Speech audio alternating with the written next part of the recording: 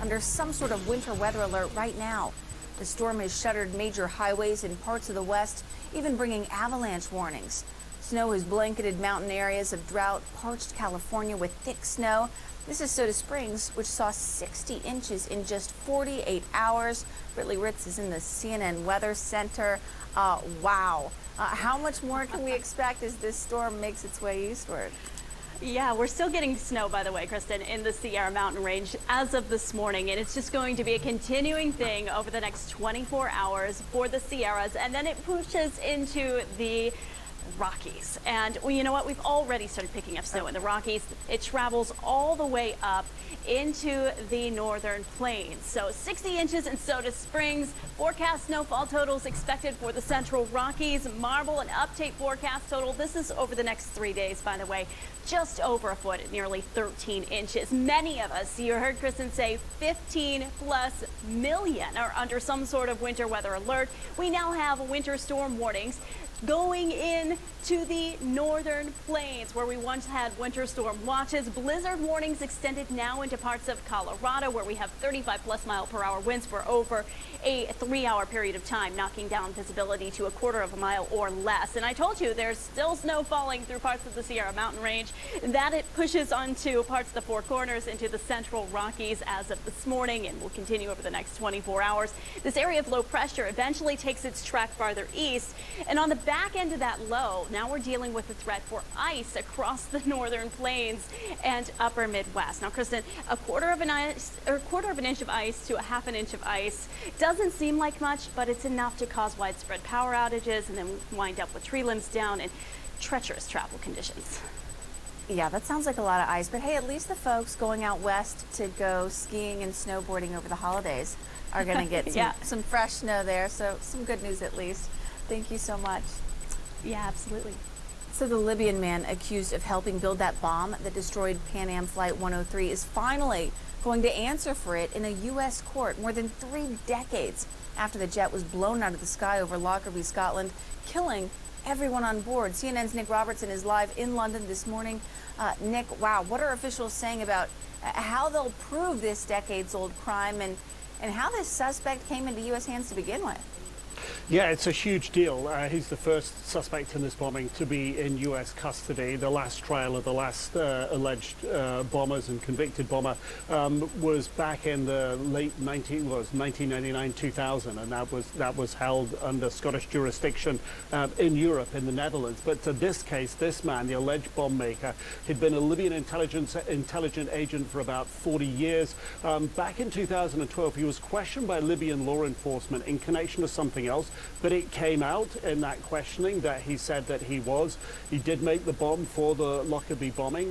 2017 was when the FBI heard about this questioning, and 2020 the FBI actually got to speak to the Libyan law enforcement officer who took that alleged confession, and this is part of the track that's led to him coming to the United States. Quite how he got there isn't clear, although the Libyan law enforcement officer said that he would help U.S. officials if the Libyan government signed off on him doing that. So it does appear that the Libyan government has been giving a helping hand here.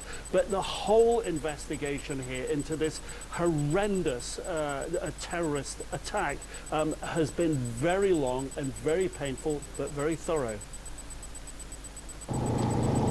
Almost 34 years since the deadliest terror attack in British history, and the man accused of building the bomb that killed 270 people, mostly Americans, is finally going to face justice in a US court.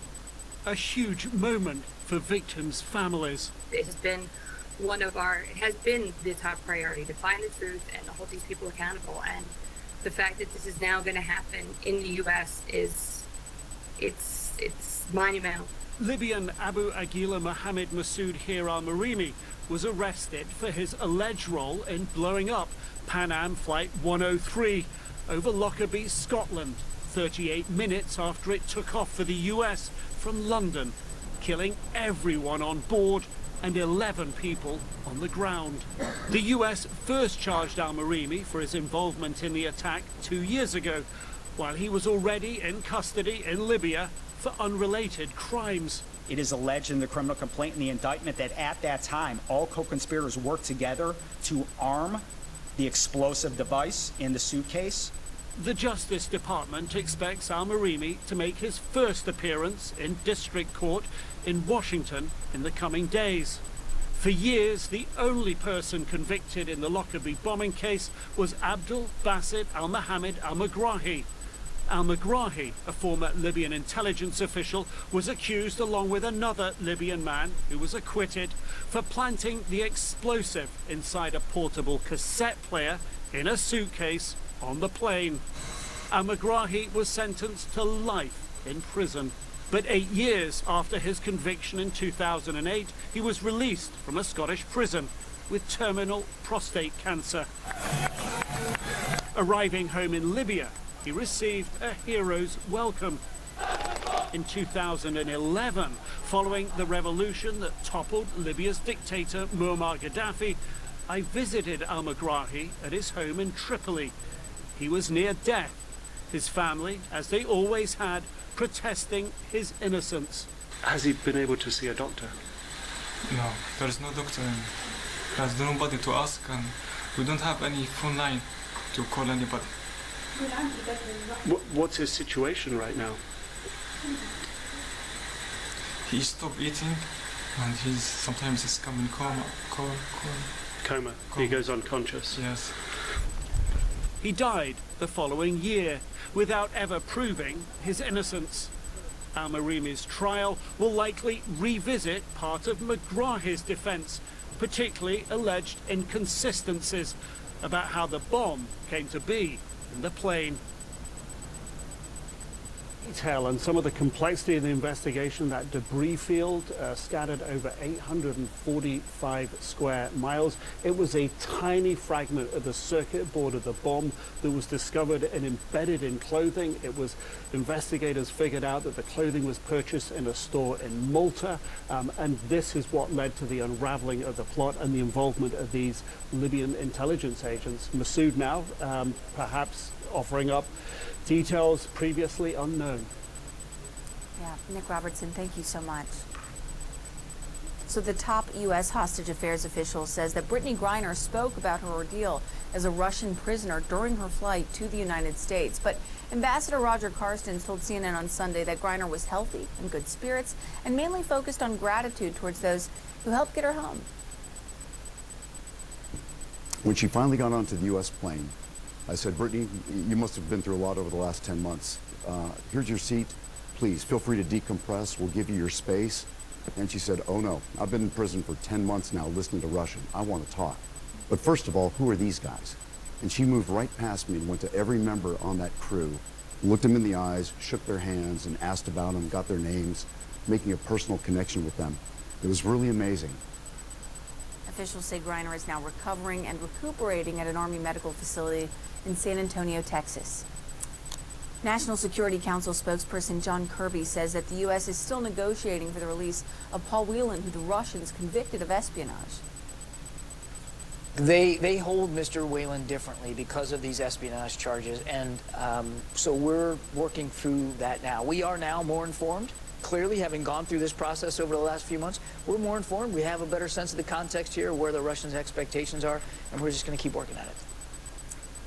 U.S. officials say Russia is insisting that they want U.S. help securing the release of a Russian spy imprisoned in Germany as part of a plan to release Whelan. So let's get more on this and just who this spy is from CNN's Fred Pleitgen live in Berlin. So Fred, who exactly are we talking about here, and how would this even work? I mean, we're essentially talking about a three-country prisoner swap.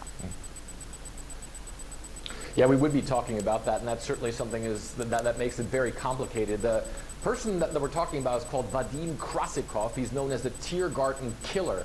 here in Germany, and he murdered someone execution style right here in central Berlin in 2019. The person that was murdered was actually a Georgian who fought against the Russians in the Chechnya war, so certainly someone that the Russians wanted out of the way. There was a big trial here in Germany, and the court then found out and ruled that this murder was actually orchestrated by Russian intelligence services. The Germans obviously were very angry about this. They expelled 2 Russian diplomats, and since then, Vadim Krasikov has been serving a life sentence here in this country. Now, we've known since about August that the Russians wanted Krasikov back, and they were sort of coming to the U.S. and demanding Krasikov's release if Paul Whelan and Brittany Griner were to be released, that all that was being debated. We also know that the U.S. actually did make an inquiry to the German government about all this. It was a low-level inquiry. It was never discussed at the top levels here of German politics, and certainly it was never viewed as a serious offer. So far, what we've been hearing from the Germans over, let's say, the past half year or so is that they say that Krasikov is a non-starter for him to be released from German prison because he is such a high-profile prisoner and certainly someone who obviously the Germans want to remain in custody. So it would definitely be very difficult to make something like that happen. Nevertheless, of course, we do know Germany and the U.S. big allies, so unclear how that is going to go in the future. Definitely so far, though, the Germans are saying it's a non-starter for them. Got it. Fred Pleiken, thank you so much, live in Berlin for us. So the Biden administration is sending a group of senior diplomats to China today. They will follow up on President Biden's talk with the Chinese president on the sidelines of the G7 summit in Bali last month. CNN's Christy Liu Stout is live in Hong Kong. So Christy, what exactly is the U.S. team hoping to accomplish here? Well, according to the U.S. State Department, this is another move to manage competition and to find other areas of cooperation between the U.S. and China. This is a senior, high-level U.S. delegation that is making this visit this week to Asia, making stops in South Korea, Japan, as well as China.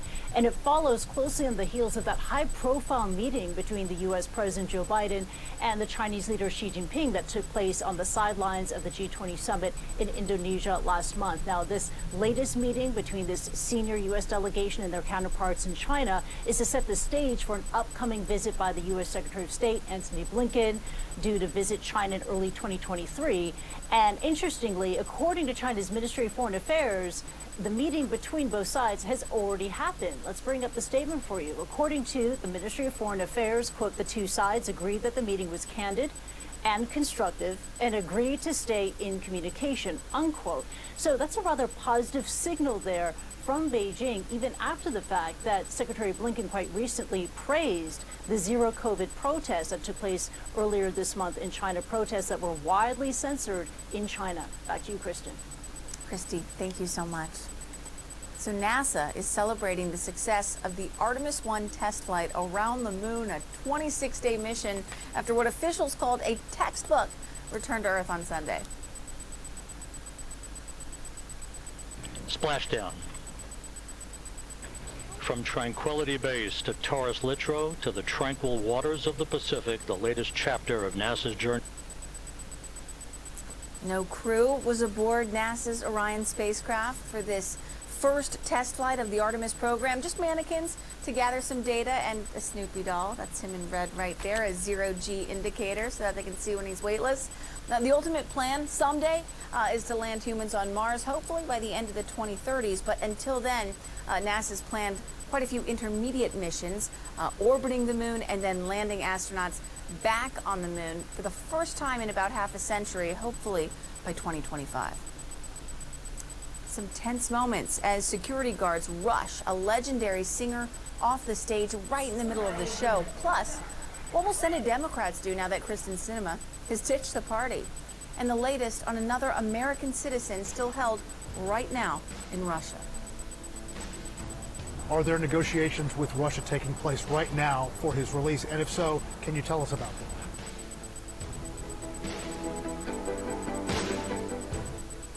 Today, my friend, you did it! You did it! You Good news! A new clinical study showed that Centrum Silver supports cognitive health in older adults. It's one more step towards taking charge of your health. So every day, you can say, Centrum Silver. About 3 years into dating, Zach tells me that he struggles with erectile dysfunction and that he takes medication for it. I founded Row to help couples like Cleo and I. All you have to do is go to Rome and talk to a doctor. We're here to help. It's the Sparkle and Shine sale. Get 30% off everything. Give the gift of shine at Zales, the diamond store. I brought in Ensure Max Protein with 30 grams of protein. Those who tried me felt more energy in just 2 weeks. Here, I'll take that. Ensure Max Protein with 30 grams of protein, 1 gram of sugar, and nutrients for immune health. For back pain, I've always been a take 2 and call in the morning guy. But my new doctor recommended Salonpas. Without another pill upsetting my stomach, I get powerful, effective, and safe relief. Salonpas, it's good medicine. My name is Austin James. As a musician living with diabetes, finger sticks can be a real challenge. That's why I use the Freestyle Libre 2 system. With a painless 1-second scan, I know my glucose numbers without finger sticks. Now I'm managing my diabetes better, and I've lowered my A1C from 8.2 to 6.7. Take the mystery out of managing your diabetes and lower your A1C. Now you know. Try it for free at freestylelibre.us. When you're through with powering through, it's time for Theraflu, hot liquid medicine. Powerful relief so you can restore and recover. Theraflu, hot beats cold. Moderate to severe eczema still disrupts my skin. Despite treatment, it disrupts my skin with itch. It disrupts my skin with rash. But now, I can disrupt eczema with Rinvoq. Rinvoq is not a steroid, topical, or injection. It's one pill, once a day, that's effective without topical steroids. Many taking Rinvoq saw clear or almost clear skin, while some saw up to 100% clear skin. Plus, they felt fast itch relief, some as early as 2 days. That's Rinvoq relief. Rinvoq can lower your ability to fight infections, including TB, serious infections and blood clots, some fatal, cancers, including lymphoma and skin cancer, death, heart attack, stroke, and tears in the stomach or intestines occurred. People 50 and older with at least one heart disease risk factor have higher risks. Don't take if allergic to Rinvoq, as serious reactions can occur. Tell your doctor if you are or may become pregnant. Disrupt the itch and rash of eczema. Talk to your doctor about Rinvoq. Learn how AbbVie can help you save. When dehydration gets real. Hey, that's mine. I'll buy you a pony. Advanced hydration isn't just for kids. Pedialyte helps you hydrate during recovery. Now's the time for cleaner indoor air with an air duct cleaning from Stanley Steamer. You've known us for carpet cleaning, but we've been cleaning air ducts for over 20 years. We do things the right way, cleaning your entire system. So if you need an air duct cleaning, call 1-800-STEAMER today. The game's not over yet. We have everything to change this game. We have the will, the desire for better, the heart, and the inspiration. When we stand united for sustainability, we can still win this game. We have the people. Goal of the century. New details are coming to light about the Biden administration's efforts to free other detained Americans after that prisoner swap with Russia that led to the release of Brittany Griner. More now from CNN's Brian Todd. With Brittany Griner's arrival home, there's now increasing focus on dozens of others who've shared a similar fate. We also remember the other Americans that are being held hostage and wrongfully detained in Russia or anywhere else in the world. There are some 60 Americans being wrongfully detained or held hostage by foreign governments, according to the James W. Foley Legacy Foundation, which advocates on behalf of American hostages and wrongful detainees. The New York Times, citing a State Department official, put the number at between 40 and 50 back in July. One of them is Mark Fogel. I spoke to his attorney, Tom Firestone. We're frustrated with the Russian judicial system, which has given him 14 years. Fogel's a 61-year-old schoolteacher who's been detained in Russia since August of last year after medical cannabis was found in his luggage at a Moscow airport. Are there negotiations with Russia taking place right now for his release? And if so, can you tell us about them? We don't know what's going on. Obviously, that's all done behind closed doors for very good reasons of confidentiality. The U.S. government has assured us that it is doing what it can to get Mark out. Mark Fogel has not been declared wrongfully detained by the U.S. government. Paul Whelan has. Whelan, the best-known American detainee, has been held in Russia for almost 4 years, serving a 16-year sentence for espionage, charges the U.S. government says are bogus. Whelan spoke to CNN on the phone after Griner's release. In these conditions, who knows how I'll come back or if I'll come back. What I don't understand is why nothing has happened to this point. The Biden administration consistently says it's doing everything it can to bring Whelan and the other Americans home. Several Americans are being detained in Iran, including Ahmad Shargi, held there since 2018 on dubious charges of violating Iran's national security. His sister told CNN she's begging the Biden team for FaceTime and telling her brother to hold on. When I talk to my brother, I tell him that all he has to do is survive every day and to leave the work to me and to his family to bring him home. The cases are complicated, difficult, and murky. American journalist Austin Tice vanished a decade ago in Syria. Last summer, President Biden said his team knows with certainty that Tice is being held by the Syrian government. The Syrians deny it. But experts say striking a deal with Syria, Iran, Russia, or any country for the release of an American detainee carries risks. I think this sends a message to any group that's interested in kidnapping a U.S. American. It puts a price tag on their head with the assumption the U.S. will negotiate. Tom Firestone and Jason Rezaian, an American journalist who was detained in Iran, say that one person who could make a huge difference in these cases is Brittany Griner, if she chooses to do it after she gets acclimated. Rezaian wrote in the Washington Post that people with Griner's reach and visibility are needed in this fight. Brian Todd, CNN, Washington. Thank you, Brian. Time now for some quick hits across America. LA City Council member Kevin De Leon says he was acting in self-defense after a video shows him shoving a community organizer. Calls for his resignation date back to October after he was heard in a taped conversation featuring racist remarks. Patti LaBelle rushed off stage in the middle of a show in Milwaukee.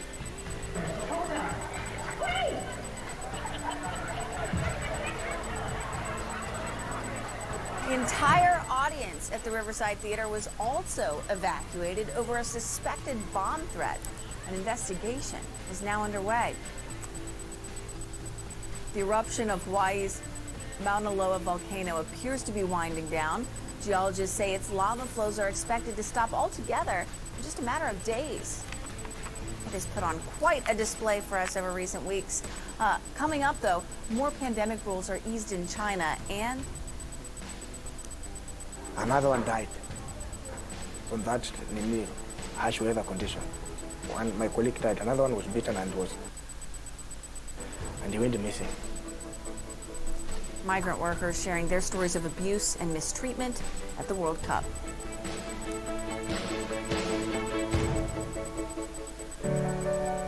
It's the Sparkle and Shine sale. Get 30% off everything. Give the gift of shine at Zales, the diamond store. Over 100 million Americans have a low credit score.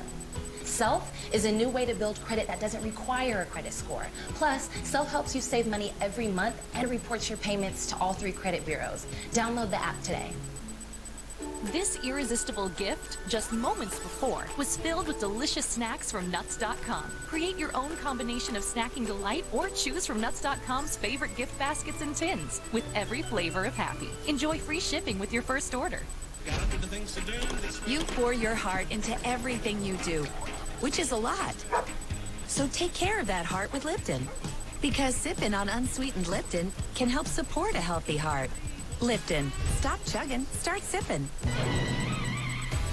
For skin as alive as you are, don't settle for silver. Harness the power of 7 moisturizers and 3 vitamins to smooth, heal, and moisturize your dry skin. Gold Bond. Champion your skin. But all you got was ham? And all you got was turkey? With gravy. That's an all-you-can-eat holiday buffet. A smorgasbord of all you want, all you need. Did I sit at the wrong table? From Holiday Hills, Illinois, to Rudolph, Wisconsin. From Santa Claus, Indiana, to Snowflake, Arizona. From Garland, Texas, to North Pole, New York, and everywhere in between. We're holiday ready with fast and reliable delivery, serving every address in America. The United States Postal Service. Take a pea-sized amount. That's it. I rub my fingertips together like this. Apply it like a lotion. Fingertips. Pits, under boob, thigh folds, butt cracks, feet. About 98% of our customers use our cream deodorant on places other than pits. This water-based cream, I'm telling you, it rubs in like a lotion. It's invisible on the skin. It works like a dream. Why didn't someone think of this sooner? Are you feeling sluggish or weighed down? Metamucil's new fiber plus collagen can help. When taken daily, it supports your health, starting with your digestive system. Metamucil's plant-based fiber forms a gel to trap and remove the waste that weighs you down, helps lower cholesterol, and promotes healthy blood sugar levels, while its collagen peptides help support your joint structures. So start feeling lighter and more energetic by taking Metamucil every day. Metamucil psyllium fiber also comes in easy-to-take capsules. What's it like being a Republican governor in a purple state? I'll speak with New Hampshire's Chris Sununu about being part of a political family and trying to help chart a new course for his party. Being Chris Sununu, Friday at 10 on CNN. This is Kathy. She's about to see her dentist. She's afraid. Not because of the drill, but because of the bill. A big bill. But Kathy doesn't need to be afraid, and neither do you. Thanks to affordable dental insurance from Physicians Mutual Insurance Company. It's easy to get this coverage. Don't believe me? Call or go online for all the details. You can even have this free information kit. This isn't a discount plan or preventive-only coverage. This is real dental insurance. It helps pay for over 400 procedures. That's a lot. I'm talking cleanings, fillings, crowns, bridges, root canals, even dentures. Bottom line, you'll have help paying for routine care and expensive major work.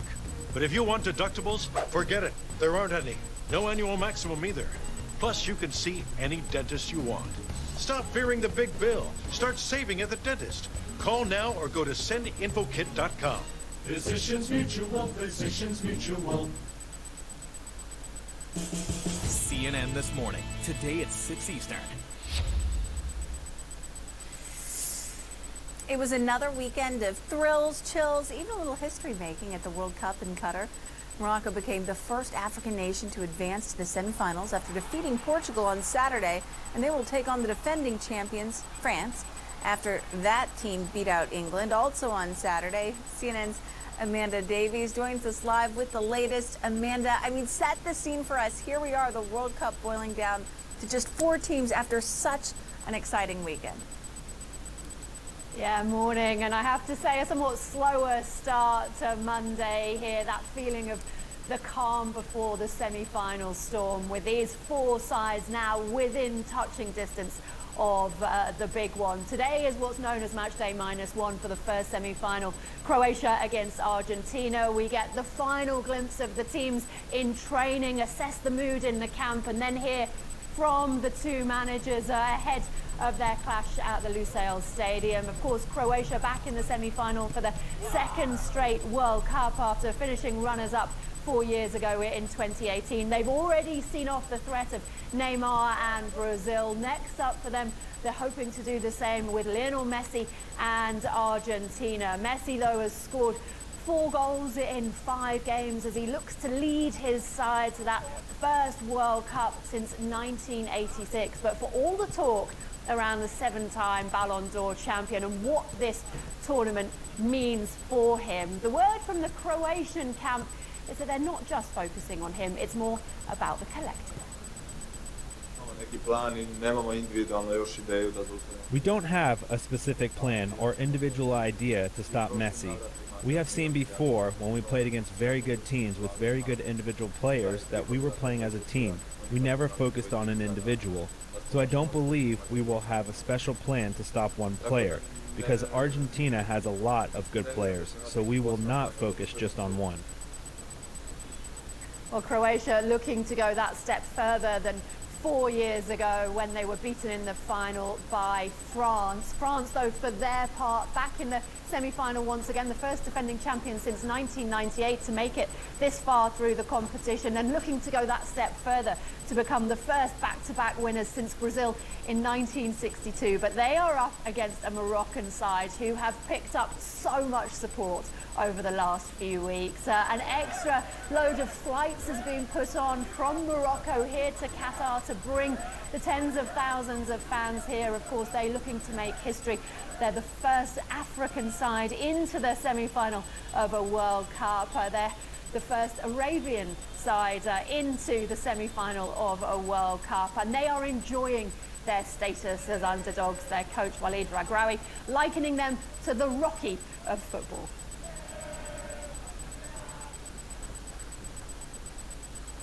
Amanda, thank you so much. It was such a great weekend to watch.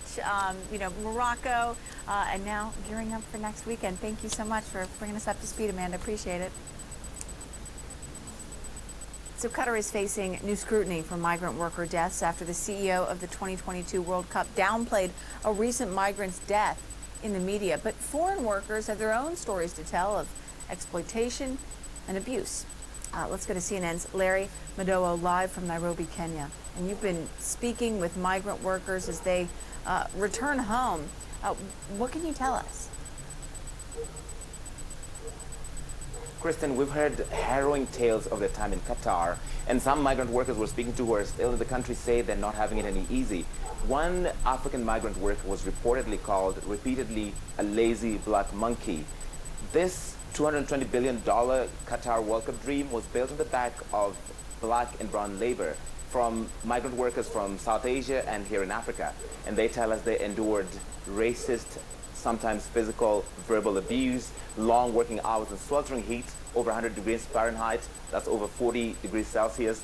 They saw sometimes colleagues collapse from the heat, some died, and they didn't feel that they could speak out because when FIFA inspectors came, they had to say they were being treated well for fear of their jobs. These are their stories. Boniface Barasa is back in Kenya, but says he's still suffering from trauma after 3 years as a construction worker in Qatar before the World Cup. I saw the supervisor call another Kenyan lazy black monkey. Then when the Kenyan countered back, he asked him, why are you calling me black monkey? And the supervisor slapped the Kenyan. The 38-year-old is a lifelong football fan, but says he hasn't watched any matches. The pain is still too fresh. Another one died on that harsh weather condition. My colleague died, another one was beaten and he went missing. You saw somebody die in front of you? Yeah, somebody collapsed and died. And I think that was because of the harsh weather condition. Because of the heat? Because of the heat, the limited drinking water breaks. Last month, the Qatar World Cup chief acknowledged that 400 to 500 migrant workers have died on projects connected to the tournament. As the World Cup got underway, some black migrant workers have taken on highly visible roles in a country where they're often invisible, part of the workforce, but not the society. Kenyan traffic officer Dennis Kamau, handing out red and yellow cards, entertains fans and has attracted global media attention. And 23-year-old Kenyan Abubakar Abbas has become a viral megastar as Metro Guy. Organizers even brought him out to address fans before the England-USA game. But advocates for migrant workers dismiss these as isolated cases and empty PR that hide a dark, exploitative work environment. As we speak, we still have people not getting paid. People are still living in cramped conditions. We have people still facing physical, verbal, sexual assault, discrimination, long working hours, working conditions, horrible working conditions. Malcolm Bidali was a security guard in Qatar, but says he was detained for advocating for migrant workers' rights. I am very worried and scared and concerned when the World Cup ends because, like all the media, spotlight and everything else will, shift and move away to the next big thing. Qatar says it dismantled the previous restrictive migrant labor system, which has been criticized across the Gulf for exploiting foreign workers from Africa and South Asia and taking away their passports. But critics say the reality has not changed. Jeffrey Owino was a safety inspector at Lusail Stadium who believes he too was deported from Qatar for speaking up for migrant workers. The African migrant workers complain of exploitation despite all these changes Qatar says it's put in place. On paper, the laws are very good, but implementation and goodwill from the government of Qatar is the problem. That's why workers will continue complaining until a framework, a robust justice system is put in place, whereby violators of these laws against migrant workers are punished. Jeffrey says he receives complaints and distress calls from migrant workers all over the Gulf, desperate to return home. Organizers of the Qatar World Cup have told CNN that they do not victimize any migrant workers and certainly don't detain them just for speaking up. And the country has reformed its labor law since 2020, but everybody we speak to tells us it's not been enforced and it's not being implemented to the same extent that the country says. In fact, one migrant worker described the condition for us as sort of like being in modern-day slavery, Kristen. That's horrible, but thank you so much for your reporting. Larry Madowo, thank you so much, live from Kenya. So just ahead, the new mayor of Los Angeles making history. Plus, now this city of refuge is facing regular Russian attacks. Russian drone attacks parts of Ukraine under widespread blackouts. This ring is a commitment. After we got married, I got very sick. He will come every day to help me walk again. And now I'm back. This is a reminder that love endures all. Express your extraordinary love. Jared, love brilliantly. Businesses nationwide are switching to Verizon Business Internet. It's a perfect fit for my small business. Verizon has business internet solutions nationwide. For our not-so-small business, too. Get internet that keeps your business ready for anything. From Verizon. Clogged ears? Wax on your buds? Hard to hear? Maybe it's time you clean out your ear. But don't push. Get Whoosh, the gentle triple spray that flushes earwax away. This feels awesome. Like a massage in my ear. Look, cotton swabs just push the wax in. But Whoosh's triple spray of water gently removes wax buildup and flushes it out. Whoosh has 3 water pressure settings to customize your cleaning. With the press of a button, Whoosh generates a massaging triple spray of water that gently removes wax buildup and rinses it away. By using the Whoosh product, we're achieving a safe and satisfying way of cleaning the wax out of the ear canal. So if you want truly clean ears, don't push. Get Whoosh, the safe and effective way to clean your ears. My ear feels so clean. Log on at getwhoosh.com to get 15% off the brand new Whoosh and free shipping. Ever get a sign the universe is trying to tell you something? Clues are all around us. Not that one. That's the one. At University of Phoenix, you could earn your master's degree in less than a year for under $11K. Learn more at phoenix.edu. Abu Dhabi feels like home because it's warm and comfortable, but at the same time, you have people from different contexts who inspire you and teach you and challenge you. You have all of these different spaces that are for the arts and dedicated to the people and to the public. The lifestyle here is calm and yet exciting at the same time. There's something here for everyone. Anyone can make this place feel like home. My name is Tanya. I am 42. As a mother of 9 kids, I think I waited this long to get Botox Cosmetic because I take like no time for myself. My kids are sports kids. We're always running from one activity to another. I'm still Tanya, and I got Botox Cosmetic. And this is like the first thing I've done for me in a really, really long time. My life is still crazy. It's just as full as it was before, just with less lines.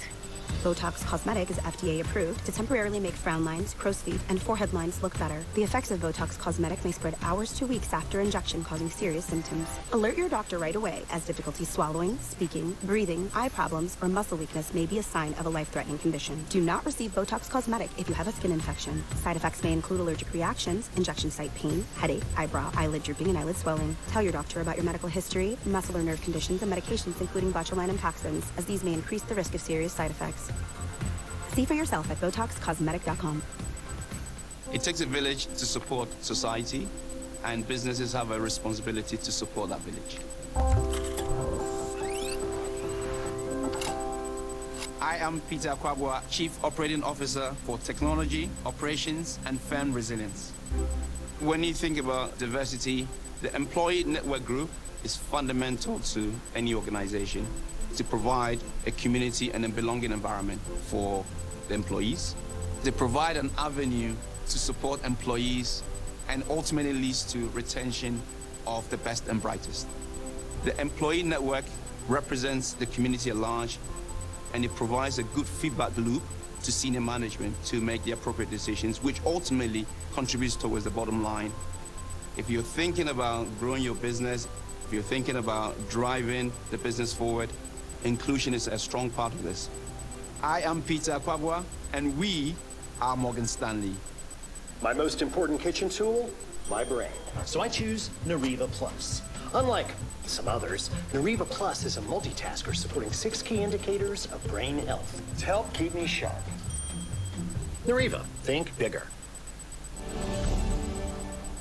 This morning, President Vladimir Zelensky of Ukraine is trying to secure more assistance from the United States as his country deals with these massive hits to critical energy sources. CNN's Will Ripley has more from Odessa, Ukraine. A race to restore electricity to parts of southern Ukraine this weekend. More than 1.5 million people in the Odessa region alone plunged into darkness at the peak of the outages. Ukraine's President Volodymyr Zelensky blames the blackouts on Russian self-detonating drones made in Iran. After the night strike, the strike by Iranian drones, Odessa and other cities and villages of the region are in the dark. Ukraine's military says it shot down 10 out of 15 explosive drones Russia fired Friday night. The region's energy authority warns stabilizing the power grid could take weeks, even months. Before the blackouts, the Black Sea and vibrant nightlife made this southern port city a tourist hotspot. With the war came a flood of internally displaced Ukrainians, increasing the population of one of Ukraine's largest cities. Now this city of refuge is facing regular Russian attacks. Odessa's power station also took a direct hit last week when Russia fired dozens of missiles at targets nationwide. An ongoing assault on Ukraine's energy infrastructure that left many Odessans in the dark for days. So what was that like? No power for 3 days. No electricity, we have no chance to cook because we have electric cooker. We have no heating because our house has no generator for this. These parents of 3 young children look for creative ways to keep the kids occupied. We try make some activities for them. For example, music, school. Just hours after Friday's drone strikes plunged much of the region into darkness, the Odessa Philharmonic Orchestra gave a candlelight performance. Even a war won't stop the music. Will Ripley, CNN, Odessa, Ukraine. Well, thank you. So next, how the U.S. Senate's new independent could affect the Democrats' narrow majority and the ripple effects of climate change on the world's food supply.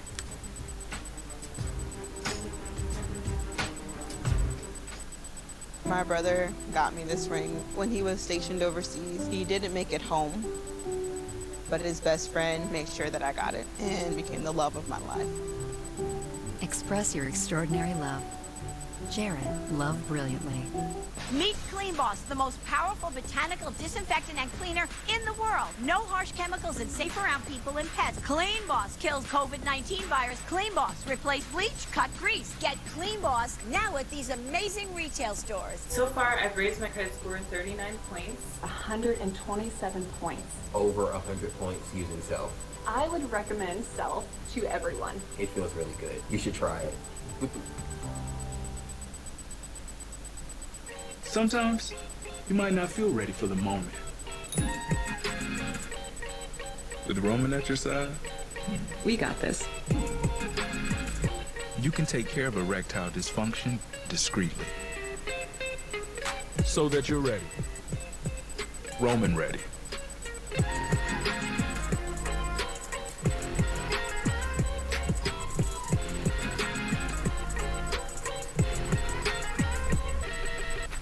Nexium 24-hour prevents heartburn acid before it begins. Get all day and all night heartburn acid prevention with just one pill a day. Choose acid prevention. Choose Nexium. With Gold Bond, you can age on your own terms. New Retinol Overnight means the smoothing benefits of retinol are now for your whole body. Plus, fast-working crepe corrector diminishes wrinkled skin in just 2 days. Gold Bond, champion your skin. Confident about which used car to buy? Nope. Why not ask the most confident person you know? My old high school coach. Just say, show me the Carfax value. You'll get the most accurate price based on the vehicle's accident history. Shop at the all-new Carfax.com. But all you got was ham? And all you got was turkey? With gravy. That's an all-you-can-eat holiday buffet. A smorgasbord of all you want, all you need. Did I sit at the wrong table? Hi, I'm Jeff from Nuts.com. When my grandfather started this business, he relied on freshness, quality, variety, and service. He still delivered the freshest nuts, dried fruits, snacks, and sweets to families all around the country. From Nuts.com, enjoy free shipping on your first order. We're aiming for complete domination. This is war, and I don't plan on losing. I'll be the undisputed king of Nome.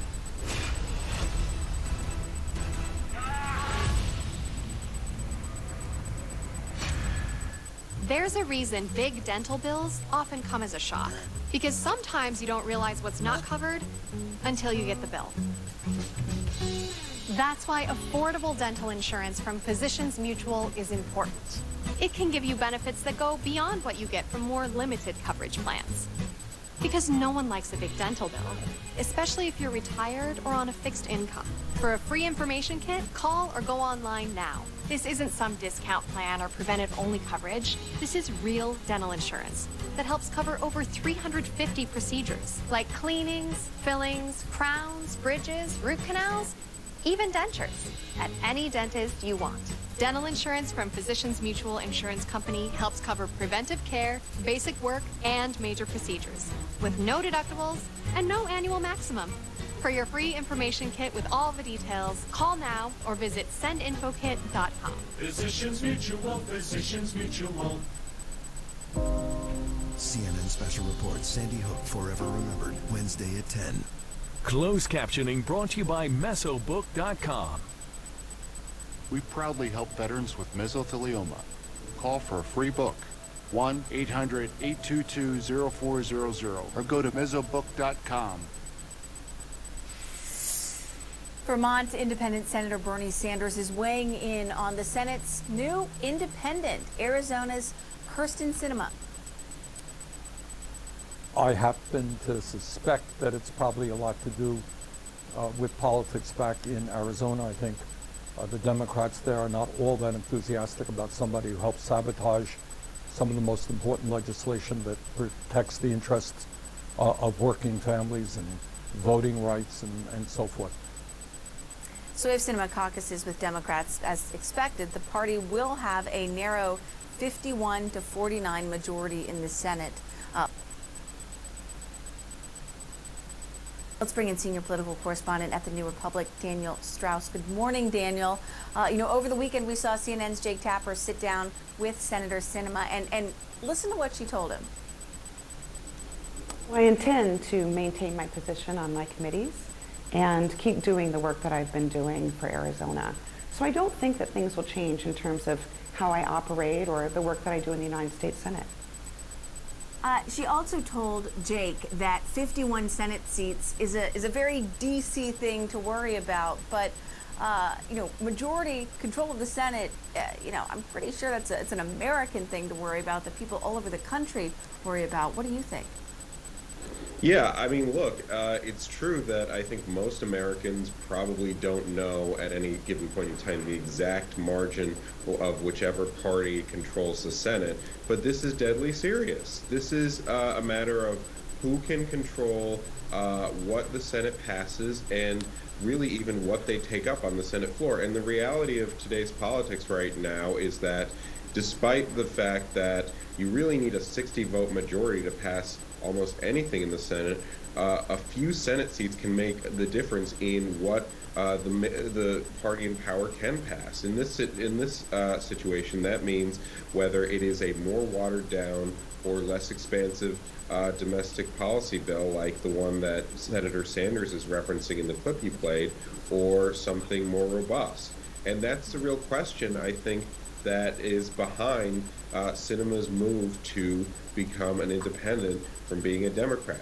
Does this show that she plans to follow her, an ongoing pattern with her since she became a senator, of taking a more conservative tack within the Democratic Party on their key legislation going forward?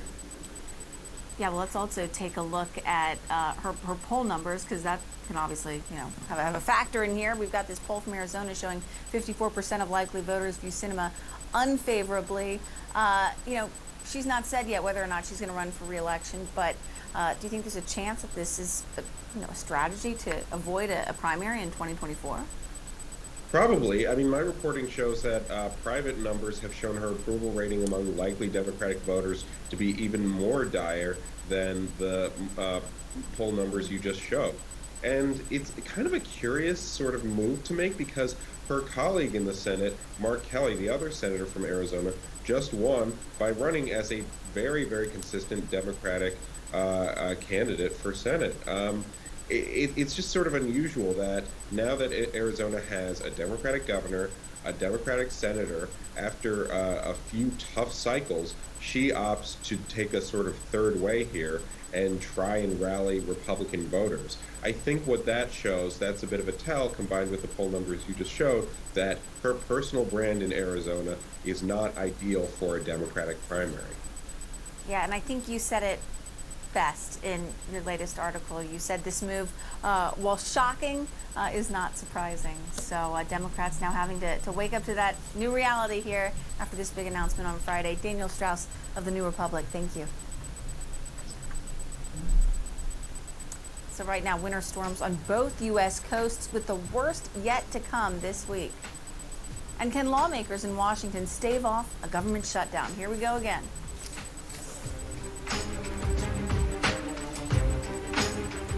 These are the faces of Listerine. The face of millions of germs zapped in seconds. The face of clean. The face of woe. Some are of intensity. Others, joy. All are of Listerine. Feel the woe.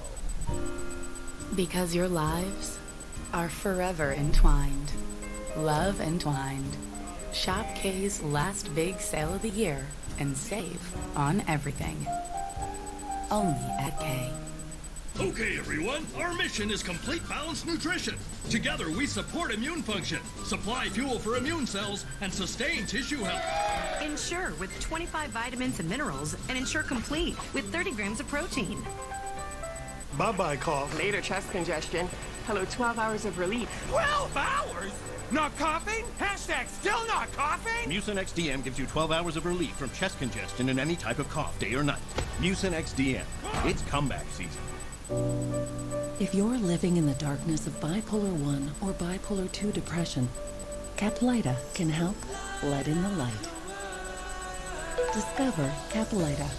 Caplyta is a once-daily pill proven to deliver significant relief across bipolar depression.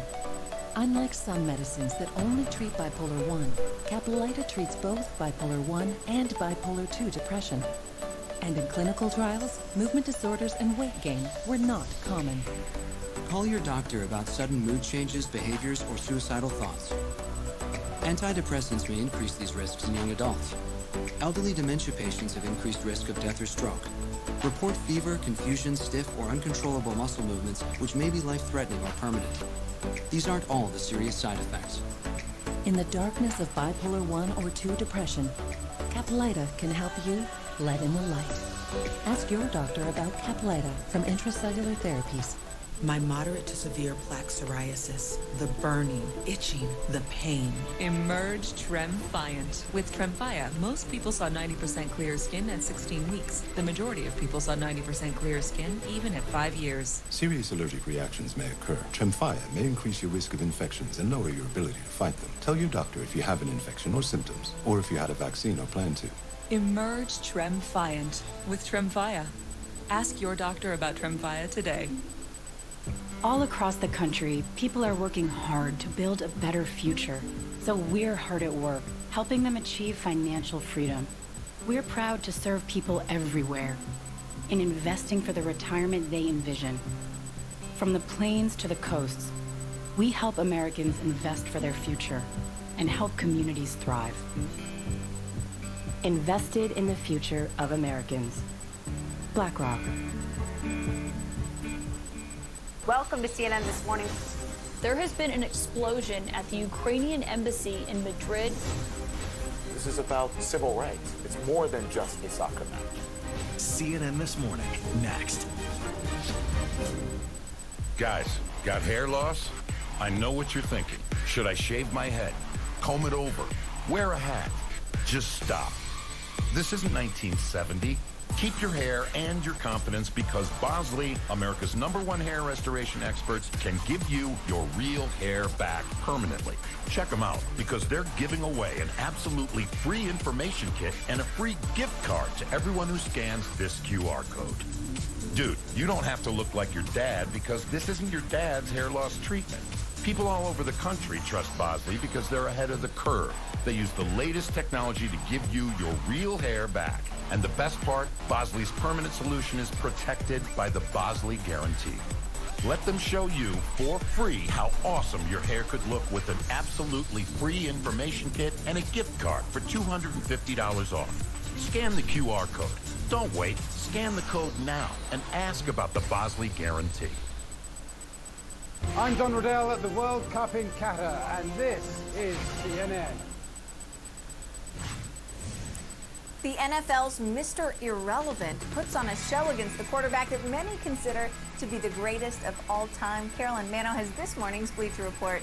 Morning, Carolyn. Hey, good morning, Kristen. 49ers quarterback Brock Purdy wasn't expected to play this season after being selected with the final pick in last April's NFL draft, but injuries to Trey Lance and Jimmy Garoppolo forced him into action, and he's certainly made the most of it. In his first NFL start, Purdy would face a quarterback nearly 23 years his senior, Tom Brady, and Tampa Bay. And if he was intimidated by Brady's homecoming, he did not show it. The rookie led 4 touchdown drives in the first half.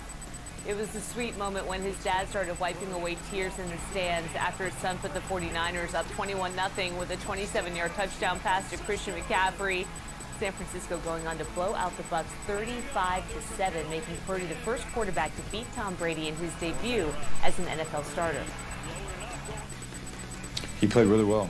You know, he threw a lot of good balls, hung in there in the blitz, and they did a good job. They did a really good job. To him, to have respect for what I did today was pretty cool. I'm not gonna lie. So, you know, being a little kid, watching that guy kill it throughout all these years, win Super Bowls, and then to be able to just even, you know, give him a high five or whatever at the end, I thought it was pretty cool. Classy move from the GOAT after the loss for sure. The Philadelphia Eagles are the first team to clinch a playoff spot after routing the Giants 48-22. Jalen Hurts making his case for league MVP, throwing for close to 220 yards and 2 touchdowns while rushing for 77 yards and a score. He is the only quarterback in NFL history with 10 rushing touchdowns in back-to-back seasons. So Philly, the best team in the league at 12-1 on the season and a perfect 6-0 on the road so far. The Cowboys narrowly avoided upset of the year against the Texans. They needed a 98-yard touchdown drive in the final minutes to get it done. Dallas was a 17.5-point favorite coming into the game, the largest spread of the season, but they found themselves down by 3 late in the fourth quarter. Dak Prescott taking his team nearly the entire length of the field. Ezekiel Elliott punching it in from the 2-yard line for the go-ahead score with just 41 seconds left. Cowboys win a tight one and hand the Texans their 8th straight loss. And here's some Monday motivation for you, Kristen. Retired NHL star Jaromir Jagr is 50 years old, owns his own hockey team in the Czech Republic, but after an illness swept through the locker room, leaving just a few players available, he did what any good owner would do. He suited up and he jumped into the lineup. And get this, he even picked up 2 assists in 15 minutes of action. There is one catch, though, Kristen. His return to pro hockey is going to delay his induction into the Hockey Hall of Fame until at least 2026. But what a moment, what a leader to kind of step in and even lend a couple assists to the process. I love it. No, this should not delay his induction into the Hall of Fame. This should expedite it. Exactly. Carolyn Mano, thank you so much. Sure. And thanks all of you for joining us. I'm Kristen Fisher. CNN This Morning starts right now.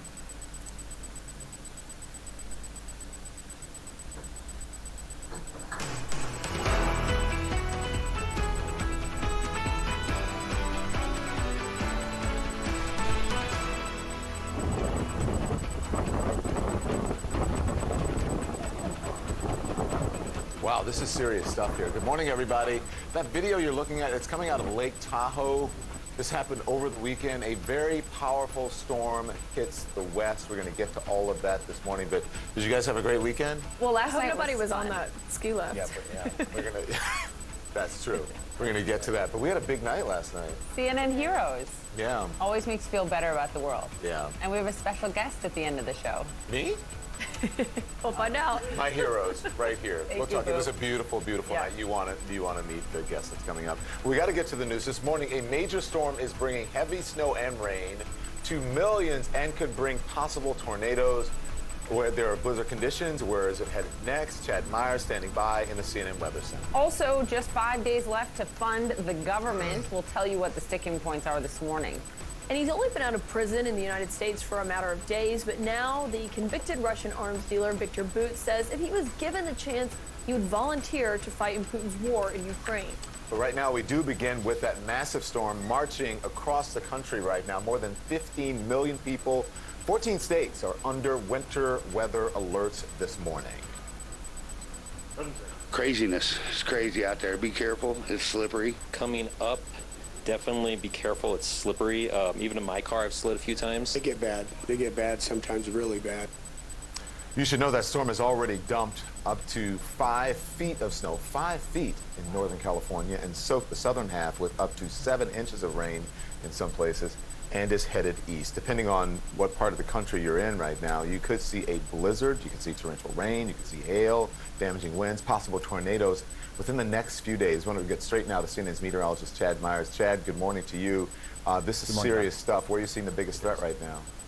Well, you know, the biggest threat for the next couple of days will be the blizzard conditions across the western plains. And then by the time we work our way into Tuesday afternoon, the potential, as you said, for tornadoes, and some of them big tornadoes, too. This is almost a spring-type system to the south, but a major snow event across parts of the Rockies. You said 5 feet of snow in Soda Springs, and it snowed overnight, and it's still snowing. So those numbers are going to go up. Snowing in the Wasatch, snowing in the Colorado Rockies, all the way across Kansas. This is how the storm marches. The winter part here, the stormy, the severe weather part down to the south in the warmer air. Almost a hybrid type system here where we have so much severe weather popping up for tomorrow and then so much snow with the blizzard-like conditions on the north.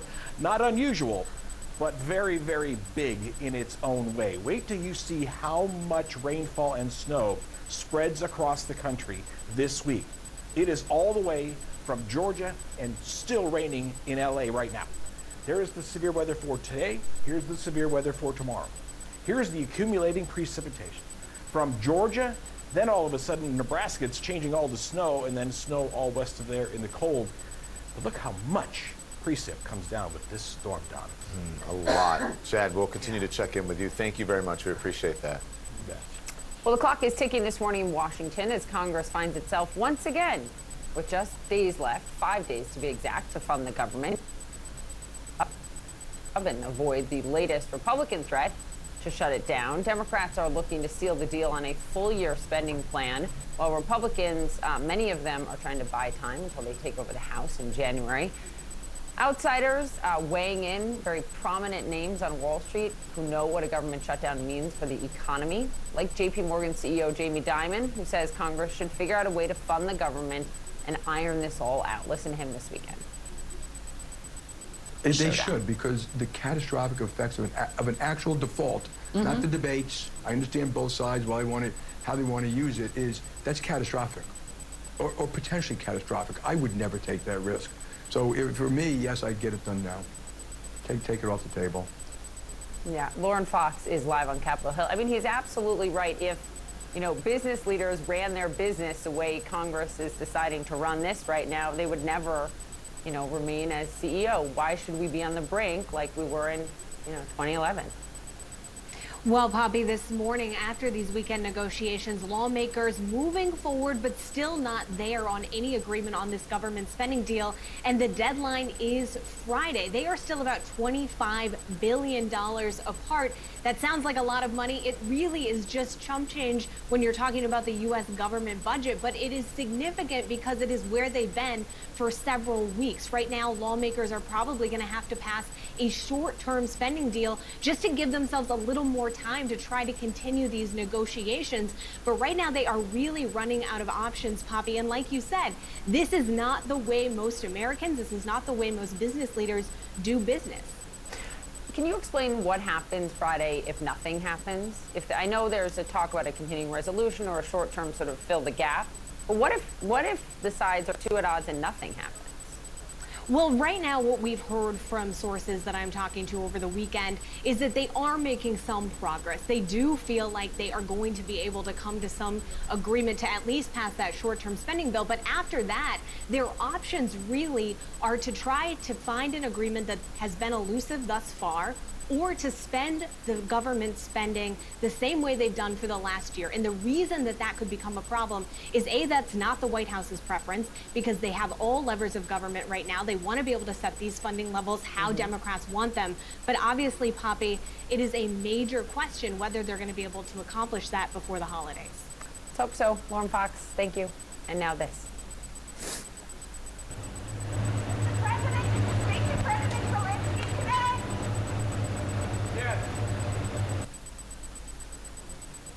That's President Biden confirming that he did speak with Ukrainian President Zelensky yesterday. The White House saying afterward that the president emphasized the U.S. would prioritize strengthening Ukraine's air defense systems.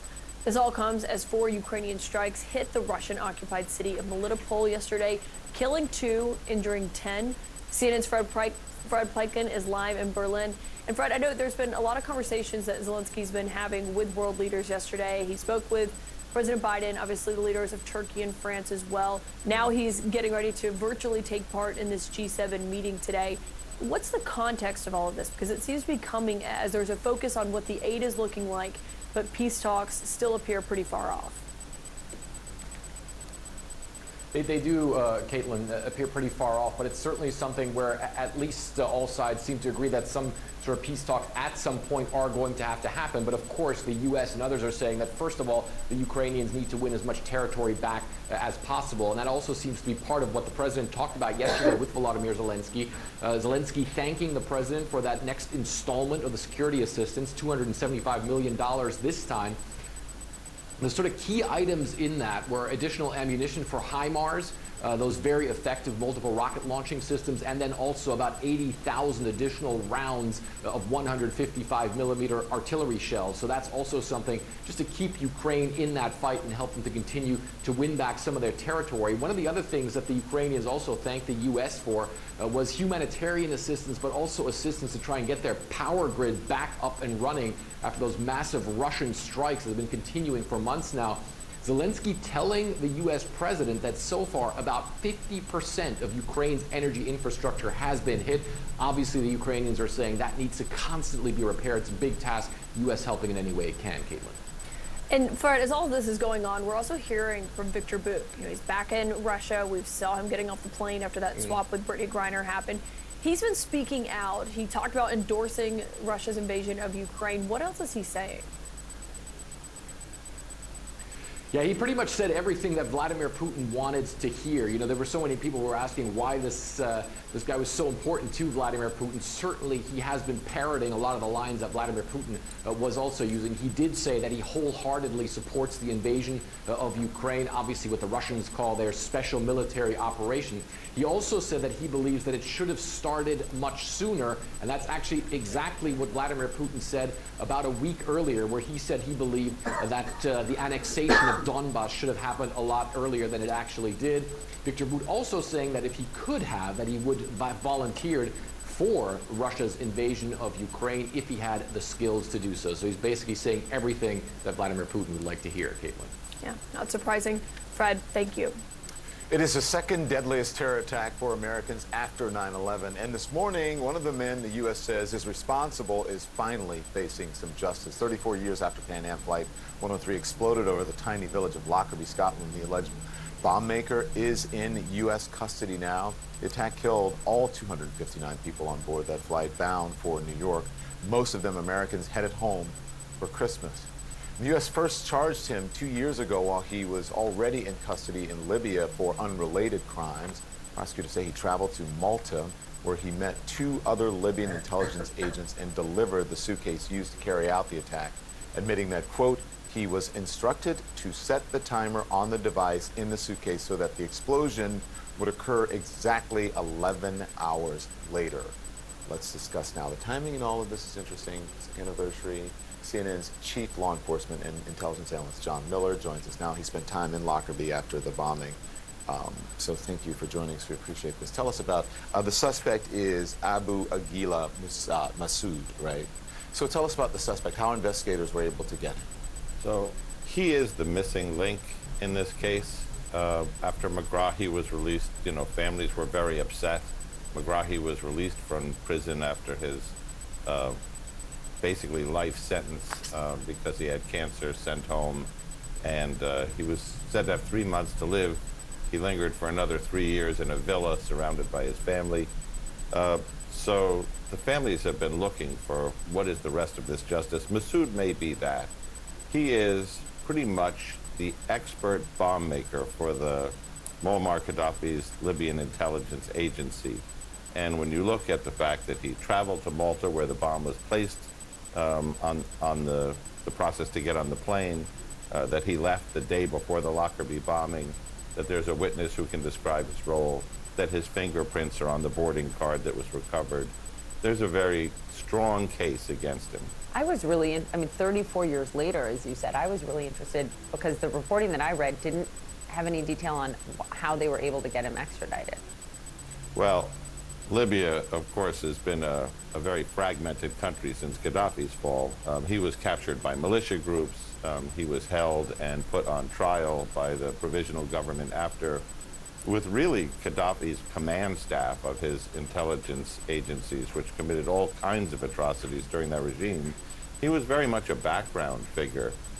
A documentary maker named Ken Dornstein, whose brother died on Pan Am Flight 103, went back to Libya after the fall of Gaddafi, through Switzerland, where the guy who made the little circuit board that controlled the timing of the bomb, then over to Germany, where East German intelligence had kept intelligence files on the bombers' movements there. Then through Libya, where he found contacts who were formerly with the intelligence service, and he put a lot of this together, actually matching FBI records that had become public, CIA records that had become public, and then pushed the puzzle pieces back at federal authorities and said, these are the missing pieces, and they've moved forward with the case. But can I quickly ask you, is this confession something that could actually be admissible? So that's not ideal. When a defense lawyer in a U.S. court goes at a confession extracted by Libyans in a very, how do you say it politely, uncertain justice system after the fall of Gaddafi, but when you take all the other evidence that was put together way back in 1988, the boarding pass that shows he went to Malta, his fingerprint on it, the fact that he left right after the bomb was placed, the fact that he was the intelligence service's main technical expert on bomb making, there's a lot more to the confession, plus a couple of live witnesses from the Libyan side who can string those things together. Wow. Yeah. And it's interesting, Papa, you'd be interested in this, the economic fallout from Lockerbie, because it ushered in the end of Pan Am, which we had the Pan Am building. Then the Pan Am building became the RCA building, and then the RCA became the GE building, and then Comcast. But the economic fallout, the end of an airlines, what it did on industry, obviously the family's hurting, but that was a huge ripple effect from Lockerbie. It also had, in the pre-9/11 world, which we thought is what rewrote the book on airline security, a tremendous effect on how we got onto an airplane and how cargo got onto an airplane after that. That was a massive plastic explosive bomb. I say massive in terms of power. Probably 15 pounds of plastic explosives hidden inside a Toshiba boombox that was flying in cargo with an electronic timer that could be set 24 hours ahead. I just hope some peace and some justice for these families. I mean, they've been waiting so long. John, thank you very much, John Miller. We have a lot still ahead this hour. Why the Biden White House apparently isn't that worried about what Elon Musk is doing with Twitter, even though some Democrats are much more concerned. Plus this. If Bannon and I had organized that, we would have won.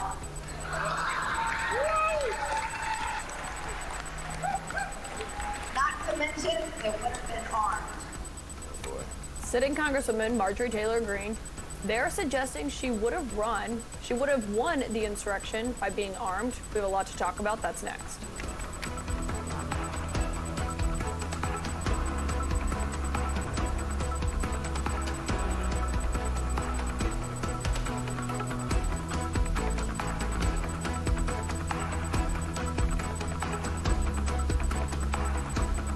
CNN This Morning weather, brought to you by SafeLight, your vehicle glass and recalibration experts.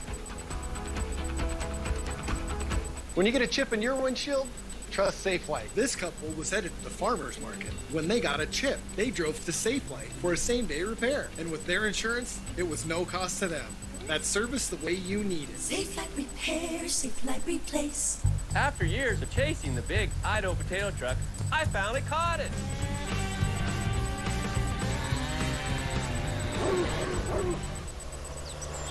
Oh man, always look for the grown in Idaho seal. With Ring, whether you're expecting guests, keeping an eye on a delivery, or dashing through the snow, it's peace of mind all year long. So give the gift that keeps on giving with amazing deals at ring.com. First psoriasis, then psoriatic arthritis. Even walking was tough. I had to do something. I started Cosentyx. Cosentyx can help you move, look, and feel better by treating the multiple symptoms of psoriatic arthritis. Don't use if you're allergic to Cosentyx. Before starting, get checked for tuberculosis. An increased risk of infections, some serious, and the lowered ability to fight them may occur. Tell your doctor about an infection or symptoms, or if you've had a vaccine or plan to. Tell your doctor if your Crohn's disease symptoms develop or worsen. Serious allergic reactions may occur. Watch me. Ask your rheumatologist about Cosentyx. Oh, what a good time we will have. You can make it happen.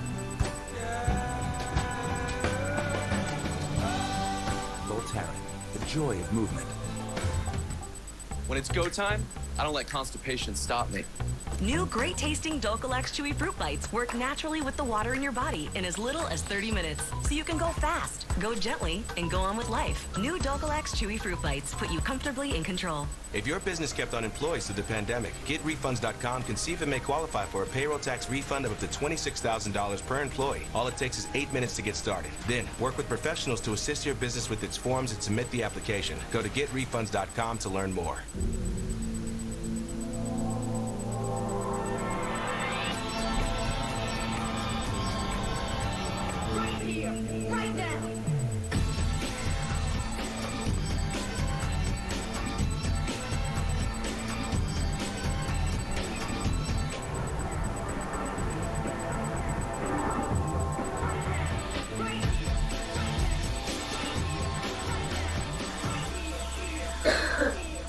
Bye-bye cough. Later chest congestion. Hello, 12 hours of relief. 12 hours? Not coughing? Hashtag still not coughing? Mucin XDM gives you 12 hours of relief from chest congestion and any type of cough, day or night. Mucin XDM. It's comeback season. It's nice to unwind after a long week of telling people how Liberty Mutual customizes your car insurance so you only pay for what you need. It's a natural. Only pay for what you need. Liberty, liberty, liberty, liberty. This is the planning effect. If Raina's thinking about retirement, she'll get some help from Fidelity to envision what's possible. Fidelity can help her prioritize her goals by looking at her full financial picture. Plus, they'll help her pick an investment strategy, one she's comfortable with. And with a clear plan to get to retirement, Raina can enjoy wherever she's headed next. That's the planning effect from Fidelity. Take a picture. I'm stuck! That's a new iPhone? Yep, I just got the new iPhone 14 with its amazing camera at T-Mobile. Wow. At T-Mobile, get 4 iPhone 14s on us and 4 new lines for $25 a line. What's the #1 retinol brand used most by dermatologists? It's Neutrogena. Rapid wrinkle repair smooths the look of fine lines in 1 week, deep wrinkles in 4. So you can kiss wrinkles goodbye. Neutrogena. What will you do? Will you make something better? Create something new? Our Dell Technologies advisors can provide you with the tools and expertise you need to bring out the innovator in you.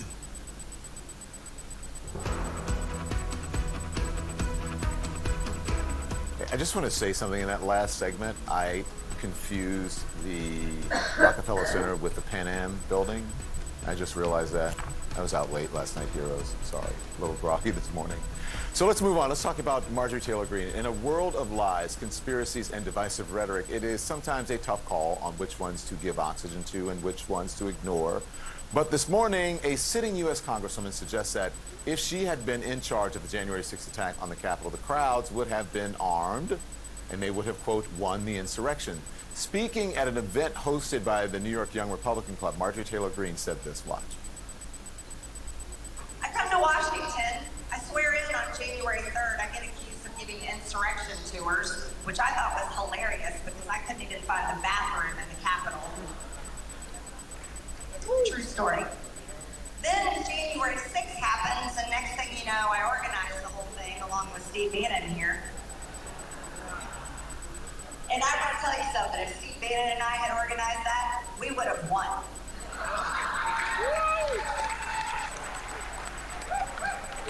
Not to mention, it would have been armed.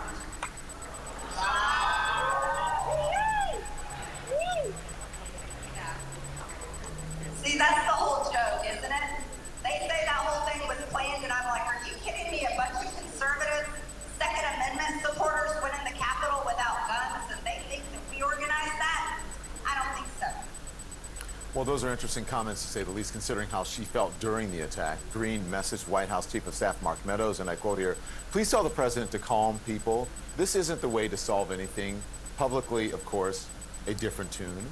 Just a week and a half later, she pushed Meadows to stage a coup, getting the military involved so that Trump could stay in power. Quote, "In our private chat with only members, several are saying the only way to save our republic is for Trump to call for martial law." Spelled it incorrectly there. She justified that request by perpetuating the lie that led to the violence at the Capitol in the first place, writing, "They stole this election. We all know they will destroy our country next." Caitlin? Well done. Let's talk about more of this with CNN's senior political analyst and author of We Nuts, John Avalon, and CNN political commentator Errol Lewis, who's a columnist for New York Magazine and the host of You Decide podcast. One, they did bring weapons to the Capitol on January 6th, correct? Yeah. They're saying, what this Congresswoman is saying is that they were insufficiently armed, right? And she was playing to the crowd, but what she's basically saying is what we've been pointing out. Without accountability, failed insurrections are just practice. She's saying that they would have succeeded and they would have come armed. And that's a statement with real weight if you're a member of Congress. That's an endorsement of violent sedition. Let's make no mistake about it. Sure, and it would have been illegal to even bring weapons into the district, as she no doubt knows. It's the kind of thing where, in the name of being cute in front of the donors or whatever group she was addressing, she could talk herself into a grand jury. I mean, this is not stuff to take lightly. This is a country that's on the edge in a lot of ways, and if she really means this, you know, she should really repeat it under oath. I'd love to hear it. It is problematic for, I would say, for McCarthy is right now trying to, become the leader. I mean, what does he do about this, and does this affect any of that? Well, the central problem for American politics, and has been true for a number of years, is what to do about these kind of extremists. Not just the statements, but the actions, the undermining of institutions, the undermining of elections and faith in those elections. So if he can figure that out, he'll have a very successful speakership. I don't know that he can. I don't know that he can contain her. When people are going to say crazy things, for money or for attention or for some combination of both, or in fact because they believe it, you know, he's going to have to decide who gets the gavel, who doesn't, who gets the chairmanship, who doesn't, how much he's willing to fight with these people. He's got the same problem as the rest of us. What do you do about the extremists? Yeah, and it's more difficult because he's trying to thread the needle with majority support. But, you know, let's be real clear about this. For all those Republicans who pretended, you know, this was just a bad tourism day, nothing really happened. What Marjorie Taylor Greene just said, the quiet part out loud, as she is wont to do, is if we'd been organizing it, we would have been successful. Successful in what? Overturning an election, our democracy. And why? Because we would have been armed. This is all actually boils down to also the dangerous division, to say the least, in this country. And you have some really interesting new data that actually should make us hopeful. Yes. Really? Thank you.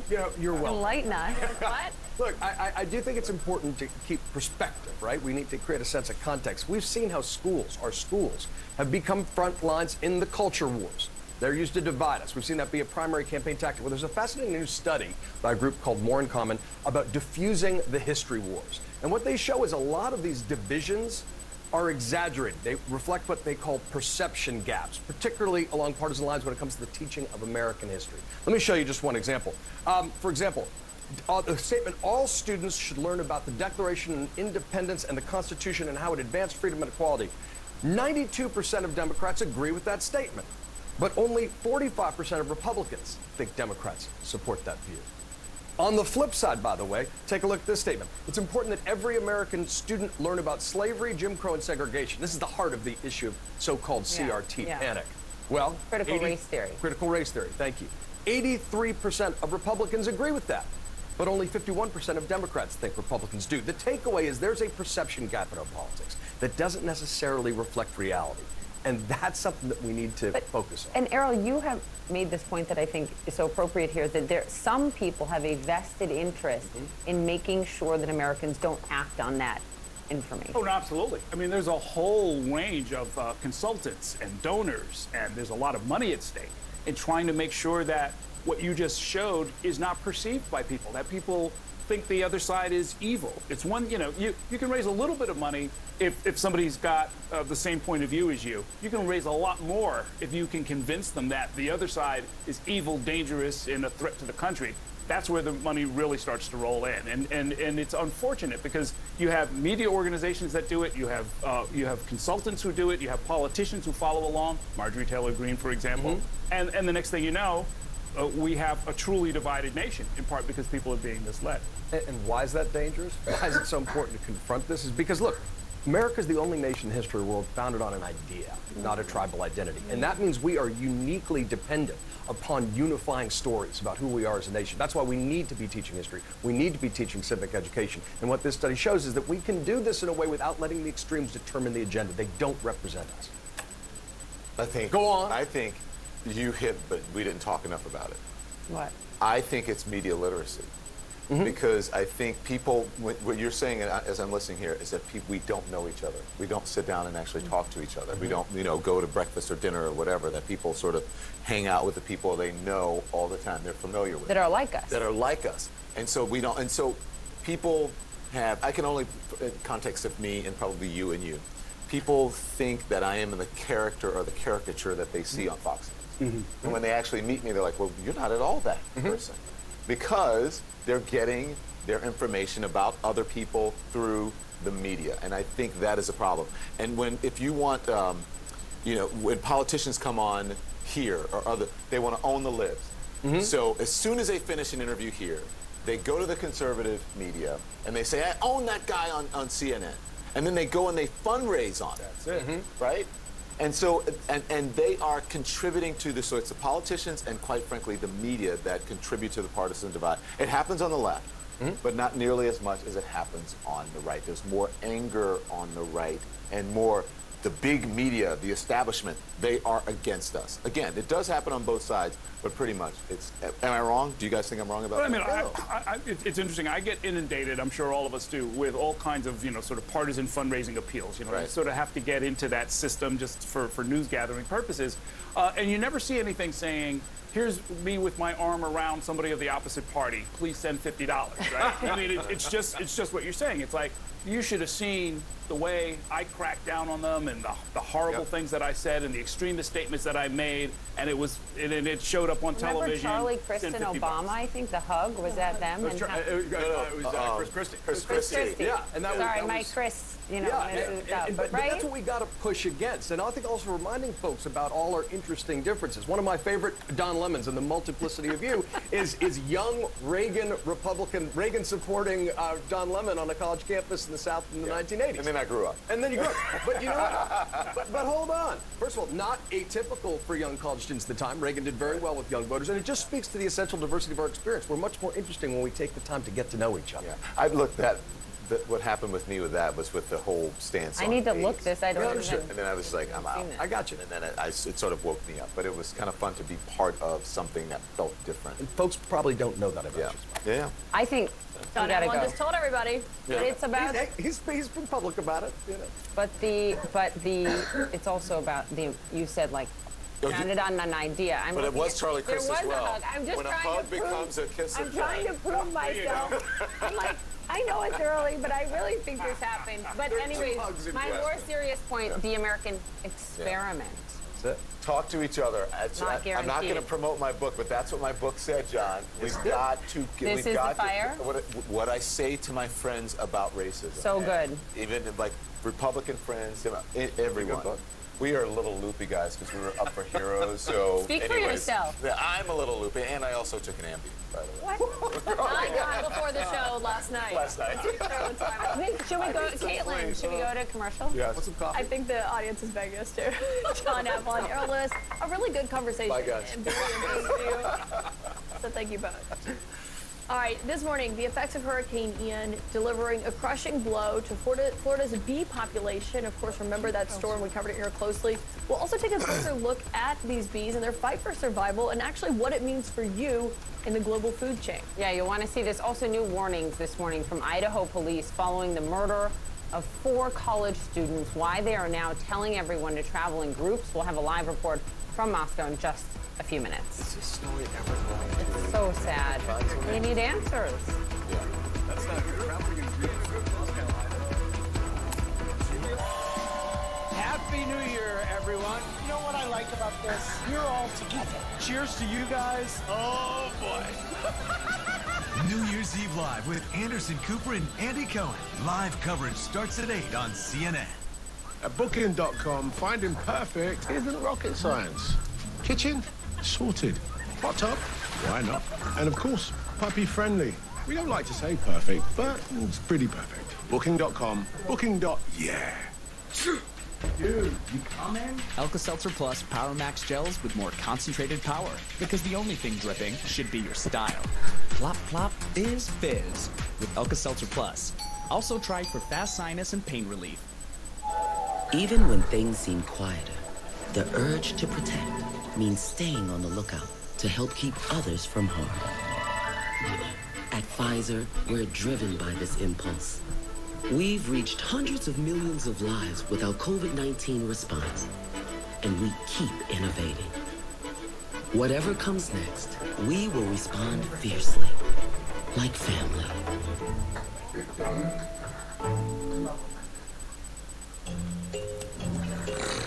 If you struggle with CPAP, you should check out Inspire. No mask, no hose, just sleep. Learn more and view important safety information at inspiresleep.com. All across the country, people are working hard to build a better future. So we're hard at work, helping them achieve financial freedom. We're proud to serve people everywhere in investing for the retirement they envision. From the plains to the coasts, we help Americans invest for their future and help communities thrive. Invested in the future of Americans. BlackRock. Now, ADT installs Nest devices from Google, like security cameras with night vision. They can distinguish between people, packages, and pets. If your neighbor's dog escapes, you can get him home safe. Mr. Pickles, what are you doing here? Come here, Mr. P.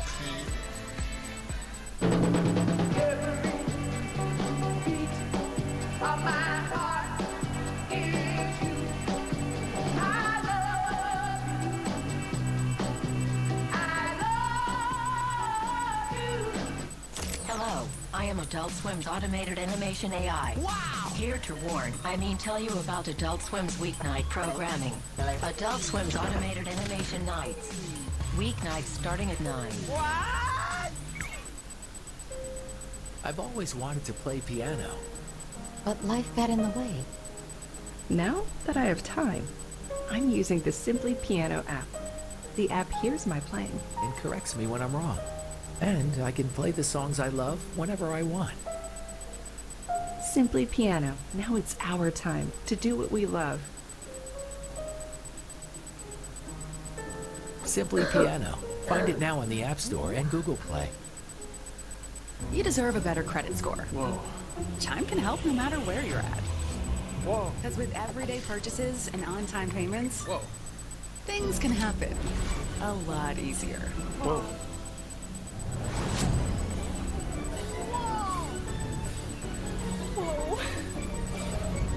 Whoa. Whoa. Oh, you deserve some credit. Whoa. Get started at chime.com. I'm Natasha Chen in Los Angeles, and this is CNN. Closed captioning is brought to you by Chia Pets, the pottery that grows. This holiday, grow the adventure in your own galaxy with the Child Chia Pet in 3 Grogu-inspired styles. Collect all 3.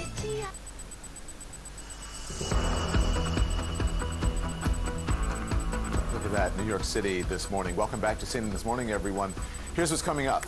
Hurricane Ian ripped through Florida and damaged a whole lot of properties, including thousands of bee colonies. Plus, how concerned is the White House since Elon Musk took over Twitter? They say that they're not stressed.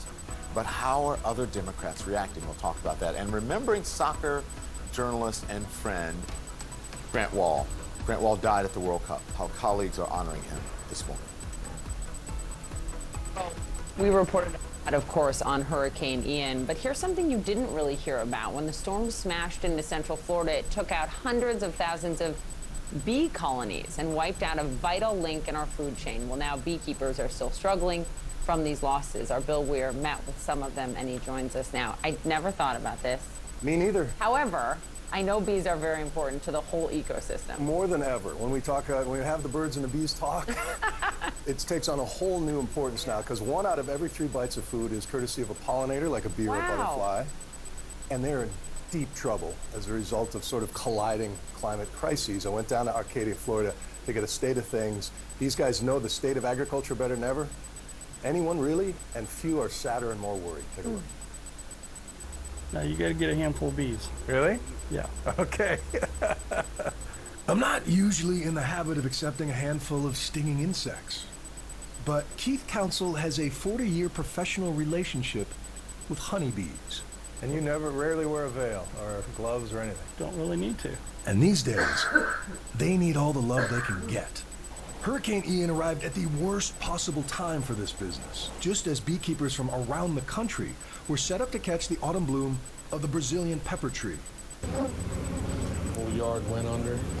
The storm drowned and crushed hundreds of thousands of hives, killing countless millions of bees.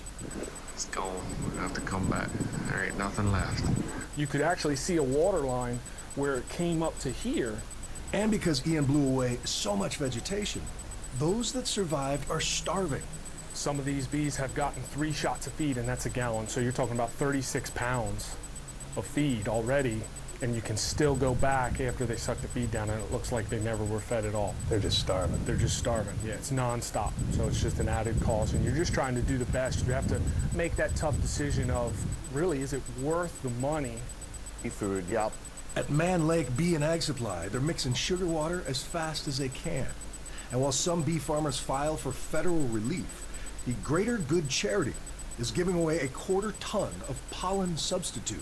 Where we have donated meals to food pantries for humans, we've donated animal supplies to animal shelters, and now we're donating this bee pollen substitute to these farmers here. Can't forget the bottom of the food chain, right? Can't forget what helps get all the other food to the table as well. But even if their bees recover, the whole business depends on the health of the almond crop in California, now shrinking under mega drought. If the drought takes out the almond crop in California, the whole beekeeping industry is going to be in trouble. And there's no feral bees. Wild bees can't survive on their own. He explains that pesticides, development, and invasive pests have made it impossible for bees to survive without deliberate human care. And if all the beekeepers released all of their bees, every beekeeper in the country, if they just released all their bees into the wild, we estimate it'd be about 2 to 3 years before bees would just collapse. Bees are the most important farmer. They're the most forgotten as well. And that's why we just need the entire public to really continue to get involved in bees. And a little 2 beehives makes a big impact. They went totally underwater. Somehow made it. In the meantime, all Keith can do is pick up the pieces and focus on the survivors.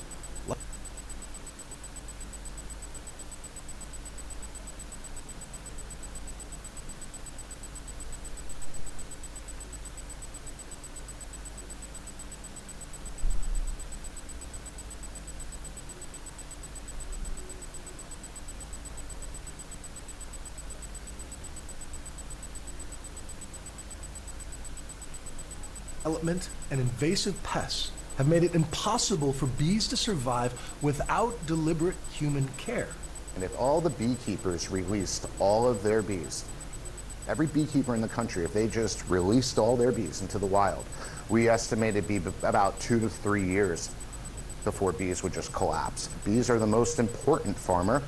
They're the most forgotten as well. And that's why we just need the entire public to really continue to get involved in bees. And a little 2 beehives makes a big impact. They went totally underwater. Somehow made it. In the meantime, all Keith can do is pick up the pieces and focus on the survivors. Like the hive he found drowned inside a water meter box near Fort Myers Beach. It's a different feeling when you have bees walking all over you. It really is. It really is. And nobody's getting stung. No. You know, they're doing their thing. Maybe they can sense we're rooting for them, you know? Well, and that's... We appreciate them. That's part of the thing. You have to treat them with respect. When you get down to it, the bees are the pillars to all agriculture, and they're the pillars to our whole civilization. Of course, he's a trained beekeeper. Don't try that at home, reaching into a hive. But no stings. They were completely chill as long as we were. I brought you some old Florida Bee Company honey. Okay. Orange blossom and Florida palmetto here. From down there, this is Jeremy Ham's company. You saw him in the piece there. I got you some, Don, Caitlin. You're cutting 2 jars over there? I got a 3rd jar for you guys. You can fight over the cinnamon spread. That's the best. But really, I mean, that's the thing that scared me, is that we're now in a place where bees can't live without us. And we can't live without bees. So we got to do something better. You got to pay attention to what's happening. There's little busy business partners. I was telling Bill, guys, in the break that this is like what I give to my kids whenever they're sick or under the weather. Like, it's like this natural healer. It's good for allergies. It's an anti-inflammatory. And they're keeping us alive. We're feeding them. They're feeding us. And it tastes good. It tastes good. As a bonus. A spoon of honey for you in the break. Okay. Oh, okay. Thanks, Bill. You got it. I guess that's me. So up next, we're going to talk about the chilly reception that Elon Musk received from the crowd at a Dave Chappelle show. You don't want to miss that. Also, new CNN reporting that the new special counsel is moving very fast on 2 criminal investigations surrounding former President Trump. We'll tell you more next. I love we at that a point story. now where I had no idea. Yeah, neither did I. I was like, Do we really get to keep this? Thank you. All right. Not flossing well? Then add the whoa of Listerine to your routine.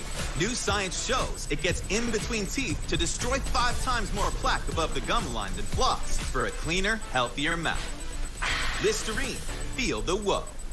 After years of chasing the big Idaho potato truck, I finally caught it.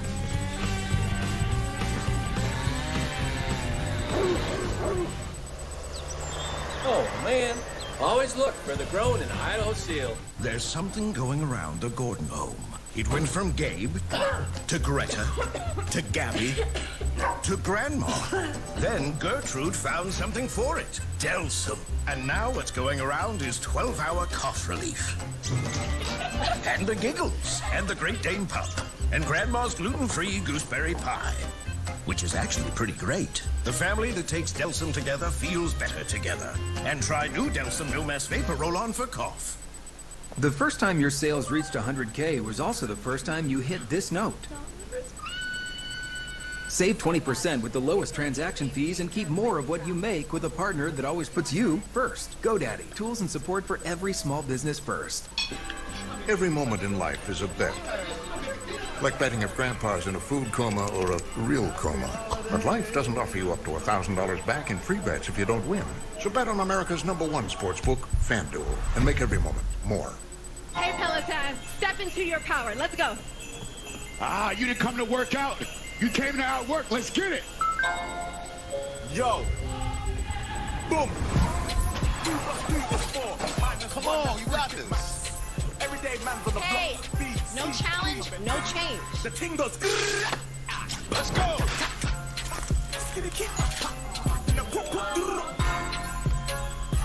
Get up to $200 off accessories. Terms apply. Hey, it's Ryan Reynolds, owner of Mint Mobile. With a holiday offer, I think that you're gonna like. When you switch to Mint now, you'll get 3 months of premium wireless free on any plan, even unlimited. Yes, you can't resist savings. 'Twas a wintry day, and at IHOP quite soon, hot cinnamon apples would be coaxed with a spoon on the fluffiest French toast with red currants on top. We wish you a happy holiday, only at IHOP. New Ginger Snap Apple French Toast, part of our new holiday menu. Try all 3 flavors. What's it like being a Republican governor in a purple state? I'll speak with New Hampshire's Chris Sununu about being part of a political family and trying to help chart a new course for his party. Being Chris Sununu, Friday at 10 on CNN. So your cat pooped. Now what? If you have an ordinary litter box, you're stuck with the chore of scooping or cleaning up whatever mess they left behind. Until now. Meet Litter Robot, the self-cleaning automatic litter box for cats. It eliminates the burden of scooping and leaves your cat with a clean bed of litter every time. With Litter Robot, your days of scooping are over. I found a cheaper price for my meds with Single Care. Whether you have insurance or you pay cash for your prescriptions, you can still save with Single Care. Insured, uninsured, cash pay or copay. It doesn't matter. Single Care is accepted at major pharmacies nationwide. Just look up your prescription on the Single Care app and show the coupon to your pharmacist. Always remember to check the Single Care price before you drop your prescriptions off at the counter. You never know how much you might be able to save. Go to singlecare.com or download the app today. CNN Special Report, Sandy Hook Forever Remembered, Wednesday at 10.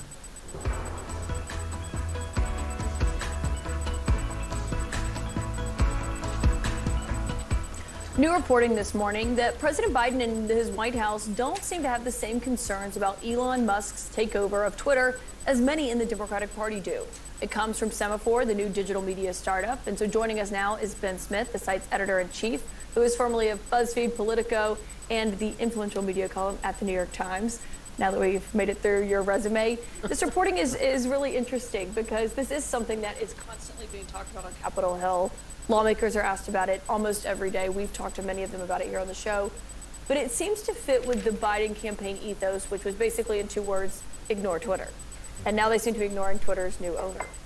Yeah, no, thanks for having me on. Thanks for pointing out that I cannot hold a job.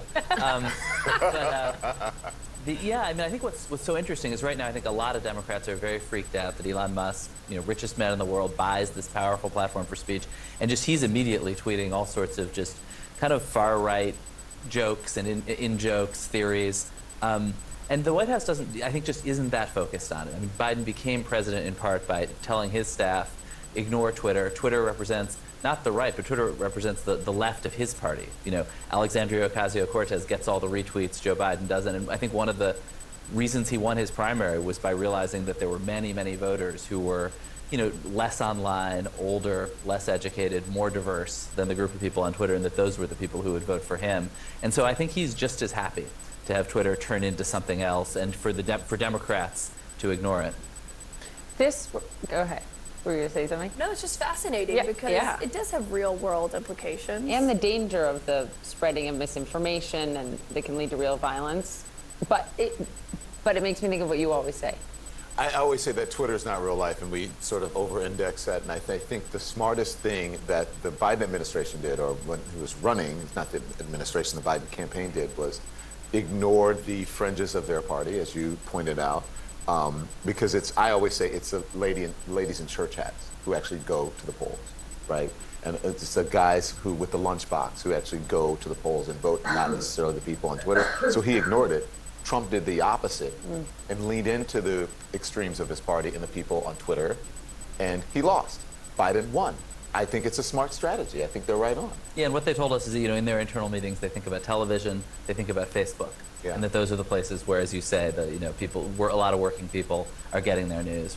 Yeah. I mean, that said, the people who are on Twitter are us. And the thing that the White House uses Twitter for is to work journalists and to try to persuade us of what to say, what to write about. The question, though, for this is ignoring what's being said on Twitter in the conversation the same as ignoring who's running Twitter and the implications of that? I don't know if those two are the same exact things. No, and I don't think they're particular fans of Musk. I think they just don't see it as, they see it as a problem in the world, like many problems the White House thinks about, but not as something that really affects, Biden's re-election chances particularly. Speaking of Musk. What? Dave Chappelle. Oh, yeah. Should we play it? Yeah. We should say Dave Chappelle, this was at a comedy arena in San Francisco. Comedian Dave Chappelle brought out Elon Musk on stage, and Musk was booed for several minutes. We'll get your response to watch this. Ladies and gentlemen, make some noise for the richest man in the world.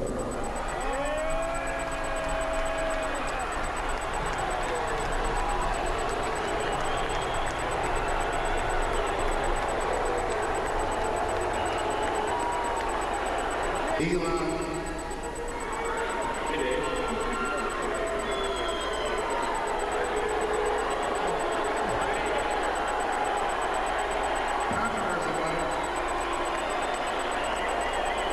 We're expecting this, were you?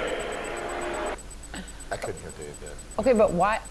Okay, he has time to go to a Dave Chappelle show.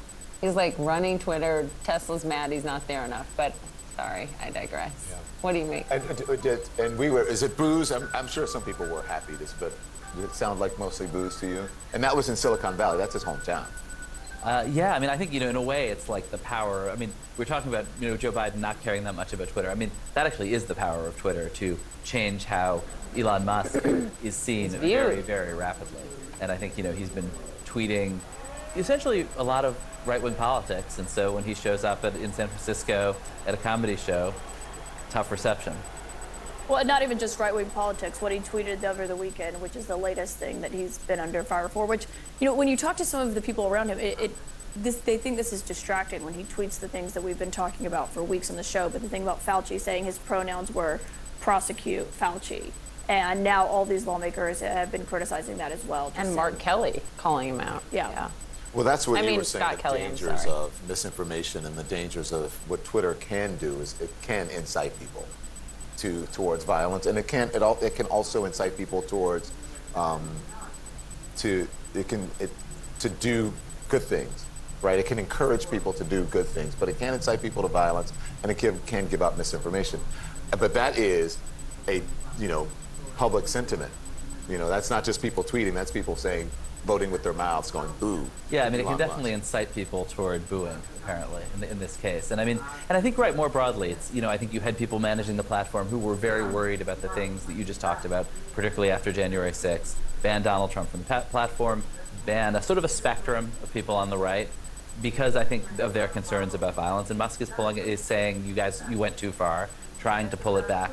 I think there's a reasonable argument going on about free speech, but Musk is separately just totally torching his own brand for lots of people who liked him. I know we have to go, but let me just say this one thing. We can sit here in America, and because we're privileged when it comes to free speech, and we can criticize Twitter and say, oh, you shouldn't do this, you shouldn't do that.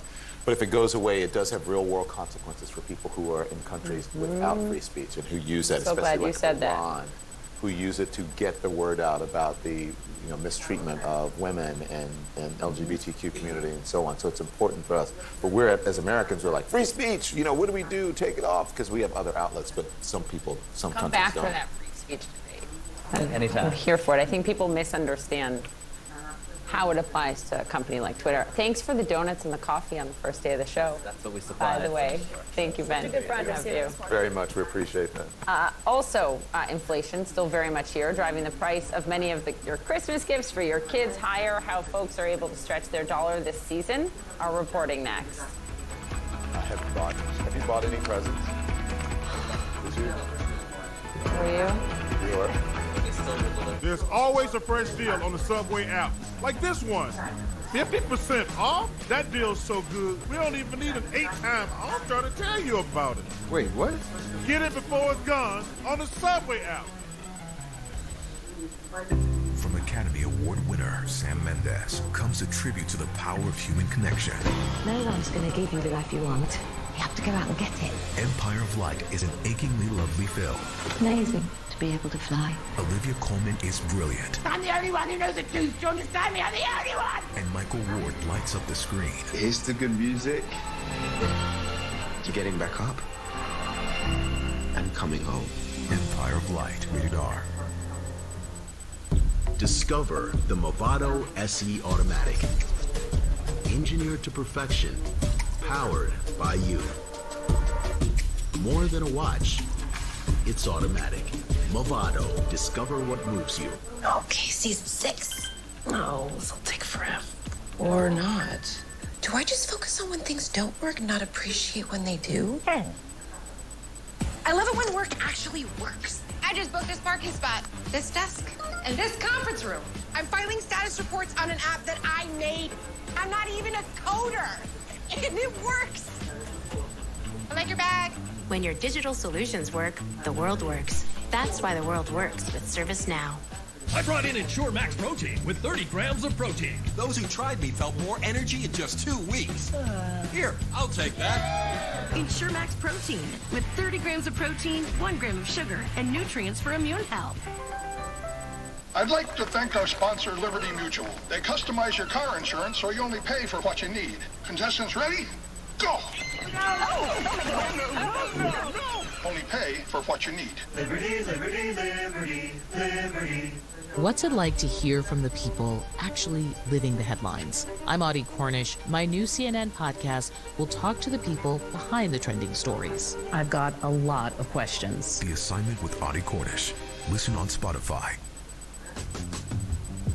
I got big dreams. I got big goals. One of those goals was to master my credit. And that's when I found Experian Boost on my Chime app. My FICO score went up immediately 14 points. And all it took was 3 bills that I was already paying on time. My phone bill, my light bill, even my cable bill. And it all works with my debit card. I feel closer to my goals, and every day I'm closer than what I was yesterday. See what I'm saying? At Chime.com. You know, I always wanted to learn how to play piano, but I never had the time. But then a friend of mine told me about this app called Simply Piano. Now, if you get a wrong note, it'll let you know. That was wrong, but I'm gonna make it right. Ha! Playing piano every day helps keep my brain sharp, and I'm having fun doing it. Simply Piano. Find it now in the App Store and Google Play. New Year's Eve Live with Anderson Cooper and Andy Cohen. Live coverage starts at 8. Closed captioning brought to you by Mesobook.com. We proudly help veterans with mesothelioma. Call for a free book. 1-800-822-0400 or go to Mesobook.com. Power E-Trade's easy-to-use tools like dynamic charting and risk-reward analysis help make trading feel effortless. And its customizable scans with social sentiment help you find and unlock opportunities in the market. E-Trade from Morgan Stanley. With powerful, easy-to-use tools, Power E-Trade makes complex trading easier. React to fast-moving markets with dynamic charting and a futures ladder that lets you place, flatten, or reverse orders so you won't miss an opportunity. E-Trade from Morgan Stanley. Money This Morning, brought to you by E-Trade from Morgan Stanley. The more you deposit, the more you can get. For a limited time, you can get up to $600 or more.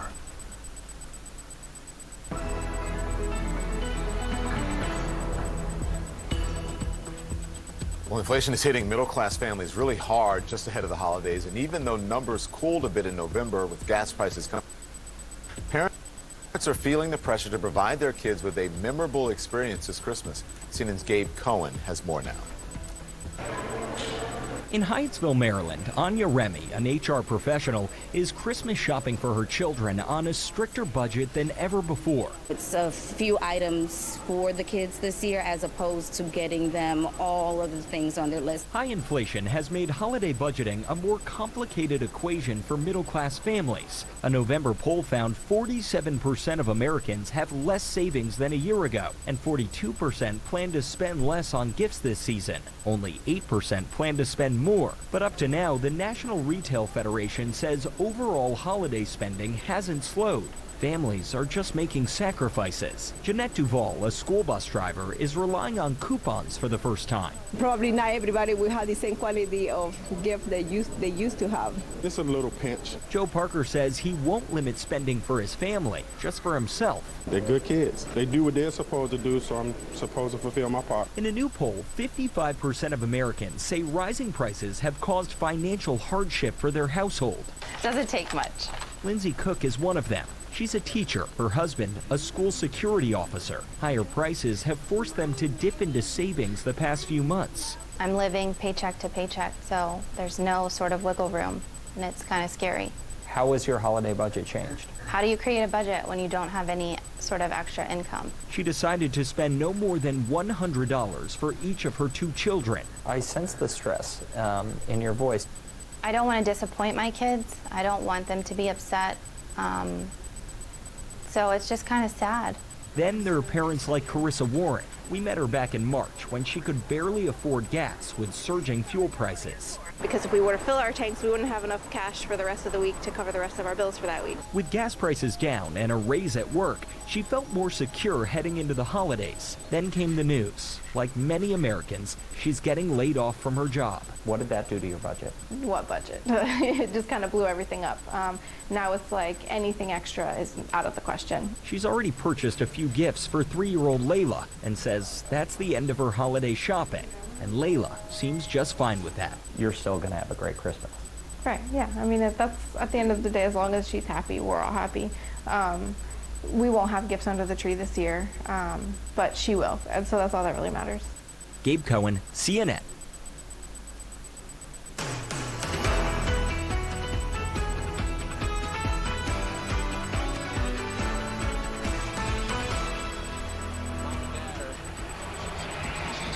Having a moment right now. This is pretty special to watch. I mean, can you even imagine? I can't. Seriously. I mean, Tom Brady is 22 years, 146 days older than Brock Purdy. Obviously, we know all the accomplishments.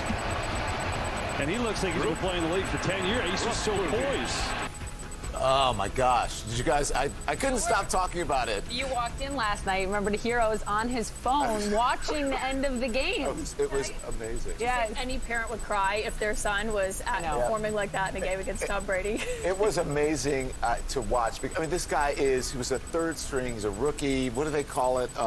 Like inconsequential when you're like the last, Mr. like irrelevant. It was amazing to watch. I could not. Not irrelevant anymore. Not irrelevant anymore. Quarterback, that was a QB quarterback, Brock Purdy. That was his dad getting emotional after his son's touchdown pass. And his debut against Tom Brady, you're going to see a lot of that a little bit later on. We're going to show you the highlights. So we also got to talk about this because more than 15 million people are under winter weather alerts across 14 states. The storm has already dumped up to 5 feet of snow in Northern California. And now it's headed east. Plus, what is leading health officials in New York City to once again urge people to mask up, even if they're vaccinated for COVID-19 and the flu? We'll have more on the new recommendations ahead. Also this morning, the new special counsel wasting no time with 2 criminal probes of Donald Trump. New CNN reporting on just how fast Jack Smith is moving and what it could mean for the former president. But first, we're going to begin with this. We're going to talk about that major storm that's going to sweep across the country. It's going to impact millions of people this week. It is cranking up and headed east. It's already left its calling card in California. Up to 5 feet of snow in the Sierras. This is how Ashley Sharp, this is our affiliate in Sacramento, reported the story to viewers there. Watch this. You can see just how much snow has fallen. Just to give you an idea, I'm about 5'7", and this snow is right at about mid-calf level on me. So lots of snowfall today.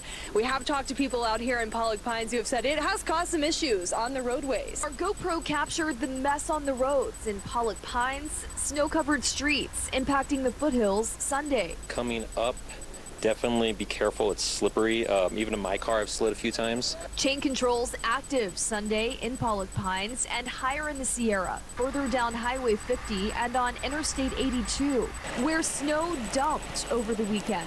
The foothills not hit as hard, but still the first big snow of the season. We've seen a lot of that slushy, watery mixture on the roadways, which of course is very slippery, but we're also seeing a lot of this very tightly packed in snow that's closer to ice. You can see just how hard this is on the roadway. So of course the message is to take it very slow, especially on those side roads and in things like parking lots here at Safeway, to make sure that you're not slipping on the roadways.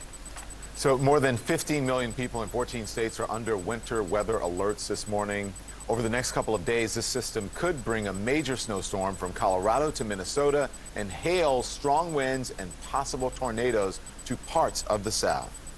Meanwhile, here in New York City, people are being urged to wear masks indoors and outdoors in crowds, partly to protect them from COVID-19 as cases have been ticking up over the last week. But officials say it's also because of a spike in other seasonal viruses, the flu, RSV, that have been filling up hospitals, as we've been talking about here. CNN's Athena Jones joins us now. So these are recommendations. They're not orders from health officials. But why are they saying people need to start wearing a mask again? Well, this is what New York City health officials are calling an unusually high concurrent spike of these 3 respiratory illnesses, COVID-19, flu, and RSV, as you noted. So they're sending out this warning because this is the holiday season. People are going to be getting together with their friends, with their families. The health officials want people to do that as safely as possible. And so they're suggesting a number of measures that are going to sound familiar to all of us here. Things like limiting attendance at large indoor gatherings, wearing a mask when gathering with others indoors or in outdoor crowds, and wearing a mask and getting a COVID-19 test prior to gathering with other people, and of course staying at home if you feel unwell. And they're saying this is especially important for those who are vulnerable, of course. 65 plus, infants, the immunocompromised, people with underlying health conditions. And they're urging people to use high-quality masks, so not just your basic cotton face covering, things like a KN95 mask, KF94, and N95 respirator mask. And I should note that they're talking about people in general, communities, and schools. They're urging schools to institute these measures, but they're not mandating anything yet. Yeah, I'm seeing a lot more people wearing masks. Me too. I actually put on a coat for the first time since last one, and I put it in the pocket. I still had a mask, and I was like, oh, right. But I have to ask you about if there are going to be mandates. We had family come in town this weekend, and they were wondering about, should they wear masks, should they not? Is it a possibility of being mandated? You know, I asked the spokesperson for the mayor last night about this mandate issue. He said it's a recommendation. It's clear no one wants to go back to the bad old days of terrible COVID surges, but also a lot of people don't want to go back to masking. In New York, it's different. I think it always has been. I think people in New York were really hit hard early on because it was an early epicenter, and so you saw a lot more people masking, and you still see that now, especially on the subway. Do you mask with the kids and stuff? Sienna asked me to buy her new masks because I think she's seeing more kids at school do it. At the the concert I ran to on Friday, her winter concert, or on Thursday, the teachers asked if you'd be willing. It'd be great if you masked because there was a lot of parents together. So we did. And on the subway, I mean, it's just like, why would I want to get even a cold or the flu? It just makes sense. These are respiratory illnesses, and so you know that masks keep you from getting them usually. Amen. Athena, thank you very much. Appreciate that. All right. The often pretty tight-lipped police in Moscow, Idaho, have offered the rarest of warnings. This happened over the weekend. They urge people to travel in groups. This is because the suspected killer of those 4 college students is still on the loose, and parents and others are gathering for their winter commencement. Our Camila Bernal is live in Moscow with the latest. We're all sort of like shaking our heads here on set because it's so hard to understand how this person could still be out there. Yeah, it's really hard to understand, but it's the same thing. No suspect, no motive, no weapon. And in terms of the investigation, there's a lot that police are not saying. The one thing, though, they do say is they're getting a lot of new tips. This is all about this new white car information. It really is the biggest development in the case that we've gotten in 4 weeks. The focus is a white Hyundai Elantra between 2011 and 2013. They believe that car was in this area in the early morning hours of November 13th when these students were killed. And they're getting so many tips that the local police department had to hand it off, and it's now the FBI call center handling all of this. And they believe that whoever was in this car could have critical information for this case, Poppy. Camilla, thank you very much. Let's hope so. President Biden stressing American support for Ukraine as he spoke on a call with President Zelensky on Sunday after the U.S. sent another military aid package to strengthen their air defenses. And in the newest episode of David Letterman's Netflix show, My Next Guest Needs No Introduction, the seasoned host sits down with President Zelensky in war-torn Ukraine. The two bunkered down in a subway station 250 feet below the city, the capital city of Kyiv, with an audience in tow. But it wasn't long before they were reminded that attacks are still underway. You got to see this. Зараз ви чуєте сирену? Yes, I can hear the siren. What should we do? Nothing. What was the siren indicating? Для мене сирена нагадування, що війна не закінчилась. І те, що не вбивають твого сусіда або твого близького, рідного, вбивають десь там, наших військових, які віддають своє життя. Тож це нагадування того, що десь там хтось віддає своє життя за твоє.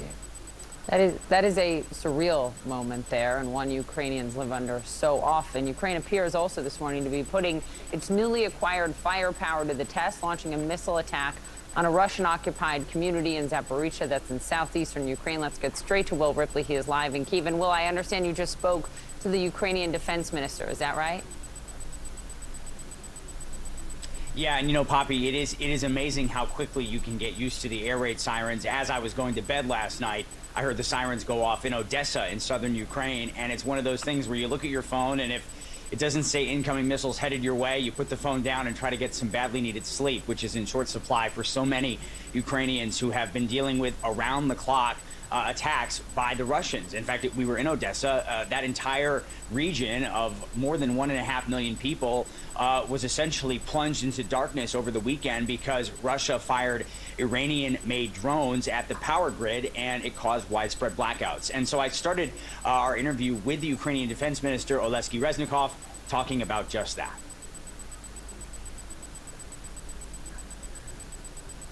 What's your best strategy to defend against these kamikaze drone attacks from Russia?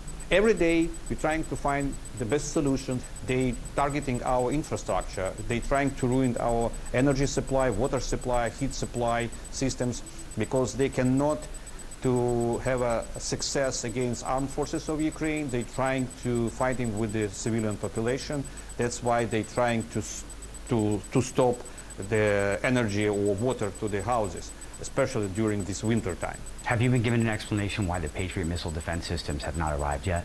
It's a long discussion with our partners because it's a very sophisticated and expensive systems. Today we have more than 8 different systems. And we got HIMARS, and we have M270, we have Mars, we have LRU from the France. So I think that Patriot also will be in our battlefield, but in the next stage.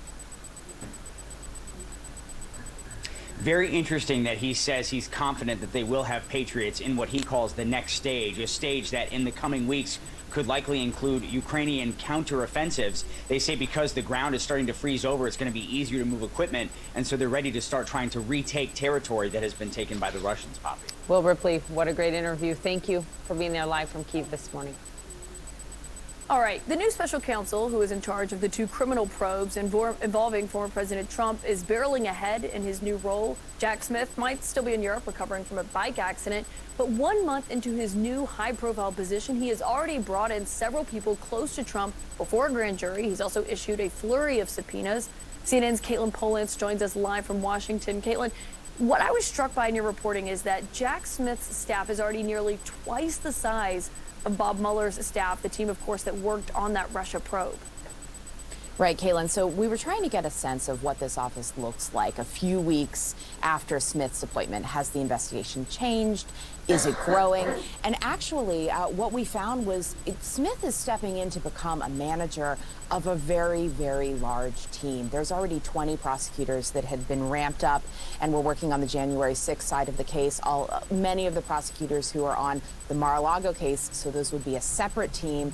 Those people are also going to be working under Smith. So it is a really big team.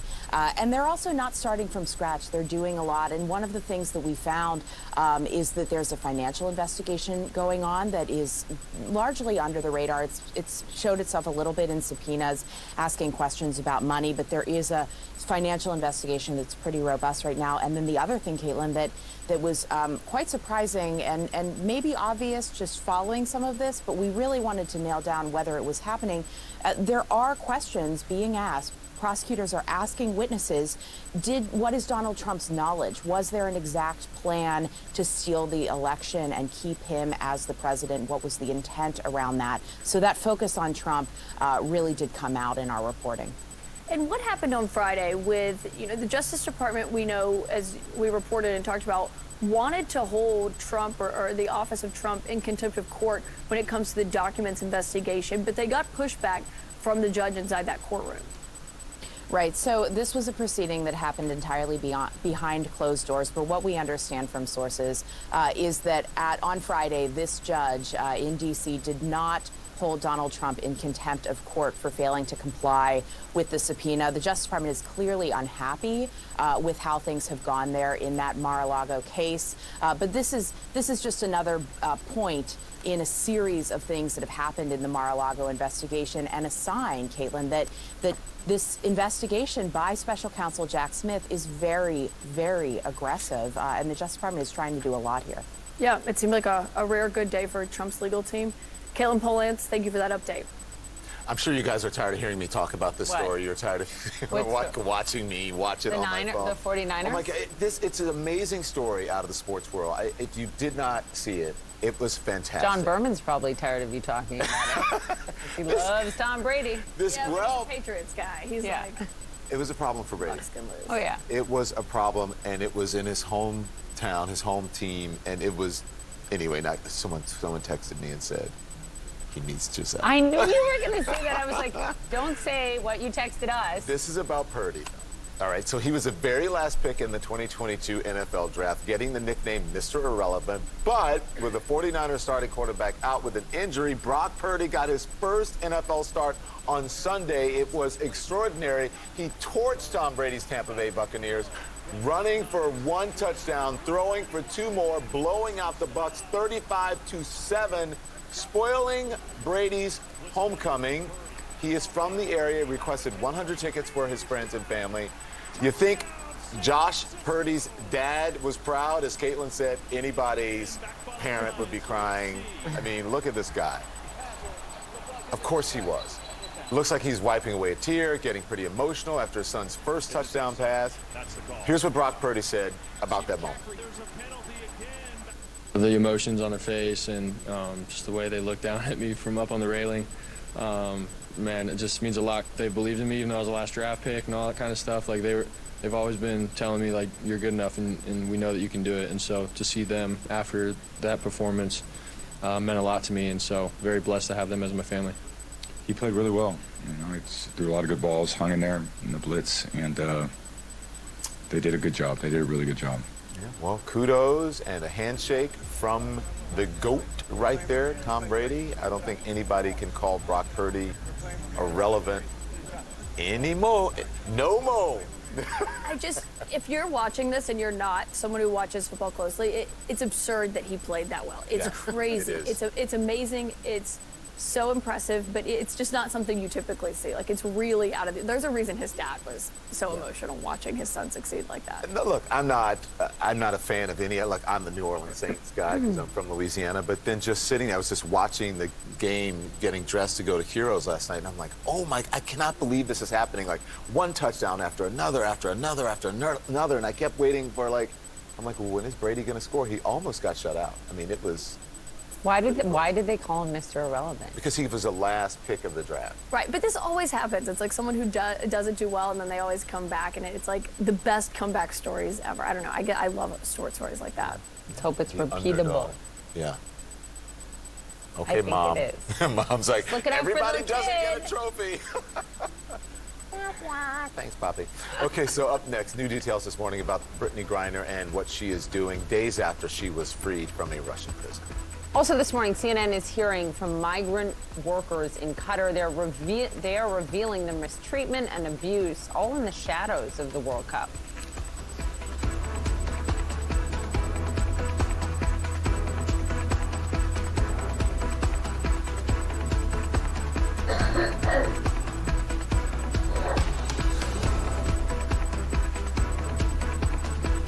My brother got me this ring when he was stationed overseas. He didn't make it home, but his best friend made sure that I got it and became the love of my life. Express your extraordinary love. Jared, love brilliantly. You pour your heart into everything you do, which is a lot. So take care of that heart with Lipton. Because sipping on unsweetened Lipton can help support a healthy heart. Lipton. Stop chugging, start sipping. At Booking.com, finding perfect isn't rocket science. Kitchen? Sorted. Hot tub? Why not? And of course, puppy friendly. We don't like to say perfect, but it's pretty perfect. Booking.com. Yeah. Trilogy for COPD. Birds flying high, you know how I feel. Breeze drifting on by, you know how I feel. You don't have to take COPD sitting It's a down. new dawn, it's a new day. It's time to make a stand. And I'm feeling good. Start a new day with Trilogy. No once-daily COPD medicine has the power to treat COPD in as many ways as Trilogy. With 3 medicines in 1 inhaler, Trilogy makes breathing easier for a full 24 hours, improves lung function, and helps prevent future flare-ups. Trilogy won't replace a rescue inhaler for sudden breathing problems. Tell your doctor if you have a heart condition or high blood pressure before taking it. Do not take Trilogy more than prescribed. Trilogy may increase your risk of thrush, pneumonia, and osteoporosis. Call your doctor if worsened breathing, chest pain, mouth or tongue swelling, problems urinating, vision changes, or eye pain occur. Take a stand and start a new day with Trilogy. Ask your doctor about once daily Trilogy and save at Trilogy.com. The first time you connected your website and your store was also the first time you realized We can do anything. Cheesecake cookies? The Chookie! manage all your sales from one place with a partner that always puts you first. GoDaddy, tools and support for every small business first. We all have a purpose in life, a why. No matter your purpose, at PNC Private Bank, we will work with you every step of the way to help you achieve it. So let us focus on the how. Just tell us, what's your why? Bye-bye cough. Later chest congestion. Hello, 12 hours of relief. 12 hours? Not coughing? Hashtag still not coughing? Mucinex DM gives you 12 hours of relief from chest congestion and any type of cough, day or night. Mucinex DM. It's comeback season. I hugged him and kissed him and told him I loved him. 10 years later, meet parents who turn pain into power, standing up for the truth and fighting to make all of us safer. CNN Special Report, Sandy Hook Forever Remembered, Wednesday at 10.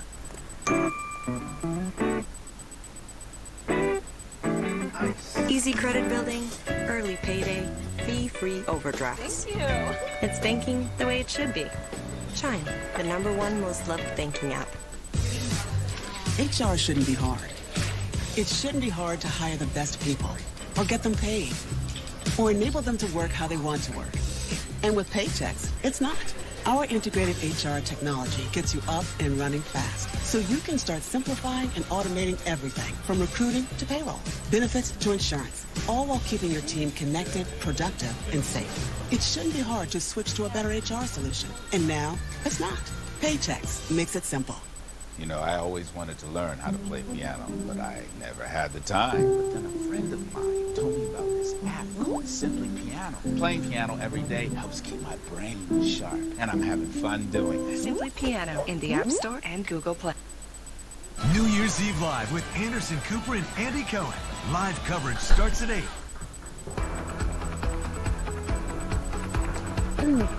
All right, welcome back to CNN This Morning. And new this morning, back on the court, that is Brittany Griner's agent telling ESPN that the WNBA All-Star had a light basketball workout in Texas yesterday. The workout happened just 2 days after Griner returned to American soil after nearly 10 months of imprisonment in Russia.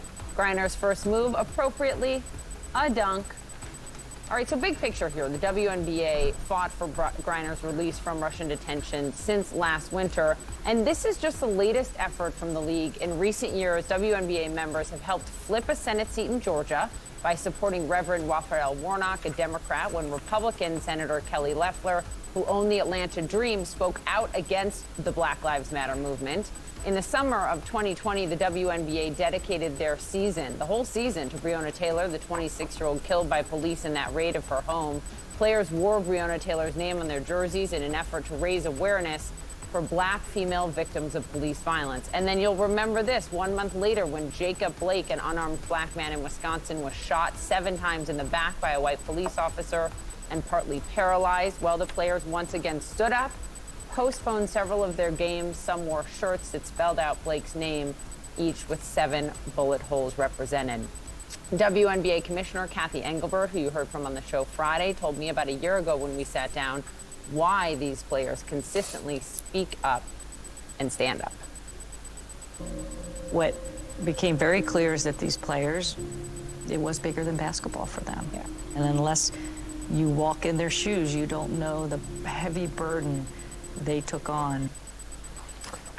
So let's talk to 2 stars of the WNBA players who know Brittany Griner and have been rallying to get her home since day one. Elizabeth Williams of the Washington Mystics, who has played against Griner since 2015, and Nafisa Collier of the Minnesota Lynx, an Olympic gold medalist who played on the 2020 women's Olympic basketball team alongside Griner. Thank you both so much for being here, and good morning to you. Elizabeth, I want to begin with you because we all see what you do on the court and how you stand up and are so impressed by the consistency with which you guys use your voices for these causes. You have said, don't wait. If we wait, we don't make change. Yeah, absolutely. Any opportunity for us to speak up and speak out about social injustice is important. I think as female athletes, we're kind of inherently political and constantly, fighting, whether it's for pay equity or just opportunities for women. So I think, we're going to continue to speak out. And obviously, BG's situation was very unique and unfortunate, and an even bigger reason to speak up. Well, and Nafisa, this all ties to Brittany Griner, because the reason she went to play in Russia was to supplement her income, as so many of your fellow players have to do, because of the huge pay disparity for the WNBA players versus NBA.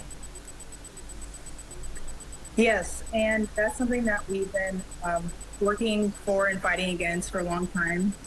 We are getting better. We have a new CBA that was implemented 3 years ago, and so it is getting better, but it's not where we want it to be, and so players are still going overseas. We're looking for ways to keep players here, but there are still ones that go overseas, and obviously, like Elizabeth said, it's such a unique and unfortunate situation with what happened with Brittany. Well, Nafisa, what was interesting about this predicament, though, is that you said it's deterred you from playing overseas again. You said you've changed your mind. Even though it costs you money, it costs you playing time, you are now in this mindset, you've said, that it's just not worth it, basically. Yeah, it's really scary. And you really have to evaluate anyone who wants to go overseas, what it's going to look like. And, Russia was a big market, also, like a lot of money to be had there, but you have to look at their rules are a lot different than ours, their laws, and for me it's just not worth it. It's not the same for every player, but I have a family now. Being at home is just a better option for me. Can I add, this is going to sound like a weird question to either Nafisa or Elizabeth. Did you guys see Trevor Noah's goodbye on The Daily Show with his tribute to Black women? I don't know if you saw that. I didn't see that. I saw a couple minutes of it. Yeah.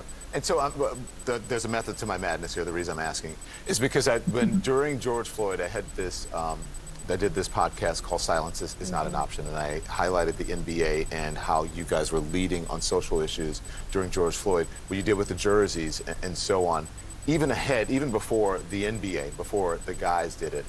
And I'm just wondering how that ties into. I think I think there is a tie between what Trevor Noah said about black women leading the way, that they couldn't, you know what, and find out.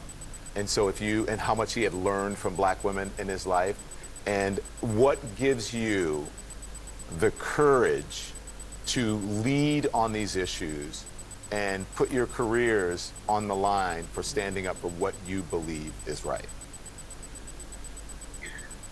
Honestly, I think we're always operating with a sense of urgency, and understanding that all of these issues, if something doesn't directly impact us now, it might in the future. And I think we've kind of seen an indication of that in BG's situation. We've been talking about the pay disparity for a long time, and players have been going overseas for a long time. And I think this is when people are realizing kind of the dangers and perils of people going overseas and the impact of what those pay equity issues are, right? So we want to start the conversations early so that we don't get to this point. And I think there's just this kind of inherent understanding of black women who want to take care of others, and seeing how impactful that is. You really. And look what BG might do for people who are wrongfully held overseas. I mean, that is a huge international, that has geopolitical implications there. Nafisa, quickly before we go, I want to get your voice in here. Final thought. I was just going to add on to what Elizabeth said. Also, I think that us as WNBA players are in a unique situation because we are a double minority, a lot of us black women, but we have this platform where we can speak out against the injustices, and we can use our voice for change. And so I think that is also a reason why the WNBA is so involved in this, because we recognize that we do have power in our league. Yeah, thank you both. I'm going to come watch you in Minnesota, when I'm home. Yeah, please do. Links. Thank you both, Elizabeth and Nafisa. Thank you. And thank you for what you do. Thank you for bringing light to social issues. And thank you for especially going there many times before the guys do. And, as the son of a black woman, hey, more power to you. Nothing but love. Thank you so much. Thank you. Thank you. Did you see Roger Karsten's The Hostage? Oh, it was amazing. He was on with Dana yesterday, and he talked about when he got on the plane with Brittany Griner, it's a 12-hour flight back, and he kind of was like, you can have your space, I know you've been through a lot, let us know what you need. And she was like, no, I want to talk. And he said she talked most of the flight home because she said she'd been around Russian for so long, she wanted to talk and converse. And he said she was so gracious. She thanked the whole crew, introduced herself, got their names. And it was like a really lovely moment to hear, what someone was like after being through 10 months in a Russian penal colony and detainment. I can't wait to see what she does now, but I also can't wait to see what she does for women's sports, and perhaps for the WNBA. Perhaps it'll be, hopefully, similar to something with Venus and Serena, what they did for women's tennis. But I mean, it's going to be, as when we were sitting here and Van says, when she puts her hand on a basketball and whatever, which we saw the practice there, but for an official game, I think it's going to be huge. Yeah. It's going to be huge. All right. I'm so glad we had them on. Thanks to our great team for booking them. Seriously. Okay, remembering Grant Wall, we are our friend, looking back at the life of the sports journalist who died while covering the World Cup in Qatar. His former colleague at Sports Illustrated, Chris Stone, wrote this beautiful piece remembering him, and he'll be with us next. Also this morning, the environmental and financial concerns after the Keystone Pipeline spills thousands of barrels of oil. We'll give you the latest. Thanks.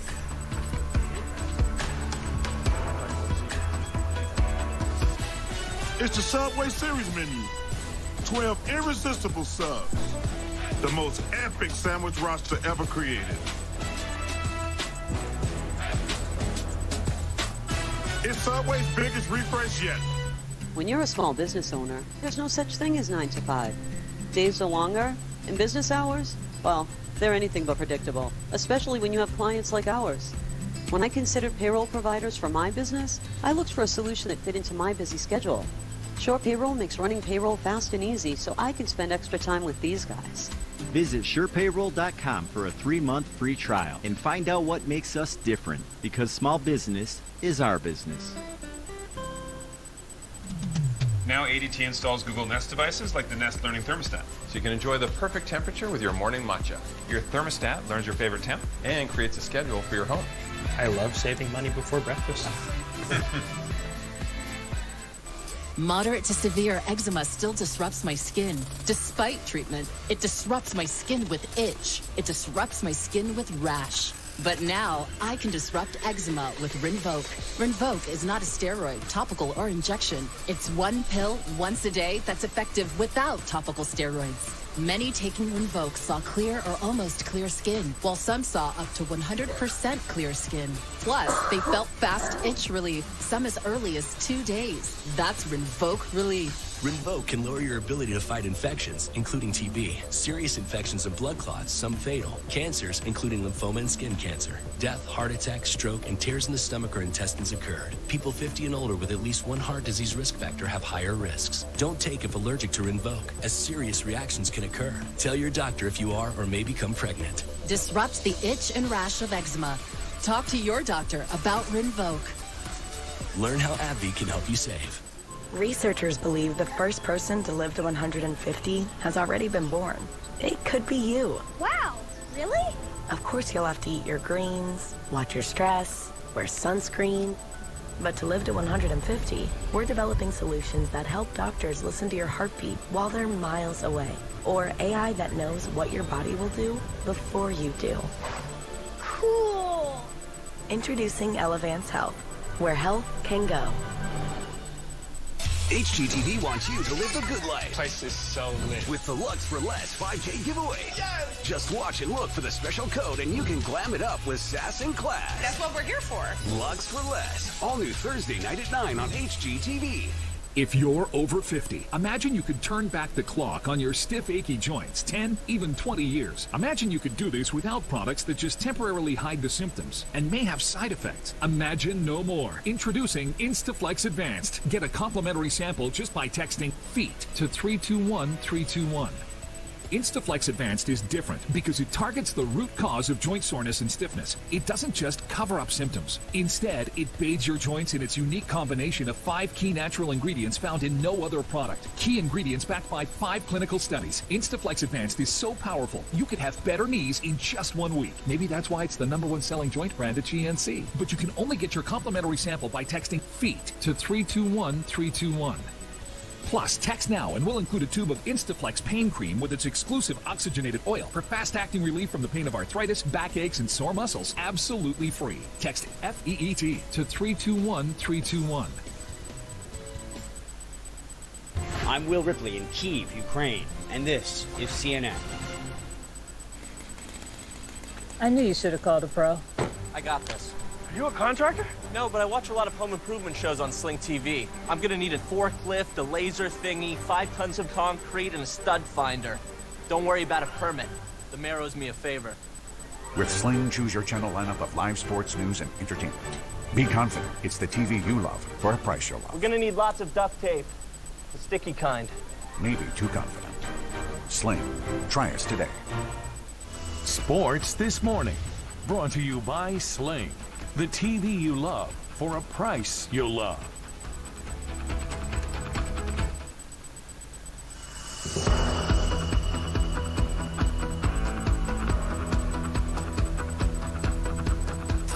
Welcome back to CNN This Morning. Coming up on the program, why shipping containers, actual shipping containers, are now lining the U.S.-Mexico border. This is a move that one federal agency calls illegal.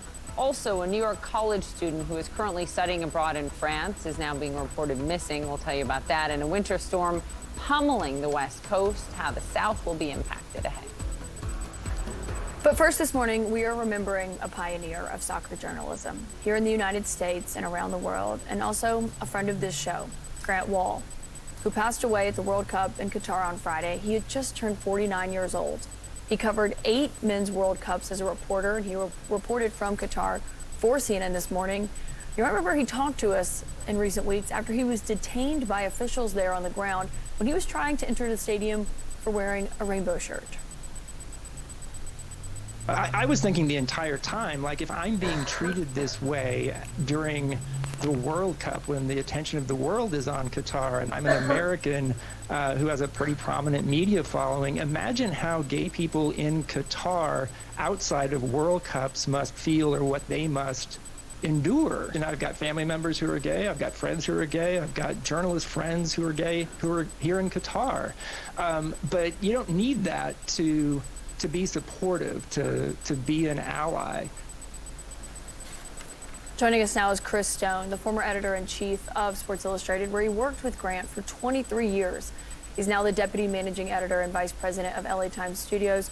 Chris, I know this is hard, so thank you for joining us this morning, because you do know Grant so well, and you worked with him for over 2 decades. And ever since news of his death broke, everyone has been talking about the impact he had, what kind of reporter he was. Everyone remembers the LeBron James story that he had. But what I was struck by that you wrote was less about how he was as a reporter and more how he was as a colleague. You said from the late spring day in 1996 that he walked into the Sports Illustrated headquarters, he relentlessly championed inclusion in his colleagues, especially younger ones and those further removed from the levers of corporate governance. Yeah, I mean, Grant and his wife, Dr. Celine Gunder, used to throw these dinner parties for Sports Illustrated, once a month. And the idea behind these dinners was to bring people together who normally wouldn't come together, who probably didn't know each other, even as much time as they might have spent in the workplace. And he was really all about connection. And I think that's how he viewed soccer in a big way. People have used the word, he lifted soccer, he popularized it, he pioneered its coverage. But I think above everything, what Grant did, both in his coverage of soccer and in the way he relayed to colleagues, is he believed in sharing. He shared soccer, much in the same way that Anthony Bourdain shared food and used it as a vehicle to bring people together. That's what Grant saw, among other things, as being the purpose of soccer. I thought it was, when we had him on the show and we talked to him about the moment when he had an issue getting into the game because he was wearing that shirt, he didn't actually think it was a big deal. Like, it was just sort of second nature to him to stand up for people, marginalize people, really for everyone. And that was just who he was. It wasn't like he was trying. That was just Grant being Grant. Yeah, I heard him in that earlier clip say that he was an ally, and that's what he really was. He was an ally, especially to his friends, to strangers, and he had this big platform that he really created from scratch. And, from the day he launched this soccer standalone vertical at Sports Illustrated right through this World Cup in Qatar, he recognized the power of that platform. But by nature, he was a person who was an ally, the friends, the colleagues, getting back to Caitlin's earlier question. I mean, that's who Grant was. I'm so sorry.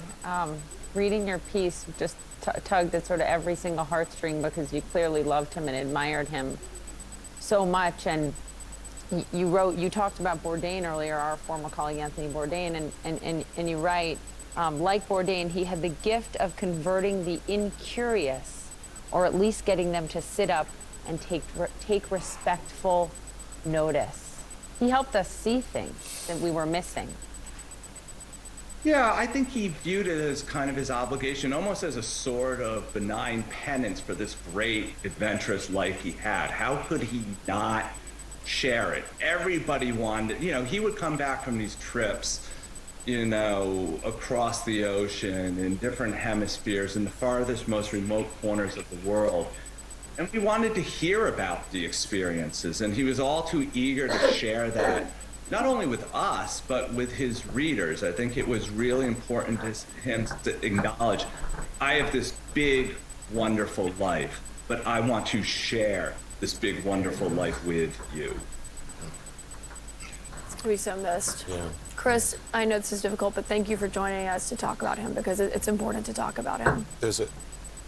Chris, thank you, and I think there's a little detail that's important before we go here. Flowers are left at the desk that would have been Grant's as the England and France game was played on Saturday. So thank you. We appreciate you joining us for that this morning.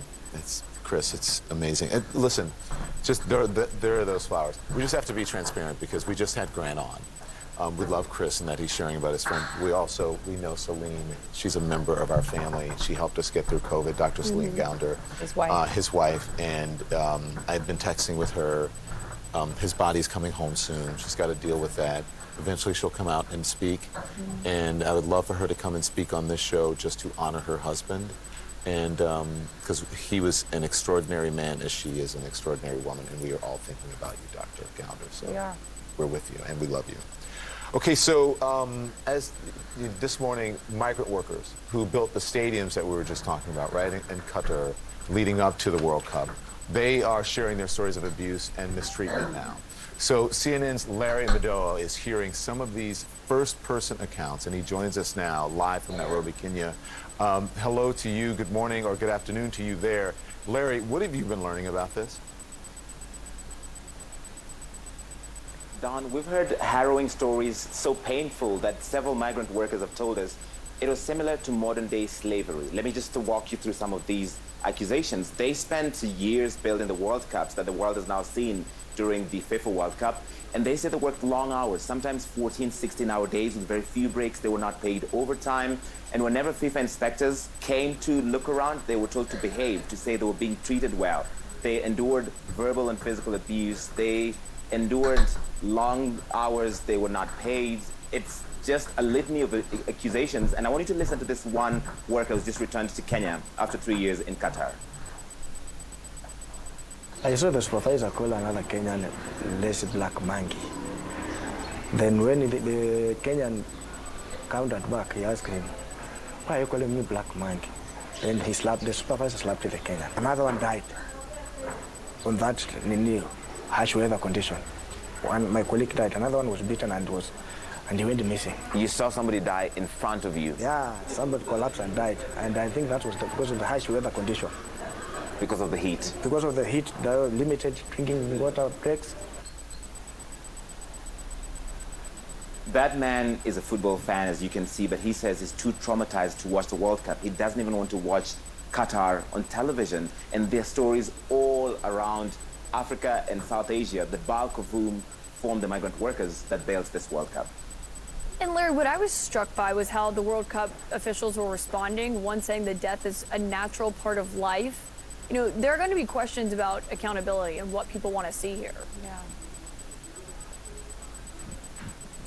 Absolutely, because until very recently, organizers insisted that only 3 people died during the building of the entire World Cup. And it's only until a few weeks ago that the World Cup chief for Qatar admitted that between 400 to 500 migrants could have died on projects connected to the World Cup. But that sort of flippant attitude has been criticized for saying death is a natural part of life, because any one death is an outrage, but so many who are uncounted is truly an outrage for many people. And the organizers and FIFA are sort of in lockstep here, and they say the media has focused too much on negativity and false stories about migrant workers instead of just focusing on the soccer. Larry, thank you. We appreciate it. Larry, live from Nairobi this morning. And we have new images of shipping containers filling in the gaps at the U.S.-Mexico border wall. Look at this. It's up on your screen. We're going to get a reaction from how officials are preparing for a surge in migrants. That's next. And a Los Angeles City Council member who is already embroiled in controversy was caught on camera fighting an activist. We have details for you on what you were seeing here. That's next. That is a bad look. Wow. A bad look.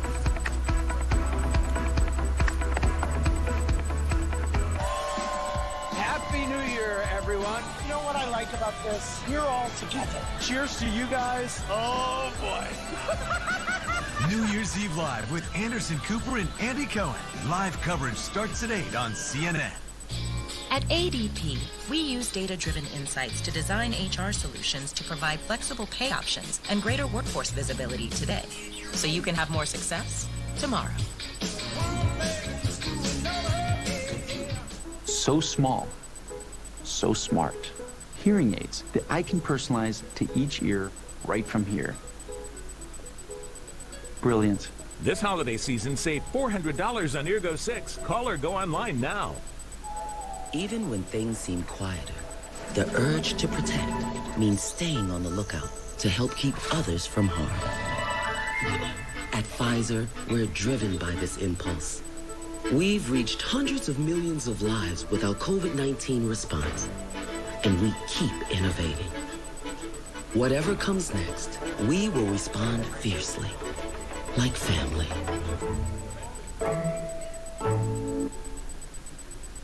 Merry Christmas to each and every one of you. As we celebrate Christmas, you may wonder if Jesus Christ can make a difference in your life. You bet he can. That's why he came, to save us from our sins. Jesus was born to die. He came to earth as a babe, took our sins to the cross. 33 years later, he died on the cross, and God raised him to life. On the third day, he's not dead, he's alive. If you've never put your faith and trust in him, you can do that right now. Just pray this prayer with me. Just say, Dear God, I've made a wreck of my life. I'm sorry for my sins, and I ask you to forgive me. I believe that Jesus Christ is your Son. I want to trust him as my Savior and follow him as my Lord from this day forward. Amen. If you prayed that prayer, call that number that's on the screen. We've got someone who'd like to speak with you right now. Give them a call. God bless you, and a Merry Christmas to each and every one. The first time your sales reached 100K was also the first time you hit this note. Save 20% with the lowest transaction fees and keep more of what you make with a partner that always puts you first. GoDaddy, tools and support for every small business first.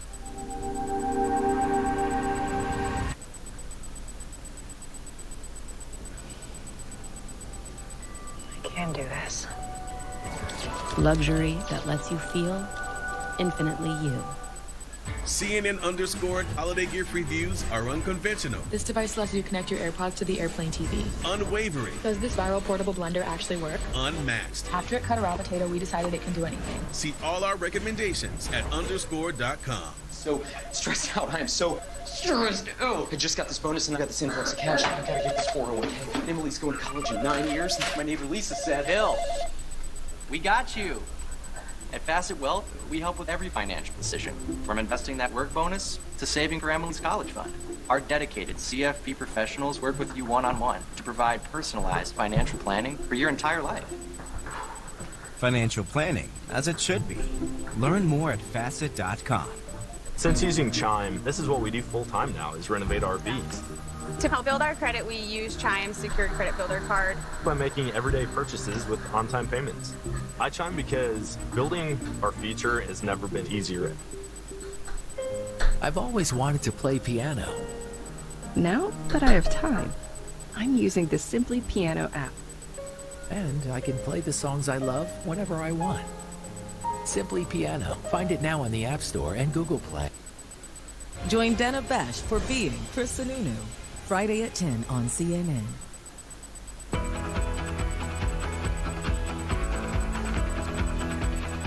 So right now, Arizona's outgoing Republican Governor Doug Ducey is pushing ahead with his efforts to do what he thinks will secure the southern border. He's stacking shipping containers topped with razor wire to fill gaps in border fencing built under the Trump administration. Now, this comes as officials brace for an influx of migrants when the hold on the ruling strike down Title 42 lifts just days before Christmas. So the pandemic border restriction has been used nearly 2.5 million times to expel migrants without allowing them to apply for asylum while in the U.S. Arizona's newly independent Senator Kyrsten Sinema wants the policy extended. She addressed the southern border crisis in an interview with our Jake Tapper. Watch this. Well, as a native Arizonan who was born and raised near the southern border, I can tell you unequivocally that the federal government has failed its duty in the last 40 years. Not just Democrats. It's just everyone. The federal government has failed here. And places like Arizona, front lines of this crisis, have been paying the price every single day since then. So for us, this isn't just a talking point of Team A versus Team B. This is our life every day. So listen, there's the very detailed story. So we want to bring in now Maria Santana. She's an anchor and a correspondent for CNN in Espanol. And Raul Reyes is an attorney and a CNN opinion columnist. We're so glad to have both of you on. Good morning. Welcome to the program. It's good to see you this early in the morning.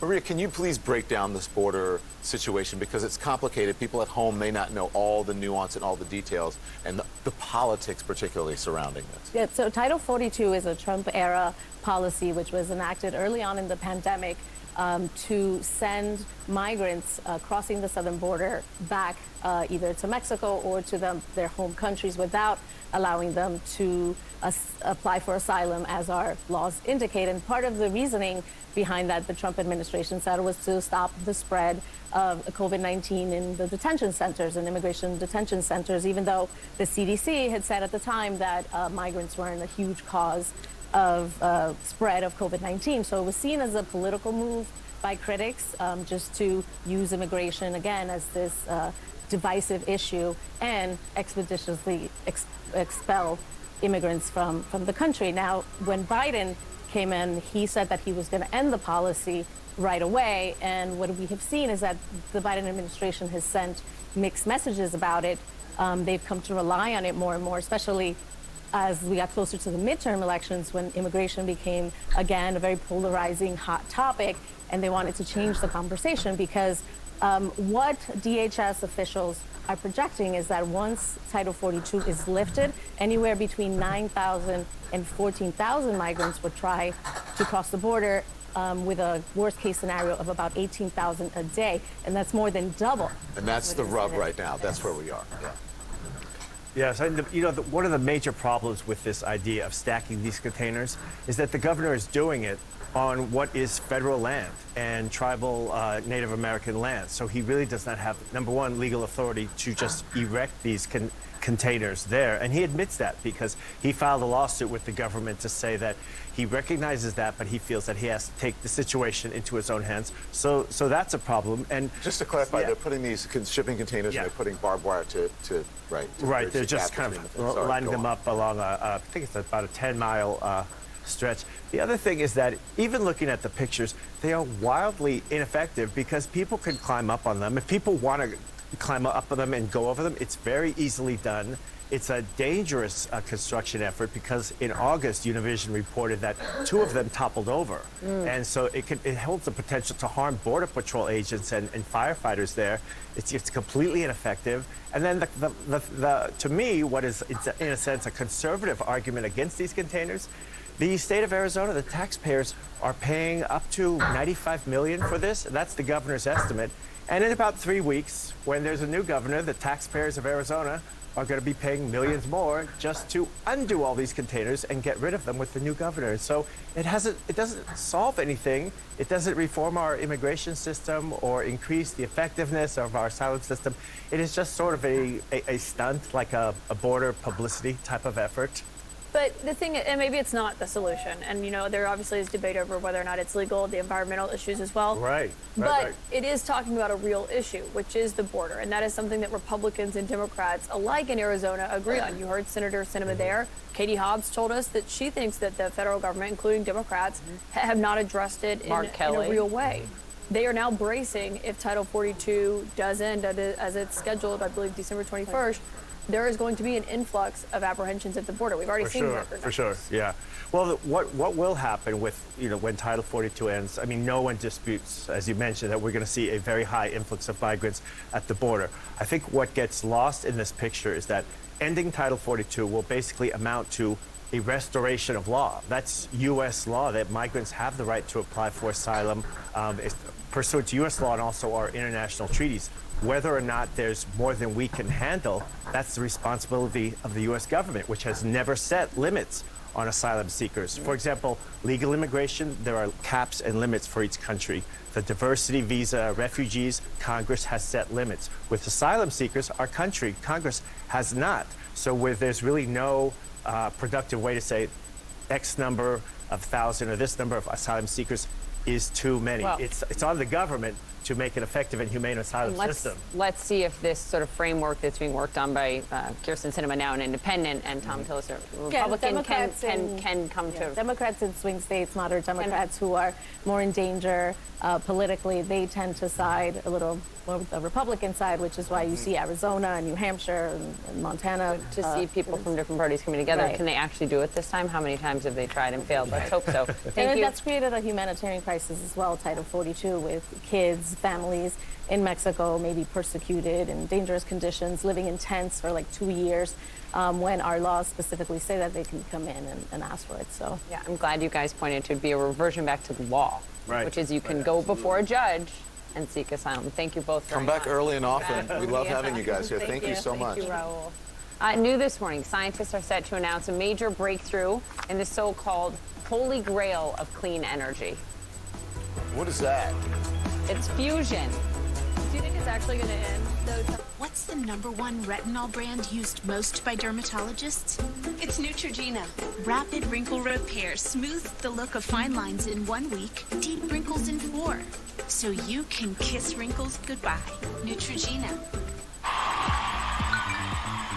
Real-time ticket upgrade? Meaning I get to meet my childhood idol? That works. I need my dog, Joey Fatone. When your customer experience works, the world works. That's why the world works with ServiceNow. Research shows people remember commercials with nostalgia. So to help you remember that Liberty Mutual customizes your home insurance, here's one that'll really take you back. It's customized home insurance from Liberty Mutual. Only pay for what you need. Liberty, Liberty, Liberty, Liberty. If you still have symptoms of moderate to severe rheumatoid arthritis or active psoriatic arthritis after a TNF blocker like Humira or Enbrel, Rinvoq is different and may help. Stand up to your symptoms with Rinvoq. Rinvoq is a once-daily pill that tackles pain, stiffness, swelling. For some, Rinvoq significantly reduces RA and PSA fatigue. It can stop further irreversible joint damage, and Rinvoq can leave skin clear or almost clear in PSA. That's Rinvoq Relief. Rinvoq can lower your ability to fight infections, including TB, serious infections and blood clots, some fatal, cancers including lymphoma and skin cancer, death, heart attack, stroke, and tears in the stomach or intestines occurred. People 50 and older with at least one heart disease risk factor have higher risks. Don't take if allergic to Rinvoq, as serious reactions can occur. Tell your doctor if you are or may become pregnant. Ask your rheumatologist for Rinvoq. Rinvoq. Make it your mission. Learn how AbbVie could help you save. The Real Real, authenticated luxury resale. Over 10,000 new arrivals every day. Gucci, Prada, Hermes, Tiffany, Cartier, Rolex. all up to 90% off retail. For you, for them, for all. Love The Real Real. Shop now and get 20% off at therealreal.com. Terms apply. This is our premium platinum coverage map, and this is Consumer Cellular's map. See the difference? No, I don't see the difference. Do you? Well, that one's purple. Exactly. That's our premium. What does that mean? I think it means it costs more. That's what makes it premium. That doesn't make sense, does it? No, but it is premium. I'd just go with Consumer Cellular. Got to say. Get the same coverage at half the cost. Save up to $250 a year on all the talk, text, and data you need. Consumer Cellular. Dude, you coming? Alka-Seltzer Plus Power Max gels with more concentrated power. Because the only thing dripping should be your style. Plop Plop Fizz Fizz with Alka-Seltzer Plus. Also tried for fast sinus and pain relief. We're Carvana. We've created a brand new way for you to sell your car. Go to Carvana, answer a few questions, and our techno wizardry calculates your car's value and gives you a real offer in seconds.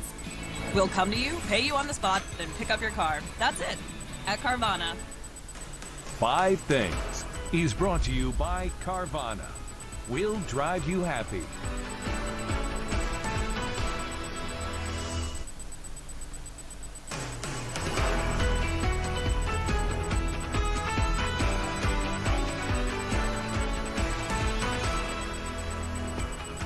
Monday! It's Monday morning. Good morning, everyone. Did you have a good weekend? I had a great weekend. Or as A we late Sunday at Heroes, which you'll see more of later. As I say, yes, we're gonna get. I can't wait to. The hero's gonna be here. The hero is going to be. She's here. amazing. She is amazing. Good morning, everyone. Thank you so much for joining us. It is December 12th.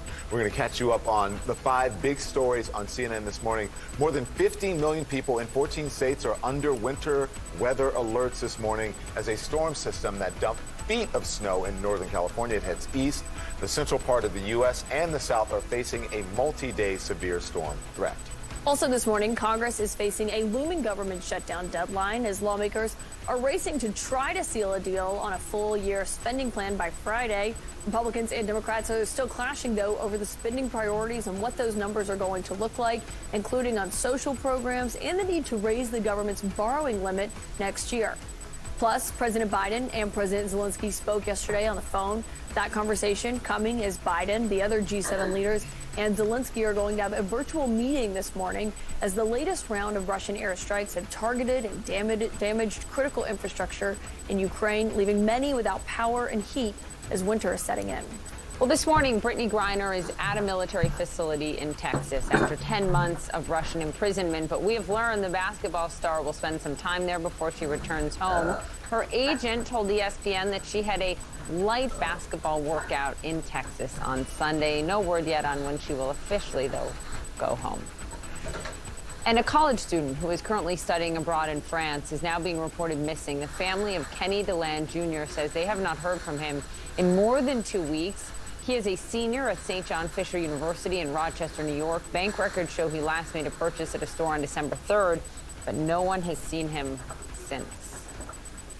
But first this morning, we start with a clock ticking in Washington. As this seems to happen almost every year, Congress finding itself with just 5 days left to keep the government funded and avoid the latest Republican threat to shut down the government, potentially once they take over the House next year. Democrats are looking to seal the deal on a full-year spending plan, but some Republicans may be trying to buy time until January. CNN's MJ Leave is live at the White House this morning. MJ, what is the White House's sense of where these talks stand and if any progress is being made? Well, Caitlin, we know that everyone involved in the negotiations had a very busy weekend. You know, one official I was talking to yesterday who has been involved in these talks said this time of year is the time of year when there is no weekend for people who work on these appropriations matters. The two sides are basically slogging through it right now. At this stage, I am told the two sides are presenting to each other their various bottom lines. But by the end of the weekend, they were still billions of dollars apart. And even though we sense that there was some progress made over the weekend, we know that there are still serious disagreements, particularly on spending on some of these priority domestic items. You know, Republicans have basically been saying to Democrats, you guys have spent so much money already this year on things like COVID, climate change, and health care, so you shouldn't get as much next year. And Democrats have responded in kind. This was money that was absolutely crucial and necessary, and that shouldn't affect how much we get to spend next year. Yeah, and there's not going to be a government shutdown, but it seems also really unlikely they're going to have an agreement on this hammered out by Friday. So what is the next step here that Congress is likely to take? Yeah, you're absolutely right that there is agreement right now that come Friday at midnight, which is when the funding runs out, there is not going to be a government shutdown. There is agreement right now on both sides, essentially, that there will need to be some kind of short-term measure that gets passed to buy everyone essentially a few days of more time. So that's what people are talking about whenever you hear the term short-term CR or continuing resolution. And at least for the White House's part, they are still publicly saying, yes, something will get done on government spending. The government will be funded. There is a path. There is time. But right now, the big question is, when exactly is that going to get done? And of course, how? We'll be waiting to find out. MJ Lee, we know you'll be there on the White House lawn. Thank you.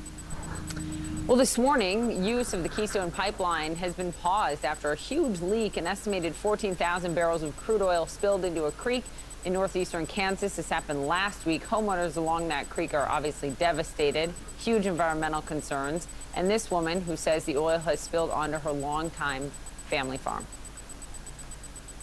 We know we have pasture grass that's black that probably will have to be removed. Things happen, and we just have to repair it and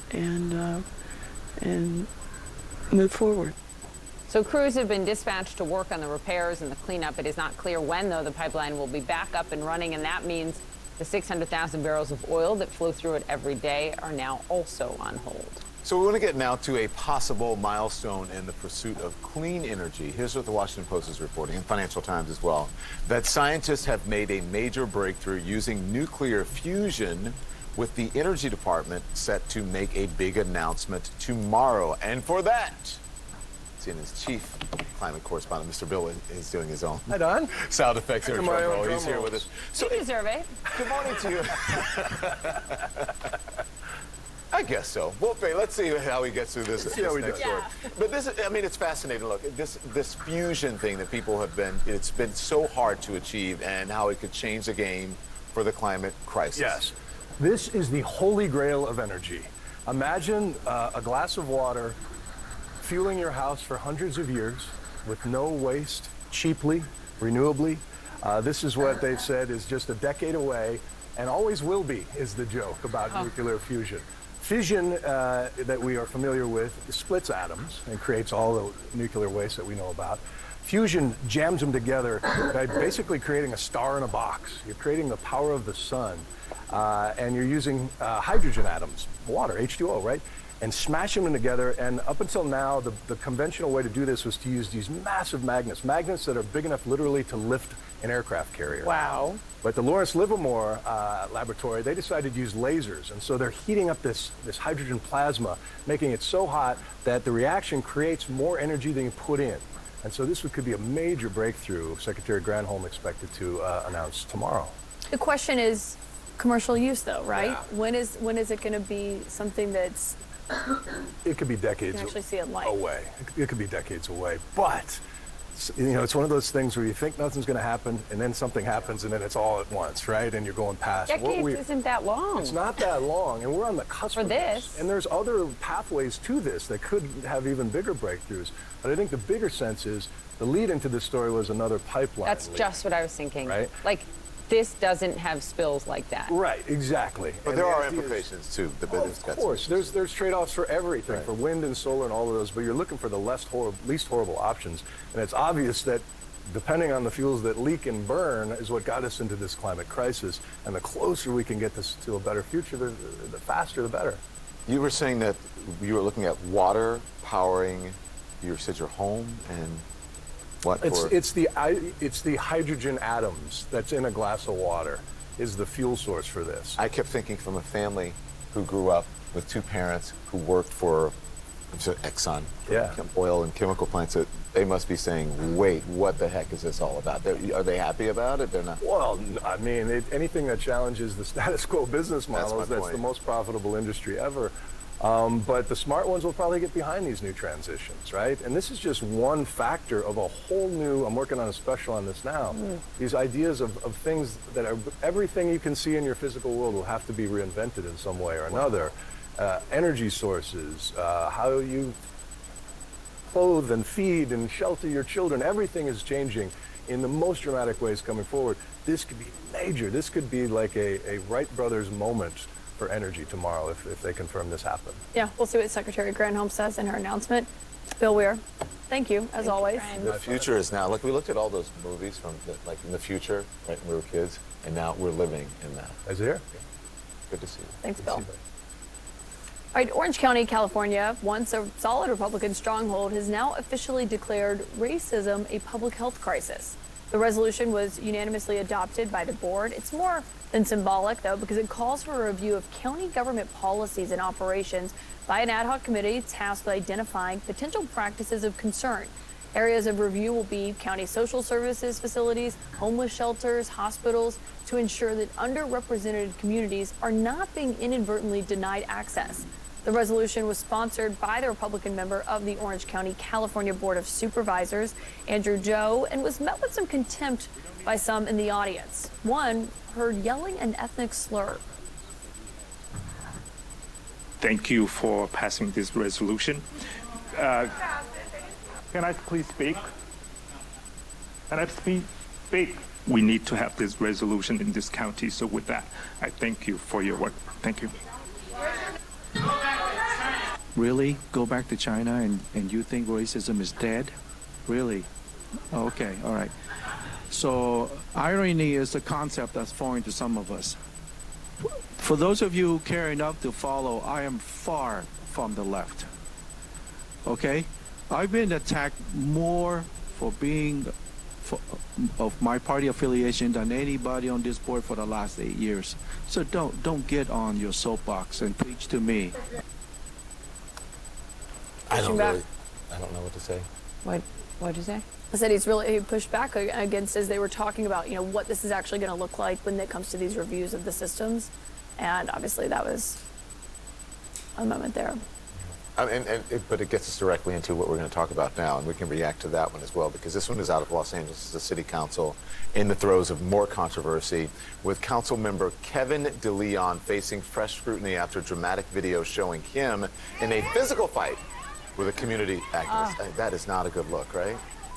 Earlier this year, he faced calls to resign following leaked audio of a council meeting revealing that DeLeon and other members that they were making racist comments. CNN's Nick Watt in Los Angeles for us. Good morning to you, Nick. The new video is stunning, but this is just another chapter in what has become a saga for the Los Angeles Council.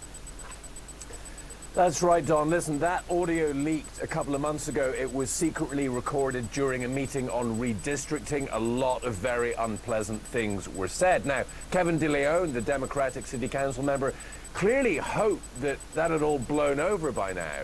He was just trying to dip his toes back in public waters, and it really didn't go well.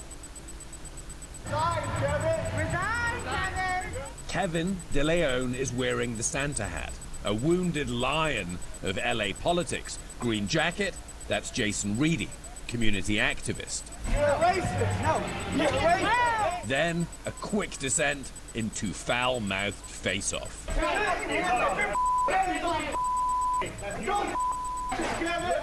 The Santa hat falls. This was a holiday party. Okay, there is backstory here. In October, some year-old audio leaked. City Council President Nuri Martinez talking about a fellow council member and his kid. There's nothing you can do to control him. Translation, little monkey.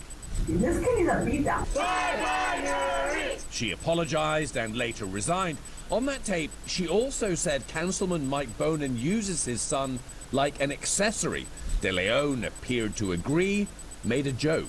They used to have those statues in plantations. And then when Nuri brings her little yard bag or the Louis Vuitton bag, Officially censored, DeLeon's been laying very low, clinging hard to power, expressing regrets but refusing to resign. DeLeon is high profile. Took a tilt at the LA mayor's job this year, served as president pro tempore of the state senate, ran in a primary for a U.S. Senate seat, well known enough to go by an acronym, KDL. He claims Jason Reedy was the aggressor. Reedy launched a pelvic thrust followed by a headbutt to my forehead, DeLeon said in a statement Saturday. My response in defense of myself was to push him off me. Reedy gave this video to the LAPD. We're waiting on comment from police. Reedy did not initiate physical contact with anyone.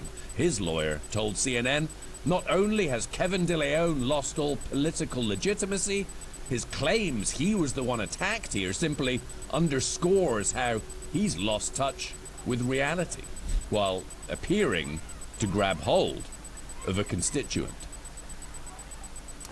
Now, all this comes at a moment of history for Los Angeles. Yesterday, Karen Bass was sworn in as the first female mayor of the city, the first female of color to serve as mayor of the city, and she has serious things to deal with. She's going to declare a state of emergency on homelessness. More than 40,000 people are homeless in this city right now. So with all that as the backdrop, Don, as you say, wrestling like this really is not a good look.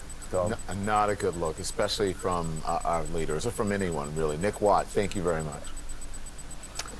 Well, if you ride the subway in New York City, like we do daily, well, it's going to cost you more. The city's public transportation is going to be $3. We'll talk about that. What is driving a possible price hike?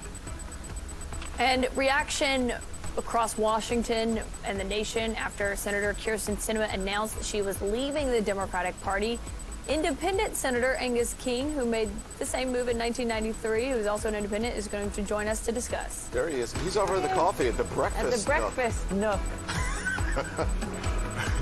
I want some breakfast. I actually did ride. 2 new IHOP lunch and dinner menu items for twice the goodness, twice the flavor, and twice the choice. Sirloin Salisbury steak and all-natural salmon. Perfect for lunch or dinner. Only at IHOP. Download the app and earn free food with every purchase. Today, my friend, you did it! You did it! Good news! A new clinical study showed that Centrum Silver supports cognitive health in older adults. It's one more step towards taking charge of your health. So every day, you can say, Centrum Silver. The first time you connected your website and your store was also the first time you realized... We can do anything.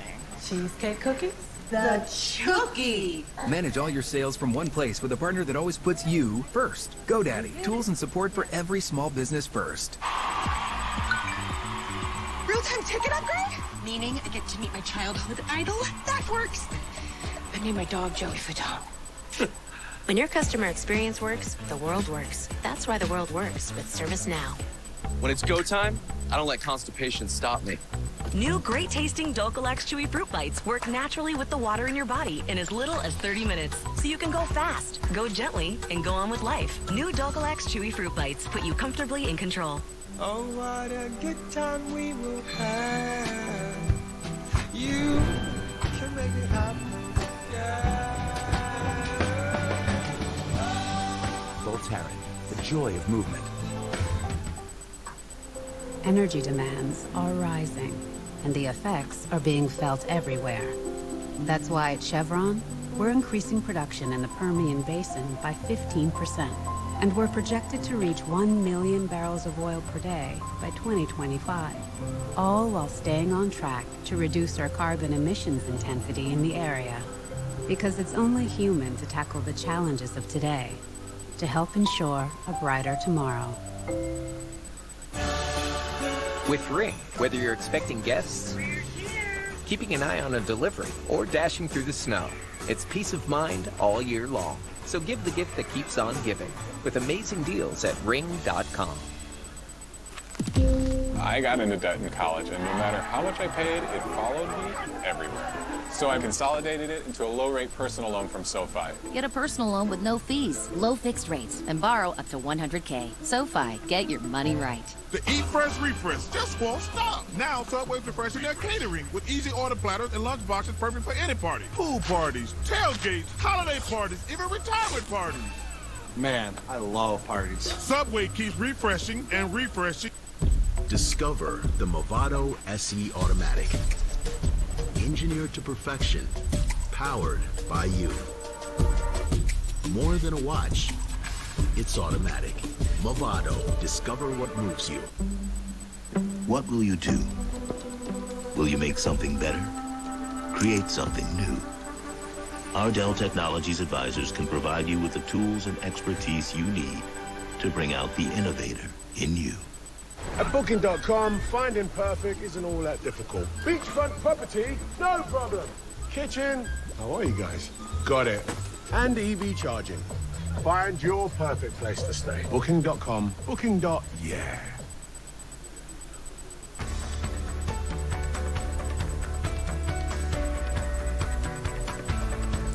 All right, a lot of reaction pouring in after Arizona Senator Kyrsten Sinema announced she's leaving the Democratic Party and now becoming an independent. Senator Bernie Sanders says that Sinema's decision is likely due to politics he believes in her home state, not in Washington. I think the Democrats there are not all that enthusiastic about somebody who helps sabotage some of the most important legislation that protects the interests of working families and voting rights and so forth. Joining us now is independent Senator Angus King from Maine, who first ran as an independent as the governor of Maine back in 1994. You got another independent. What's your reaction? My caucus just increased by 1/3.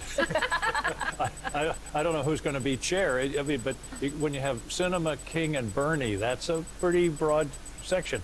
But it actually says something because, there's a lot of speculation. Is she trying to avoid a Democratic primary? One of the problems with primaries today is that they tend to favor the activists on either side, Republican or Democrat. And so somebody who does reach across the aisle has trouble. You can lose your seat in a primary, not because of your position on immigration or any of those kinds of things. You can lose your seat because you're viewed as someone who talks to the other side. I have a Republican friend, he was facing a primary in the Senate. I said, what are they going to charge you with? You're conservative as hell. He said, they're going to charge me with being reasonable. Think about that for a minute.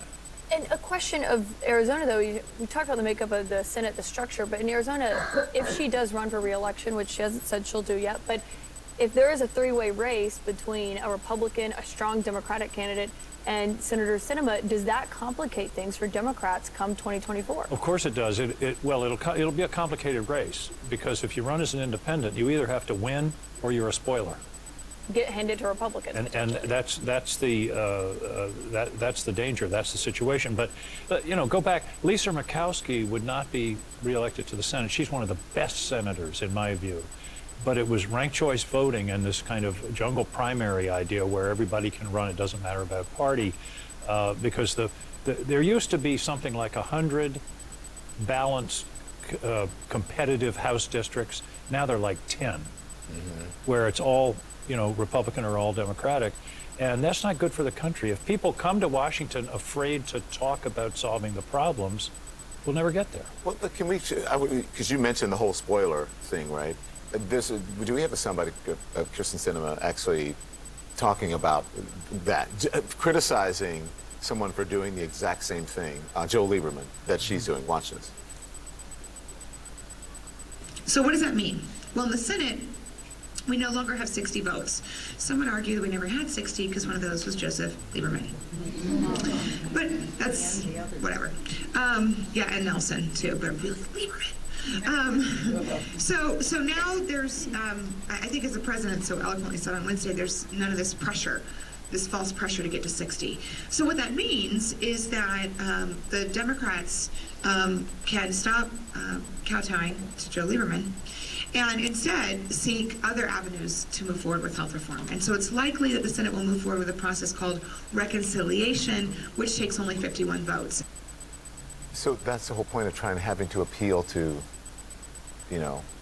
your party rather than doing sort of what you think is right. Am I wrong about that? No, you're not wrong. But as I say, the issue is primaries, Don. About 20 to 25% of the members of a party vote in a primary. Who are those 20 to 25%? They're the activists, the people that are in the Democratic side more over toward the progressive, on the Republican side more over toward MAGA and the conservative. So somebody who will listen and talk. Kirsten Sinema, you watch C-SPAN on a vote, and you'll see all this milling around, and she's around all over the hall. She's talking to Republicans, to John Thune and John Cornyn and Mitch and over the other side. And frankly, we need that kind of thing, where we can reach some kind of organic group in the middle that can build out. All of these major things that we've accomplished this year, the infrastructure bill, the PACT Act, the Veterans Bill, the CHIPS and Science Act, all came from people getting together on both parties and building a consensus outward. And that's really, I think, the way it has to work. So I understand what she's doing, and don't really criticize it. You can say, well, she's trying to avoid a primary. I think you have to look deeper than that and say, where are we with this primary system? If Lisa Murkowski had to run in a Republican primary in Alaska, she'd be gone. And we would have lost one of our very best senators. I liked this moment. You were on 60 Minutes, I think it was last year. It's quick, but I want people to watch what you said about being an independent. Here you were. I have no automatic friends in the legislature, but I also don't have enemies. I have 186 skeptics. Yeah, I like that. That's when I was governor, but I had to build every issue. I had to build my own coalition every time. It goes to the question I had, which is, do you think many more of your colleagues should become independents? I think that's a lot of where the public is. The problem is the structure is such that the two-party system really dominates how our everything is set up, how you get on the ballot. And the other part is, and I was fortunate running as an independent for governor of Maine because we'd had an independent governor 20 years before. So it was thinkable. The hardest thing for an independent is to convince the voters that they're not wasting their vote, that it's not, a flaky side. Spoiler to Don's point that it's actually. Yeah, you got to convince them that you're for real. But I think, in my view, when I ran for governor, my view was that there's a road down the middle. Right. And we had just had a government shutdown. There, in Maine, the politics was very polarized. So I came in at my timing was very good. Let's turn to some topics, if we could. Government funding, and what the heck's going to happen. Would you agree that funding the government is one of the most important jobs of a sitting member of Congress? You think? Absolutely, Well, I mean, it's like I kind of ask and jest, but not really, because you guys, I'm not pointing to you, but the collective keep getting here. It's ridiculous. I mean, September 30th was the deadline. Again, not to go back too much to when I was government, we had a trouble getting a budget one year, and the part of the legislature came to me and said, let's do a continuing resolution like they do in Washington. I said, not on your life. Right. Once you open that door, it's just too damn easy. So will we get it done? Yes. Will it happen probably, I predict, Christmas Eve? A couple of days, in that area. It should have been done a long time ago. They're trying to agree on what's called a top line. Once they agree on a top line for defense and non-defense, then you can do the rest. What's happening, we passed a major veterans bill, and I think the negotiation is defense, non-defense, and veterans. In other words, put the veterans in a different category, and I think that may be helping them to get to a deal. The last I talked to people on Friday was they were close, but I think you outlined it, your reporter outlined it very well, that the Republicans basically say, look, we've had enough domestic spending, we don't need parity here. And that's where the argument Okay, is. but I'm going to put you on the spot here, because if there is no agreement, would you support a one-year continuing resolution? Well, I'd have to. I mean, that's the second worst outcome. The worst outcome would be a shutdown. Right. And if that's the option, but a one-year continuing resolution would be terrible. We couldn't fund Ukraine. We couldn't fund any of the new initiatives. We couldn't fund it would be terrible for defense. I'm on armed services. I can tell you it would be devastating for the military. Another big thing that we've talked about is the Electoral Count Reform Act, which for people at home are like, what? It's basically what Congress has been trying to pass that would prevent what Trump did, which was trying to take advantage of that and say what Pence's role was. That's my highest priority for the next 2 weeks. But the question is, if the Senate doesn't act on it by the end of the year, the process is going to start again. That means it goes back to the House. The House is going to be controlled by Republicans. Won't happen. They've already said, I don't think the Republicans have the least interest in fixing the Electoral Count Act, although they ought to stop and think for a minute. I mean, one of the things we do in this reform is make it clear that the vice president doesn't have the power to throw out votes, which is what Donald Trump wanted Mike Pence to do. I don't think they've woken up to the fact that the vice president 2 years from now is going to be Kamala Harris. They ought to be on. This is a reform that ought to make sense to both parties. Okay, so then why? Why isn't it done? Why isn't it done, and why the tribalism on something that seems to make sense? It's common sense. You're making too much sense. Line of the morning, Senator. But no, the bill came out of this committee, the Rules Committee, 14-1. Mitch supported it. Yeah. All the Republicans except one. Guess. Can you guess who the one was? Caitlin knows everything on this, so I don't know. Ted Cruz. But here's the thing. Didn't the midterms show us that the American people want things done in Washington rather than just... Of course. So then And I think we will get it done. I think we're going to get it done by the end of the year. You do? You do? Oh, absolutely. I think it'll either be part of the budget. I think they're going to find a way to do it. Mitch McConnell wants it done. Chuck Schumer wants it done. Nancy Pelosi wants it done. I think we're going to get there. I've been working on it for over a year, and this is it's one of the highest priorities. This is a time bomb underneath the democracy. This Electoral Count Act is such a mess and so subject to abuse. No, that's a soundbite. A time bomb underneath the American democracy. Yeah. It is. We appreciate you. We know you got a train to Washington. I do. Very much. We're going to get you out the door. By the way, real quick, you didn't get the memo. What? Oh, the Because tie? He's wearing a tie, but I'll let you pass because usually people don't wear a tie, but that is the Constitution. So It's the Constitution, we the people, and you can get one at the store of the Library of Congress. Thank you, sir. Senator Angus King, thank you so Really much. appreciate it. Senator. Thank you. Safe travels back to D.C. All right, this morning's number is 3. Tell you why Harry Enton is at the wall with how this affects your commute. And who didn't make it out of the White Lotus? No spoilers for now. At least, well, we're going to have Will Sharp, the actor who plays Ethan. He's going to join us live straight ahead here. Thank you. Thank you. I wanted You're going to support the continuation. So we don't have to worry. Yeah, good news. Caitlin getting you to make news over here. Hey, Senator, I'll let you go, but Energy demands are rising, and the effects are being felt everywhere. That's why at Chevron, we're increasing production in the Permian Basin by 15%, and we're projected to reach 1 million barrels of oil per day by 2025, all while staying on track to reduce our carbon emissions intensity in the area.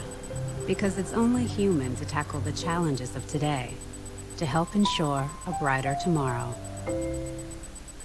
You go by lots of titles. Veteran, son, dad. It's time to get out. No. Hairstylist, and cheerleader. So adding a student title might feel overwhelming. But what if a school could be there for all of you? Good to see you. Career, family, finances, and mental health. It's coming along. Well, it can. National University, supporting the whole you. We all have a purpose in life, a why. Maybe it's perfecting that special place that you want to keep in the family, or passing down the family business, or giving back to the places that inspire you. No matter your purpose, at PNC Private Bank, we will work with you every step of the way to help you achieve it. So let us focus on the how. Just tell us, what's your why? It's the Sparkle and Shine sale. Get 30% off everything. Give the gift of shine at Zales, the diamond store. What should the future deliver? Progress? Innovation? Discovery? Or simply stability? Security, protection. You shouldn't have to choose. Gold, your strategic advantage. Visit goldhub.com. What if Skechers took extreme comfort and cutting-edge technology and swirled it together? You'd get new Skechers Swirl Tech, the future of comfort and performance footwear, with ultra-lightweight hyperburst cushioning for extreme comfort, plus Goodyear performance rubber. New Skechers Swirl Tech.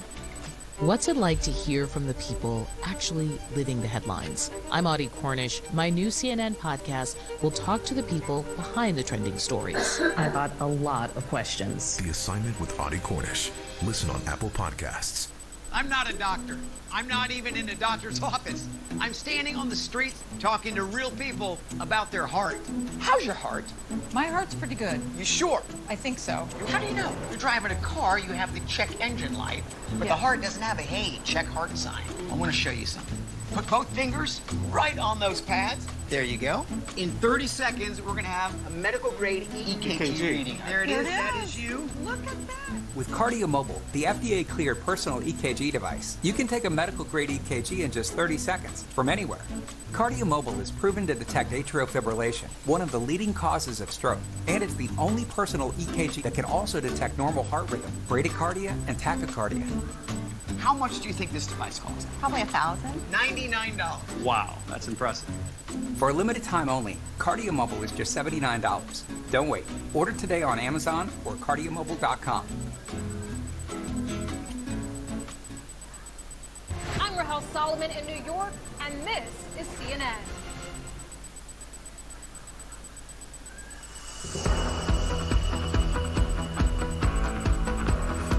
Welcome back, everyone, to CNN This Morning. We have a new clip.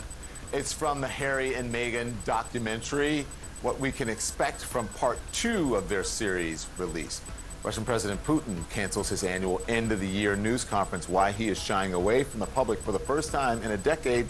And CNN's Hero of the Year has been named, and she is going to join us now live. And it is Poppy. Because we're going to talk about something I know well. No, I was going to say you're the Hero of the Year, but... If only.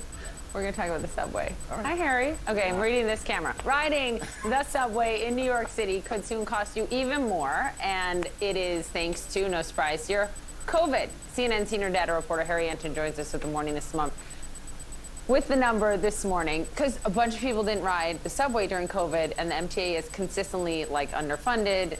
How much is it going to cost? Yeah, so look, this is just one idea of how to close a potential $3 billion budget gap come 2025. It could be up to 302. That's up from 275 now. That might not seem like a lot, but when you're taking the subway every day and you're not using a weekly or a monthly pass, this is a type of number that could add up. We could go over $3. Now, why is it that we could have this large gap, this large budget gap? Because take a look at the current New York City subway ridership level as a percentage of the pre-pandemic period.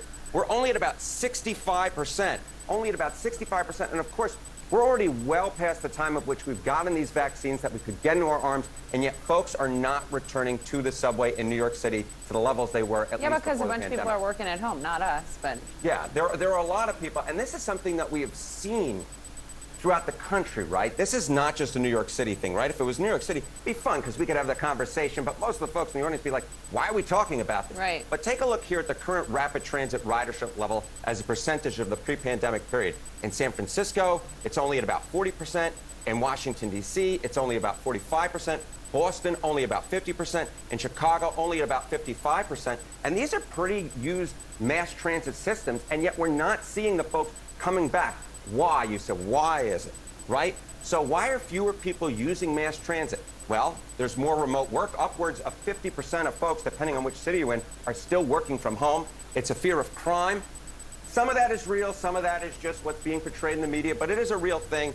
And as you mentioned, a fear of COVID that's still going on. And when you combine all these things into one giant sort of envelope, it gets you to the ridership levels where we're only at about 50%, depending on which mass transit system you're actually using. Your brain makes up for your lack of arrow drawing ability. I have no, look, I prefer to type. It's easy enough to type out the slides, but drawing on the slides, I'm iffy on that, but I'll go to school Thank for you, it. friend. I take the Thank subway. I'm a fan. Thank you. I do too. Okay, White Lotus fans, were your theories correct?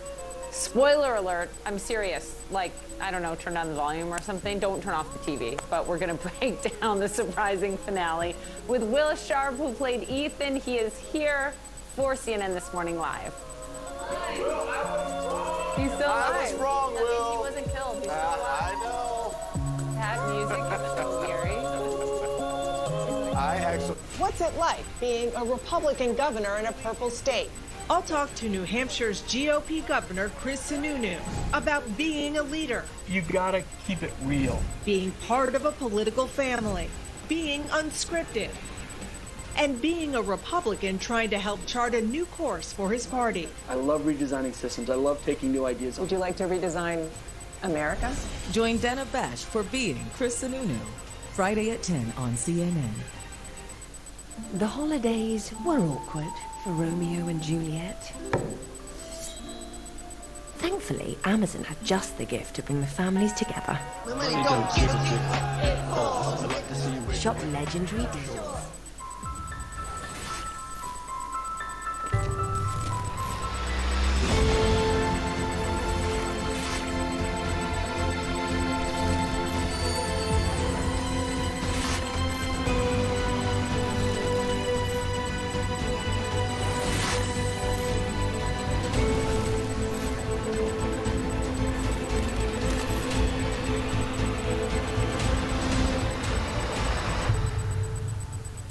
For people living with HIV, keep being you and ask your doctor about Biktarvy. Biktarvy is a complete one-pill, once-a-day treatment used for HIV in certain adults. It's not a cure, but with one small pill, Biktarvy fights HIV to help you get to and stay undetectable. That's when the amount of virus is so low, it cannot be measured by a lab test. Research shows people who take HIV treatment every day and get to and stay undetectable can no longer transmit HIV through sex. Serious side effects can occur, including kidney problems and kidney failure. Rare, life-threatening side effects include a buildup of lactic acid and liver problems. Do not take Biktarvy if you take dofetilide or rifampin. Tell your doctor about all the medicines and supplements you take if you are pregnant or breastfeeding, or if you have kidney or liver problems, including hepatitis. If you have hepatitis B, do not stop taking Biktarvy without talking to your doctor. Common side effects were diarrhea, nausea, and headache. If you're living with HIV, keep loving who you are and ask your doctor if Biktarvy is right for you. The first time your sales reached 100K was also the first time you hit this note. Save 20% with the lowest transaction fees and keep more of what you make with a partner that always puts you first. GoDaddy. Tools and support for every small business first. That's some badass.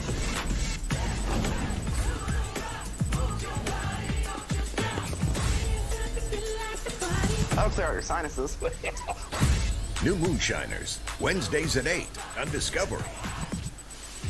Hello, welcome to T-Town. Like men over 40 everywhere. These guys experience a drop in testosterone. Don't worry, it happens to all of us. Some guys took my advice about how to boost their testosterone, and some didn't. This guy got the message loud and clear. That's right, Nugenix Total T. Nugenix Total T is the unique patented formula powered by Testofen, a patented key ingredient clinically researched to boost free testosterone, to help you feel stronger, leaner, with more muscle and drive. Nugenix is #1 doctor recommended, #1 at GNC, and #1 at Walmart. But you can only get your complimentary bottle by texting BASH to 42424. Thanks. It'll make you feel like a new man. And by the way, she'll like it too. Get your complimentary bottle of Nugenix now. Text BASH to 42424. Text now and we'll include a bottle of Nugenix Thermo, our most powerful fat incinerator ever, absolutely free. New Year's Eve Live with Anderson Cooper and Andy Cohen. Live coverage starts at 8.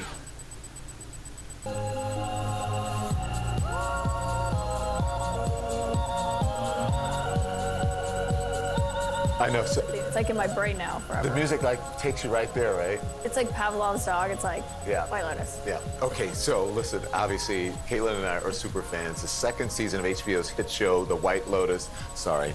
I mean, you're just speaking the truth. Yeah, it was a close last night. And we have to warn you because this is a spoiler alert. So if you don't want to know what happened, I would say turn the volume down, okay? We don't want you to change the channel, just turn the volume down. So fans have spent the entire season theorizing and trying to figure out one question: who was that floating body? They finally got their answer. It was last night. You've had very bad luck. The best thing about luck is it can always change. Italy's just so romantic. You're gonna die. Okay. Who's gonna die? Will Sharp's here. He plays Ethan on The White Lotus. Hi. And we should note that HBO is the unit, it's a parent company to CNN. Okay, so Warner Brothers Discovery.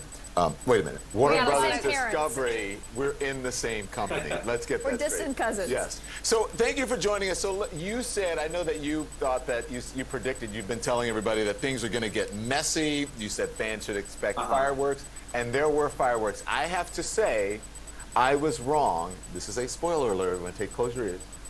I thought that you were the killer. I did. Okay. I think that's fair. And I mean, I don't know what kind of conversations Mike had with the rest of the cast, but I remember, him being very upfront with me towards the beginning about how he did want Ethan to be a kind of enigma, especially towards the beginning of the series, and for it to be like an available theory that maybe he is going to be the killer. So I guess I was mindful of that in the playing of it, whilst also having an eye on, the long game of how it really plays out. So you started the show and the cast does not know who the killer is or who dies? No, we did. We had all 7 scripts. And so yeah, we've been carrying those secrets for a while, I guess. And so in a way, it's a relief to be able to talk about it more freely now. But yeah, wow, what a bold move on Mike's part. Am I missing something, or I still don't know who the killer is? So, but I don't know if we should say. I don't think we should. I don't think we should say who the killer Okay, is. so we're not spoiling. Turn the volume back on. It's kind of a spoiler alert, but it's not. But the twist is that it's a double thing because the killer ends up being something else as well, which I won't say. Yes. Right. So this one, there's a sort of double twist here. Yes.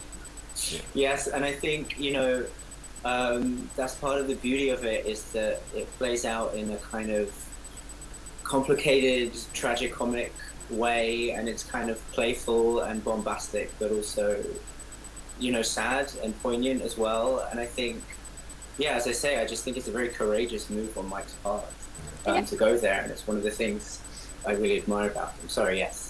If you haven't watched the show, what's so fascinating is it's kind of this idea, like they're in these amazing settings, and it's like people go to paradise, but they still take their problems with them. Like it's talked about privilege, about class, about sex, and all of that. I wonder what you thought of just like the themes for this season, because I know Mike White said it wasn't what he initially thought it was going to be, and he changed it based on the setting. Yeah, so I mean, I definitely think this season explores, sexual politics and gender politics too. I think the different ways in which men and women historically can behave, for better or worse. And as you say, I think it's the Sicilian setting that informs a lot of that. And I remember him saying to me that one of the first inspirations for the story of this season was when he asked a local about the Testa di Moro, those sculptures of heads that you see often in the show, and that Ethan and Harper have one in their bedroom. And the story that is relayed in the show is the actual backstory for those Testa di Moro. So yeah, I think it's a dark series. I think in a funny way, it's also romantic. I think Mike does throw some pieces of light in there, and he explores the nature of relationships, but without shying away from all the gnarliest, messiest, most sort of complex places that a relationship can take you. Well, you're right. There's a lot of sex, and there's a lot of naked nudity. It is. I mean, I got to be honest. Even for me, it's shocking. It's HBO got its start. It's HBO. It's really great. Congratulations. Thanks. We're big fans of the show. Will, we love the casting. We loved your character especially. Also, you'll be Ethan to us forever. I hope you know. But and also, you and Theo James don't have accents on the show. They're American accents, and in person, you both have. Oh my gosh, they're actors. They're I know, acting. but it's just kind of. I get it, but I'm used to seeing them on the show and their character. Congrats, Ethan. Thank you. Will Sharp. I know. Thank you. Ethan. Oh my gosh. Will Sharp, Ethan. Same thing. Thank you. All right, ahead we have a very special treat. In addition to White Lotus fangirling over here, fanboying, CNN Hero of the Year is going to join us live. That's next. Hi, Melly.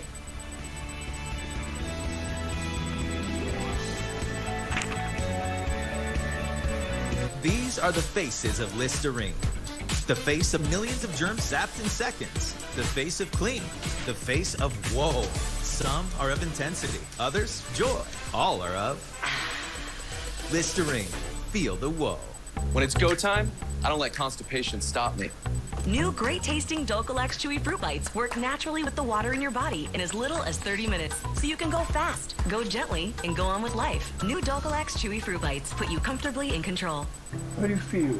A bit numb, I suppose. Empire of Light is an exquisite story of human connection, and Olivia Colman delivers a career-best performance. No one's going to give you the life you want. You have to go out and get it. Empire of Light, rated R. COVID-19. Some people get it, and some people can get it bad. And for those who do get it bad, it may be because they have a high risk factor, such as heart disease, diabetes, being overweight, asthma, or smoking.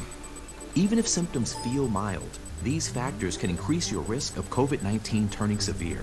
So if you're at high risk and test positive, don't wait. Ask your healthcare provider right away if an authorized oral treatment is right for you.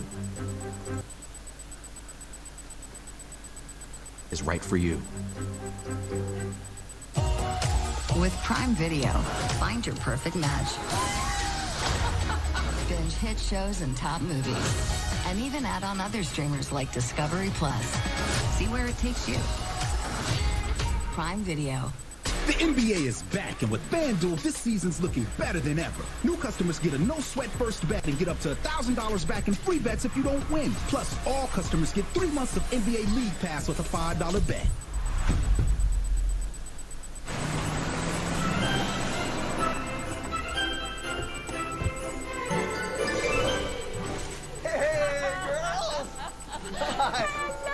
Are you kidding me? Plus, all customers get 3 months of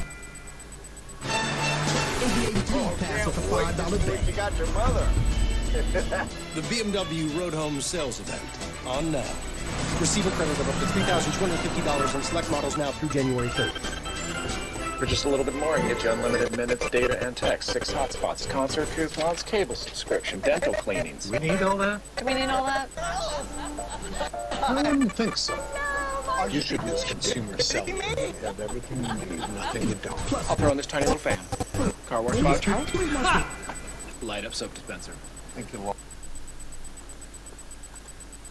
Light up soap dispenser. Think you lost. Get the same coverage as the major carriers at half the cost. Save up to $250 a year on all the talk, text, and data you need. Consumer Cellular. My ultimate goal, Chinese food world domination. Don't change it too much. I'm not waiting. It's happening now. Series premiere, Chef Dynasty, House of Fang. December 27th at 9 on Food Network. Furniture legs can scar your floors, costing you a lot of cash. Now there's Ruby Sliders, the chair leg covers that protect your floors, prevent scratching, and slide with ease without all the noise. They're ultra flexible and conform to most sizes.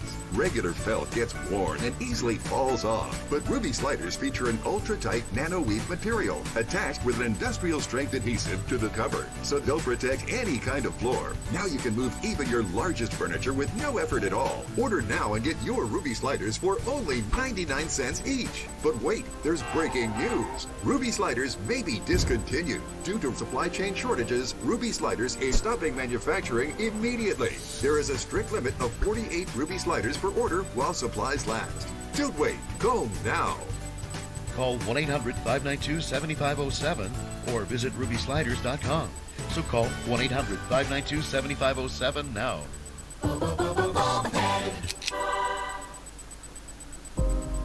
CNN Special Report, Sandy Hook Forever Remembered, Wednesday at 10. And now, the 2022 CNN Hero of the Year is Nelly Chaboy.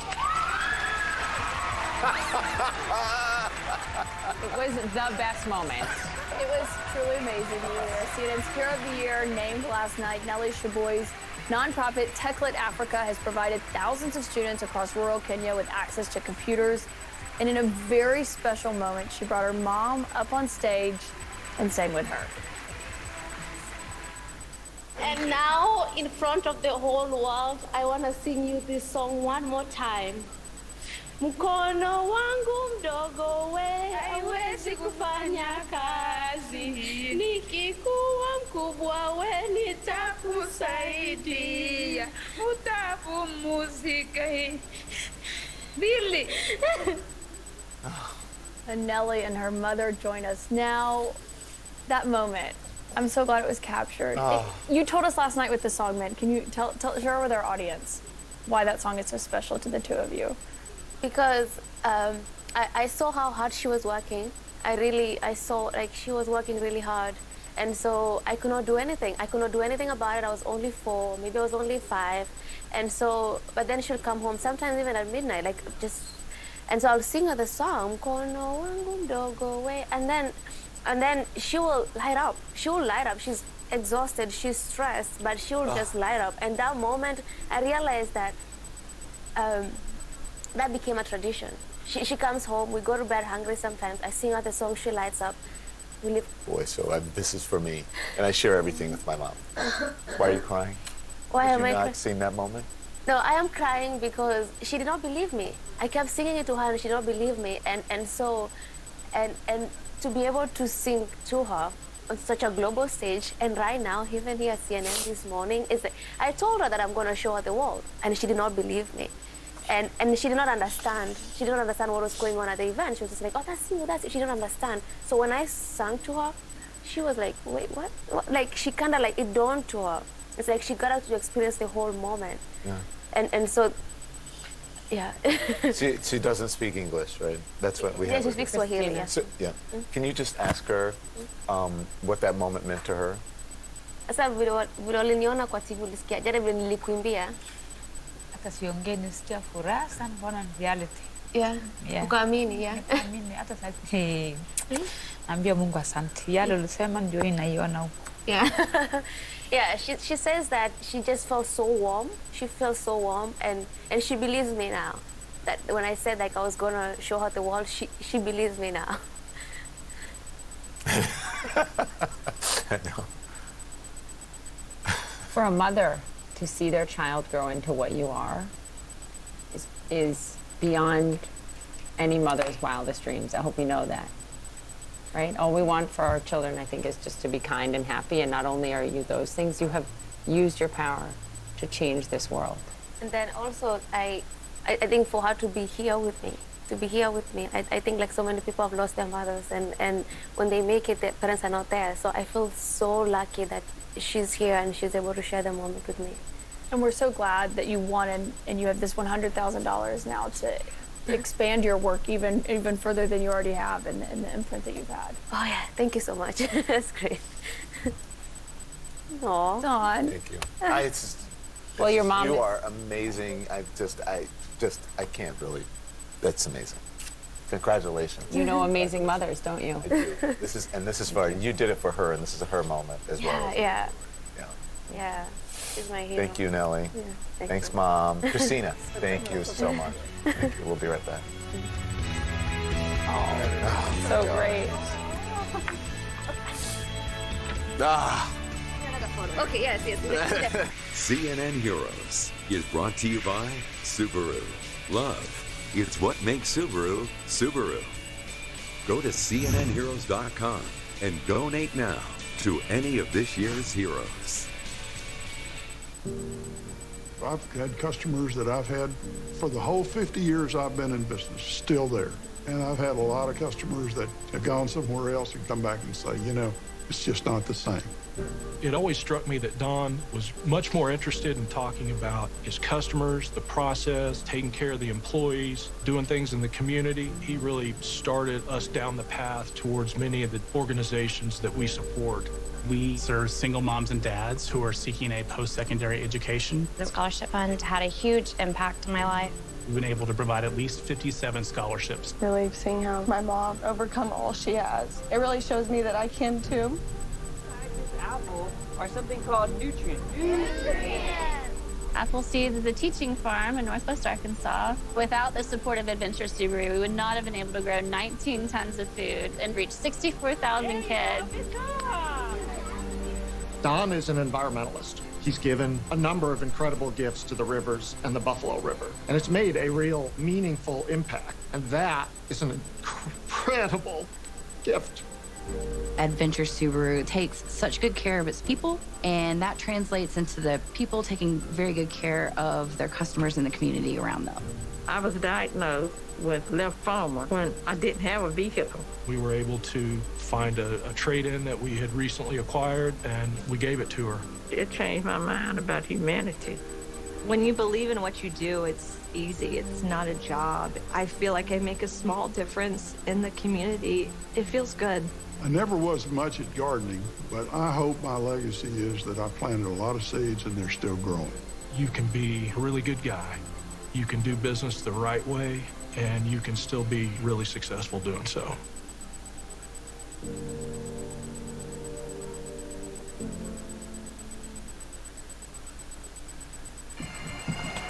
I was wondering who that was. I'm showing Poppy and Don my pictures because it was a historic moment in the classic Army-Navy football rivalry, not just because it was my first time going, But for the first time in the 123 years that they've been playing each other, they went into overtime. Not just overtime, double overtime. OT. Both sides then, it'd been a pretty quiet game. Then it was back-to-back touchdowns.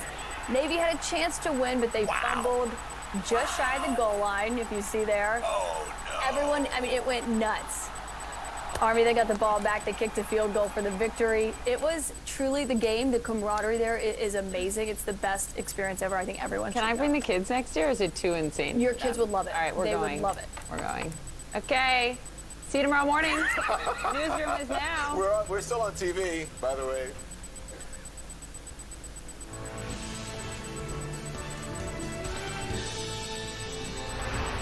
Good Monday morning to you. I'm Jim Shudo. And I'm Erica Hill. It is crunch time on Capitol Hill. With just 5 days left now to avoid a government shutdown, CNN has learned lawmakers are inching closer to a deal on a year-long government spending bill. But with that Friday deadline fast approaching, Congress may have to settle on, stop if you've heard this one before, perhaps a week-long stopgap measure to give some more time for talk. So we're going to take a closer look at where those negotiations stand. Yeah, I feel like we've talked about this before. You might even Once call or it twice. an annual tradition in Yes. Washington. And new CNN reporting this morning, the newly appointed special counsel, Jack Smith, is, according to CNN reporting, moving full speed ahead in charge of 2 criminal probes involving the former president, Donald Trump. He's already making a series of high-profile moves. We have the details and what they mean. Plus, a powerful winter storm is moving across the country, zeroing in on 16 states. Whiteouts and blizzard conditions expected out west. Severe weather with high winds and tornadoes in the south as well. We're going to be live in the CNN Weather Center with the latest. Will we get some snow? Yeah, a lot of snow. First, let's begin, though, with that new CNN reporting. Newly appointed special counsel Jack Smith moving fast on a pair of criminal probes around former President Donald Trump. With us, CNN senior crime and justice reporter Caitlin Poland. So this was a big appointment here. There's now a special counsel. There was some talk about whether this would slow things down. You got a new boss in charge, but you're saying that's not happening. Yeah, there's speed here and there's also focus. So as far as our understanding is, we had a whole reporting team looking into how this special counsel's office was being set up in these first couple weeks he's been in charge. And the one big takeaway we found is that there's a very large team of prosecutors working on this. Already twice the size of the Mueller investigation, 20 prosecutors that Smith will step in and be the manager of, working on January 6th alone. That's a lot of people taking this on. And one of the things they found, that we found, is that the prosecutors are asking witnesses at this time about was there a plan to steal the election? That seems really obvious. But what they're asking is about Donald Trump's knowledge, his belief of what would happen on January 6th, his intent. That's the sort of That's the point, thing. intent, because we've talked frequently about how key intent is to any possible criminal charges. Totally. But Jim, one of the things that's really fascinating is that Trump's team is not too worried. His allies are telling us that with Jack Smith coming in as special counsel, that doesn't necessarily mean that much. Even if Trump is out there saying witch hunt, witch hunt, witch hunt, they're not concerned in the same way right now that they were with the Mueller investigation. One of the quotes was the fact they found a guy who has been in Europe for the past several years without his brain marinating in the soup of January 6th coverage. That's a good thing. They also think if there were to be a case brought against Donald Trump, it would be very hard to prove in court. Of course, there's still a risk involved with any investigation that's ongoing, but the entire landscape here is a bit different than the Mueller investigation. Well, we'll see if Trump's legal team is right on that prognostication. Caitlin Poland, thanks so much. Joining us now to discuss former federal prosecutor Renato Mariotti. Good to see you this morning, Renato. So what Caitlin just laid out for us there, these 20 prosecutors on January 6th alone, the speed and the focus, as she said, when it comes to this investigation for DOJ, does it seem that is sort of more speed than you would have anticipated based on the last few months? You know, I have to say, Erica, I was somebody who's pretty bullish on the appointment of a special counsel. I really did not agree with some of the predictions that would slow things down. From my perspective, this is different than the Mueller investigation. Remember, the Mueller investigation was investigating events that had just happened. Trump had just fired Comey. Special counsel was appointed regarding that and other matters. And in fact, the special counsel, the prior one, Robert Mueller, he investigated things that happened during the course of his own investigation when Trump was trying to fire him. That isn't the case here. What you have is Jack Smith coming in an investigation that is already ongoing. And in the Mueller investigation, he did take over one piece of an investigation that was ongoing, the Manafort case. That was a case that had already investigated, already had a team in place. He indicted him within 5 months. I actually think the Mar-a-Lago piece here is going to go the fastest. I would not be surprised if we saw an indictment in 2023. Renato, you heard Caitlin relating the Trump legal team's view that, well, Jack Smith, he's been over in Europe. He hasn't been germinating, as they say, in the coverage of the January 6 hearings, and that gives them some sort of advantage here. I wonder if you believe that's right. Well, I do think having somebody with fresh eyes might be helpful for January 6th. I think that is a much harder case for the Justice Department to bring than Mar-a-Lago, whereas I think the Mar-a-Lago documents case is very straightforward. But as a practical matter, let's be real here. A special counsel leaving his job to take over here is not doing so in order to decline these cases. Frankly, if he did not think that there was a serious chance of charging these cases, I don't think he would have taken the job. So there's a bit of wish casting there. Yeah, and I imagine he'll follow the evidence rather than the coverage. Renato Mariotti, thanks so much as always. Thank you. All right, now to Capitol Hill as lawmakers face a familiar deadline in Washington. This one is 5 days, reach a deal by Friday, or risk a government shutdown. What do they have to do? They have to figure out how to fund the government. CNN congressional correspondent Lauren Fox joining us now. So the standoff, this is just one of the first tapes. It's something we've come to, as Jim pointed out earlier. I almost feel like this has become part of the holiday season, that we get to this point where we talk about how are we going to make this happen. The most wonderful time of the year up here on Capitol Hill. Yes, this is a must-pass funding deadline. It's coming up on Friday. Lawmakers coming back to Washington today, and they all acknowledge the reality. They're going to need a little more time. They're going to have to pass a short-term spending bill in order to get them just a few more days to continue these negotiations. Over the weekend, aides that I'm talking to say that they did make a little more progress, but the key sticking points still remain, and they still have not agreed to how much money to spend next year. They're about $25 billion apart. That obviously a significant amount of money for the government. That's a little bit less significant of amount of money, but they are still working through those differences.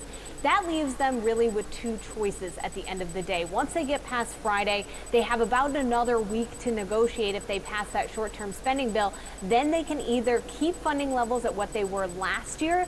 That is less desirable from the White House because of inflation, because of other factors. They want more flexibility in terms of how they deal with spending next year.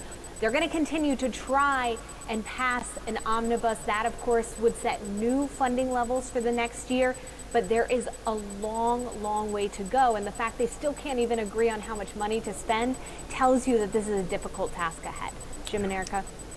Certainly is. Lauren Fox, we know you'll keep us posted on those developments. Appreciate it. Thank you. Well, this morning, 16 states are under winter weather alerts as a major storm system is moving across the country. Yeah, over the weekend, the storm blanketed parts of Northern California and Nevada with heavy snow. Check this out from Soda Springs. 60 inches of snow in 48 hours. 5 feet. Now the severe weather taking aim at the central U.S. as it makes its way across the country. That's about one Erica Hill, right? 5 feet plus maybe 7 inches or so, right? You know, that's a lot of snow. Yeah, I was 5'8". I shrunk a little bit, but yeah. Meteorologist Chad Myers in the CNN Weather Center. So I am kind of obsessed with the weather because it feels like this is the first big storm that we're seeing that is really encompassing the majority of the country. It is. Absolutely. This is almost a repeat of what we had the same time last year that put California way up on the snow map and go, yay, here we go. We're really going to get snow. And then January, February, March, it didn't snow at all. And all of a sudden we were back horribly in the drought. But this was a major storm. 5 feet of snow. You melt that down, that's 5 inches of water that's going to get into the ground, going to get into the streams, and going to get into the reservoirs. But now we move this to the east. We move this into Colorado. We move this into Salt Lake City, into the Wasatch. And then to farther off toward the east where it's warmer, that's where the severe weather will be. This is really a spring-type storm happening as we go into winter. Spring, the cold air's here and the warm air wants to be here. Winter, well, the warm air's here and the cold air wants to be. It's the same fight, it's just a different fight. Radar doesn't show up very well in the mountains there with snow, but these are the areas you were talking about, and the area in red right here. Blizzard warning is going to be put there when you get winds at 30 to 45 miles per hour and very heavy snow. 2 feet of snow, but there'll never be 2 feet anywhere. It'll be scoured and then in the ditches or in the hedgerows. That's where the snow will start to really, really just drift up. This is going to be difficult travel for I-80, I-76, 70, all the way even into Colorado itself and up into the Front Range. Here's the storm system here with thunderstorms, could be tornadoes too. Here's the snow back out to the west. The Front Range really gets in it tomorrow. This is really going. The wind's just going to pick up 40 to 50 miles per hour with heavy snow. That's what blizzard is going to come from. Visibility less than a quarter mile at times. But then we're going to watch this area throughout the afternoon because that's where it's going to warm up. The sun's actually going to come out and severe thunderstorms will fire across parts of Louisiana, Mississippi, possibly all along the Gulf Coast, maybe as far east as Panama City. This is a big storm. The rain is from Georgia, with the snow still all the way back expected over the next 2 days to Nevada. That's how large this thing is. It is massive to see such a chunk of that map covered here. All right, Chad, I guess we're going to keep you busy this week, my friend. You will. Thank you. Still to come here, health officials in major cities across the country revisiting their guidance on when you should mask up as they follow the spread of multiple respiratory illnesses, where you may want to think twice, maybe want to grab that mask before you head out the door, what the experts are saying next. Plus, the Treasury Secretary is forecasting lower inflation next year. Will that dissuade Federal Reserve Chair Jerome Powell from bumping up interest rates again this week, or more likely trim down the size of that rate increase? We'll have a look. And a high-speed splashdown. Now NASA prepares for the second phase of its mission to put people back on Mars. How Sunday's landing, a successful one, boosted that quest. That's coming up.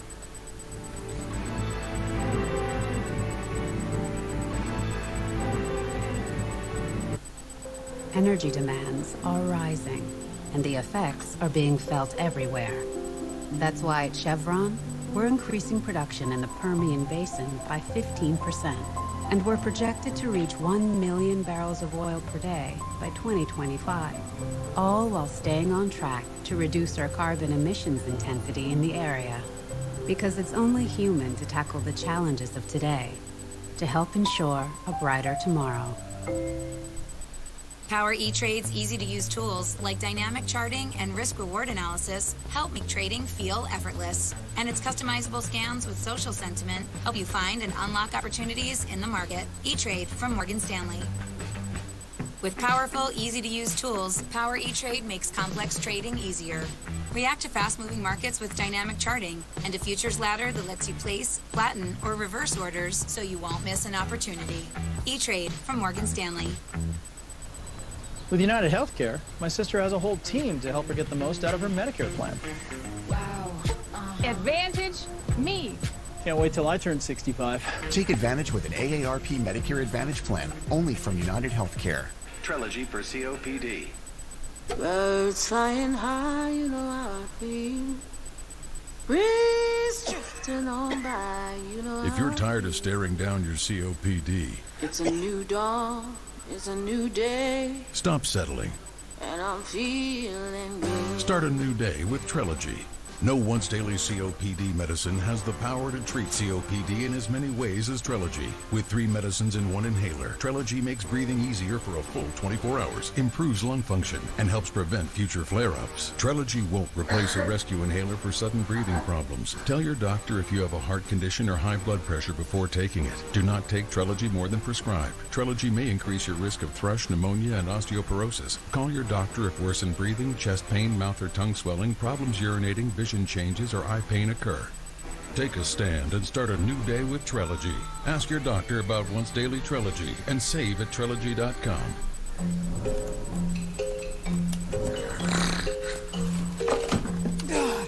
I need some sleep.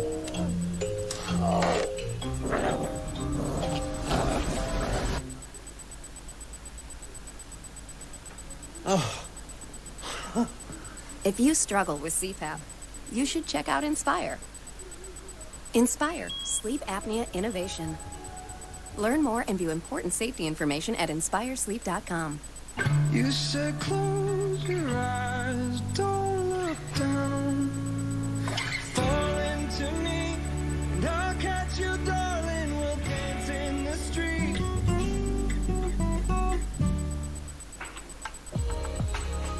Abu Dhabi feels like home because it's warm and comfortable, but at the same time, you have people from different contexts who inspire you and teach you and challenge you. You have all of these different spaces that are for the arts and dedicated to the people and to the public. The lifestyle here is calm and yet exciting at the same time. There's something here for everyone. Anyone can make this place feel like home. Think about the best night's sleep you've ever had. At Tempur-Pedic, we're dedicated to helping you sleep like that every night, so you get the deep, comfortable, undisturbed rest you deserve. Experience the mattress ranked #1 in customer satisfaction by J.D. Power 4 years in a row. Happy New Year, everyone. You know what I like about this? You're all together. Cheers to you guys. Oh, boy. New Year's Eve Live with Anderson Cooper and Andy Cohen. Live coverage starts at 8 on CNN. Health officials in several cities are now recommending that residents mask up this holiday season. This amid an uptick in a trifecta of illnesses, not just COVID-19, but also RSV and the flu. They're affecting millions of Americans, currently putting strain on hospitals across the country. And that has officials in Los Angeles, Seattle, Oregon, here in New York City, all recommending, important to note though, not mandating, but advising a return to mask wearing in certain situations. CNN's Athena Jones joining us now. So here in New York, I know health officials pretty clear to say this is an advisory, again, it's not a mandate, but they also said it doesn't matter your vaccination status. Right. The bottom line is you still can get COVID, as we know from many examples of people in our own families and lives, even though you're are vaccinated. But being vaccinated is very, very protective. So this is happening because of New York City health officials, what they're calling this unusually high concurrent spikes of these 3 respiratory illnesses we've been talking so much about, and because it's the holiday season. So people are going to be gathering with friends and family, and health officials want people to be as safe as possible. So they're urging not just masking, but a number of measures. Limit attendance at large indoor gatherings, wear a mask even in outdoor crowded areas, and also asking people to wear a mask and get a COVID-19 test if you're going to be gathering. And of course, these precautions are especially important for people who are especially vulnerable, infants, the immunocompromised, people over 65. And of course, they say use a high quality mask, not just a KN90, use a KN95 or a KF94 or an N95, not just a simple cloth mask. Wear an effective mask. But this is something that we're seeing not just in New York, as you mentioned, there's several other cities. Los Angeles, Oregon is one of the places. This is a state where hospital beds are more than 85% full. This is an area where officials are recommending masking. Los Angeles County is also just recommending it, and so is the Seattle metro area. Health officials there in 3 of that state's, Washington State's most populous counties are recommending masking. But the thing is, no one wants to go back to the bad old days of COVID surges, but a lot of people do not feel like masking is for them. Yeah. And so I think a lot of officials, even Anthony Fauci, the president's top health advisor, they don't want to force this on people. Right. They don't think that people will react well to mandates. Probably not, but they're going to give you the information to hopefully make the best decision for you and for your family. I have to say, I've definitely seen an uptick here in New York City of people wearing masks. Especially on the subway. Yeah. Athena, thank you. CNN senior medical correspondent Elizabeth Cohen joins us now. And Elizabeth, the data here, it's concerning. It's understandable because many hospitals are seeing a real uptick in admissions here. But I'm sure health officials know they have a challenge, right? Given that some folks are going to hear these recommendations, even though they're not mandates, and say, hey, I'm over that. So how do they balance that? How do health officials balance that? I think it's definitely a tough balancing act. We know that people don't want to hear this, but I'm going to show you a graph, and Athena mentioned this, the incredibly high stress on hospitals. I was actually surprised. I had to look at it twice, but look at this graph. On the right-hand side, that is hospital bed capacity. They are at over 80% capacity. That's higher than at any point during the pandemic. In other words, it's worse now than it was during the heat of the pandemic. That says a lot about how much flu and RSV and other respiratory illnesses are out there. It also says something about our hospitals. They're not what they used to be. They are so understaffed. They're having such trouble getting doctors and nurses. So many of them left during the pandemic that it's really hard to keep these places at full capacity. There are a couple of other images I want to show you. They're so important here. This map, this is a CDC map of where we're seeing high rates of flu and other respiratory diseases. is. If it's purple, if it's red, that is a high or a very high rate. You'll see that almost the entire country is red or purple. That means almost the entire country is seeing very high rates of these respiratory illnesses. And by the way, you don't need to be an epidemiologist to know that. I mean, I know so many of my friends are so sick and family members are so sick. The last map speaks to the masking, and I think kind of answers your question. The communities that are in red here, those counties, they are, according to the CDC says we really want you to be wearing masks indoors. That's 14% of the U.S. population is supposed to be wearing masks indoors, according to the CDC. We know that that is not the case. We know that all you have to do is walk around and know that most people are not adhering to that. So they're really going to have to think of some other measures that will work. Certainly the first one is get yourself vaccinated. Be up to date with your COVID vaccines and get yourself vaccinated against flu. It is not too late. Even if you don't want to wear a mask, do your part, get yourself vaccinated. Think about all those doctors and nurses and other patients that you're going to be helping out. Jim, Poppy? Elizabeth, appreciate it. Thank you. Erica, by the way, new this morning. That's all right. Elizabeth and I go way back. It she happens. knows. New this morning, the WNBA All-Star Brittany Griner made her return to the basketball court on Sunday during a light workout in Texas, just days after coming back to the U.S. after nearly 10 months of imprisonment in a penal colony in Russia, and she didn't have a bad start. No, her first move, a dunk. Her agent, though, says despite the workout, Griner is still unsure at this point whether she'll play again for the WNBA, for the Phoenix Mercury. CNN's Kylie Atwood joining us now from the State Department with more. So she is still, Kylie, at Brooke Army Medical Center there in San Antonio. Do we have any more information this morning on how she's doing in terms of her recovery and also on the administration's efforts when it comes to Paul Whelan? Well, I think the best indication is the fact that she was able to dunk a basketball over the weekend, right? I mean, it demonstrates that she has energy. She is driven to get back to the basketball court. As you guys said, no news about if she will actually return to playing basketball professionally. But we do know from all accounts, everyone who has seen her says she's doing incredibly well.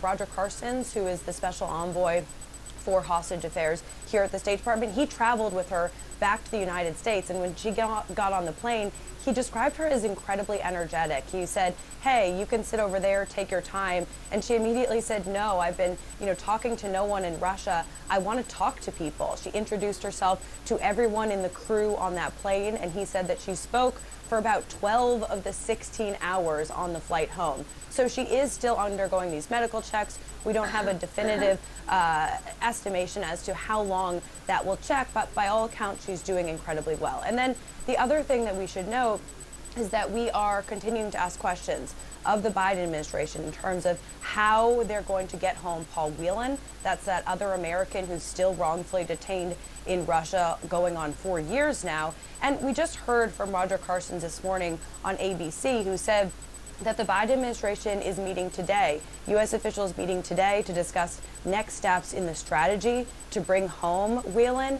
And he also told our colleague Dana Bash over the weekend that there's always cards that the U.S. can put on the table. Now, the question is, what kind of cards will Russia accept here to get Paul Whelan home? Because they weren't able to get him home as part of this prisoner swap that brought home Griner. But rest assured, he said to Paul Whelan, who he spoke with on Friday, that the U.S. government is really doing everything that they can, and this is an ongoing productive effort for them. Guys? Yeah. It'll be interesting to see how far Russia tries to squeeze things this time. Kylie Atwood, thanks so much. We'll still have the Treasury Secretary predicts that 2023 will bring some relief on inflation. That's good news. You're hearing that from a lot of folks. That, however, will not change the holiday shopping prices many Americans are seeing right now. We are just moments away now from the opening bell on Wall Street. U.S. stock futures marginally higher than where they ended the week on Friday. All three markets did lose ground on Friday, but investors critically focused now on inflation this week as the November Consumer Price Index comes our way. That is slated for Tuesday. The Federal Reserve's two-day meeting begins that same day. Chair Jerome Powell's announcement on another possible rate hike, that is expected Wednesday. Traders do anticipate, though, if it is an increase, it will be a smaller move than in recent months.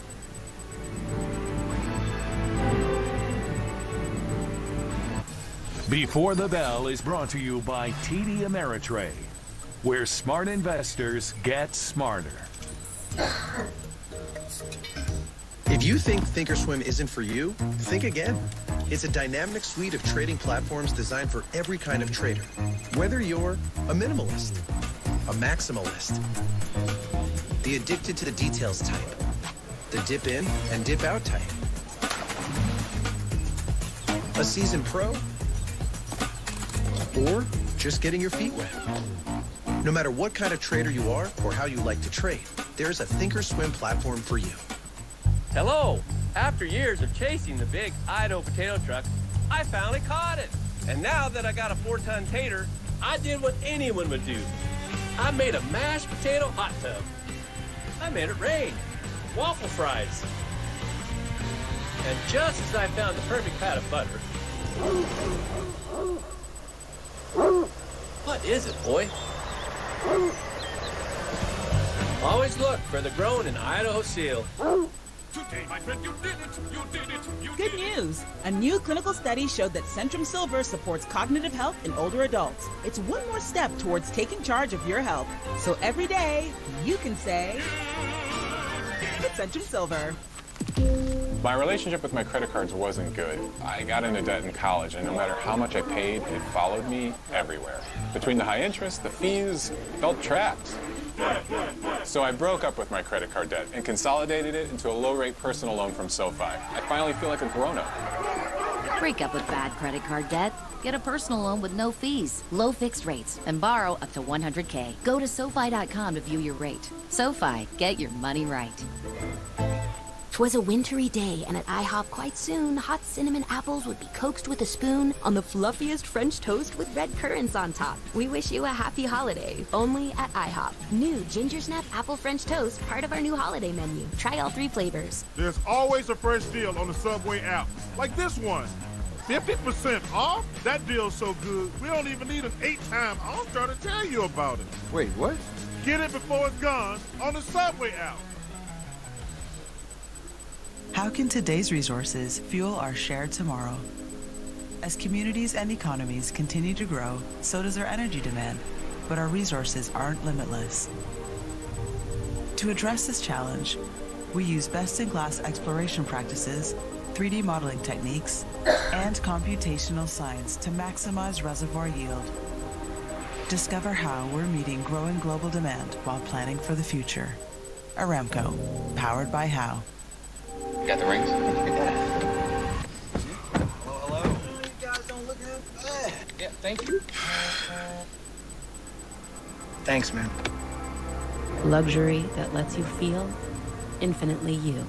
The Real Real, authenticated luxury resale. Over 10,000 new arrivals every day. Gucci, Prada, Hermes, Tiffany, Cartier, Rolex. all up to 90% off retail. For you, for them, for all. Love The Real Real. Shop now and get 20% off at therealreal.com. Terms apply. Dave and Jenny Mars are home renovators, but with these 4 words, I've got an idea. they become magicians. The Mars are making magic. We have 5 kids. And always deliver. All new Fixer to Fabulous, Tuesday at 9 on HGTV. Payday. A big moment for your employees and a big moment for you. And it all happens thanks to the experts at Paychex. When it's time to add a new member to your team, the Paychex suite of next-generation HR solutions can handle it all for you. And when you want to get your employees the benefits they need, Paychex does that too. 50 years and thousands of experts in payroll, HR, benefits, and insurance. Sign up today for 2 months free at paychex.com/future. When you're a small business owner, there's no such thing as 9 to 5. Days are longer, and business hours, well, they're anything but predictable, especially when you have clients like ours. When I considered payroll providers for my business, I looked for a solution that fit into my busy schedule.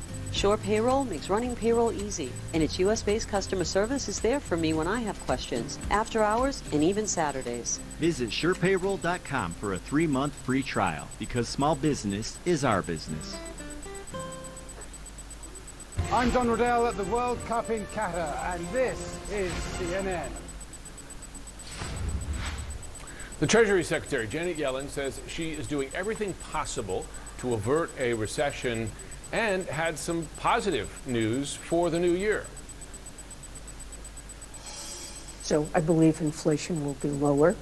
I am very hopeful that the labor market will remain quite healthy, so that people can feel good about their finances and their personal economic situation. CNN reporter Matt Egan is here with more. So this is a pretty busy week. You and I were just talking about how busy a week it is for you. We were talking about it in the breaks. We have all this data, key inflation data coming out tomorrow. Wednesday, we should hear about a rate hike, right? Because the Fed is meeting. We're all trying to piece this together in this sort of unprecedented moment for the U.S. economy. Do we have a better sense this morning of what direction things are headed in? Well, Eric and Jim, there is a lot of gloom and doom out there, right, as we head into 2023. But I think the truth is there are some real bright spots out there. I mean, it's easy to forget, but we are in the middle of this historic jobs boom. More than 4 million jobs created so far this year. That is more than twice the pre-COVID pace. It's actually more than any other year, as you can see on that chart, more than any other year except for last year, which was the all-time record. The unemployment rate is just 3.7%. Easy to forget, but it was almost 15% in the spring of 2020. And not only the jobs market is strong, but some of the negatives are getting better, right? Inflation, we learned on Friday that producer prices, they went up at the slowest annual rate in 18 months. We do expect more cooling in tomorrow's consumer inflation report. Also, gas prices, right? They have plunged. The national average is down by 52 cents in just the last month. They're actually lower than they were a year ago, which is pretty amazing. And then there's the Federal Reserve, right, which has been slamming the brakes on the economy almost all year. That is why people are worried about a recession, because borrowing costs are going up so rapidly. But the Fed is expected to slow the pace of rate hikes, right? Expected to deliver a 50 basis point increase on Wednesday. That would be down from 75 basis points. I think the question is whether the Fed can stop raising interest rates before it ends up slowing the economy into recession. And we don't know that yet, but that will be the story of 2023. Yeah, that's what they're trying to figure out with Exactly. their crystal ball. Right. We'll see. Right, but it won't be easy. No, it won't. Matt, appreciate it. Thank you. Thanks. Well, while inflation may be cooling as we do head into the new year, some higher prices out there, we're learning, have really started to impact consumers ahead of the holidays. CNN correspondent Gabe Cohen speaks with families who say this holiday season may look a little different. In Hyattsville, Maryland, Anya Remy, an HR professional, is Christmas shopping for her children on a stricter budget than ever before. It's a few items for the kids this year as opposed to getting them all of the things on their list. High inflation has made holiday budgeting a more complicated equation for middle-class families. A November poll found 47% of Americans have less savings than a year ago, and 42% plan to spend less on gifts this season. Only 8% plan to spend more. But up to now, the National Retail Federation says overall holiday spending hasn't slowed. Families are just making sacrifices. Jeanette Duval, a school bus driver, is relying on coupons for the first time. Probably not everybody will have the same quality of gift they used to have. It's a little pinch. Joe Parker says he won't limit spending for his family, just for himself. They're good kids. They do what they're supposed to do, so I'm supposed to fulfill my part. In a new poll, 55% of Americans say rising prices have caused financial hardship for their household. Doesn't take much. Lindsay Cook is one of them. She's a teacher, her husband a school security officer. Higher prices have forced them to dip into savings the past few months. I'm living paycheck to paycheck, so there's no sort of wiggle room, and it's kind of scary. How has your holiday budget changed? How do you create a budget when you don't have any sort of extra income? She decided to spend no more than $100 for each of her 2 children. I sense the stress in your voice. I don't want to disappoint my kids. I don't want them to be upset. So it's just kind of sad. Then there are parents like Carissa Warren. We met her back in March when she could barely afford gas with surging fuel prices. Because if we were to fill our tanks, we wouldn't have enough cash for the rest of the week to cover the rest of our bills for that week. With gas prices down and a raise at work, she felt more secure heading into the holidays. Then came the news. Like many Americans, she's getting laid off from her job. What did that do to your budget? What budget? It just kind of blew everything up. Now it's like anything extra is out of the question. She's already purchased a few gifts for 3-year-old Layla and says that's the end of her holiday shopping. And Layla seems just fine with that. You're still going to have a great Christmas. Right, yeah. I mean, if that's at the end of the day, as long as she's happy, we're all happy. We won't have gifts under the tree this year, but she will, and so that's all that really matters. Gabe Cohen, CNN. Still to come here, Ukraine's defense minister tells CNN why a harsh winter in that country may actually be a good thing in terms of the counteroffensive with this Russian invasion. More of that interview next. This message is from the superintendent I hugged him and kissed him and told him I loved him. of the Newtown Public Schools. And he said that if we were still in that room, that our loved ones weren't coming back. 10 years later, meet parents who turn pain into power, standing up for the truth, holding gun makers accountable, and fighting to make all of us safer. There are consequences. There will be accountability. You have to find the courage. Sandy Hook, forever remembered, Wednesday at 10. All across the country, people are working hard to build a better future. So we're hard at work, helping them achieve financial freedom. We're investing for our clients in the projects that power our economy. From the plains to the coasts, we help Americans invest for their future and help communities thrive. Invested in the future of Americans. BlackRock. This isn't dry food or wet food. It's not burnt brown pellets. The Farmer's Dog makes it simple to feed your dog real food. It's real meat and veggies. Freshly made, developed with vets, delivered right to your door. That's why dog lovers are choosing the Farmer's Dog. A smarter, healthier pet food. Delivered. Visit tryfarmersdog.com and get 50% off your first box of food.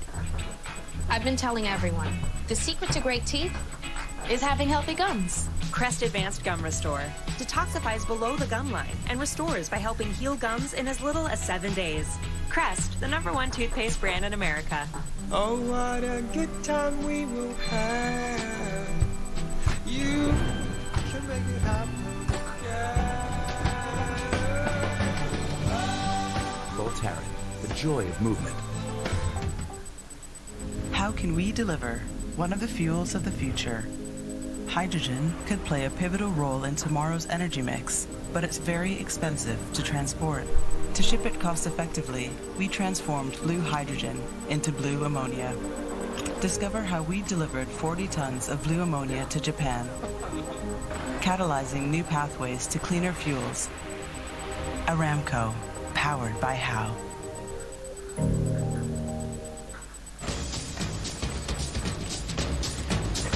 If you use Shipco, this whole thing wouldn't be a thing. Yeah, Dad, I don't want to deal with it. Oh, you brought your luggage to the airport. That's adorable. With Shipco, shipping your luggage before you fly, you'll never have to wait around here again. Like, ever. That can't be comfortable, though. Shipco.com, the smart, fast, easy way to travel. Look around you. This whole place is for people who want to escape. The world is changing. Wow. It really was beautiful. It still is. You can't just give up. Don't let them tell you what you can or can't do. Here's to the future. Here's to getting back up. Happy New Year! And here's to coming home. Empire of Light, rated R.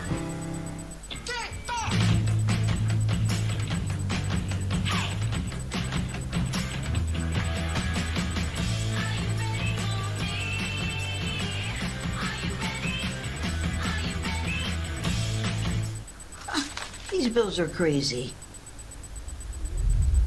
She has no idea she's sitting on a gold mine. Well, she doesn't know that if she owns a life insurance policy of $100,000 or more, she can sell all or part of it to Coventry for cash, even a term policy.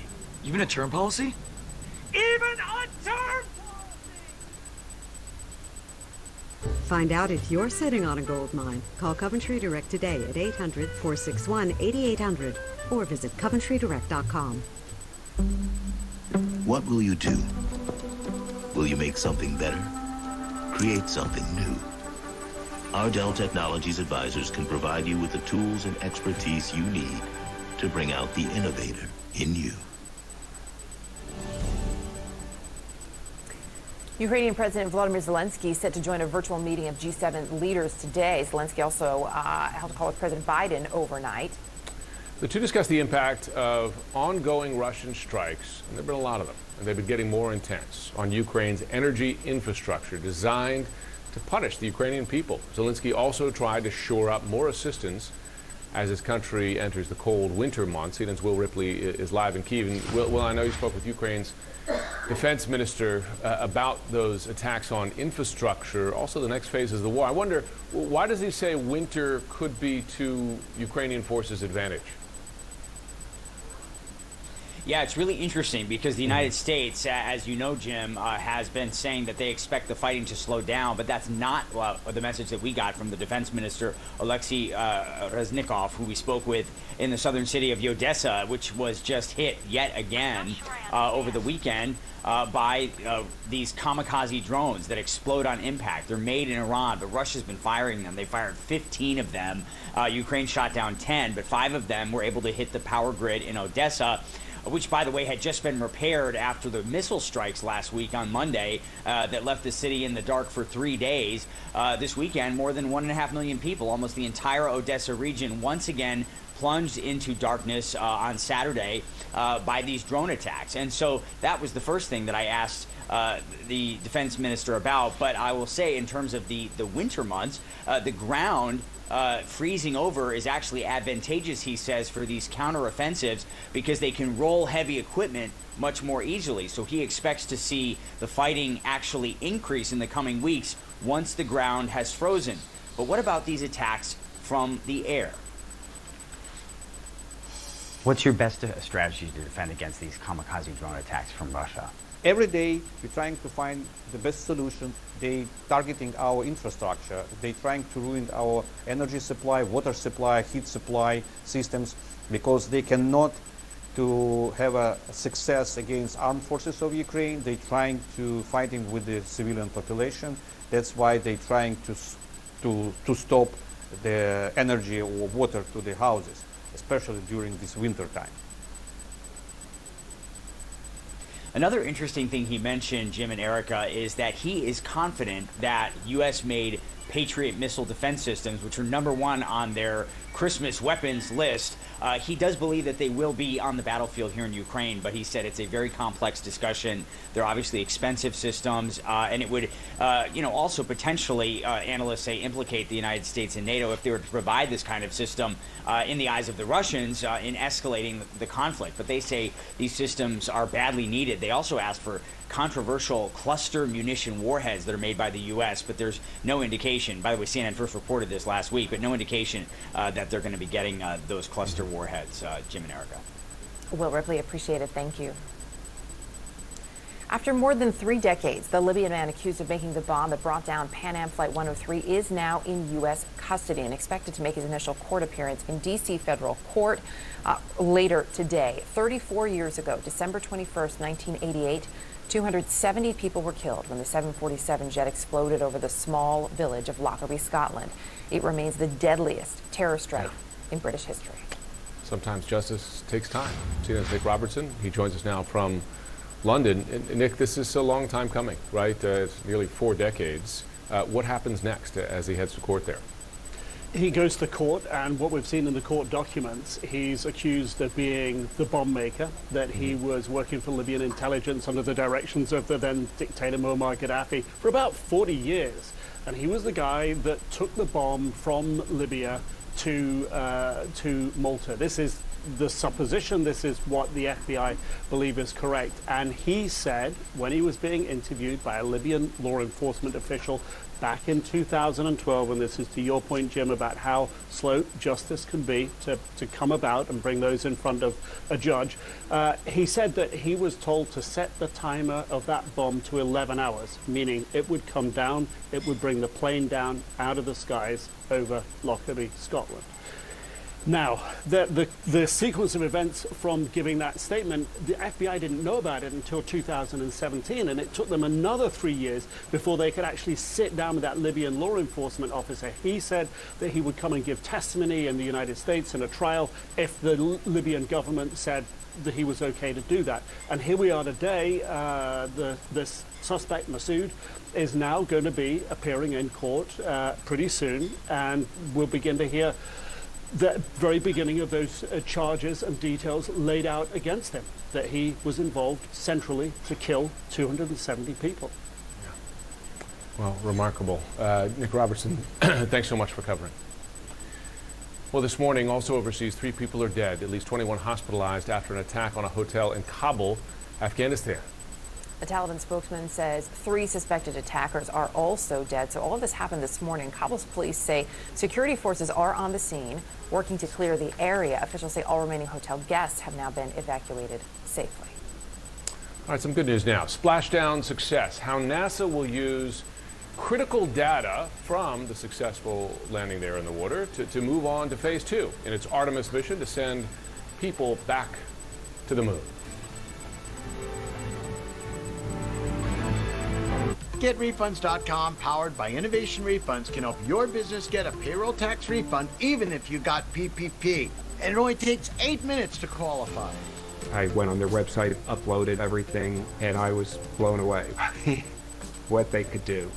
GetRefunds.com has helped businesses get over $1 billion, and we can help your business too.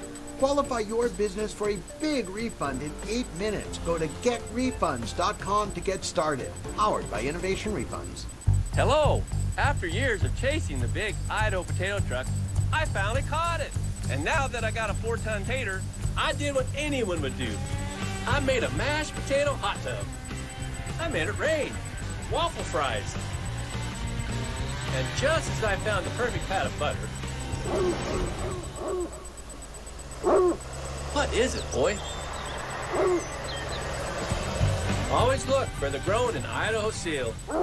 Today, my friend, you did it! You did it! You Good news! A new clinical study showed that Centrum Silver supports cognitive health in older adults. It's one more step towards taking charge of your health. So every day, you can say, it's Centrum Silver. Islands, home of legends from millennia ago. But now, it's time for a new story. A legend of a place beyond the horizon.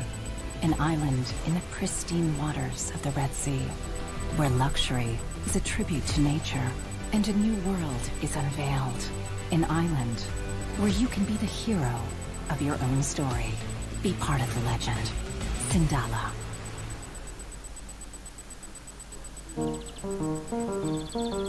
We all have a purpose in life, a why.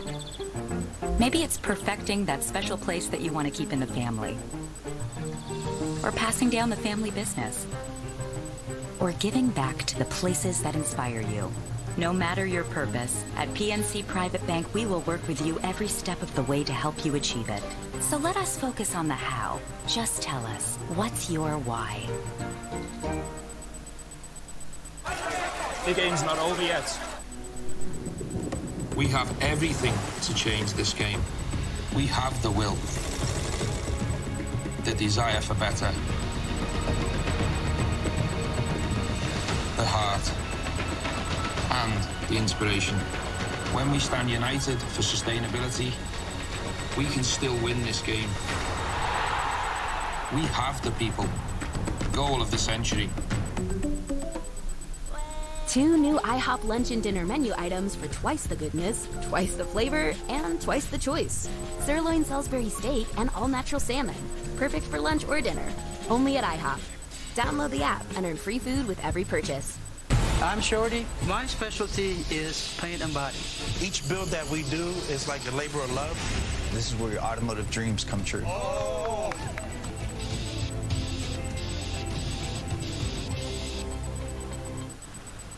We planned well for retirement, but I wish we had more cash.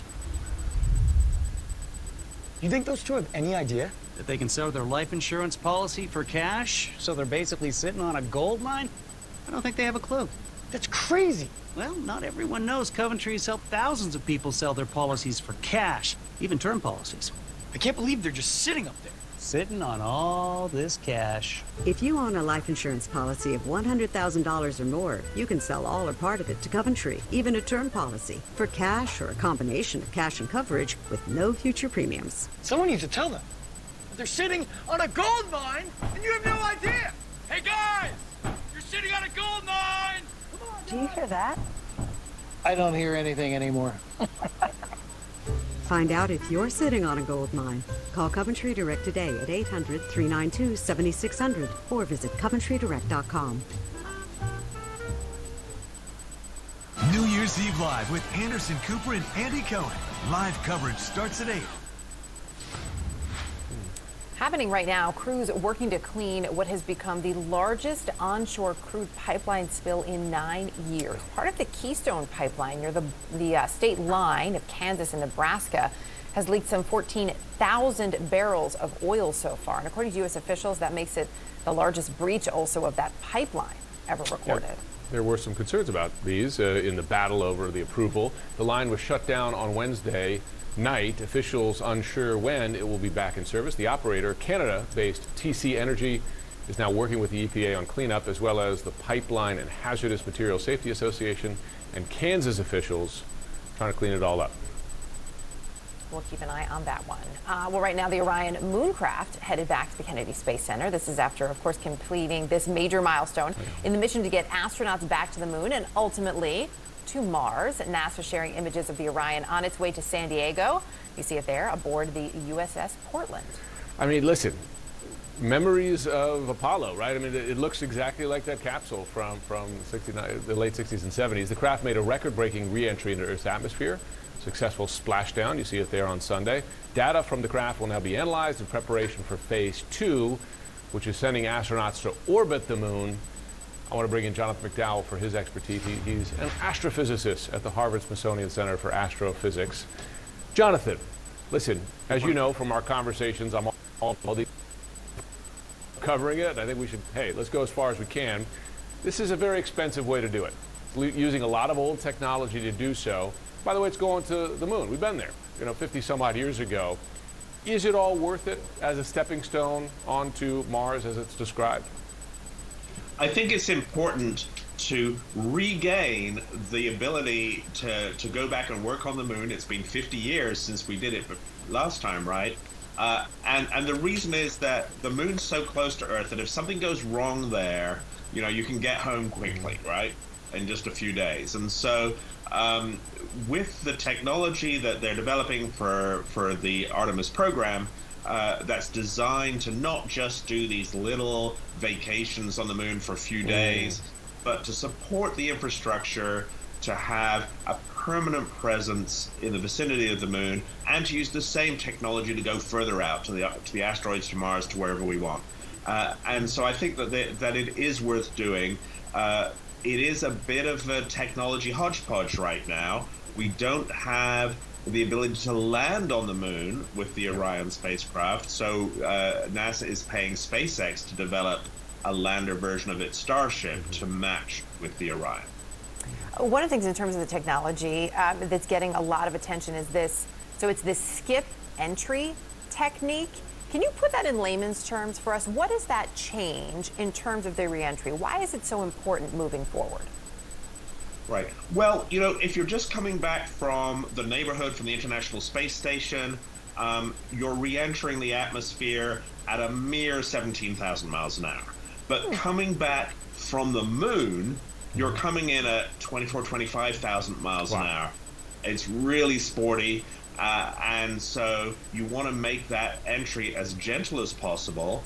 And the little skip that it does, so it plunges into the atmosphere but flattens out, pops back up a little bit, just a few miles, and then back down again.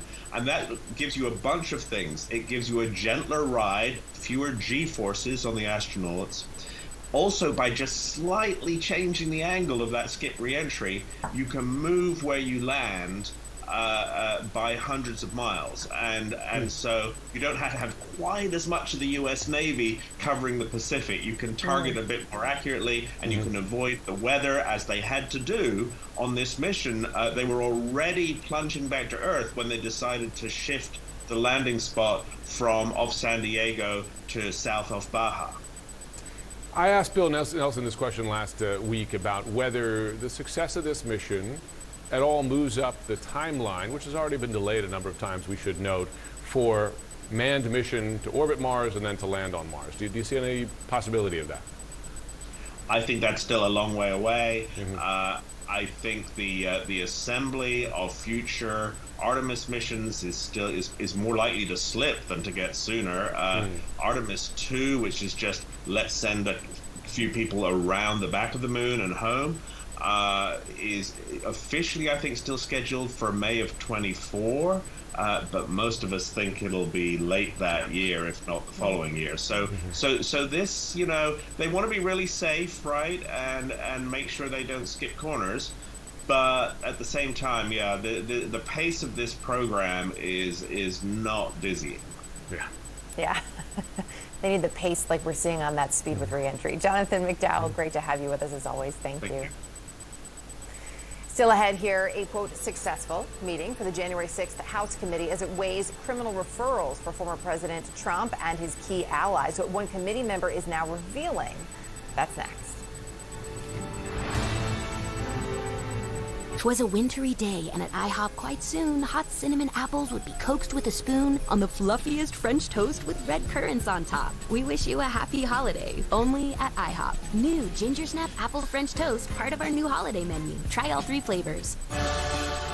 With Ring, whether you're expecting guests, keeping an eye on a delivery, or dashing through the snow, it's peace of mind all year long. So give the gift that keeps on giving with amazing deals at ring.com. I recommend Nature Made vitamins because I trust their quality. They were the first to be verified by USP, an independent organization that sets strict quality and purity standards. Nature Made, the #1 pharmacist-recommended vitamin and supplement brand. Trelegy for COPD. Birds flying high, you know how I feel. Breeze drifting on by, you know how I feel. You don't have to take COPD sitting down. It's a new dawn. It's a new day. It's time to make a stand. And I'm feeling good. Start a new day with Trelegy. No once-daily COPD medicine has the power to treat COPD in as many ways as Trelegy. With 3 medicines in 1 inhaler, Trelegy makes breathing easier for a full 24 hours, improves lung function, and helps prevent future flare-ups. Trelegy won't replace a rescue inhaler for sudden breathing problems. Tell your doctor if you have a heart condition or high blood pressure before taking it. Do not take Trelegy more than prescribed. Trelegy may increase your risk of thrush, pneumonia, and osteoporosis. Call your doctor if worsened breathing, chest pain, mouth or tongue swelling, problems urinating, vision changes, or eye pain occur. Take a stand and start a new day with Trelegy. Ask your doctor about once daily Trelegy and save at Trelegy.com. My relationship with my credit cards wasn't good. I got into debt in college, and no matter how much I paid, it followed me everywhere. Between the high interest, the fees, I felt trapped. So I broke up with my credit card debt and consolidated it into a low-rate personal loan from SoFi. I finally feel like a grown-up. Break up with bad credit card debt. Get a personal loan with no fees, low fixed rates, and borrow up to $100K. Go to SoFi.com to view your rate. SoFi, get your money right. It's the Sparkle and Shine sale. Get 30% off everything. Give the gift of shine at Zales, the diamond store. Welcome to CNN This Morning.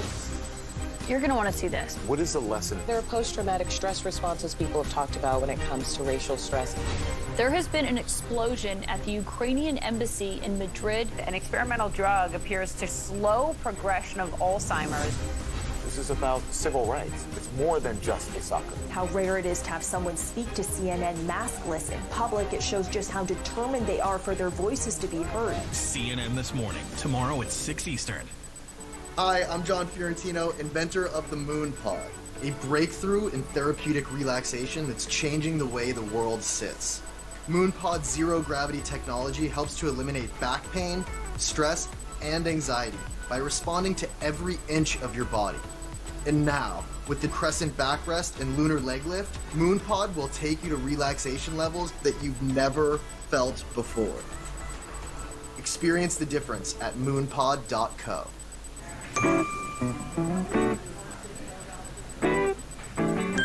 Fee-free overdrafts, early payday, no monthly fee. It's banking the way it should be. Chime, the #1 most loved banking app. Meet Litter Robot, the revolutionary self-cleaning litter box that eliminates the chore of scooping, reduces litter tracking, and traps odors. And Litter Robot provides real-time updates. Litter Robot by Whisker. Join Dana Bash for Being Chris Sununu, Friday at 10 on CNN.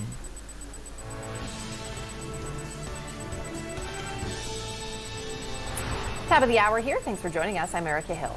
And I'm Jim Sciutto. This morning, the January 6th committee is coming off yesterday's, quote, successful meeting where members weighed possible criminal referrals for former President Trump and key allies. Committee member Adam Kinzinger, Republican lawmaker, says the referrals, though mostly symbolic, they won't make the special counsel decide what to do, could at least lead DOJ investigators in the right direction. I do think it will be an important symbolic thing that the committee can do, or even more than symbolic, just very clear that Congress thinks, a crime's been committed here or the DOJ should investigate it. Plus, new CNN reporting this morning, newly appointed special counsel Jack Smith moving full speed ahead in charge of 2 criminal probes involving former President Trump and has already been making a series of high-profile moves. We have those details for you. First, though, let's get straight to CNN Justice correspondent Jessica Schneider, who has more on these developments with the January 6th committee. Jessica, what more do we know about this meeting yesterday? Well, we know what happened yesterday afternoon, Erica, where this committee discussed these possible criminal referrals here. It is forthcoming, but probably not for another week. The committee expected to release its final report next Wednesday, December 21st. At that point, that's when we could hear about criminal referrals here. But it's important to remember that these criminal referrals are not in any way legally binding on the DOJ. This is just a congressional referral that the DOJ may or may not take into consideration, but it really carries no legal weight here. However, it is symbolic. It would still be a big move by this committee. And talking about the timeline here, we heard from Congressman Adam Schiff, who's on that committee, and he talked a little bit about what the public can expect moving forward. We are, as a subcommittee, several of us that were charged with making the recommendation about referrals, going to be making that recommendation to full committee today. We will be releasing our report, I think, around the 21st. That will include whatever decision we've made on referrals. If we do make referrals, we want to be very careful about how we do them. But I think we're all certainly in agreement that there is evidence of criminality here, and we want to make sure that the Justice Department is aware of that. So the big question is, who exactly will the committee refer to the Justice Department? And our team reported last week that it looks like the committee right now is considering about 5 people, in addition to the former President Donald Trump, also former Chief of Staff Mark Meadows, Trump's lawyers, former lawyers, John Eastman and Rudy Giuliani, and then former DOJ official Jeffrey Clark. Interestingly, several of those people actually did come before the January 6th committee. As regards to Mark Meadows, he actually handed over about 2,000 text messages. But this committee obviously still not satisfied in looking at those 4 people when it comes to referrals to the DOJ, Jim. We'll see, and we'll see if that has any influence, as members are saying, to lead. The influence, as members are saying, to lead the DOJ in the right direction. Yeah, that special counsel investigation already full steam ahead, so we'll see if this plays any factor in it. Jessica Schneider, thanks so much. All right, so that is the committee's work. Let's talk about the special counsel's work, and this is new CNN reporting. The newly appointed special counsel, Jack Smith, as Jessica mentioned, is moving swiftly on a pair of criminal probes around former President Donald Trump. There are 2 things they're looking at here. CNN senior crime and justice reporter Caitlin Polance says, so what more have you learned about the speed and the work he's doing?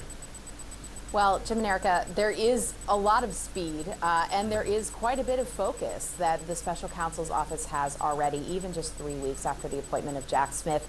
A few of the things that we learned, our reporting team was really digging into what this office looks like right now, and it's big. There are already 20 prosecutors working on the January 6th side of the case that Smith is going to be inheriting and will be managing as they continue forward. That's in addition to the set of prosecutors that is largely going to be moving over from the Mar-a-Lago documents investigation. That second investigation Smith will also be overseeing. And one of the big things that these prosecutors on the January 6th side have been asking about is they have been asking about whether there was indeed a specific plan to steal the election for Donald Trump in 2021, January 6th, and with that Capitol riot. And what they're asking about is about Trump specifically. Did he have knowledge? Did he have intent? Now, on the Mar-a-Lago side of things, that case is also moving forward quite quickly. It really hasn't been skipping a beat in the same way the department pledged it would not.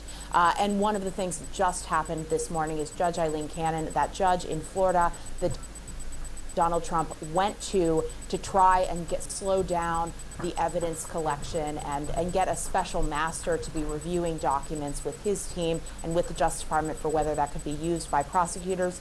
Judge Cannon did dismiss that case today under the orders of an appeals court. So the Justice Department now is going to be getting pretty unfettered access to the evidence that was found around classified documents. Smith will continue on. There we go. Caitlin Polans with those developments. Appreciate it, Caitlin. Thank you. Joining us to discuss, former federal prosecutor Jennifer Rogers. So, Jen, as we look at everything that's sort of developed here, one of the things that I have found interesting is as we wait for these potential criminal referrals, there's talk about, well, can we look at what happened with the referrals for contempt? Only 2 of the 4 were acted on by the DOJ. A criminal referral is different. No? It is. I mean, the work that the January 6th committee did in this investigation and looking at these crimes of maybe seditious conspiracy, interfering with Congress, are different from someone coming before Congress and lying, for example, or obstructing Congress by refusing to answer a subpoena. In those instances, Congress is a victim, and so DOJ looks at it that way. Should we act on this crime that may have happened that victimized Congress? This is very different. This is Congress doing its investigatory job, DOJ obviously doing its investigatory job. Do we agree with the conclusions reached by Congress? DOJ, of course, will be making its own conclusions on that, but I think they will be helped along by all of this evidence that's been gathered by Congress over months and months. I'm sure they're very eager to get their hands on that. Yeah. So the special counsel has 2 tracks here. One is investigating attempts to overturn the election. The other is Trump holding on to classified documents in his various properties here.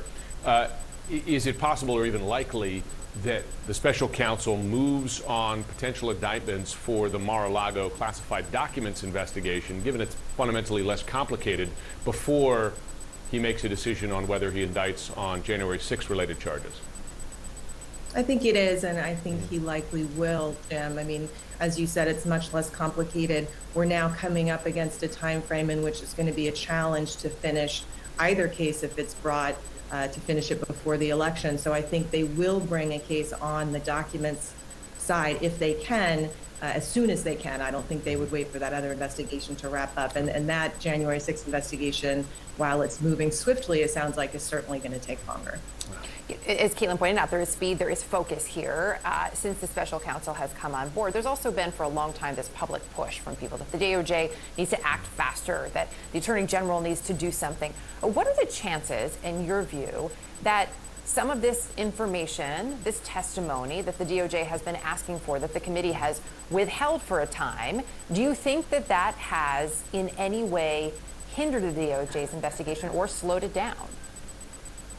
That's a good question. I mean, I hope not. I do wish that the committee had been more forthcoming with their evidence sooner, but the truth is, the real heart of any case they bring, honestly, is going to be in these witnesses that they've just started to get, that the committee never heard from because they refused to testify. And it took this litigation before Judge Howell to get through these privilege claims that were being made. And so now DOJ is getting at some of these people who refuse to testify. And these are the people who are in the room with Donald Trump and have the evidence about his knowledge and intent. So, you know, I suspect that what the committee hands over, while extremely valuable in a lot of ways, is not really the heart of the matter. So it likely didn't slow DOJ down at all. All right, tough question, maybe impossible one before we go. We talk about speed here, but speed is relative. If you're a prosecutor, though, if you had to guess, for folks watching at home when they can see if and when these decisions are made, is it weeks, is it months? I mean, could this drag out well into next year? I think we're looking at weeks in terms of the documents case, you know, maybe January, February timeframe. January 6th, I'm just not so sure. I'm just not sure how long it will take them to get through all of this. I do think if they don't bring a case by spring of 2023, it's unlikely to get through its paces before the election. So I'm hoping if they're going to bring charges in that case, they'll be able to wrap it up by March-ish timeframe. All right, well, we'll be watching for all those developments and going through them with you. Good to see you as always, Jennifer Rogers. Thank you. We will indeed. Thanks. All right, so right now on Capitol Hill, perhaps a familiar story. Ongoing negotiations to avoid a government shutdown. Friday is the deadline this year for Congress to pay for the government. CNN's Manu Raju joining us this morning with the latest developments. So lawmakers want to get this done before the new Congress is sworn in. I don't know, maybe this is the year they call in Santa for help.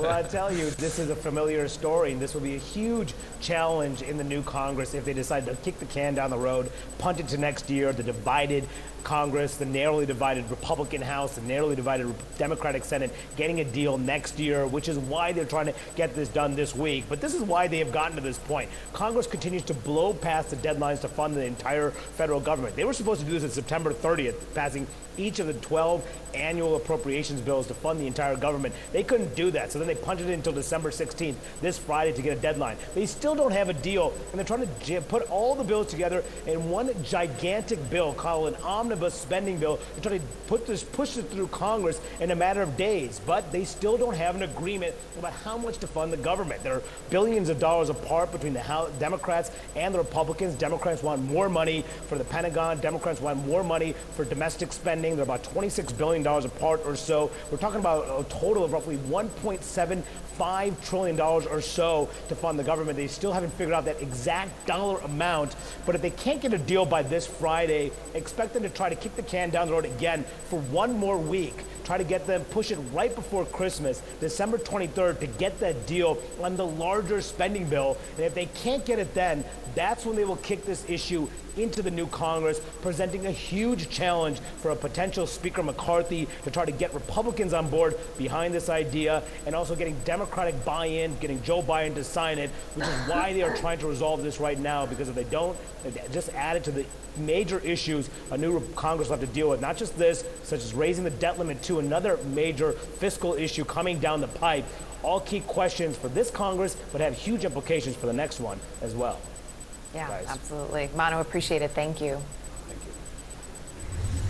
This morning, more than 10 million Americans across 16 states dealing with winter weather. There are winter weather alerts, including blizzard warnings from Colorado to the Dakotas. The powerful storm system has already dropped several feet of snow in Northern California and Nevada. It's now moving to the central part of the country. It is expected to bring not just snow, but severe winds, hail, even tornadoes. We've seen that a lot lately with some of these more powerful storms. Meteorologist Chad Myers, he's been tracking all this for us. Man, that map is full of a lot of blue. Is it all just going to move across the country? It is. And in fact, what I'm talking about here, at least some of it, will be in interior New England by Friday. So, yeah, this is just a marching storm that's going to go all the way across the state. We had 60 inches of snow in Soda Springs. That's right along I-80 just to the west of Reno. Here's your heavy snow to the north, and then severe weather to the south. And this is how it happens. This is where the humidity is. This is where the moisture is, the Gulf of Mexico. That moisture is going to go here. All of a sudden, a cold front's going to try to push it away. And that cold front is going to cause this severe weather. Radar doesn't show up very well in the mountains with snow, but it is snowing out here. We know that because really all of the warnings that are posted out there, and this big red one, blizzard warnings, heavy snow, visibility less than a quarter mile. There's some of the winds we're talking about. North Platte, 40 to 45. North Platte, you're not going to see a lot of snow, but Ogallala, back out towards Scotts Bluff, Cheyenne, that's where the snow will be very heavy, and the wind's going to blow there as well. Move you ahead. How does the severe weather happen? Here is the warm sector, the warm front and the cold front. Where they connect will be the low pressure, and that will be the focus right along it and to the east of it, right where this severe weather will be today, tonight, and all day tomorrow. And tomorrow is even a more significant severe weather day than today. And on the north side, you throw enough moisture up here into the temperatures that are in the 20s, you get a snowstorm, and that's what we have. Look at the size of this. This just goes until Wednesday night. Rain from Virginia to snow in Nevada by the same storm. by the same low pressure. That's how large this system truly is. A dangerous storm for sure, but you know, when it comes to the drought out here, we'll take it. Yeah, I guess we do need it for that. Chad, appreciate it, my friend. Thank you. Yeah, you're welcome. Snow melt can fill rivers. That's good news. Still to come. A growing number of reported threats to power infrastructure under investigation now across the U.S. as officials work to locate the suspect behind one of those attacks, that one in North Carolina. What's the common thread here? Who could be behind it all? We're going to discuss. And later, the Ukrainian President Volodymyr Zelensky will join a virtual meeting of G7 leaders today. This as Ukrainian forces launch fresh attacks on Russian-occupied regions of the country on the ground. Plus, Iran executes a second protester involved in anti-government demonstrations. Amnesty International says it has identified at least 17 others who they believe are at risk of a death sentence. We have those details ahead. I sold my car to Carvana, and it was awesome. I heard about Carvana through friends, so I thought I'd give it a try. It was easy. I input information about the car, including the mileage, the VIN number. Answered a few questions and got a real offer in seconds. It felt too good to be true. It was a lot higher than I expected. A Carvana advocate came to my house. As soon as they accepted my car, they paid me on the spot. I couldn't believe it. I recommend it to anyone. Try it for yourself. Go to Carvana.com and get an offer for your car. At Carvana. It only takes a second for an everyday item to become dangerous. Tide Pod's Child Guard Pack helps keep your laundry packs in a safe place and your child safer. To close, twist until it clicks. Tide Pod's Child Guard Packaging. Vision insurance doesn't do you any good if you don't use it. Just like this treadmill I bought that I keep saying I'll use, but never do. Yeah. With hundreds of frames to choose from, you can put your vision insurance to good use at America's Best. Book an exam today. My relationship with my credit cards wasn't good. I got into debt in college, and no matter how much I paid, it followed me everywhere. Between the high interest, the fees, felt trapped. So I broke up with my credit card debt and consolidated it into a low-rate personal loan from SoFi. I finally feel like a grown-up. Break up with bad credit card debt. Get a personal loan with no fees, low fixed rates, and borrow up to $100K. Go to SoFi.com to view your rate. SoFi, get your money right. Oh, what a good time we will have. You can make it happen. Voltaren, the joy of movement. There's always a fresh deal on the Subway app. Like this one. 50% off? That deal's so good, we don't even need an 8-time All-Star to tell you about it. Wait, what? Get it before it's gone on the Subway app. Waiting. Sometimes it's just inevitable. But if you're over 50 or live with a chronic condition, waiting can be deadly. Because conditions like heart disease or diabetes raise your risk of serious illness or death from untreated COVID. And if you don't get treatment within days, you may not be able to get treatment. So, got COVID symptoms? Get tested and get treated right away. It can't wait. With Ring, whether you're expecting guests, keeping an eye on a delivery, or dashing through the snow, it's peace of mind all year long. So give the gift that keeps on giving with amazing deals at ring.com. The Ergo Smart Base from Tempur-Pedic responds to snoring automatically. So no hiding under your pillow or opting for the couch. Your best sleep. All night, every night. Experience the mattress ranked #1 in customer satisfaction by J.D. Power 4 years in a row. There's nothing like hitting the waves. There's nothing like volunteering, but my moderate to severe eczema can make it hard. Now, I'm staying ahead of it. Dupixent helps heal your skin from within, so you can have clearer skin and noticeably less itch. Serious allergic reactions can occur that can be severe. Tell your doctor about new or worsening eye problems such as eye pain or vision changes, including blurred vision, joint aches and pain, or a parasitic infection. Don't change or stop asthma medicines without talking to your doctor. Ask your doctor about Dupixent. Not flossing well? Then add the whoa of Listerine to your routine. New science shows it gets in between teeth to destroy 5 times more plaque above the gum line than floss for a cleaner, healthier mouth. Listerine, feel the whoa. It's Michael's Great Big Gift Sale. Find low prices on kids' activity kits and creative stocking stuffers. Great values on art sets, storage carts, and more. Shop big savings on hundreds of gifts in-store and online. Plus, earn up to 6% in Michael's rewards. Don't wait. Sale ends December 24th. What's it like being a Republican governor in a purple state? I'll speak with New Hampshire's Chris Sununu about being part of a political family and trying to help chart a new course for his party. Being Chris Sununu, Friday at 10 on CNN.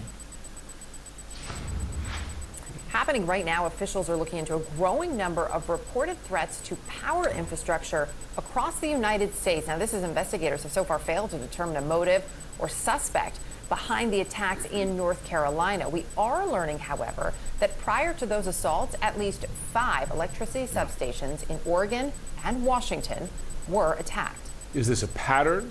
Could it be one group or similar groups? CNN national correspondent Diane Gallagher, she's in Charlotte, North Carolina, with more. Diane, first, what do we know about North Carolina? And are investigators beginning to make any connections to attacks they've seen elsewhere? Well, Jim, look, federal, state, and local authorities are still investigating and trying to determine who shot off those 2 substations a little more than a week ago in Moore County, North Carolina, look, knocking power out to tens of thousands of people for several days. The sheriff telling CNN last week that they had applied for search warrants. He didn't give any other details about that, noting at the time that they had not been issued just yet. But law enforcement sources tell CNN they've been sort of zeroing in on these 2 possible threads.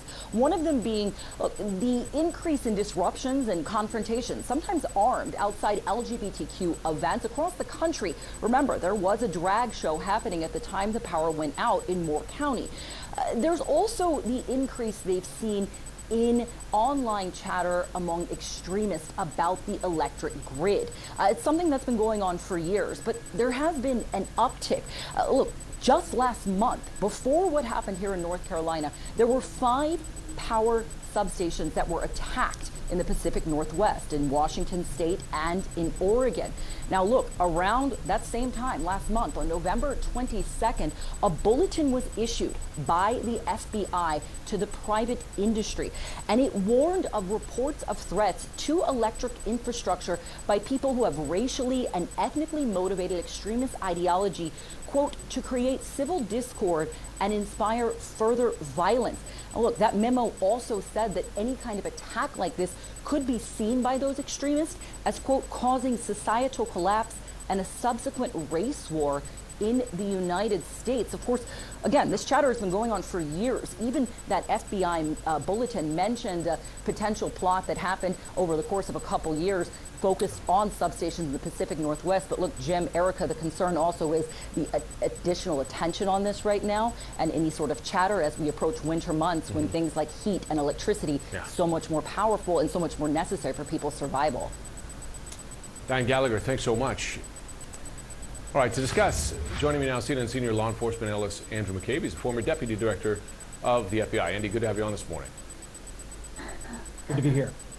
So the more we learn about this North Carolina attack, it does seem to be some evidence, right, that this is not isolated. You have attacks in Oregon, 2 in Washington State, and a lot of folks have mentioned this attack south of San Jose, though 9 years ago in 2013. Based on what you see here, do you see a pattern of a possible connection between these attacks? Sure. So I think it's important, Jim, to point out that we don't know of any evidence that specifically connects any of these attacks. We can't at this point say that these are being conducted by the same people or the same group, but it certainly is indicative of a pattern, very similar targeting of substations and specifically attacking those substations with firearms. And those sorts of patterns are very important to law enforcement and to investigators because they indicate a wave or a movement of extremist activity that is likely being inspired or potentially even coordinated by other activity, online activity, sources, conversations in these chat rooms, abilities for extremists to connect, to discuss grievances and like-minded themes often results in similar activity in different places by different actors. So, I mean, that's a question here. It doesn't have to be the same group carrying it out to be a concern, right? Because if you have multiple lone wolves following the same script, in effect, and with the same motivation of kind of creating mayhem and inciting, as the DHS bulletin noted, a race war as a result. That sounds to me like it has the makings, at least, of a genuine national problem. That's absolutely right, Jim. And I should say there are historical precedents for this among extremist groups in general, but particularly among right-wing and right-leaning extremist groups and white supremacist groups here in the United States. If you look back over the evolution of groups like the Ku Klux Klan and the White Power movement in the United States, in the early 70s, late 70s, early 80s, during that period, having suffered some adverse actions in court and with prosecutions and things like that, they moved to a less or hierarchically organized structure. These small cells that would not communicate with each other but would operate in their individual areas. They're all following the same motivation, following the same inspiration. They're in pursuit of the same goals, but they pursue their own independent acts, and it becomes much harder for law enforcement to stay on top of all those groups at the same time. That sounds a lot to me, and I wonder if you agree with how Islamist terrorist groups acted, particularly when we saw, yes, ISIS, but a lot of lone wolves. Is that a fair comparison? It's an absolutely on-point comparison. So Al-Qaeda, right, their name alone shows you the same sort of strategy. Al-Qaeda, of course, translated means the base. The idea behind Al-Qaeda was that they would be a centralized location of inspiration and recruiting and things like that, but that independent Islamic extremists around the world would act in concert with Al-Qaeda, but pursuing their own agendas. And we saw that. We saw it in Yemen. We've seen it in Somalia. We've seen it now across Northern Africa. So this is a time-tested strategy among extremist groups of all stripes. Goodness. Before we go, we already heard in the wake of the North Carolina attack discussion of, let's harden up the power stations. Let's put up, concrete walls around them so you can't shoot in. I mean, the trouble is you got thousands of these, right? I imagine tens of thousands of them around the country. What is the fix here? Is it hardening up the stations or tracking down the groups doing this? It's hard to believe that a legitimate campaign of hardening these targets would be effective. There are tens of thousands. Many of them are in remote places. They're in places where people, they're not close to businesses and homes and things like that. Because, lots of people don't want these things in their backyard for good reason. So they're very remote in kind of isolated nature makes them obvious targets. There are ways you could increase things like video surveillance at these locations, which would help investigators if there's an attack, but also would discourage people from engaging in mischief around them. But building walls and putting guards and gates around every substation in America is just not something we're ever going to be able to do. Yeah. Andy McCabe, good to have you on. Thanks so much. Thanks, Jim. Ukraine's defense minister tells CNN the Ukrainian armed forces do not intend to stop and will continue their counterattacks. That promise coming just hours after its forces launched missile strikes on Russian-occupied territory. We'll take you live to Kyiv for a report next. 'Twas a wintry day, and at IHOP quite soon, hot cinnamon apples would be coaxed with a spoon on the fluffiest French toast with red currants on top. We wish you a happy holiday, only at IHOP. New Ginger Snap Apple French Toast, part of our new holiday menu. Try all 3 flavors. Hi! Need new glasses? Get more from your benefits at VisionWorks! How can you see me squinting? I can't, I'm just telling everyone. Hey! Use your vision benefits before they expire. VisionWorks. See the difference. On Etsy, there's all kinds for you to find. Something engraved. Made just for mom, dad, and baby too. Toys for tots who play a lot. And a little dog gift or two. Even gifts hand-stitched or with a twist for everyone on your list. All kinds of gifts for all kinds of budgets. Etsy has it. Okay, everyone, our mission is complete balanced nutrition. Together, we support immune function, supply fuel for immune cells, and sustain tissue health. Ensure with 25 vitamins and minerals, and Ensure Complete with 30 grams of protein. After years of chasing the big Idaho potato truck, I finally caught it.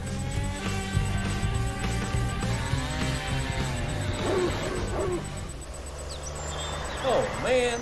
Always look for the grown in Idaho seal. Trilogy for COPD. Birds flying high, you know how I feel. Breeze drifting on by, you know how I feel. You don't have to take COPD sitting It's a down. new dawn, it's a new day. It's time to make a stand. And I'm feeling good. Start a new day with Trilogy.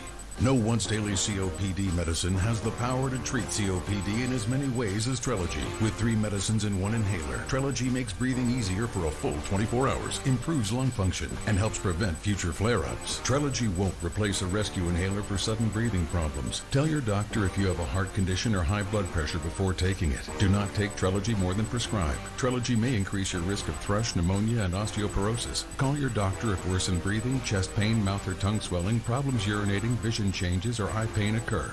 Take a stand and start a new day with Trilogy. Ask your doctor about once daily Trilogy and save at Trilogy.com. Better luck next time. But I haven't even thrown yet. You threw good money away when you bought those glasses. Next time, go to America's Best, where 2 pairs and a free exam start at just $79.95. Can't beat that. Can't beat this either. Book an exam today at americasbest.com. My dental health was not good. I had periodontal disease, and I just didn't feel well. But then I found Clear Choice. Replacing Marcia's teeth with dental implants at Clear Choice was going to afford her that permanent solution. Clear Choice dental implants gave me the ability to take on the world. I feel so much better, and I think that that is the key.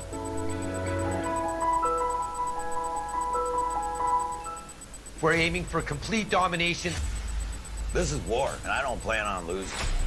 I'll be the undisputed king of Nome.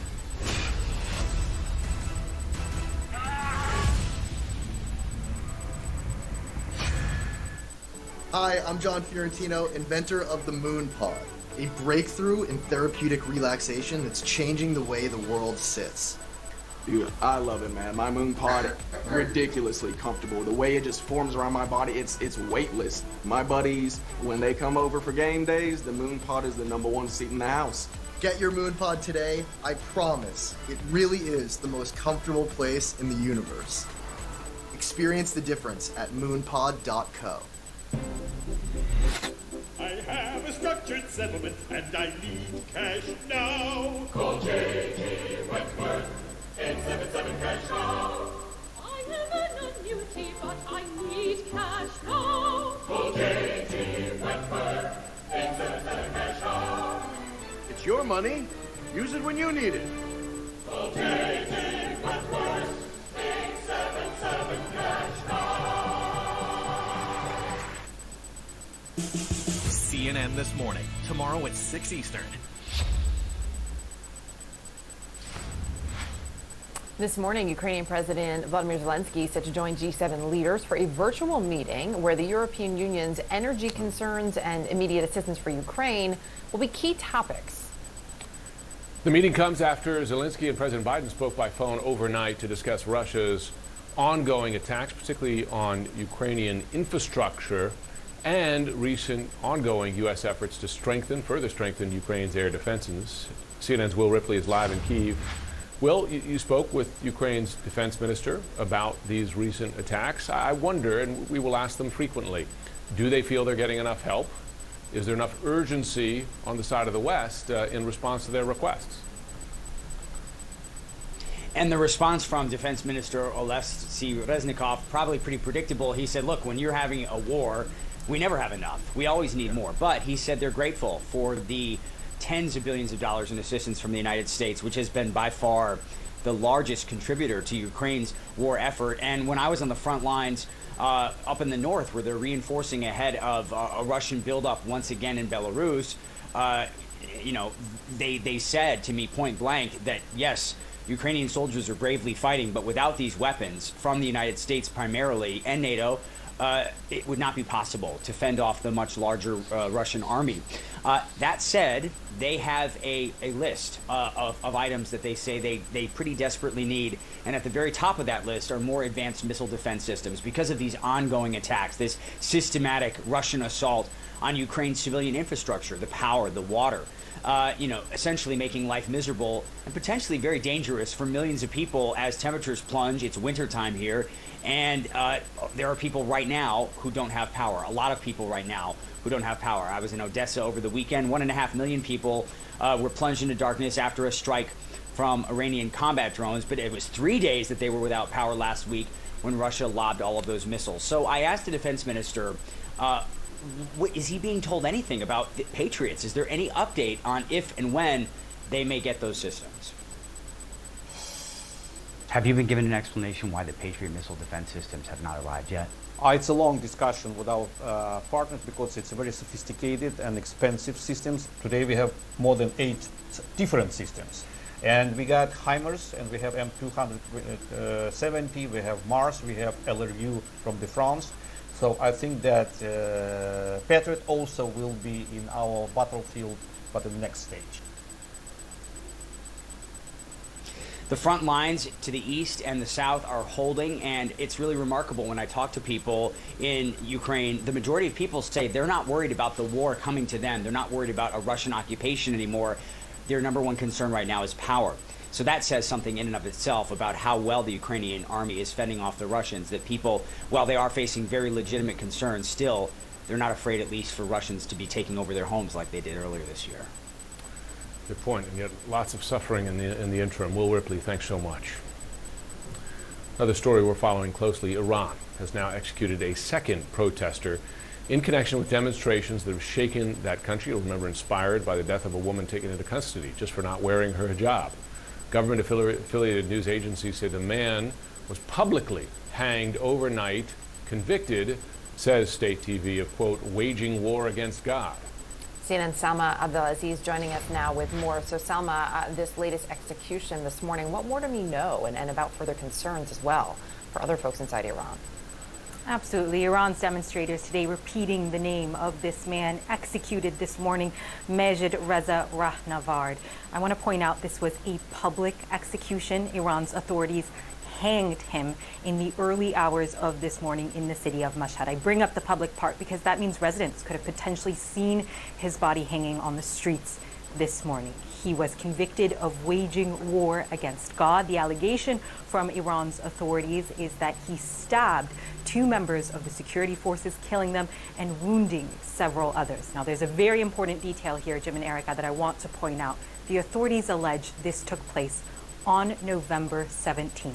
That means in less than a month, this man went from allegedly stabbing members of security forces to facing execution. And that's what rights groups are saying. They are saying these are speedy, sham trials with very little due process, very little that is fair or right, and that their actual intention, the intention behind these executions, activists say, is to repress, is to silence, is to intimidate, is to keep people scared from going out and joining those demonstrations on the street. I'm going to point to another bit of material that protesters are speaking about today, and this is some CCTV footage. Now, I want to start by explaining that CNN has blurred part of it because it shows a very violent act, but it is this surveillance footage that Iranian authorities used to convict this man. It shows apparently the stabbing incident taking place, but we have seen the original footage, and even in that footage, Jim and Erica, it is unclear who the individuals are in the video.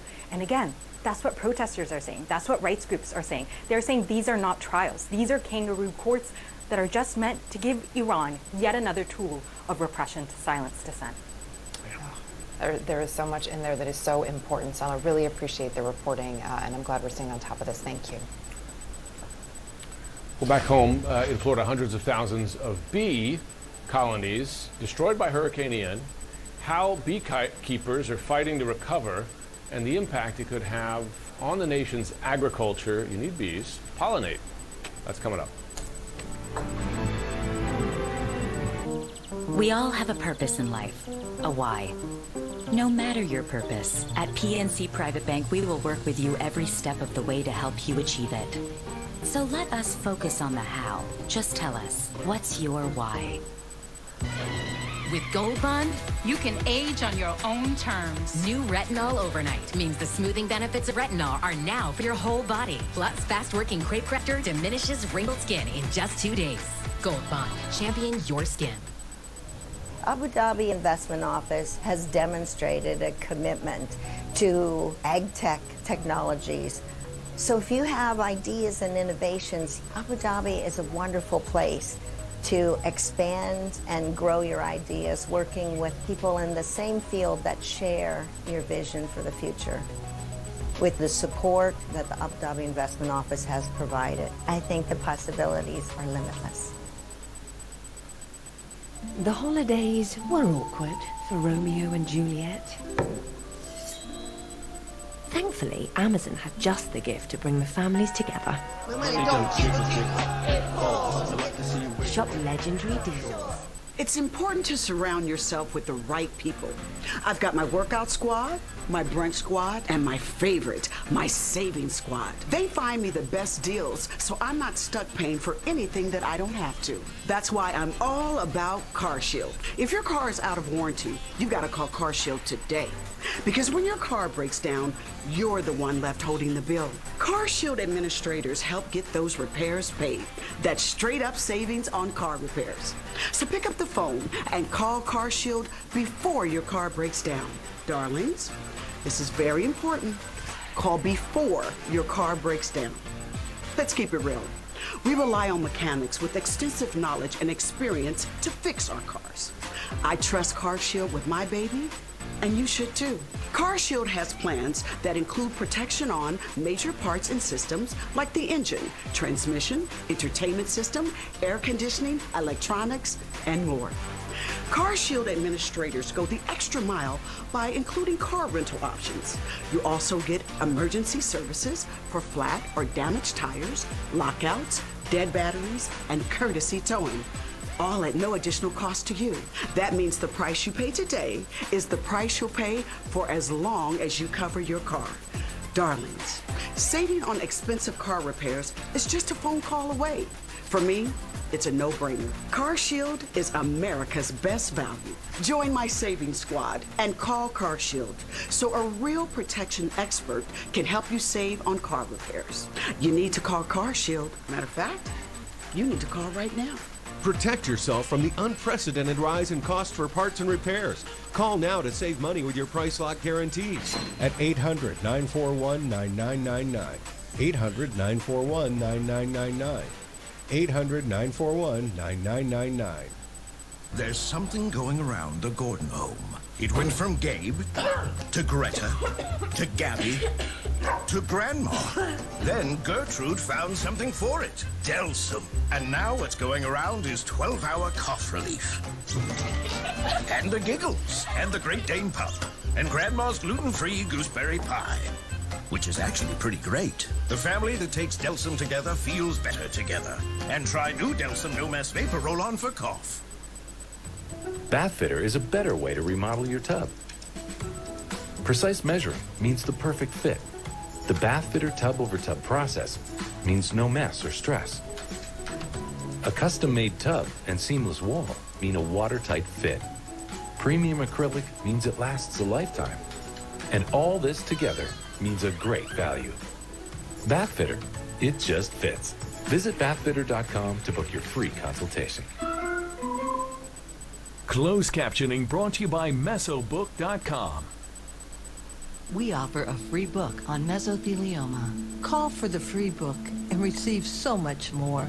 Call 1-800-831-3700. Hurricane Ian caused more than $50 billion in damage to Central Florida after sweeping through the state just this past September. There's also been another devastating impact you might not know about on a vital element to our nation's ecosystem and food chain, bees.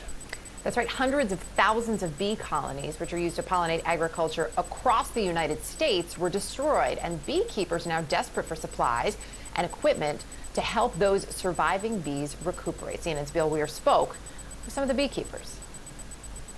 Now you got to get a handful of bees. Really? Yeah. Okay.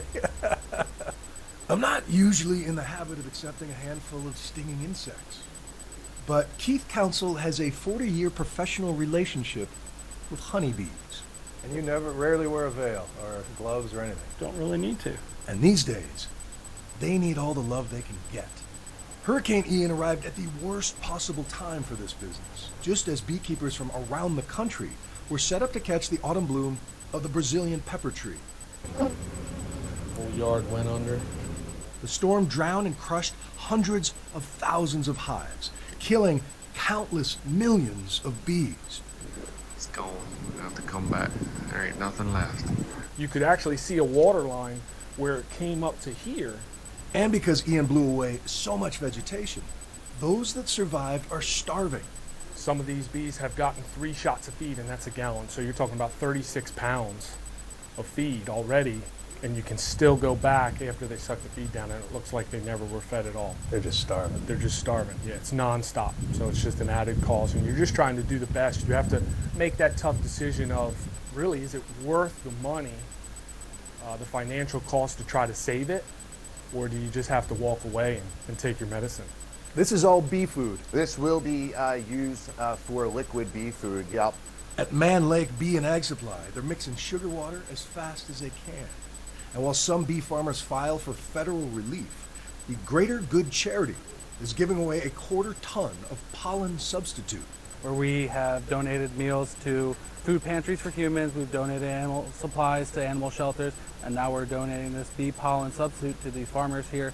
Can't forget the bottom of the food chain, right? Can't forget what helps get all the other food to the table as well. But even if their bees recover, the whole business depends on the health of the almond crop in California, now shrinking under mega drought.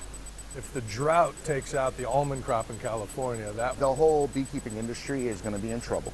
And there's no feral bees. There's no wild bees can't survive on their own. He explains that pesticides, development, and invasive pests have made it impossible for bees to survive without deliberate human care. If all the beekeepers released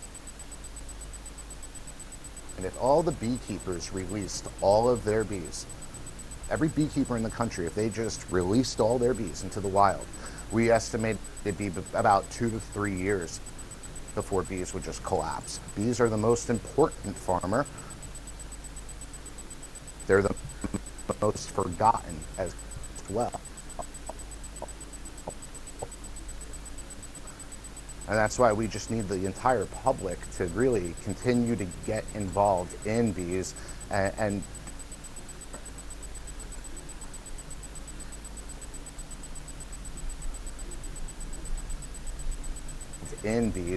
and a little 2 beehives makes a big impact.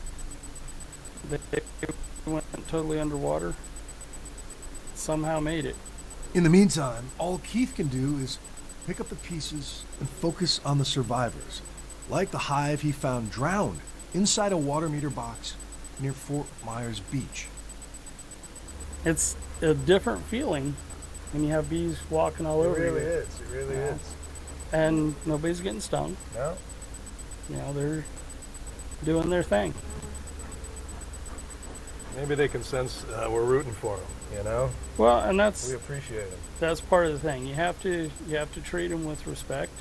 When you get down to it, the bees are the pillars to all agriculture, and they're the pillars to our whole civilization. If you want a quick read on the state of American agriculture, talk to a Florida beekeeper. These guys pollinate 130 different vegetables and fruits all around the country. And talking to them was so sobering. And you realize how vulnerable we are with these colliding. So a hurricane and a drought at different parts of the country could affect this bee industry, which really gives us 1 every 3 bites of food is thanks to a bee or a butterfly. That's amazing. I know we're out of time, but really quickly, they were in Florida. Do they move these bees around the country? So They do. Bring them to California for the almonds? Exactly. You truck them across the country, and then you follow the crops. Some guys go to Maine to do blueberries. Some do cherries in Washington State. And now there's fewer bees. They have to grow them. It'll take years, both for the ecosystem to come back to feed these bees. And in the meantime, this little insect that used to feed us for free, we're now feeding them desperately to keep them alive because this partnership we depend on each other. I was fascinated they were talking about the bee food, this impression that I have. Yeah. That was not it. Jim has a question for you too, I think. Yeah, Jim. I was going to say, has it always been the case that bees only survive with the help of human beekeepers? Is that a recent thing? No, that's the result of just human sprawl, pollution. Yeah. The guy in the piece, Keith there, he said when he was a boy, 14 years old, you could put hives out in the woods and leave them. Now they wouldn't survive a couple months. Wow. That's too bad. We could talk about this all day long, but we are out of time. But I'm going to pester Bill Weir with questions in the break. Bill, thank you. Please do. All right, another story we're following. The LA councilman, Kevin De Leon, is facing scrutiny once again after this video surfaced online of him in a physical altercation with an activist, why he says he was acting in self-defense. Research shows people remember commercials with nostalgia. So to help you remember that Liberty Mutual customizes your home insurance, here's one that'll really take you back. Wow! What'd you get, Ryan? It's customized home insurance from Liberty Mutual. What does it do, bud? It customizes our home insurance so we only pay for what we need. And what did you get, Mike? I got a bike. Only pay for what you need. Liberty, liberty, liberty, liberty. What's the #1 retinol brand used most by dermatologists? It's Neutrogena. Rapid wrinkle repair smooths the look of fine lines in 1 week, deep wrinkles in 4. So you can kiss wrinkles goodbye. Neutrogena. I sold my car to Carvana and it was awesome. I heard about Carvana through friends, so I thought I'd give it a try. It was easy. I inputted information about the car, including the mileage, the VIN number. Answered a few questions and got a real offer in seconds. It felt too good to be true. It was a lot higher than I expected. A Carvana advocate came to my house. As soon as they accepted my car, they paid me on the spot. I couldn't believe it. I recommend it to anyone. Try it for yourself. Go to Carvana.com and get an offer for your car. At Carvana. My name is Austin James. As a musician living with diabetes, finger sticks can be a real challenge. That's why I use the Freestyle Libre 2 system. With a painless 1-second scan, I know my glucose numbers without finger sticks. Now I'm managing my diabetes better, and I've lowered my A1C from 8.2 to 6.7. Take the mystery out of managing your diabetes and lower your A1C. Now you know. Try it for free at freestylelibre.us. It's the Subway Series menu. 12 irresistible subs.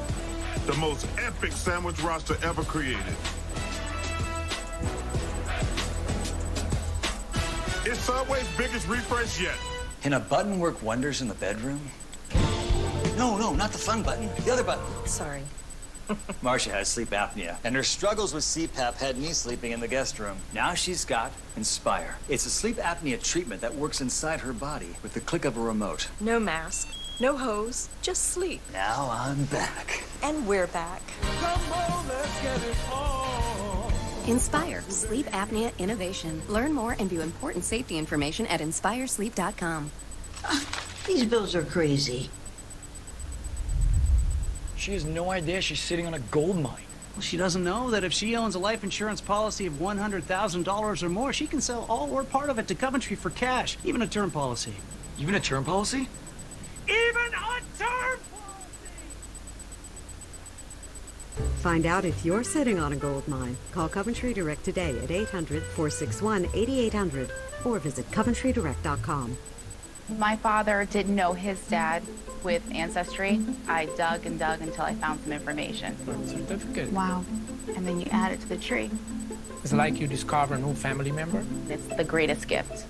Now on sale at Ancestry. Happy New Year, everyone. You know what I like about this? We're all together. Cheers to you guys. Oh, boy.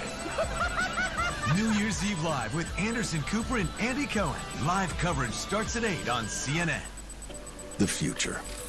The way you see it is said to depend on where you sit. At X-Chair, we think it also gets down to how you sit, which is why our technology is light years ahead. X-Chair has done it again with our groundbreaking LMX technology, providing hours of infinite comfort no matter where in the world you're sitting. by synthesizing the universe's elements, bringing hot, cold, and touch into one extraordinary seating experience. Our mission is to help you discover that every workday can happen with body and mind in an out-of-this-world place of comfort and productivity. X-Chair is charting a new course, helping workers everywhere find comfort as their work worlds zoom back and forth. Even though your work reality may continue to shift, we've got our eye on the future of work so you can focus on the present. Go to xchair.com now and save an extra 10%, but only until December 13th, so you must act now. That's xchair.com. CNN Special Report, Sandy Hook Forever Remembered, Wednesday at 10.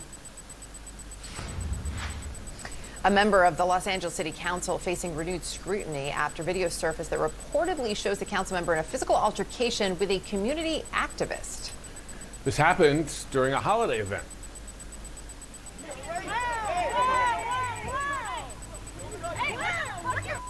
What are you doing? Look at Kevin. Look at Kevin. What are you doing, Kevin? Don't touch us, Kevin. Hey.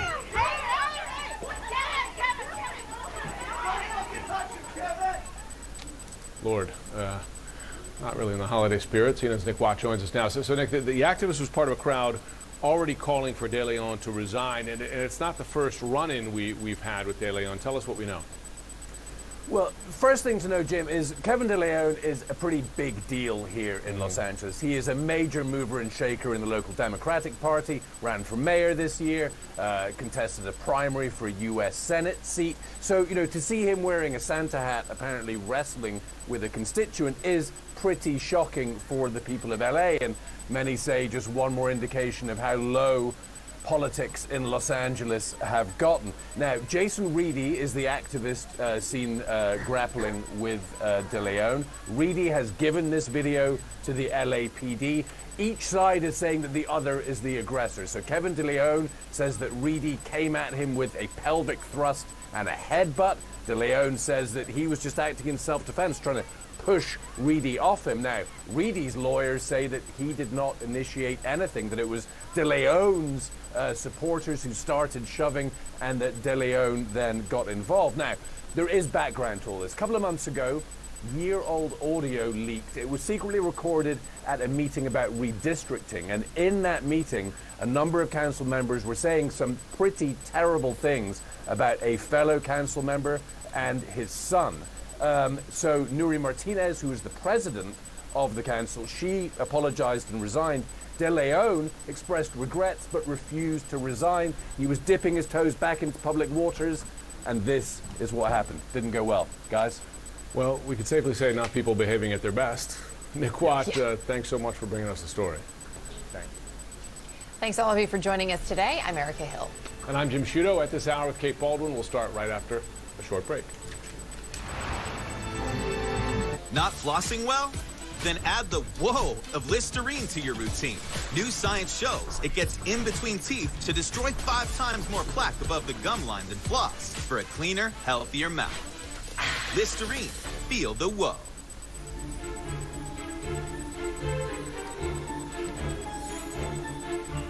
WeatherTech gift cards have the power to wow everyone on your holiday list, offering a variety of American-made products. WeatherTech, nice. Like floor liners, cargo liner, tablet holder, boot tray, cup phone, sink mat, pet feeding system, anti-fatigue comfort mat, and more. Order the WeatherTech gift card instantly for the perfect gift at WeatherTech.com. This is our premium platinum coverage map, and this is Consumer Cellular's map. See the difference? No, I don't see the difference. Do you? Well, that one's purple. Exactly. That's our premium. What does that mean?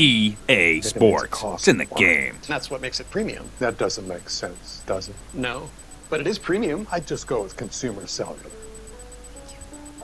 Got the same. Get the same coverage at half the cost. Save up to $250 a year on all the talk, text, and data you need. Consumer Cellular. Has your advisor created a portfolio based only on your age and risk tolerance? That's simply not good enough. At Creative Planning, our private wealth managers learn about you first. Don't settle for a standard portfolio. It's in the Book your game. free meeting It's in today the at game. creativeplanning.com. NBA Live Powered by 2004. Innovation Refunds can help your business get a payroll tax refund even if you got PPP. And it only takes 8 minutes to qualify. I went on their website, uploaded everything, and I was blown away what they could do. GetRefunds.com has helped businesses get over $1 billion, and we can help your business too. Qualify your business for a big refund in 8 minutes. Go to GetRefunds.com to get started. Powered by Innovation Refunds. This is the sound of better breathing. Fasenra is an add-on treatment for asthma driven by eosinophils. It helps prevent asthma attacks, improve breathing, and lower use of oral steroids. Fasenra is not a rescue medication or for other eosinophilic conditions. Fasenra may cause allergic reactions. Get help right away if you have swelling of your face, mouth, and tongue and trouble breathing. Don't stop your asthma treatments unless your doctor tells you to. Tell your doctor if you have a parasitic infection or your asthma worsens. Headache and sore throat may occur. Ask your doctor about Fasenra. Hi! Need new glasses? Get more from your benefits at VisionWorks! How can you see me squinting? I can't, I'm just telling everyone. Hey! Use your vision benefits before they expire. VisionWorks. See the difference. Welcome to the arena in Oakland. It's the Golden State Warriors and the Philadelphia 76ers. Gallimbear's the focal point of this ball club. They're going to be depending on him to come up with some big plays tonight. He's a gifted athlete, no doubt. But it's his ability to harness that athleticism and use it to his advantage on the $2,600. Golden State wins the tip. Richardson from outside. The three's good from downtown. Brings it up court. Here's another waterline break. Dampier denies the shot. He looked very sharp in that play. He's really getting into it defensively. Jumper's good. They really have to make an effort to limit transition baskets. The other team ran their transition game and were able to convert. Big moment for your employees. He comes up with the steal. He played him tight that time. Richardson on the pull-up.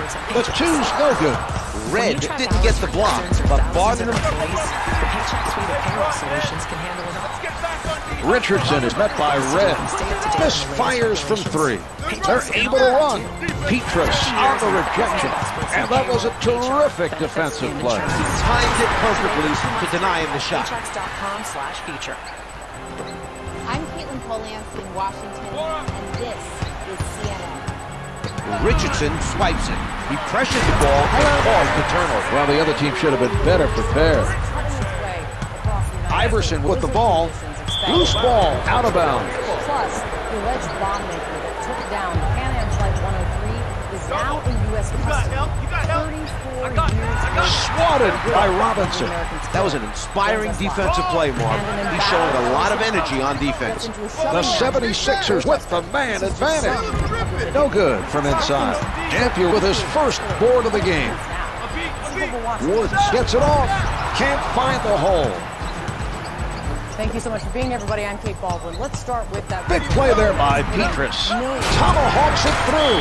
Major winter storm just laying into much of the United States. More than 10 million people in more than a dozen states are under winter weather alerts. The storm is already dumping heavy snow on West Coast states. Northern California seeing as much as 5 feet of snow at certain elevations. Robinson with the jumper nails the long two. Robinson able to hit even with a hand in his face. Out of bounds. The officials say it's last touch by the Warriors. Allen Iverson flushes it down. Right now, I would say Richardson challenged by Iverson. Hits it for three. On the benches in Colorado, even in the parts of Arizona, New Mexico, that's where the heavy snow is happening right now. But this the active hands coming up in the strip. One hands it. The clouds are all the way from Des Moines back to Reno. This is a large storm system. We've never seen a storm setting it up from inside. This gets the two from the post. Red with the setup. This is where the snow is right now. Richardson rises from the perimeter. No good from three-point land. Parts of the Dakotas, into parts of Colorado. Iverson at the rim. Slowing down or even closing possibly. I-70, I-76, Richardson covered by Iverson. The three-pointer is good. And visibility's near zero. that will shut down roadways. I can't get a call. What's up, ref? Double. Now let's work your way down. Gallenberg rises up. He takes the rebound. Storms here that will fire. Well, Mark, someone forgot to tell the defense that he's a back-to-back champion of the slam dunk contest. You can't let him get to the rim or he'll throw it down just like he did there. Czar, that was a spectacular dunk by Jason Richardson. Richardson making a defensive statement. Well, that was a very impressive defensive play. His man is going to... A huge steal by Dampier. Good anticipation that time. A heads-up play to deny the passing lane, follow up with the steal. Philadelphia is preventing the other team from getting second-chance opportunities. They're working very hard to rebound the basketball at the defensive end. They saw an opportunity to run a post play and took advantage. Richardson, bothered by Iverson, hits the three. Just over a half minute left in the quarter. Right now to reach a deal on a spending bill, but they are not giving up hope yet. They do, though, have only days left to figure this thing out. Iverson with the open shot. Shot's no good. The shot clock is not a factor now. He serves up the facial. The Warriors have little to worry about right now unless they lose focus and allow the other team back into the game. Iverson gets into the paint. Allen Iverson throws it down. 12 seconds to play in the quarter. Hits it for three. D'Alembert with the big-time rejection. He's making a statement to 5 seconds left in the quarter. The first quarter is in the books. The Warriors lead by 19. They've played exceptionally well so far in this game. There's still lots of time left. They can't afford to relax defensively. And once they get through the next couple of days, they're going to have to decide. Do they want to come together to find a new funding bill for the next year? Takes it up strong. Iverson with the assist. A bill that really funds government at the levels it's been funded for the last couple of months. That is something the Biden administration does not want to see because of inflation, because of the flexibility they want to have. They want a new spending bill. Richardson defended by Iverson. He has a sizable height advantage over his defender. Watch for him to try and exploit this mismatch. It's good from downtown. So Brittany Griner's agent, she's telling CNN. Brittany Griner's agent is telling ESPN, rather, the WNBA star did her first basketball workout. Red contested by Petrus. Let's get another look at that play. From Russia in that high-profile prisoner swap. Advances up court. He's stripped by Iverson. He picked the right moment to go for the steal. And his tough defense caused that turnover. Iverson wants the ball in the post. His teammates need to get him the ball. Baker rejects it. What are you learning about this former with the penetration, with the tomahawk, a spectacular finish. Well, it certainly plays into all of it. What a move! Jason Richardson. Oh, the gorgeous move by D'Alembert. He won't be denied. Robinson working from the middle. Knocked away by Moiso. Good for three. Iverson rises up and drains it over the defense. What a shot to be able to shoot it over the tall defender and make it count. Richardson advances the ball. Can't get it to fall. Controls another rebound. Throws it down with two hands. Golden State gave up that basket too easily, Mark. They sends it back. That was great timing by D'Alembert. With the jumper, rejected by Petrus. Red pulling up from the perimeter. Can't hit from downtown. Petrus made that a difficult shot from outside. He did a nice job of challenging the shooter. Because of these sham espionage charges they levied against him. With the emphatic dunk. The Warriors have the lead right now. These teams have had similar success. What a play! Richardson is really feeling it defensively. That flop should send the message to the other team. Hits the three. The 76ers are playing with a lot more confidence and have narrowed the lead to a single digit. Personal foul number one. Thank you. Joining me now. Iverson sets it up near the top. Correspondent, co-host of State. Red from the perimeter. The three is off the mark. On the Hill this week. because it is almost easy to make light of how ridiculous this annual exercise is with threatened shutdown, as they talk about spending. But it is entirely serious and has the potential of hitting every aspect of Americans' lives. Taken away by Iverson. What's notable about the debate? He read the offensive play perfectly. That was a very impressive defensive play by Petrus.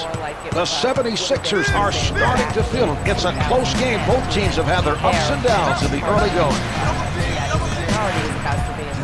Richardson right at the basket. Baker played solid defense down low and blocks it.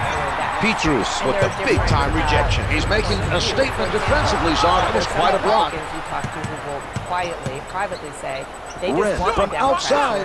The three-pointer is good.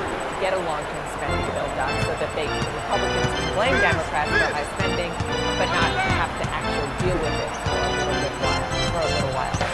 And on the other hand, Dampier at the basket, hits for two. Democrats who are saying that they do have sort of a last chance to Baker, little room to fund move. as much as they can, but they haven't been able to fund, so that's why they are holding out. That's one of the reasons that is no big deal. But Kate, I think you and I probably have this conversation. The shot, and it's good. They're on a roll. They've hit several in a row. They may be trying to bust this game open. The other team needs to find a way to slow them down, and they need to find it soon. The shot clock is off as they play this out. The 76ers used up their last foul. Dampier is very active right now and managed to draw them. A big-time theft by Iverson. They shove it together in a big bill called an omnibus. And Dampier with the pressure. 10 seconds to go in this quarter. Negotiations done, and it bumps up against a government shutdown deadline. It happens every Down to year. 5 in the quarter. Another one, no good. Another board by Dampier. Counter the basket at the buzzer to end the quarter. What a shot. They'll still have to review it, but it looked to me like he got it off, Mark. The officials have reviewed it, and it counts. And asked about the other possibility here. Lauren was getting to it a little bit in the show. The possibility of kicking the can down the road for a year, which we, of course, have seen this before. Let me play what he said about it. The worst outcome would be a shutdown, right? If that's the option, but a one-year continuing resolution would be terrible. A spectacular dunk. Woods with a terrible defensive effort. The defensive presence was almost non-existent. The funding debate will happen with a very different power dynamic. You'll have Republicans in charge of it. You have the additional Richardson rises from the perimeter. Drains it from downtown. Anytime a government funding discussion or debate gets any easier then?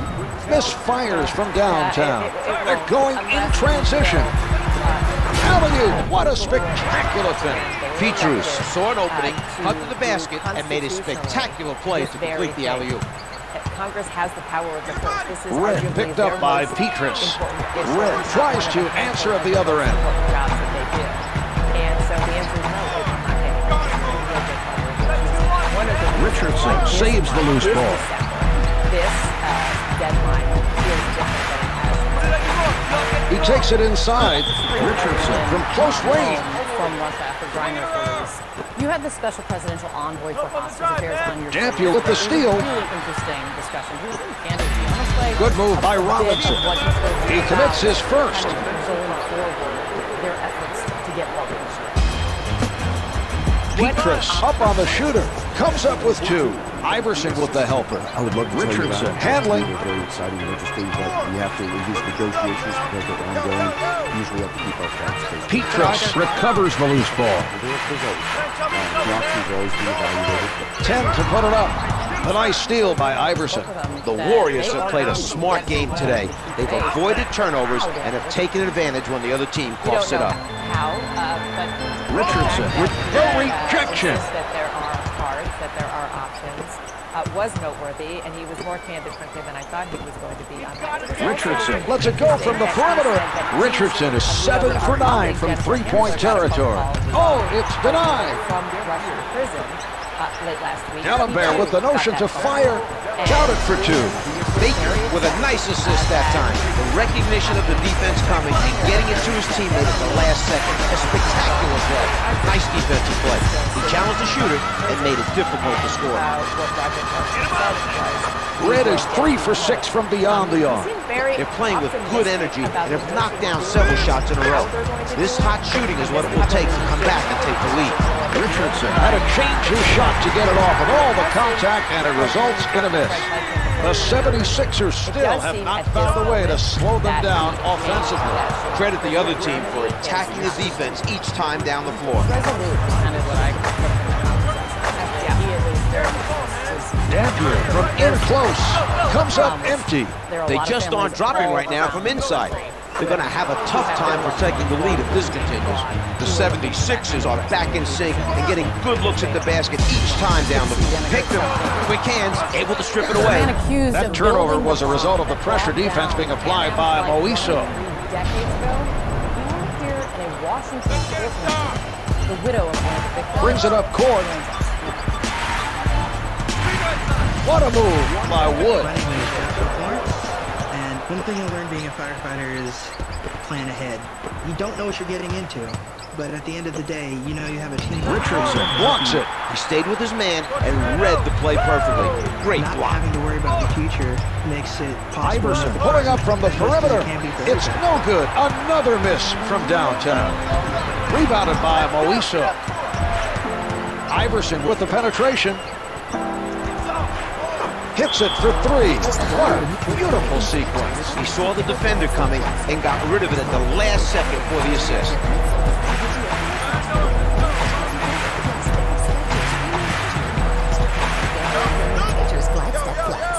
Hey, it's Ryan Reynolds, owner of Mint Mobile. It's the holidays and the big wireless Woods looking to hit. Dampier is showing us a great example of smart basketball. He knew the double team was coming, and he got rid of the ball before they took his passing options away. A nice assist that time. Petrus is 3 for 3 from the field. Richardson, the nice assist in transition. He did a fantastic job of setting his teammate up for the finish. Able to hit from downtown. Iverson able to shoot it over the defender.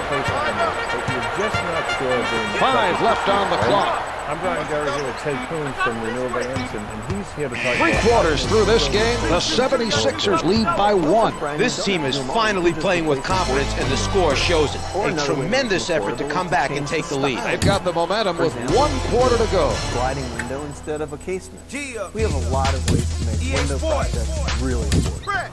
Compared to other window projects, you have a completely different business. Iverson gives him no room. Hits for 2. There's the manufacturer, the seller, and then the installer, and the customer. And if you're calling it a problem, Iverson from outside. It is no good from downtown. Woods setting it up. Robinson on the pull-up.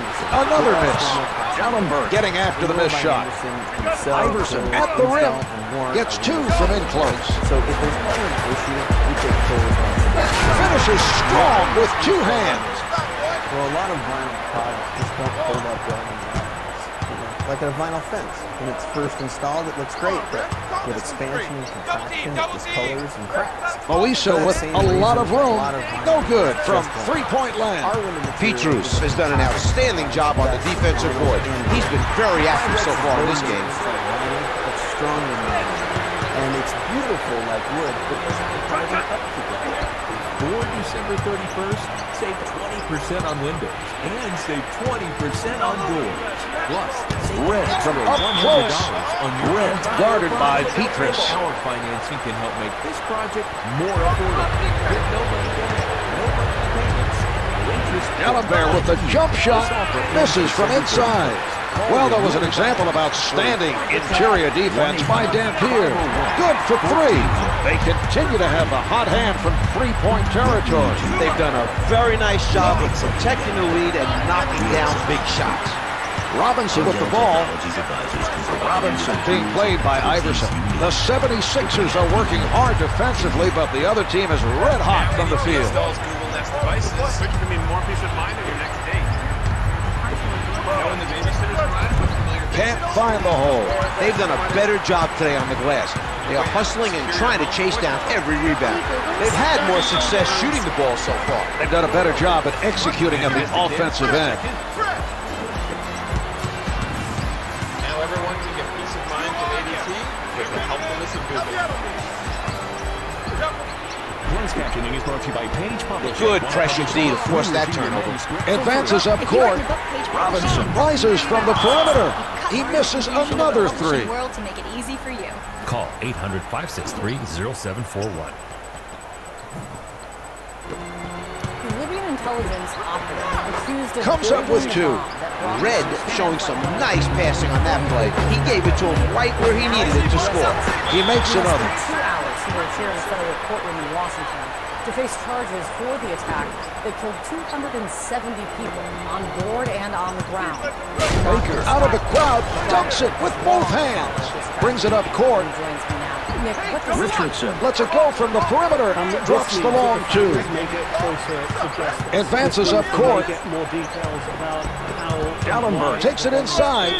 From down low.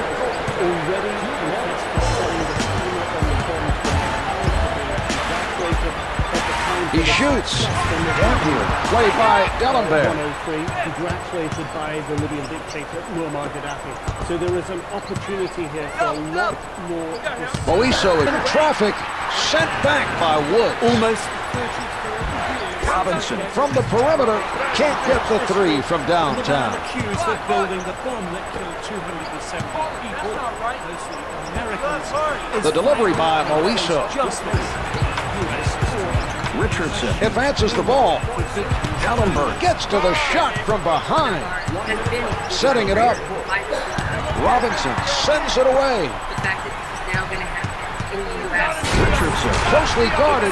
The 76ers are in trouble, Marv. They've almost run out of time. They need a quick three. Was arrested for his alleged role in blowing up. Can't hit for two. With the follow. Great anticipation that time. Richardson handling with the penetration. The 76ers, no more fouls to give. Iverson gives the intentional and is called for a second personal. Richardson hits the free throw. For unrelated crimes. It is alleged in the criminal complaint in the indictment that at that time, all 2 for 2 worked together to arm the explosive device in the suitcase. For years, the only here's Red. The score is 81-77. The 76ers have a tough task here. They're down big with very few possessions to go. The hook shot's no good. The Warriors need to avoid turning the ball over. They should have no problem hanging on for the win. But 8 years after his conviction in 2008, Dampier can't find the hole. Prison with terminal prostate cancer. Arriving he gets one of 2. Received hero's welcome in 2011, following the revolution that toppled. Dampier takes it away. No shot clock now as time winds down. Doesn't fall. 13 seconds left to go in the game. His family, as they always had, protesting his innocence. Iverson from outside misfires from downtown. That's it. This one's over. The Warriors have won it. The final score is 84-77. They made too many mistakes defensively to close this one out. I'm sure they're very unhappy with the final score. He goes unconscious. Yes. He died the following year without ever proving his innocence. Al-Marini's trial will likely revisit part of McGrath's defense, particularly alleged inconsistencies about how the bomb came to be. The claim. Now, Al-Marini has, also known as Masood, and the court documents have a lot of evidence stacking up against him. One of the questions to the court is this testimony that was taken from him by a Libyan law enforcement agent 10 years ago. Is that going to be admissible in court? That's the question mark. What is unchangeable and what is fact and evidence is Masood's fingerprints are on a ticket stub that placed him at the scene when the bomb was put on that aircraft. This is damning evidence. Absolutely. Nick, thank you for laying that out for us. I really appreciate it. And again, he's going to be in a courtroom in the United States today. A very big moment for everyone involved. Nick, thank you. Joining me now is one of those people I'm talking about, a very big moment for her as well. Victoria Cummock, her husband, John, was killed in the Pan Am Flight 103 bombing. She's the founder and CEO of the Lockerbie Legacy Foundation. Victoria, thank you for being here. What does this moment, what does today, what does this news mean to you and your family? Well, the U.S. apprehension and arrest of Libyan terrorist suspect Abu Aguila Massoud is the first tangible step made by the U.S. Department of Justice in 34 years to hold any suspect accountable in U.S. courts. You know that U.S. federal courts have jurisdiction to prosecute crimes on board U.S. flagged aircrafts, regardless of the location. So aside from issuing the 1991 criminal indictments against two Libyans, Al-Magrafi and Fima, and then the 2020 criminal charges against Massoud, U.S. authorities have never arrested or prosecuted any suspects in 34 years. And to the American victims' families, this really has felt like a betrayal by U.S. authorities to the thousands that regularly pledge allegiance to America and its flag. Today's arraignment of Massoud in a Washington courthouse is a significant first step to address this 3 decades-long miscarriage of justice. It's the victim's family's fervent wish that the U.S. criminal trial proceedings begin immediately, since justice delayed is justice denied. The victims' families are keenly aware that after 34 years, informants and witnesses die, memories fade, and evidence can deteriorate or disappear.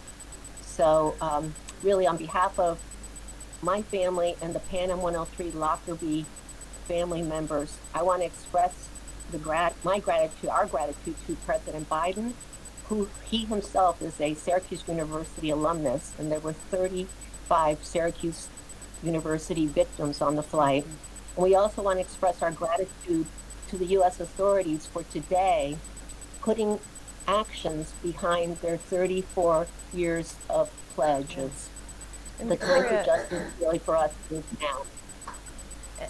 You'd mentioned that many of the families, yours included, had long felt betrayed by how this has all transpired over 34 years. So does today give you a sense of relief? Have you allowed yourself after so long and, as you say, a miscarriage of justice happening? How does it feel today for you? It feels hopeful that we will finally get to hear a little bit about the truth of who ordered this attack, who was involved and perpetrated the attack, and bring not only Massoud but other co-conspirators to justice. You know, this pledge is one that the family members began 34 years ago. Regular people like you and me began a stalwart quest to ensure justice would be served, by identifying and holding accountable all those responsible. This was the second most deadly terrorist attack against America in U.S. history. And so the victims' families pledged to pursue justice. And it's personally my 3-decade-old promise to John Cummock, my 38-year-old husband, my best friend, and the father of our three children. So that's why I established the Pan Am 103 Lockerbie Legacy Foundation. 34 years. It bears repeating just how long you have been fighting for justice and for answers after losing your husband and losing the father of your children. I mean, next week, December 21st, is the anniversary of the bombing, the anniversary of your husband John's death. Is after 3+ decades, is this one going to be different now that this process has begun? Massoud is in U.S. custody, will be in an American courtroom today. Well, we're hopeful that having this process begin will renew our hope in the U.S. justice system and in our country. in 1988, so many American families, like my own family with my 3 small children and I, were waiting for the arrival of Santa and for their daddy John to come home from a London business trip. And then 4 days before Christmas, John, among 259 passengers and crew, boarded Pan Am 103, which was a U.S. flag Boeing 747 flying from London to New York.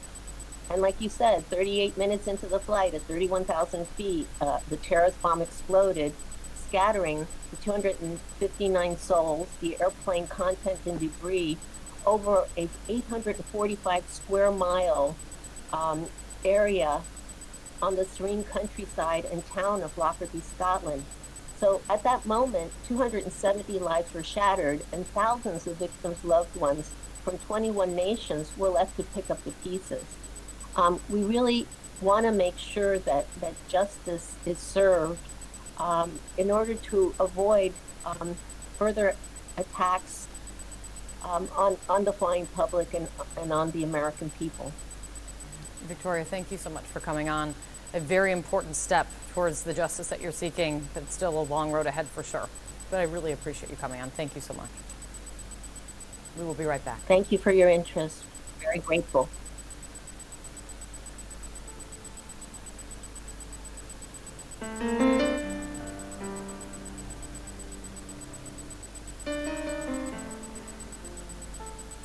What's it like shopping on Carvana? It's a car buying process that lets you shop tens of thousands of cars 100% online. So you can buy, sell, or even trade your car from anywhere. It's getting as soon as next day delivery, or picking your new ride up at one of our sleek car vending machines.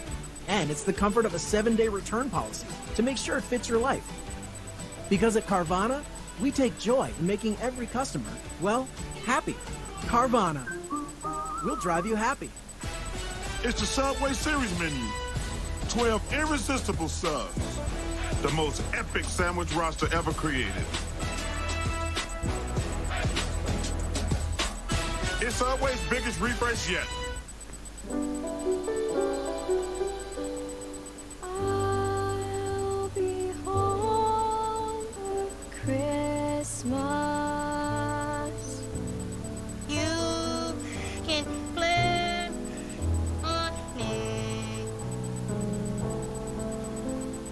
Please have snow and mistletoe and presents on the tree. Right now, all over the country, kids at Shriners Hospitals for Children are able to go home and be with their families for the holidays. And that's only possible because of the monthly donations from people like you. When you call the number on your screen today and just give $19 a month, you'll be helping countless children get the care they need to go home for Christmas. With your gift of just $19 a month, only 63 cents a day, we'll send you this adorable Love to the Rescue blanket as a thank you, and a reminder of the care you'll be providing so kids can be with their families. Christmas Eve will find me where the love light gleams. It only takes a moment to call the number on your screen, or you can visit loveshriners.org to help other kids just like me be with their families this Christmas. Because every child just wants to be home for the holidays, and your gift makes that possible. Your call is the best gift of all. Your gift will be my favorite Christmas present this year. Thank you for giving. Please call the number on your screen. If operators are busy, please call again, or go to loveshriners.org to give whatever you can. Thank you for giving. 2 new IHOP lunch and dinner menu items for twice the goodness, twice the flavor, and twice the choice. Sirloin Salisbury steak and all-natural salmon. Perfect for lunch or dinner. Only at IHOP. Download the app and earn free food with every purchase. When you get a chip in your windshield, trust Safeway. This couple was headed to the farmer's market. When they got a chip, they drove to Safeway for a same-day repair. And with their insurance, it was no cost to them. That's service the way you need it. Safe like repair, safe like replace. One Prilosec OTC each morning blocks heartburn all day and all night. Prilosec OTC reduces excess acid for 24 hours, blocking heartburn before it starts. One pill a day, 24 hours, zero heartburn. Welcome to CNN This Morning. There has been an explosion at the Ukrainian embassy in Madrid. This is about civil rights. It's more than just a soccer match. CNN This Morning, tomorrow at 6 Eastern. Homeowners, when your water or sewer line breaks, it's expensive and often not covered by basic homeowners insurance. You could pay thousands. Finding a good contractor can be tough. Want this guy doing the job? With a plan from HomeServe, call us. We'll send a contractor and there's no big bill. Easy. But don't wait. Get a plan from HomeServe before a line breaks. Go online now. Plans from HomeServe start at just $7.99 a month. Call 1-877-538-3882 or visit homeserve.com. Hi, I'm John Fiorentino, inventor of the Moon Pod, a breakthrough in therapeutic relaxation that's changing the way the world sits. Moon Pod's zero-gravity technology helps to eliminate back pain, stress, and anxiety by responding to every inch of your body. And now, with the crescent backrest and lunar leg lift, Moon Pod will take you to relaxation levels that you've never felt before. Experience the difference at moonpod.co. I'm Will Ripley in Kyiv, Ukraine, and this is CNN.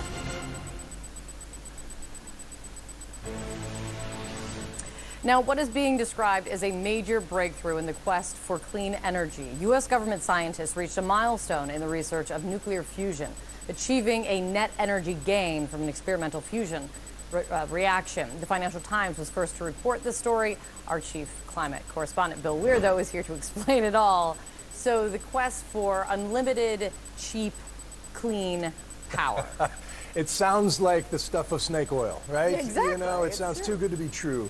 This idea that it would be incredibly cheap and safe. You could blow it out like a match, and you know, the hydrogen atoms that's in a glass of water could power your house for hundreds of years. This is this alluring, enticing idea that they've been chasing for so long, and it sounds like they've made the first breakthrough, which is getting more energy out of an experiment that they're putting in. That's what they've been chasing now. And just the basics are, the nuclear power we think about now is fission, which is splitting atoms apart, usually uranium or plutonium. Fusion is mashing hydrogen atoms together with the heat of the sun. And in order to create this, there are machines that look like giant donuts that have magnets that can lift up aircraft carriers, holding this plasma and trying to get it super hot. This experiment at Lawrence Livermore Laboratories in California used lasers, the biggest laser in the country, aimed at this hydrogen plasma, and it created more energy, but just for a few seconds. You know, Europe set a record in February. They doubled the amount of fusion energy, and it was for 5 seconds. I'll take it. So we're a long way from your city grid. I'm here for hope. I'm here for optimism on this. This is a great big step. They call it the Holy Grail for all the reasons that you described. What are the obvious challenges ahead? Well, there's so many things. Every time you solve a problem in this space, new ones open up. So again, practical application of this is probably for our grandkids. But there's so much other breakthroughs going on in clean energy right now that is going to launch us into a renewable age that is just beginning. I'll take it. I'm here for it. They've been working on this since the 50s. We've got more time to even figure it out even further. We'll take nerdy wins any day of the week. Good to see you, Bill. Thank you. All right, so public health officials in New York City, Los Angeles, and Seattle, they're urging people to start wearing masks once again indoors amid the surge of COVID, flu, and RSV cases that we're seeing all over the country. And of course, all of this is happening just as everyone's preparing to gather with family and friends for the holidays. Elizabeth Cohen joining me now with more on this. Elizabeth, so what is the new guidance now? The new guidance for those locations, as well as Oregon, as well as the Seattle area, is, hey, when you're inside at a public place, wear a mask. This is guidance, as you said, Kate. This is not, a mandate. This is guidance. And let's take a look at one graph that kind of explains why they're doing this. It is about hospital capacity. Hospitals are overrun with this triple-demic of flu and COVID and RSV. All the way to the right is the capacity currently. It's over 80% of beds in use. That's actually higher than at other points during the pandemic. I was sort of surprised by that. Things were so horrible during the pandemic. Well, now it's actually even worse. Let's take a look at some other graphs that really, or maps rather, that explain why they're making these suggestions. When you look at this map of the U.S., you see it is almost all red and purple. That means almost the entire country has a high or a very high level of flu activity. There is a lot of flu or flu-like illness around, and that's putting people in the hospital. As a matter of fact, when you take a look at community transmission, you can see COVID. Also, there are some pockets, not entirely, but there are some pockets of high level of COVID community transmission. So for all of these reasons, those locations are saying, you know, we suggest you wear a mask. I think they're probably aware that many people are not going to listen. Kate? Absolutely. It's good to see you, Elizabeth. Thank you so much. So Iran carrying out a second execution of an anti-government protester, and it's signaling more is to come. Details in the live report next.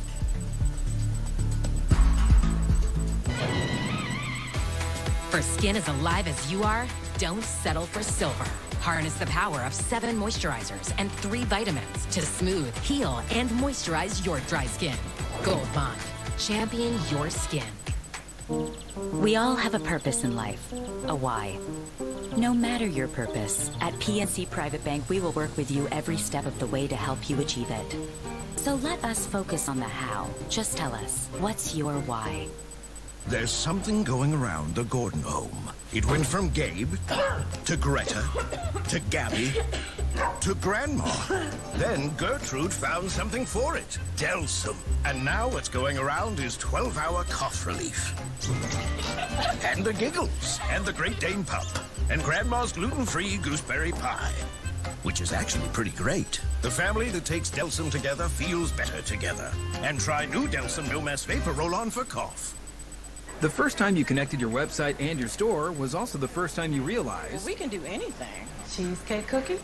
The Chookie! Manage all your sales from one place with a partner that always puts you first. GoDaddy, tools and support for every small business first. For just a little bit more, I can get you unlimited minutes, data, and text, 6 hotspots, concert coupons, cable subscription, dental cleanings. We need all that? Do we need all that?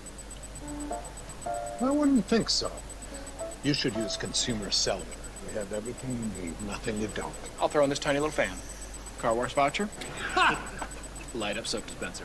Think you lost? Get the same coverage as the major carriers at half the cost. Save up to $250 a year on all the talk, text, and data you need. Consumer Cellular. Oh, what a good time we will have.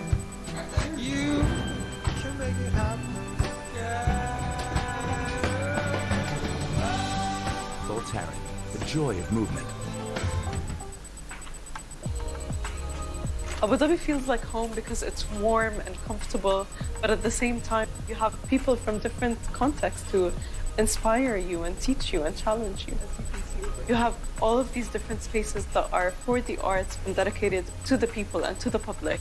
The lifestyle here is calm and yet exciting at the same time. There's something here for everyone. Anyone can make this place feel like home.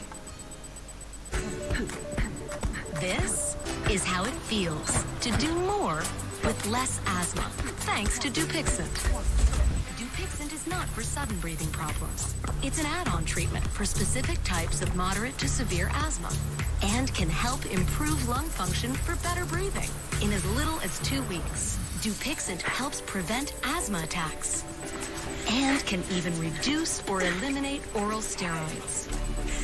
Imagine that. Dupixent can cause allergic reactions that can be severe. Get help right away if you have rash, chest pain, worsening shortness of breath, tingling, or numbness in your limbs. Tell your doctor about new or worsening joint aches and pain or a parasitic infection. Don't change or stop asthma medicines, including steroids, without talking to your doctor. Who knows what you can do when you do more with less asthma? Ask your asthma specialist about Dupixent. Nothing matters more than keeping our planet healthy. That's why Skechers is proud to partner with the Nature Conservancy for the Our Planet Matters collection. Comfortable, stylish footwear that's made from vegan and recycled materials. Plus, they're machine washable. Tread responsibly with Skechers Our Planet Matters. How do I do it all? With a little help. And to support my family's immune health, I choose Airborne. Unlike some others, Airborne gives you vitamin C and so much more. It's an 8-in-1 immune support formula. Airborne, do more. Did you know your health has more to do with your zip code than your genetic code? Doesn't seem fair. We agree, but where you live determines access to doctors, green spaces, and fresh food. That's why we grow our own. Smart. We don't think it's right that some people are healthier than others just because of where they live. That's why we're delivering food to areas with less access to it and helping schools teach kids about gardens. Wish they taught gardening in my school. You would have aced it. Introducing Elevance Health, where health can go. Closed captioning brought to you by Mesobook.com. We offer a free book on mesothelioma. Call for the free book and receive so much more. Call 1-800-831-3700. Iran says it executed a prisoner detained in the massive anti-government protests that we've seen across the country. This is a second person reported to be put to death by the regime. These executions show the speed at which Iran is now carrying out death sentences for those challenging its leaders. Salma Abdelaziz is live in London for us on this. Salma, what do the authorities say that this man did who was executed? Today, Kate, demonstrators are repeating this name, the name of Majid Reza Rahnavard, a man who was hanged in the early hours of this morning in the city of Mashhad. I emphasize that this was a public execution, meaning residents could have potentially walked past his body on the streets of Mashhad this morning. Absolutely terrifying and gruesome. Iran's authorities say he was convicted of waging war against God. The allegation is that he stabbed and killed 2 members of the security forces and wounded several others. But there's a crucial detail here, Kate, that will explain why he's already become a rallying cry. Authorities say this killing of these 2 security force members, that it took place on November 17th. That means in less than a month, this man went from accused to facing the death penalty. And that's why Amnesty International in particular, which has been tracking these executions, say they're carried out by sham trial, that these are kangaroo courts, that there's very little in the way of due process, and that the actual intention behind them, Kate, is to intimidate protesters, to keep them from coming out to the streets, and that this is simply, these executions, just another tool of repression. Salma, thank you so much for covering that. We will stay on top of it. I really appreciate it. So Ukraine's president is addressing G7 leaders in a virtual meeting today about what he says he needs now in the nearly 10-month-long war with Russia. Zelensky also called several allies ahead of today's address. Will Ripley is live in Kyiv at this hour for us. Will, you just spoke spoke with Ukraine's defense minister, a key person in all of this. What does he say his top priority is now? Alexei Reznikov obviously has a very long wish list when it comes to his war against the Russians, a war that Vladimir Putin started, but Ukraine is ready to finish. They are planning counteroffensives in the coming weeks, despite the plunging temperatures. They actually say that the ground freezing will serve to their advantage because they'll be able to move heavy equipment and weaponry much more easily on the hard ground, and so we could actually see an escalation in the fighting in the coming months and not the slowdown that the United States had been hoping for as they try to contain this. But they are providing Ukraine with tens of billions of dollars in defensive weapons. The last aid package, the latest one, just announced on Friday, Kate, and President Zelensky had a phone call with President Biden thanking him for the $275 million in artillery rounds and counter air defense capabilities, ambulances, medical equipment, generators. But they say they need more. And the biggest thing they need are Patriot missile defense systems to fight against this onslaught of Russian missiles, as well as other air defense systems to fight against the kamikaze drones that are just devastating the power grid here in Ukraine, Kate. Well, thank you so much. An LA city councilman gets into a fight with a protester. The shoving match on video, and what is behind this hostile confrontation? Details on that next.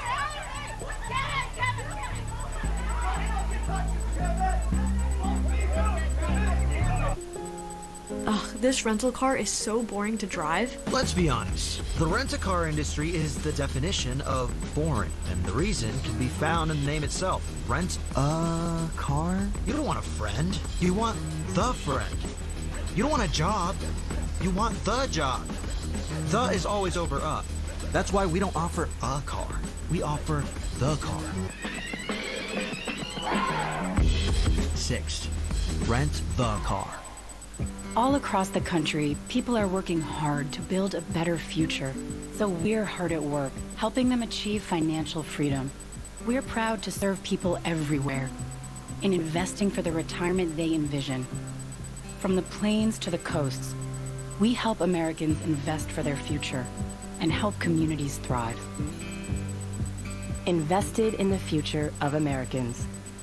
BlackRock.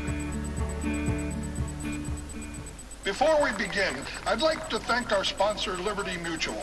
They customize your car insurance so you only pay for what you need. And by switching, you could even save $652. Thank you, Liberty Mutual. Now, contestants ready? Go!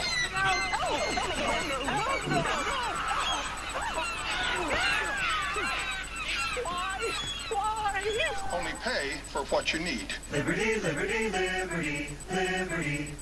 Your love isn't confined to an advent calendar. It doesn't stop when the Christmas lights come down. With the Salvation Army, your love lasts all year long.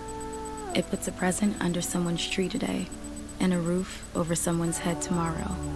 It brightens Christmas morning and the hardest nights for hardworking families. Together, we love beyond bell ringing, we love beyond snowfall, we love beyond Christmas.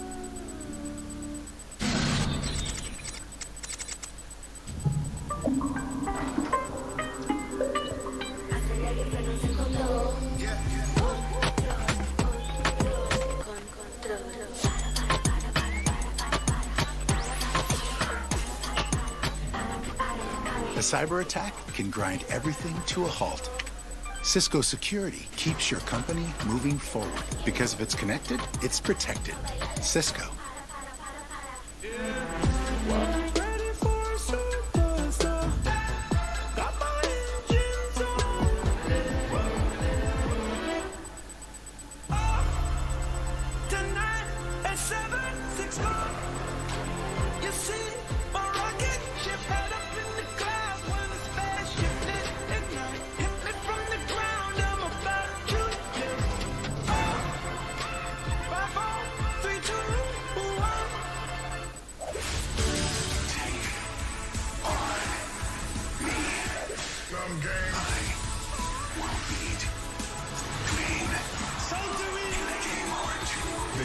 New season January 8th on TBS.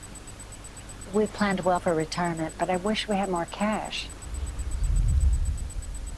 You think those two have any idea that they can sell their life insurance policy for cash, so they're basically sitting on a gold mine? I don't think they have a clue. That's crazy. Well, not everyone knows Coventry has helped thousands of people sell their policies for cash, even term policies.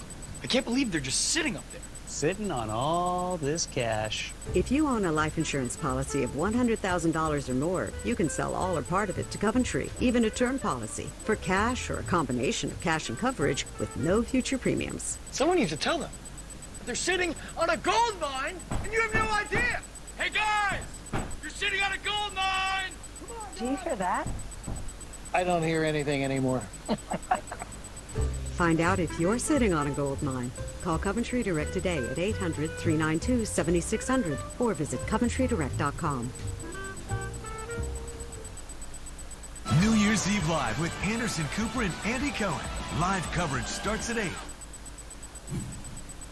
There are new calls today for a Los Angeles City Councilman to resign. Kevin De Leon is seen on video being confronted by a protester who charges the embattled councilman with his body, and then a fight ensues.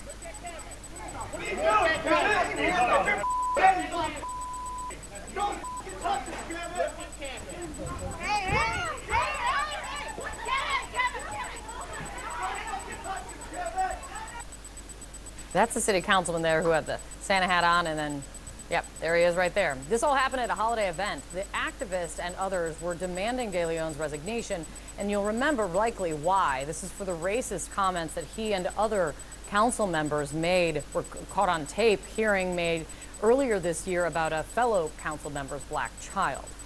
Joining me now, LZ Granderson. He's an opinion columnist for the Los Angeles Times. LZ, I mean, this is one of those things that, I mean, we've talked about this in the past, and then you've got, this is, you know, another turn in all of this. In an interview on Saturday, De Leon says that he has absolutely no plans to resign, and here's how he put it. My commitment is solid to my community, and to my constituents. I'm not going to let a group of extremely hostile individuals from outside the district bully me or my staff or my constituents. But what do you make of this latest episode and what you've said before and called a really heartbreaking turn of events? It is, and I think each day that Kevin decides not to resign from the city council is a day in which he shows who he really is. You know, which is really unfortunate because he built his entire political career really showing his heart and soul to the people of Los Angeles and the state of California. But now it's getting boiled down to him holding the city hostage. And really there's nothing that the residents can do other than organize and spend millions of dollars on a recall. So it's either force him to spend money on a recall or he has several years left in his term and there's nothing in place to force him out. He has them hostage right now. Because I do wonder, and I do not think it is unreasonable for people in LA to be asking, is how well is the city council functioning with this kind of ugliness and hostility and tension with the community hanging over it? Well, look, girl, I gotta be honest with you. The city council was in trouble before the tape. Okay, it was already riddled with a lot of scandal, and so this just exacerbates the situation, especially on the cusp of having new city council members joining on board. It's not going to function, and this is going to be, you know, really harmful in terms of the new mayor, Karen Bass, and her plans for homelessness in the city. And I wanted to ask you about that because talk about like a juxtaposition or whatever you want to call it, because also happening today is you've got the first real full day of the new mayor of LA. Karen Bass sworn in yesterday, and she said that her first move in office is declaring a state of emergency on the homeless issue plaguing the city. Part of her plan is she wants to move people off the streets indoors with the goal of finding housing for 17,000 people in her first year of office. How big is that challenge before her? It's a huge challenge, and what's going on with the city council isn't helping at all. You can't have bad Santa interrupt these city council procedures, which is what he's been doing. Listen, she's called a state of emergency, which is going to help her jump over a lot of red tape to get housing built. That's fantastic, but she still needs a functional government to help her with her plan, and it's not going to be able to function as long as Kevin De Leon has the city under hostage. Well, and LZ, LA's got a lot coming up for them in the coming years. I mean, LA is going to be on display. Yes, that makes the situation even more pertinent. I would not be surprised if she sort of did what Mitt Romney did when Salt Lake City played host to the Winter Olympics and reach out to the federal government for assistance, because you do not want Los Angeles to be a showcase of homelessness when you have both the World Cup as well as the Olympics being in the city within 6 years. Yeah, I mean, one thing we know is that Karen Bass is a seasoned politician. She's well respected. She's making history now as the first female mayor of Los Angeles. But in a city of 4 million people, the nation's second largest city, with the challenges facing the city, she's got a huge, huge, huge job ahead of her. It's good to have you here, LZ, as always. I really appreciate it, man. Hey, thank you for having me. Thank you. Talk to you soon. Thank you all so much for joining us at this hour. I'm Kate Baldwin. Happy Monday, folks. Inside Politics with John King starts after this break.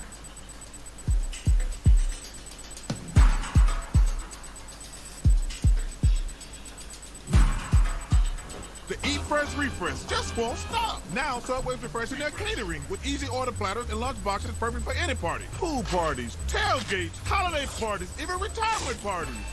Man, I love parties. Subway keeps refreshing and refreshing. Hi! Need new glasses? Get more from your benefits at VisionWorks. How can you see me squinting? I can't, I'm just telling everyone. Hey! Use your vision benefits before they expire. VisionWorks. See the difference. People love Subaru just because it stands for much more than just a car. Through the Share the Love event, Subaru retailers have supported over 1,700 hometown charities. Have I witnessed and seen the impact of what we do? You bet I have. We have worked with so many amazing causes and made a difference. By the end of this year, Subaru and our retailers will have donated over $250 million to charity. It's about more than just selling cars. The Subaru Share the Love event, going on now. I brought in Ensure Max Protein with 30 grams of protein. Those who tried me felt more energy in just 2 weeks. Here, I'll take that. Ensure Max Protein with 30 grams of protein, 1 gram of sugar, and nutrients for immune health. What's the #1 retinol brand used most by dermatologists? It's Neutrogena. Rapid wrinkle repair smooths the look of fine lines in 1 week, deep wrinkles in 4. So you can kiss wrinkles goodbye. Neutrogena. The first time your sales reached 100K was also the first time you hit this note. Save 20% with the lowest transaction fees and keep more of what you make with a partner that always puts you first. GoDaddy, tools and support for every small business first. I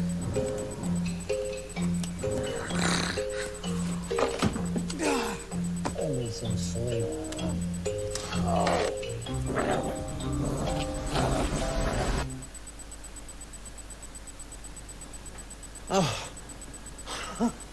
If you struggle with CPAP, you should check out Inspire. Inspire, sleep apnea innovation. Learn more and view important safety information at inspiresleep.com. We're Carvana. We've created a brand new way for you to sell your car. Go to Carvana, answer a few questions, and our techno wizardry calculates your car's value and gives you a real offer in seconds. We'll come to you, pay you on the spot, then pick up your car. That's it. At Carvana. Get up to $200 off accessories with the purchase of a Peloton bike, Bike Plus, or Tread. Accessories like cycling shoes, dumbbells, and more. It's Peloton's gift to you. Visit onepeloton.com. Terms apply.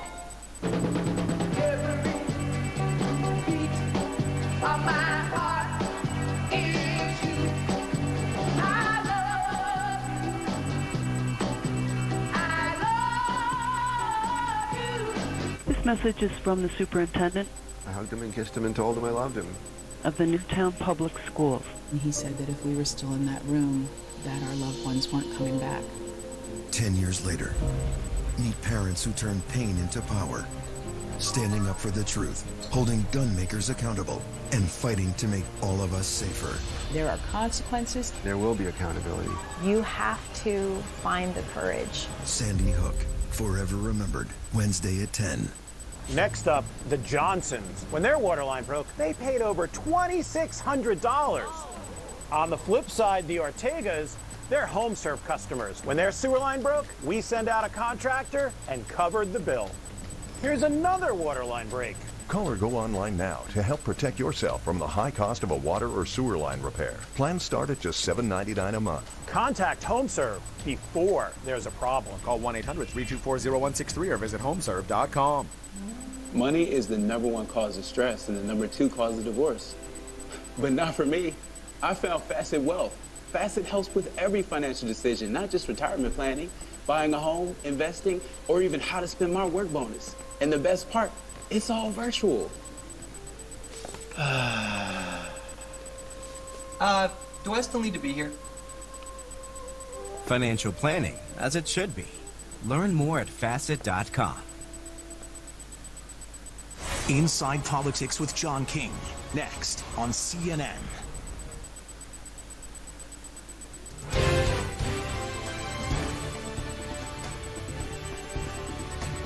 Hello and welcome to Inside Politics. I'm John King in Washington. Thank you for sharing your day with us. Deadline week for Congress. Government funding runs out Friday, and the negotiations are even more complicated than normal because of the coming flip of the House from Democrats to Republicans.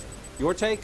Brand new CNN polling releasing right now shows broad numbers of Americans view both political parties as too extreme. Plus, justice delayed but not denied.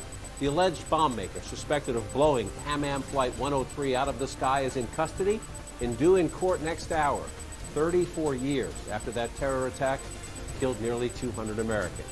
And this is what gets cheers in today's Republican Party. Marjorie Taylor Greene says if she had organized the insurrection, the mob would have won the day and blocked the peaceful transfer of power. If Bannon and I had organized that, we would have won.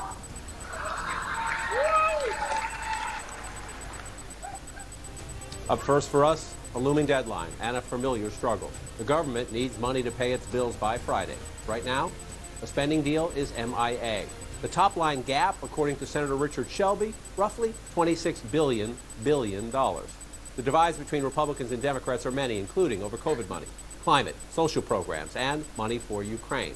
There's also a Republican push to hold off the biggest decisions until January, when the Republicans would take control of the House. Let's get straight up to the Capitol. CNN's Lauren Fox. Lauren, negotiations facing a clock. Any progress? Well, this morning, lawmakers coming back to Washington today, and the expectation is they're going to need some kind of short-term spending bill to give them more time to negotiate. John, that's never a great sign. But over the weekend, aides telling me they did make some progress, but they still have not come together on what the top line number should be. Also known as how much money are they going to spend next year on funding the government. They basically have two options. They're going to need a couple more days to negotiate. After that, they're going to have to decide, are they going to come together on a new spending bill, or are they going to have to fund the government at last year's levels? There's a lot of reasons that the White House and Democrats don't want to do that. In part, they want to use this opportunity when they have all levers of government to put through a bill that has and reflects their feelings on spending. Right now, though, it looks like Republicans and Democrats continue to be divided. It's really up in the air whether they're going to come to an agreement or not in the next couple of days. John? Lauren Fox live on Capitol Hill, kicking off an interesting week, to say the least. Lauren, thank you. With me in studio to share their reporting and their insights, CNN's Adi Cornish, CNN's Manu Raju, and Laura Barone-Lopez of the PBS NewsHour. So, Manu, you have the last act of both Senator Shelby and Senator Leahy, these two bears of the appropriation process. They want to get this done, but the old way doesn't necessarily work in this new. This is complicated anyway, but with Kevin McCarthy and all the pressure he faces in the House, where his House Republicans are saying, no deal, wait till we're in charge. What's going to happen? And look, that is really going to be the big challenge for Kevin McCarthy. He is saying himself he believes it should be punted to the new Congress. A lot of people on Capitol Hill believe that he would like to clear the decks because this will be such a mess, so difficult in the divided Republican House, the narrowly divided Republican House, the narrowly divided Democratic Senate, coming to an agreement on a big spending bill in the new year. Mitch McConnell last week suggested that talks were not going well and that perhaps they would have to punt something into the new Congress, which prompted a lot of fears. Now, this is Congress's mess of its own making. They're supposed to get done with the appropriations process by September 30th, 12 bills to fund the entire government. We're at December 16th. They have not finished the appropriations bill, so they're trying to roll all 12 of these bills together into this massive mammoth of a bill to jam it through in a few days that virtually no one will have a chance to read. But there's so many significant issues in there. There's $37 billion in funding for Ukraine. There's issues dealing with reforming the Electoral Count Act to prevent another effort on January 6th. But those all could fall by the wayside if they don't get a deal and they kick this into the new Congress. So Lauren Fox, Laura Barone-Lopez makes a key point in the sense that the Democrats have a couple weeks left before the Republicans take over the House. So if you're President Biden, if you're the Democratic Party, you want that Ukraine funding. You want, some people have talked about maybe can we stir up a new child tax credit extension or something like that.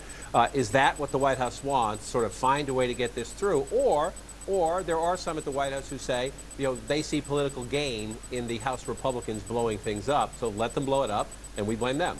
There may be some political gain, but I think in the near term, the majority of those in the White House really do want to see as much as passed that can be passed right now, because ultimately they do know the math, which is that even though they maintain the majority in the Senate, 51-49, the House is Republican, and there's really no indication that Kevin McCarthy or any of his rank and file want to give any potential bipartisan legislative wins to President Biden. So right now the White House is very focused on trying to get the Ukraine aid, the Electoral Count Act, as well as, like you said, John, maybe they could potentially get child tax credit extended. They're starting to try to talk to some Democrats about that who wanted certain parameters around it. This is one of the things that makes little sense to people watching out there in the real America, because through a COVID pandemic, through inflation, they have to get their kids to school and pay the bills and get ready for the holiday season, spend what they can, take a vacation if they can. But they have figured it out.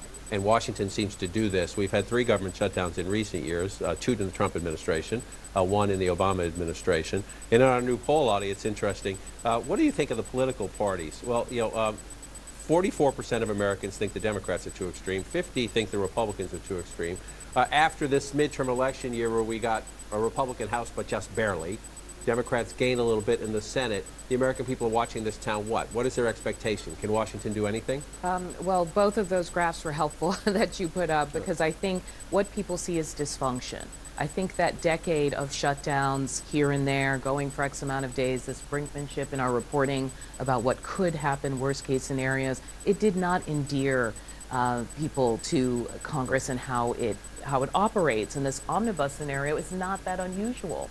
And so it's very hard to kind of go to the voter and say, typically we're more functional than this, but now, is really the problem. One other thing I wanted to throw out there for context is that Kevin McCarthy is still trying to shore up his own leadership. So the idea that he could marshal resources or votes for something complex, controversial, seems kind of like a stretch as he still tries to find votes for himself just to be speaker next time around. I think you make a key point that on Truth Serum, he would like, can we fund the government for a year so that I can try to get this job, and then if I get this job, figure out how to manage this job before I have to deal with big decisions. That's what he would say probably on Truth Serum, but he can't say that. Exactly, because he needs those votes. Those Republicans who are saying they want him to take a harder line. Some of them want him to take even a harder line on another major issue in the new Congress, which is raising the national debt ceiling. They're going to have to avoid a debt default in the next Congress. Those are really the only two things that the new Congress has to deal with. There are going to be a lot of messaging bills that try to pass through the House. Those will be hard enough to pass by themselves. But those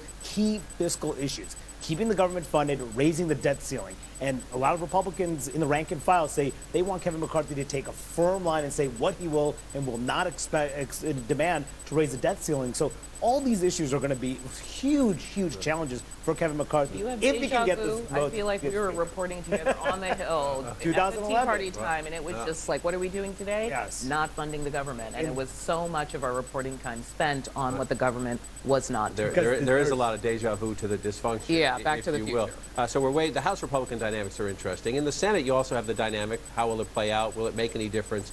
Of Senator Sinema switching parties and becoming an independent, not a Democrat. Listen here. Two of her colleagues. One says this is all about her. Another says no big deal. I think the Democrats there are not all that enthusiastic about somebody who helps sabotage some of the most important legislation that protects the interests of working families and voting rights and so forth. So I think it really has to do with her political aspirations for the future in Arizona. Look, I was surprised she made the change, but functionally, I don't think that change is a thing. Whether she's a Democrat or she's a Republican, that really doesn't matter. The label doesn't matter.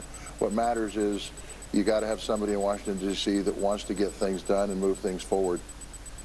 Do we know the answer to that question? Does it matter in the current context of trying to keep the government open? Is this our first clue, if you will, of whether she's going to be any different? I think according to Senator Sinema and according to Majority Leader Chuck Schumer and the White House, functionally, they say that it's not going to be different, that that they expect her to still be a partner to the White House. That's what the President Biden's team has been stressing.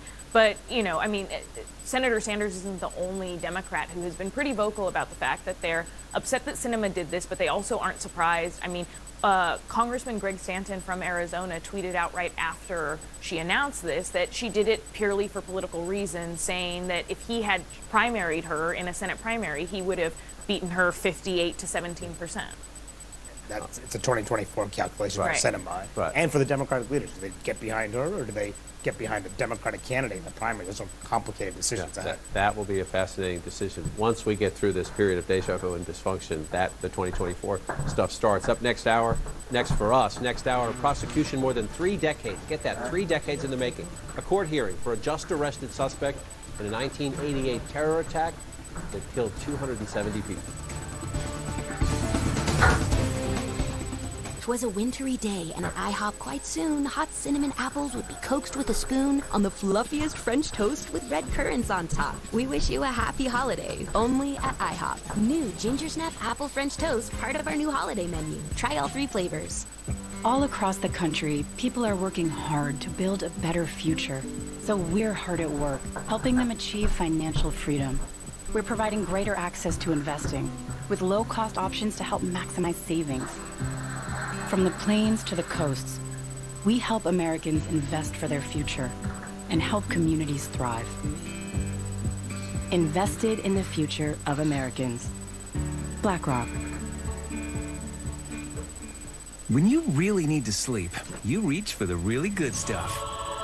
ZQuil Ultra helps you sleep better and longer when you need it most. It's non-habit forming and powered by the makers of NyQuil. ZQuil Ultra, when you really, really need to sleep.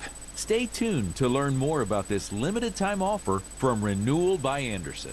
We all have that list of home improvement projects we need to do, and if replacing your home's windows and doors is on that list, you want to know that it's going to be affordable.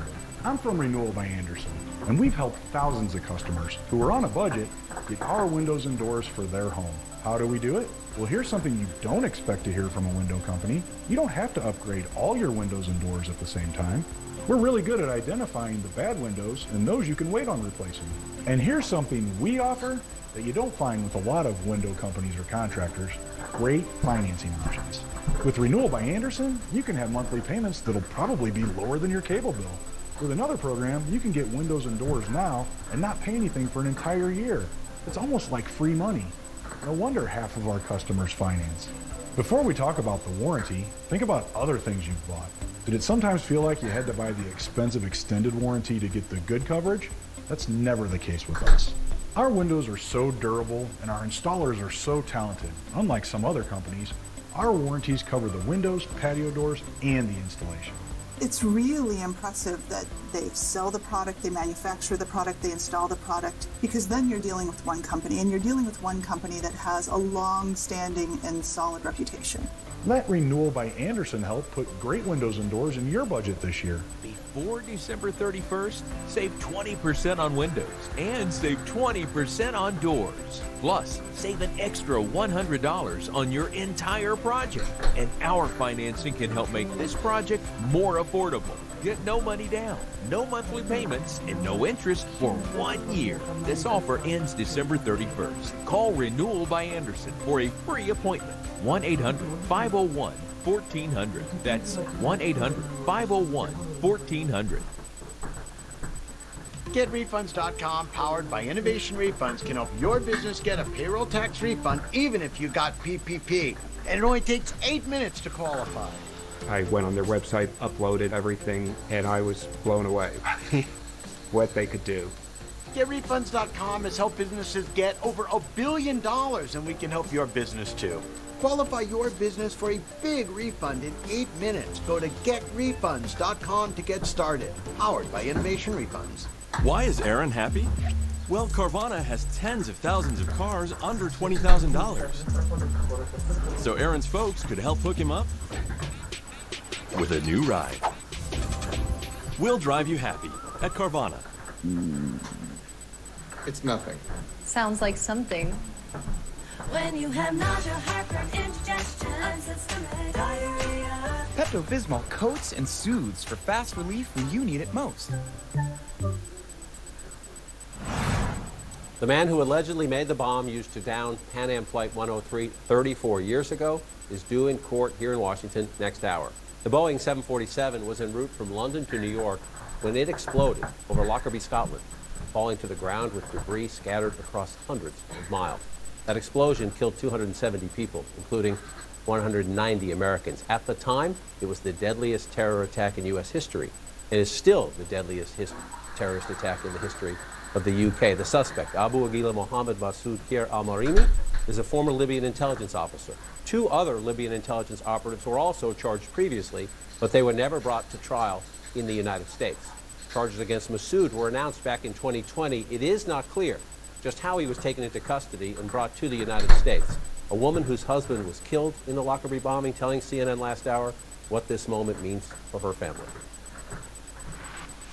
It feels hopeful that we will finally get to hear a little bit about the truth of who ordered this attack. My own family with my 3 small children and I were waiting for the arrival of Santa and for their daddy John to come home from a London business trip. And then 4 days before Christmas, John, among 259 passengers and crew, boarded Pan Am 103. 50 lives were shattered, and thousands of victims' loved ones from 21 nations were left to pick up the pieces. Get some important context now. I'm joined by CNN's Nick Robertson and our CNN Homeland Security analyst, Julia Kayam. Nick, to you first. 34 years later, One of the suspects, one of the masterminds, allegedly, will be brought to justice in a U.S. courtroom. It's a remarkable development, and yet there's still a lot we don't know.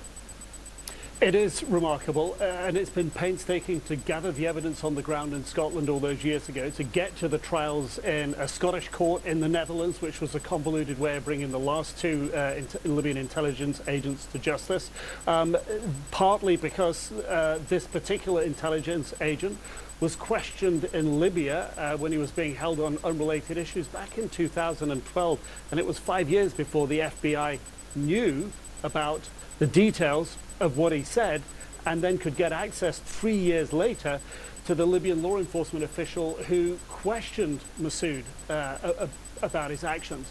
So it is very long, very slow to get to this point. But it is huge that he arrives in the United States. And I think if we read between the lines of what's been put in the court documents, it does appear as if they've had support of the Libyan government along the way, at least in more recent times. Although the detail on that and the context we're yet to discover too. And Juliet, help us with perspective as someone who has studied terrorism. I remember this was in the final days of the Reagan administration. I had just moved to Washington. I remember it very clearly. Final days of the Reagan administration, the transition to George W. Bush 34 years ago. This week, this happened. Since then, we've had 9/11. We've had a couple attacks on the World Trade Center. But this was a defining moment in global terrorism when it happened. It absolutely was. I still remember shock because it was also in the age finally of cable TV. You saw the family members waiting at the airport, and there were pictures of them, and everyone remembers also because there was a couple dozen Syracuse students also on the flight. So the emotional impact of it, we tend to forget it after 9/11. It, to this day, remains the second largest terror attack against U.S. citizens, although 30 nationalities perished that day. I have two takeaways here, as Nick was highlighting, is while we do have a long memory in counterterrorism, we'll continue to go after people. This case obviously opened up in 2011 when Gaddafi loses power in Libya. There is a question about his statements and whether they will be admissible in a U.S. court. We simply do not know whether his confession was how it was obtained. It was obtained by anti-forces, and obviously that is going to be a question and something that his defense attorneys will bring up. But the second thing I think is important is before Lockerbie, terrorist victims often didn't have a voice. It was the family members around these victims who really began to organize in a fashion and really push the U.S. government and international governments to go after these cases. That we're used to it now after 9/11, but the Lockerbie families really have to be commended in all different sorts of ways, from documentary filmmakers like Ken Weinstein to Dornstein, to the members that we saw on TV just now, of really pushing governments to say, look, these aren't just random victims in these wars that we fight. These are human beings who have family members who want justice. And Nick, you mentioned looking at the court documents. We'll get more details next hour, obviously. Maybe it'll take a few weeks into the proceedings as the proceedings develop to get more information. But that perhaps this time the Libyan government cooperated. Back then, obviously, the world was outraged at Muammar Gaddafi.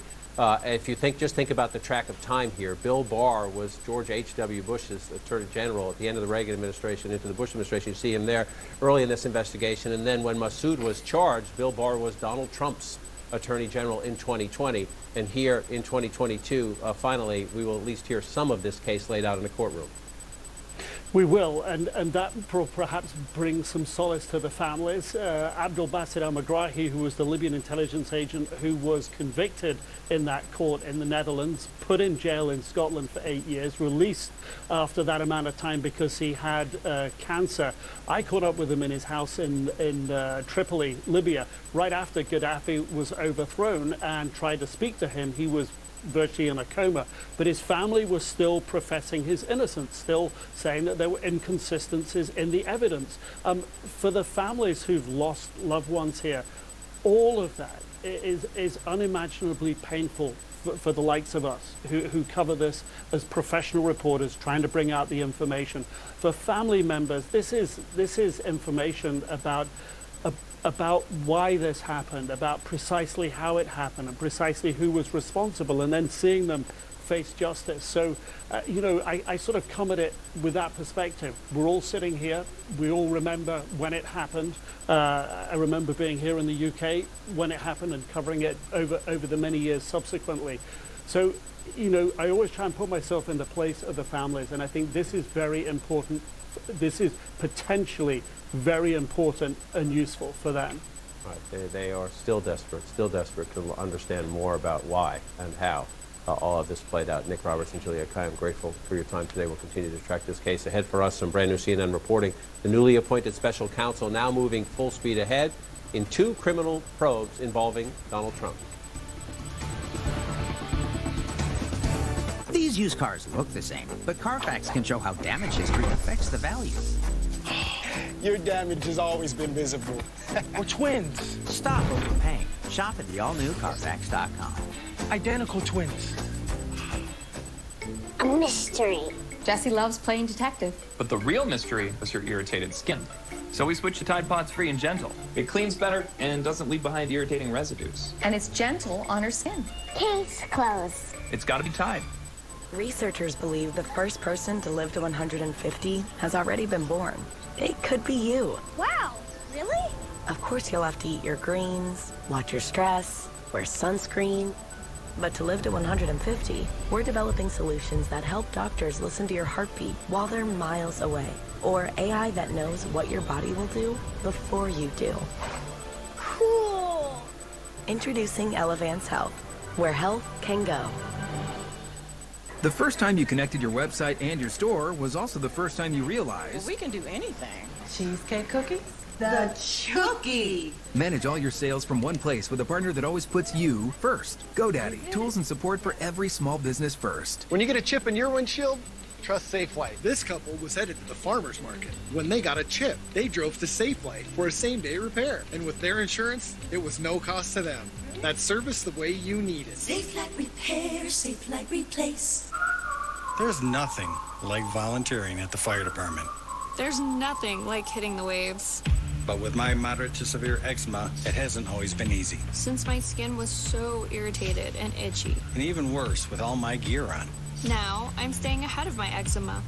There's a power inside all of us to live our passion. And Dupixent works on the inside to help heal your skin from within. It helps block a key source of inflammation inside the body that can cause eczema. So adults can have long-lasting, clearer skin and fast itch relief. Serious allergic reactions can occur that can be severe. Tell your doctor about new or worsening eye problems such as eye pain or vision changes, including blurred vision, joint aches and pain, or a parasitic infection. Don't change or stop asthma medicines without talking to your doctor. Healing from within is a powerful thing. Ask your eczema specialist how Dupixent can help heal your skin from within. Do you struggle with occasional nerve aches in your hands or feet? Try Nervive Nerve Relief from the world's #1 selling nerve care company.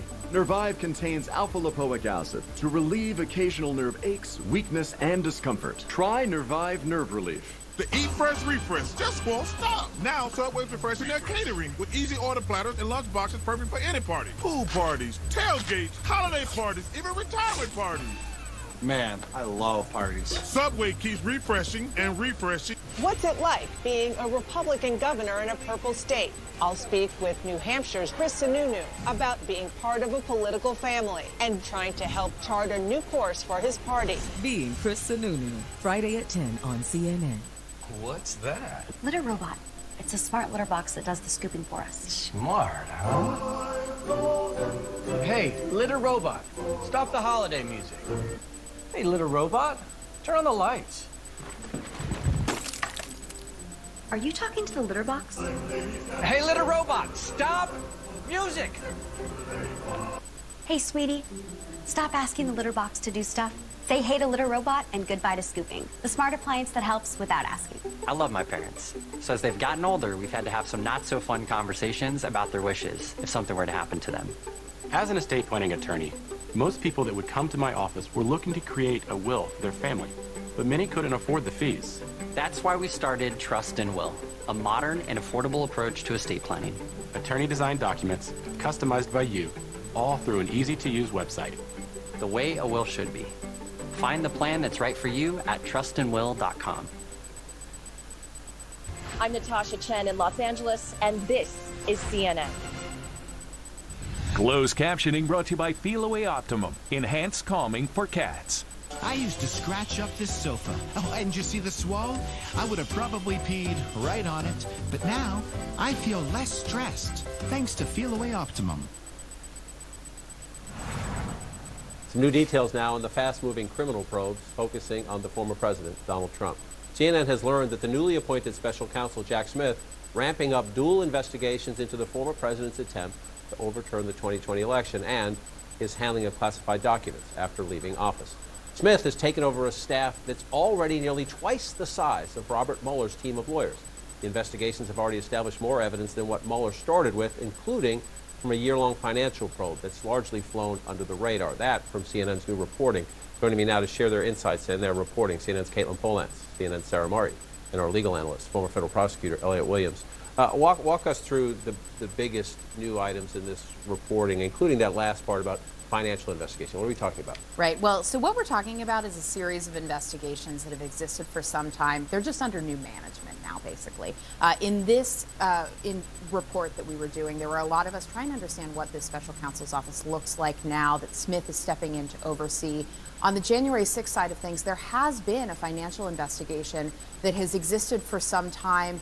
All kinds of different possible financial crimes have been looked at, the funding of rioters, money laundering, and now they are also looking at potential political contributions and the misuse of that. That's just an aspect. There's a lot of other things that are under investigation. And one of the things about this existing team that we found is even a year ago when January 6th prosecutors were being brought in to look at more political circles, they always have had the ability to take a case the whole way up to Donald Trump if the evidence leads them there. And so Smith now may be making decisions on what to do with that sort of evidence, but they are still asking witnesses about Trump himself. And then the other thing that we found, John, that is just a really interesting comparison to other special counsels is that this is not a shadow Justice Department being set up by Smith from scratch, sort of like how Robert Mueller did. Garland has been tapping really expert people, big thinkers of the department, even asked somebody to stay on a year past their retirement to help with January 6th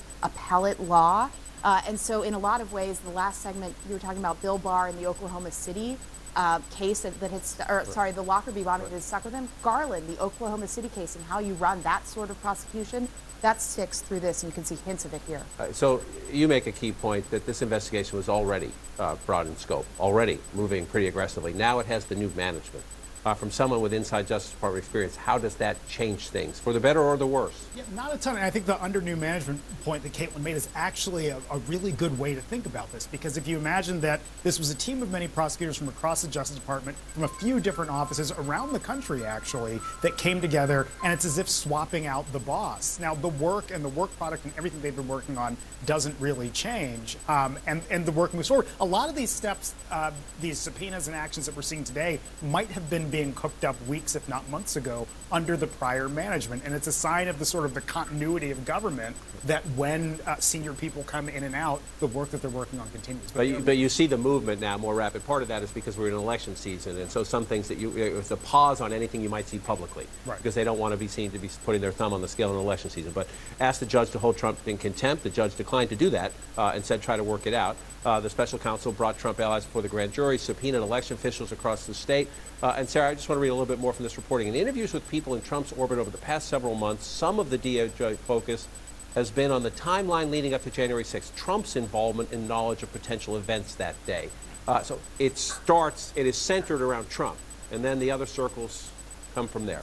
Yeah, I mean, I think that is certainly what we saw when they decided to institute a special counsel. You know, they knew Donald Trump is at the heart of both of these investigations. He's now a candidate for president. And look, part of that and part of what investigators are digging into is what was his frame of mind? You know, what did he think was going to be happening on January 6th? You know, when he was telling people, you know, to go to the Capitol, that kind of thing. Like, what was he expecting to happen? What did he maybe know was going to happen? I think that's what prosecutors want to get to the bottom of.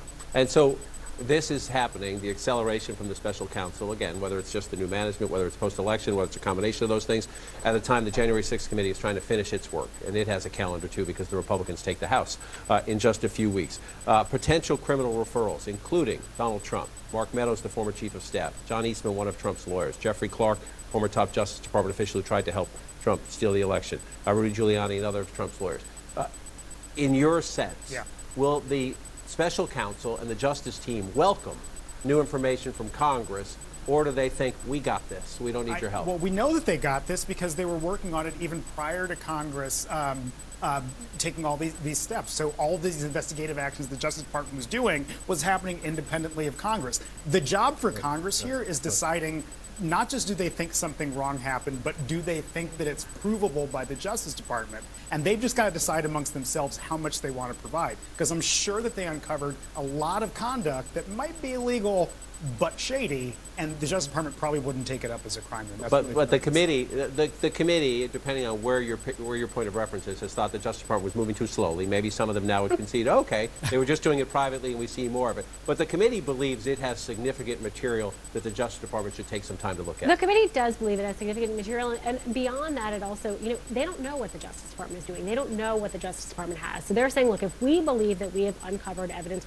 that a crime was committed, and the committee does believe that, then we feel it is our duty to share it with the Justice Department, also for the posterity of this committee, for symbolic for the work of this committee to make these referrals. Now, we know the Justice Department has powers that this committee does not. It's a lot easier for them to get financial information. It's a lot easier for them to get phone records. So the odds are the Justice Department, in fact, knows way more than the January 6th committee does at this point. But again, January 6th committee doesn't have the insight into everything the Justice Department knows. They want to make sure that anything they have that could be relevant is handed over. Do we have any sense of how we knew how Merrick Garland said, send me stuff, we'll look at it. He asked for some things and the committee told him no. Do we have any sense how the special counsel views this, and any sense of, does the special counsel have a timeline for any key decisions, or are we still unclear? Well, the timeline is really hard to say. I mean, we really don't know if and when there will even be indictments out of this. They're going to look at all of these things. But what Sarah was saying about these people being looked at, and that the Justice Department is going to want to know anything the committee finds. I mean, that group of 4 names, some of those people we know are under investigation already. And so the Justice Department is just going to have open arms for whatever they can get. Interesting moments ahead. We shall follow. Appreciate everybody coming in. Up next for us, Republican Kari Lake files a lawsuit asking that she be declared the winner in Arizona governor's race. And another election denier, Congresswoman Marjorie Taylor Greene, says, get this, that if she had been in charge, the Capitol rioters would have been fully armed and would have prevented Congress from certifying Joe Biden's win. All across the country, people are working hard to build a better future. So we're hard at work, helping them achieve financial freedom. We're proud to serve people everywhere in investing for the retirement they envision. From the plains to the coasts, we help Americans invest for their future and help communities thrive. Invested in the future of Americans. BlackRock. It's nice to unwind after a long week of telling people how Liberty Mutual customizes your car insurance so you only pay for what you need. It's a natural. Only pay for what you need. Liberty, liberty, liberty, liberty. Trilogy for COPD. Birds flying high, you know how I feel. Breeze drifting on by, you know how I feel. You don't have to take COPD sitting down. It's a new dawn, it's a new day. It's time to make a stand. And I'm feeling good. Start a new day with Trilogy. No once-daily COPD medicine has the power to treat COPD in as many ways as Trilogy. With 3 medicines and 1 inhaler, Trilogy makes breathing easier for a full 24 hours, improves lung function, and helps prevent future flare-ups. Trilogy won't replace a rescue inhaler for sudden breathing problems. Tell your doctor if you have a heart condition or high blood pressure before taking it. Do not take Trilogy more than prescribed. Trilogy may increase your risk of thrush, pneumonia, and osteoporosis. Call your doctor if worsened breathing, chest pain, mouth or tongue swelling, problems urinating, vision changes, or eye pain occur. Take a stand and start a new day with Trilogy. Ask your doctor about once daily Trilogy and save at Trilogy.com. I'm a mom of 2. During the pandemic and my pregnancy, technology and telemedicine were vital to keeping us connected with our doctors. And now we rely on the internet to order the things my family needs. I wish Congress would focus on bringing down the cost of gas and groceries, instead of going after the tech innovators that support our economy. Undermining American technology could hurt families like mine. Congress should fight inflation and leave our technology alone. How can today's resources fuel our shared tomorrow? As communities and economies continue to grow, so does our energy demand, but our resources aren't limitless. To address this challenge, we use best-in-class exploration practices, 3D modeling techniques, and computational science to maximize reservoir yield. Discover how we're meeting growing global demand while planning for the future. Aramco, powered by How. We're Carvana. We've created a brand new way for you to sell your car. Go to Carvana, answer a few questions, and our techno wizardry calculates your car's value and gives you a real offer in seconds. We'll come to you, pay you on the spot, then pick up your car. That's it. At Carvana. HGTV's feel-good favorite is back. Holy cow. Join Ben and Aaron for all new feels, reveals, We like making dreams come true. and everything in between. We need a bigger bathroom. Hometown is all new. Sunday at 8 on HGTV. Letting go of my diamond ring was really hard, but selling it for the best price was simple with Worthy.com. They evaluate your jewelry to help you understand what it's actually worth. Then they auction it to their network of professional buyers. Get more for your jewelry with Worthy.com. Over 100 million Americans have a low credit score. Self is a new way to build credit that doesn't require a credit score. Plus, Self helps you save money every month and reports your payments to all 3 credit bureaus. Download the app today. Homeowners, when your water or sewer line breaks, it's expensive and often not covered by basic homeowners insurance. You could pay thousands. Finding a good contractor can be tough. Want this guy doing the job? With a plan from HomeServe, call us. We'll send a contractor, and there's no big bill. Easy. But don't wait. Get a plan from HomeServe before a line breaks. Go online now. Plans from HomeServe start at just $7.99 a month. Call 1-877-538-3882 or visit homeserve.com. CNN Special Report, Sandy Hook Forever Remembered, Wednesday at 10. Here's a stat that stands out. The nonpartisan group States United Action says 9 in 10 election deniers running for statewide office lost. And most of them then did the normal thing, meaning they conceded and they bowed out. Arizona Republican Kari Lake, however, not among them. It was run like they run elections in a banana republic. Yeah. And the people running it were, their number one political goal was to make sure I didn't get elected. Lake, a former local news anchor, she lost the race for Arizona governor. She's now suing. Her 70-page lawsuit recycles some 2020 myths and alleges without any evidence that this year thousands of votes were cast illegally and that Republicans were uniquely disenfranchised by long lines. Our great reporters are back with us. She has been consistent about this. She's an acolyte of Donald Trump. She says he should still be president, that Arizona was one of the states that was stolen from Trump in 2020. She just here, if you read the lawsuit, she has every right to file it, but a lot of it is recycling 2020 stuff, and there's no evidence to back up the this year stuff. It's a different context, though, than Trump and 2020, 2019. While there is still a well-trodden kind of media circuit to run using these kinds of claims, no matter how many times they're rejected by a court, I think all of us are different. The media environment is different. And as you could see from the Dominion voting machines lawsuit, the sort of patience some people have for this kind of behavior is worn really thin. And look, there's also some patience has been lost by among Republicans, too. Members of Congress, people who are seeing what happened in the election cycle. Last week, the number 2 Republican, John Thune, told me that independent voters were just not having all the election denialism happening in the GOP ranks. They rejected voters who embraced that theory. So among the at least leadership types, they feel like this is the wrong way to go. But how do rank and file voters in the GOP feel? How do some of these candidates at the state level feel? And in some way, forgive me for jumping in, but in some ways this is a refreshing map I'm going to show you, in the sense that after 2020, we had lawsuits and recount demands and protests in battleground state after battleground state after battleground state. This year, there's a recount going on, abortion rights and voting rights measures that passed in Michigan. Election deniers are paying for a recount of some of the ballots there. That's their right. There's no evidence of it. In Colorado, this is a recount in a congressional race that was very close, even though the Democrat has conceded. It's pretty routine. And here you have now, this is the Kari Lake suing to contest in Arizona.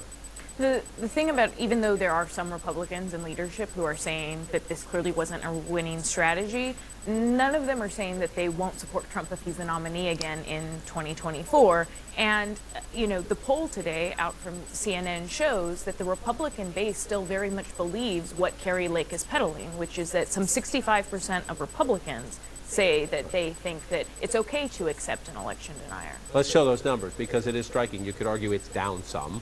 But you could also argue that's still a horrible, horrific number, in that should Republicans accept a candidate who believed the 2020 election was stolen? It was 72%, now it's 65%. So that's heading in the right direction in the sense that there's zero evidence, but still 2/3. Well, we're all using the term just kind of election deniers very broadly. Remember, it wasn't just a rejection of these people and their personalities. It was also some of the policies that came, the policy suggestions that came along with this ideology, right? You'd hear candidates saying, we're going to deregister every voter and everyone has to re-register. No one wants that. You're hearing people say, no more early voting, no more this, no more that. Tons of conveniences that the voters have come to embrace in big numbers. So they're asking for a rolling back of things that the voters themselves are starting to approve of and enjoy. And I think that's where it gets a little wobbly in terms of backing this style of candidate going forward. But you say getting a little wobbly, and yet in the new House Republican majority, there are still a number of election deniers and Trump acolytes. Among them, Marjorie Taylor Greene, who was once on the fringe. She is now helping very much Kevin McCarthy, who wants to be Speaker, helping him try to get the votes. I want you to listen to her over the weekend. Remember, January 6th, police officers were killed. The Vice President of the United States' life was threatened. The Speaker of the House's life was threatened. Everybody in that building's life was threatened. Marjorie Taylor Greene says if she and Steve Bannon had been in charge, listen. I want to tell you something. If Steve Bannon and I had organized that, we would have won.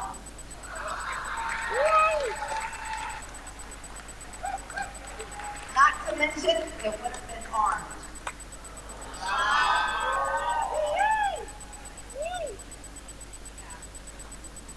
See, that's the whole joke, isn't it? They say that whole thing was planned, and I'm like, are you kidding me? A bunch of conservative Second Amendment supporters went in the Capitol without guns, and they think that we organized that? I don't think so. We would have won. It would have been armed. My words, not hers. So more people likely would have been hurt or killed, and the election, the proceedings would have been stopped. By winning, she means they would have stopped the certification of the election. Marjorie Taylor Greene thinks that's a good thing. From House Republican leaders, we have heard what? Yeah, nothing. And the reason why is because of the clout that she now has within the House Republican Conference. Kevin McCarthy needs Marjorie Taylor Greene right now to become elected Speaker. Why? Because he has a problem on the far right of his conference, of which she is a part. She is endorsing him. He only can afford to lose 4 Republican votes in order to become Speaker. He already has about 4 or 5 who are saying no. Marjorie Taylor Greene is trying to get him elected Speaker. And in exchange, we probably bet she's probably going to get some influential committee assignments as a result. So when she says outlandish, controversial things like this, you're not going to hear much pushback from Republican leadership, because at the end of the day, they need her for their own political benefit. would have won. It would have been armed. Is there any job in America, any power worth needing that vote? That's a good question for Kevin McCarthy. I mean, clearly he and Mitch McConnell have said that they haven't drawn any red lines, really, with any of these election deniers. I mean, what Marjorie Taylor Greene is saying right there is that she would have been happy to carry out a treasonous attack on the government. That's treason, what she's talking about. So I think that, of course, the Republican leaders are going to be asked about it. I'm sure Manu is going to ask him about it when he goes up to the Hill, but I don't see them stepping away from her anytime soon. Up next for us, a controversial Los Angeles City Council member caught on camera fighting an activist. Yes, that's a holiday party. The details next.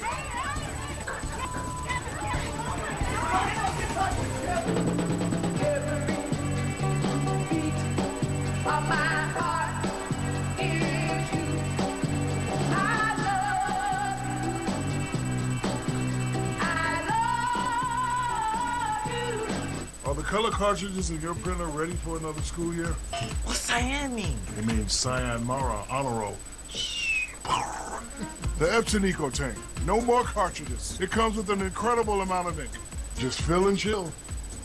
All across the country, people are working hard to build a better future. So we're hard at work, helping them achieve financial freedom. We're investing for our clients in the projects that power our economy. From the plains to the coasts, we help Americans invest for their future and help communities thrive. Invested in the future of Americans. BlackRock. With Gold Bond, you can age on your own terms. New Retinol Overnight means the smoothing benefits of retinol are now for your whole body. Plus, fast-working crepe corrector diminishes wrinkled skin in just 2 days. Gold Bond, champion your skin. Oh, what a good time we will have. You can make it happen. Voltaren, the joy of movement. Did you know your health has more to do with your zip code than your genetic code? Doesn't seem fair. We agree, but where you live determines access to doctors, green spaces, and fresh food. That's why we grow our own. Smart. We don't think it's right that some people are healthier than others just because of where they live. That's why we're delivering food to areas with less access to it and helping schools teach kids about gardens. Wish they taught gardening in my school. You would have aced it. Introducing Elevance Health, where health can go. For just a little bit more, I can get you unlimited minutes, data, and text. You should use Consumer Cellular. You have everything you need, nothing you don't. Get the same coverage as the major carriers at half the cost. Save up to $250 a year on all the talk, text, and data you need. Consumer Cellular. Dude, you coming? Because the only thing dripping should be your style. Plop, plop, fizz, fizz. With Alka-Seltzer Plus cold and flu relief. Also try for fizzy fast cough relief. There's something going around the Gordon home. It went from Gabe to Greta to Gabby to Grandma. Then Gertrude found something for it, Delsum. And now what's going around is 12-hour cough relief. And the giggles, and the Great Dane pup, and Grandma's gluten-free gooseberry pie, which is actually pretty great. The family that takes Delsum together feels better together. And try new Delsum No Mess Vapor Roll-On for cough. Happy New Year, everyone. You know what I like about this? You're all together. Cheers to you guys. Oh, boy. New Year's Eve Live with Anderson Cooper and Andy Cohen. Live coverage starts at 8 on CNN. Helping families with mesothelioma is all we do. My firm has been offering a free book on mesothelioma for over 10 years. Since that time, hundreds of people with mesothelioma have trusted us to represent them. We have local offices throughout the U.S. and there is no risk to you. Mesothelioma really is all we do. Call us at 1-800-213-8000. That's 1-800-213-8000. Or go to mesobook.com. Hi, I'm John Fiorentino, inventor of the Moon Pod, a breakthrough in therapeutic relaxation that's changing the way the world sits. Dude, I love it, man. My Moon Pod, ridiculously comfortable. The way it just forms around my body, it's weightless. My buddies, when they come over for game days, the Moon Pod is the #1 seat in the house. Get your Moon Pod today. I promise. It really is the most comfortable place in the universe. Affects every one of us. It is a humanitarian crisis that takes the life of 5 people every day. CNN's Nick Watt joins us live from Los Angeles. A giant challenge for the new mayor, Nick. It is, and you know, she made that declaration, she says, before she even made her first visit to City Hall as mayor. This is an historic moment for Los Angeles. Karen Bass is the first woman to lead the city, the first woman of color to lead the city, and she has declared war on arguably the biggest problem facing this city. Billions of dollars have been spent trying to solve this problem in Los Angeles, and it just keeps on getting worse. You mentioned during the campaign, homelessness was the main thing. Basically, Karen Bass and her opponent, Rick Caruso, a billionaire property developer, were just arguing over who could and would do more to try to end homelessness in this city.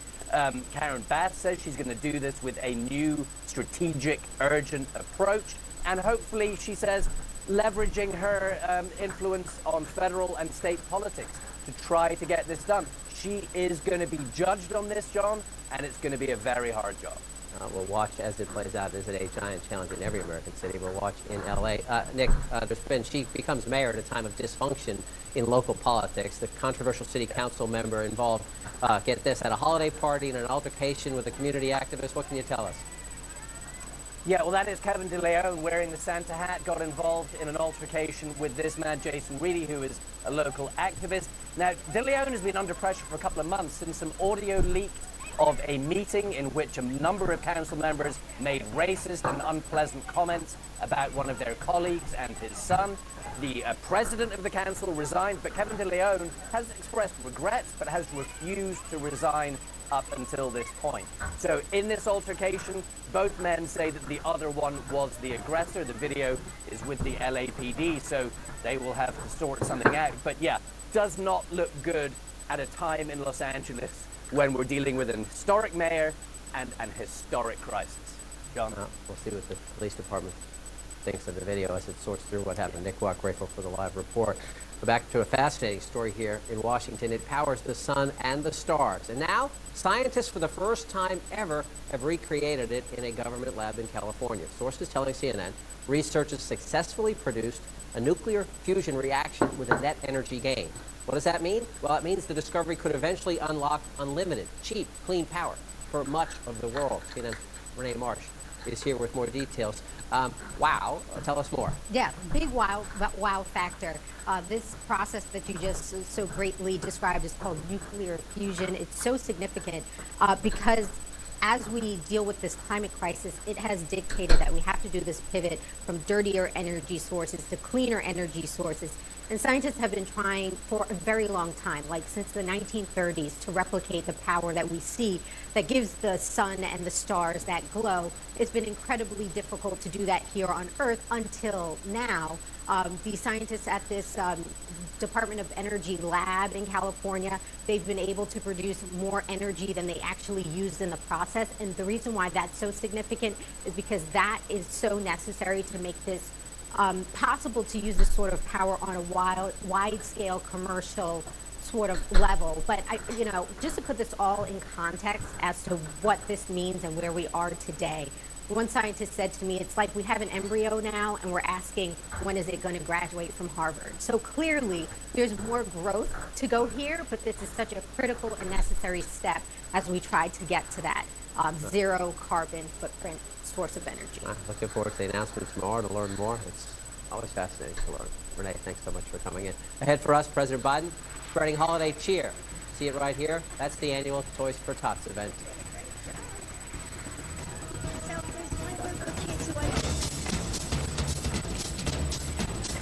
If you use Shipco, this whole thing wouldn't be a thing. Yeah, Dad, I don't want to deal with it. Oh, you brought your luggage to the airport. That's adorable. With Shipco, shipping your luggage before you fly, you'll never have to wait around here again. Like, ever. That can't be comfortable, though. Shipco.com, the smart, fast, easy way to travel. 2 new IHOP lunch and dinner menu items for twice the goodness, twice the flavor, and twice the choice. Sirloin Salisbury steak and all-natural salmon. Perfect for lunch or dinner. Only at IHOP. Download the app and earn free food with every purchase. Now ADT installs Google Nest devices like the Nest doorbell, so you'll know what's at your front door with intelligent alerts. Like the new art supplies. Yep, and with color field of view, you can see packages and people from head to toe. Thank you. SeatGeek is the ticketing app for fans like Boomstick Lady. No free throw is safe from the core of her sticks. SeatGeek helps her find a seat in the direct eye line of the shooter so she can sit where her boomsticks make the biggest boom. Everybody okay?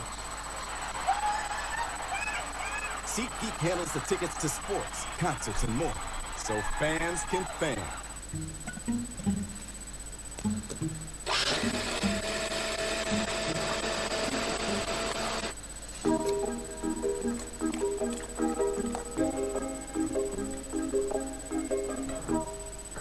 Hello! After years of chasing the big Idaho potato truck, I finally caught it. And now that I got a 4-ton tater, I did what anyone would do. I made a mashed potato hot tub. I made it rain. Waffle fries. And just as I found the perfect pat of butter. What is it, boy? Always look for the grown in Idaho seal. Tower camp for a... Hey, folks, we seem to have a visitor. It looks like... Looks like you paid too much for your glasses. Oh. Anyone who isn't shopping at America's Best, where 2 pairs and a free exam start at just $79.95. Book an exam today. Your love isn't confined to an advent calendar. It doesn't stop when the Christmas lights come down. With the Salvation Army, your love lasts all year long. It puts a present under someone's tree today, and a roof over someone's head tomorrow.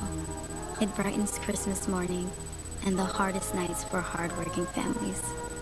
Together, we love beyond bell ringing, we love beyond snowfall, we love beyond Christmas. Why is Aaron happy? Well, Carvana has tens of thousands of cars under $20,000. So Aaron's folks could help hook him up with a new ride. We'll drive you happy at Carvana. Should have called a pro. I got this. I watch a lot of home improvement shows on Sling TV. I'm gonna need a gallon of spackle, 5 tons concrete, and a stud finder. A big one. With Sling, be confident you're getting the TV you love for a price you'll love. Sling. Try us today. Can a button work wonders in the bedroom? No, not the fun button. The other button. Sorry. Marcia has sleep apnea, and her struggles with CPAP had me sleeping in the guest room. Now she's got Inspire. It's a sleep apnea treatment that works inside her body with the click of a remote. No mask, no hose, just sleep. Now I'm back. And we're back. Inspire, sleep apnea innovation. Learn more and view important safety information at inspiresleep.com. There's always a fresh deal on the Subway app, like this one. 50% off? That deal's so good, we don't even need an 8-time offer to tell you about it. Wait, what? Get it before it's gone on the Subway app. It's Michael's Great Big Gift Sale. Find low prices on kids' activity kits and creative stocking stuffers. Great values on art sets, storage cards, and more. Shop big savings on hundreds of gifts in-store and online. Plus, earn up to 6% in Michael's Rewards. Don't wait. Sale ends December 24th. Topping our political radar today, the Treasury Secretary, Janet Yellen, says inflation will come down by the end of next year, and she thinks a recession not needed to reset prices. I think we'll see a substantial reduction in inflation in the year ahead. But for families who are paying more at the grocery store, when 2023 comes around, do they need to be worried about a recession? There are always risks of a recession. The economy remains prone to shocks. The Fed meets Wednesday to decide whether to implement yet another interest rate hike. Ukraine's President Zelensky telling G7 leaders what he needs to fight Russia. Zelensky addressing the group virtually this morning, one day after speaking with President Biden. Zelensky thanking President Biden for another aid package from the United States. Brittany Griner back on the basketball court, shooting hoops for the first time in 10 months as she recovers at a medical facility in Texas. Her first move, a dunk. Plus, new details from her journey home. The U.S. official who led the prisoner swap says Griner spent 12 hours of an 18-hour flight talking, quote, about everything under the sun, and says she made a personal connection with every crew member on board. Right now, the President and the First Lady spreading some holiday spirit, inviting a special guest on stage to read How the Grinch Stole Christmas at a Toys for Tots event in Virginia. They were joined by families of service members to sort through donated toys. That's a great event. Thanks for your time today on Inside Politics. We'll see you tomorrow. Ana Cabrera picks up our coverage right now.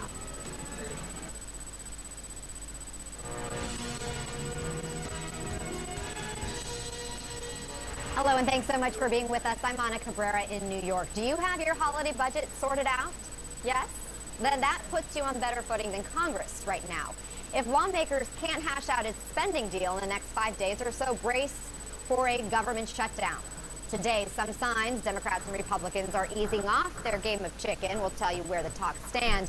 And we're tracking dangerous weather bearing down on millions of people right now. 16 states are under alert. We have the latest forecast. Plus, nuclear scientists just made a huge breakthrough. It brings us one step closer to the holy grail of clean energy. We'll explain. First to Washington, where time is running out to avert a government shutdown. And CNN's Jessica Dean joins us from Capitol Hill.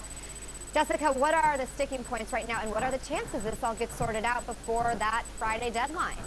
Well, there's a lot of layers here, Anna, so let me just walk you through this week.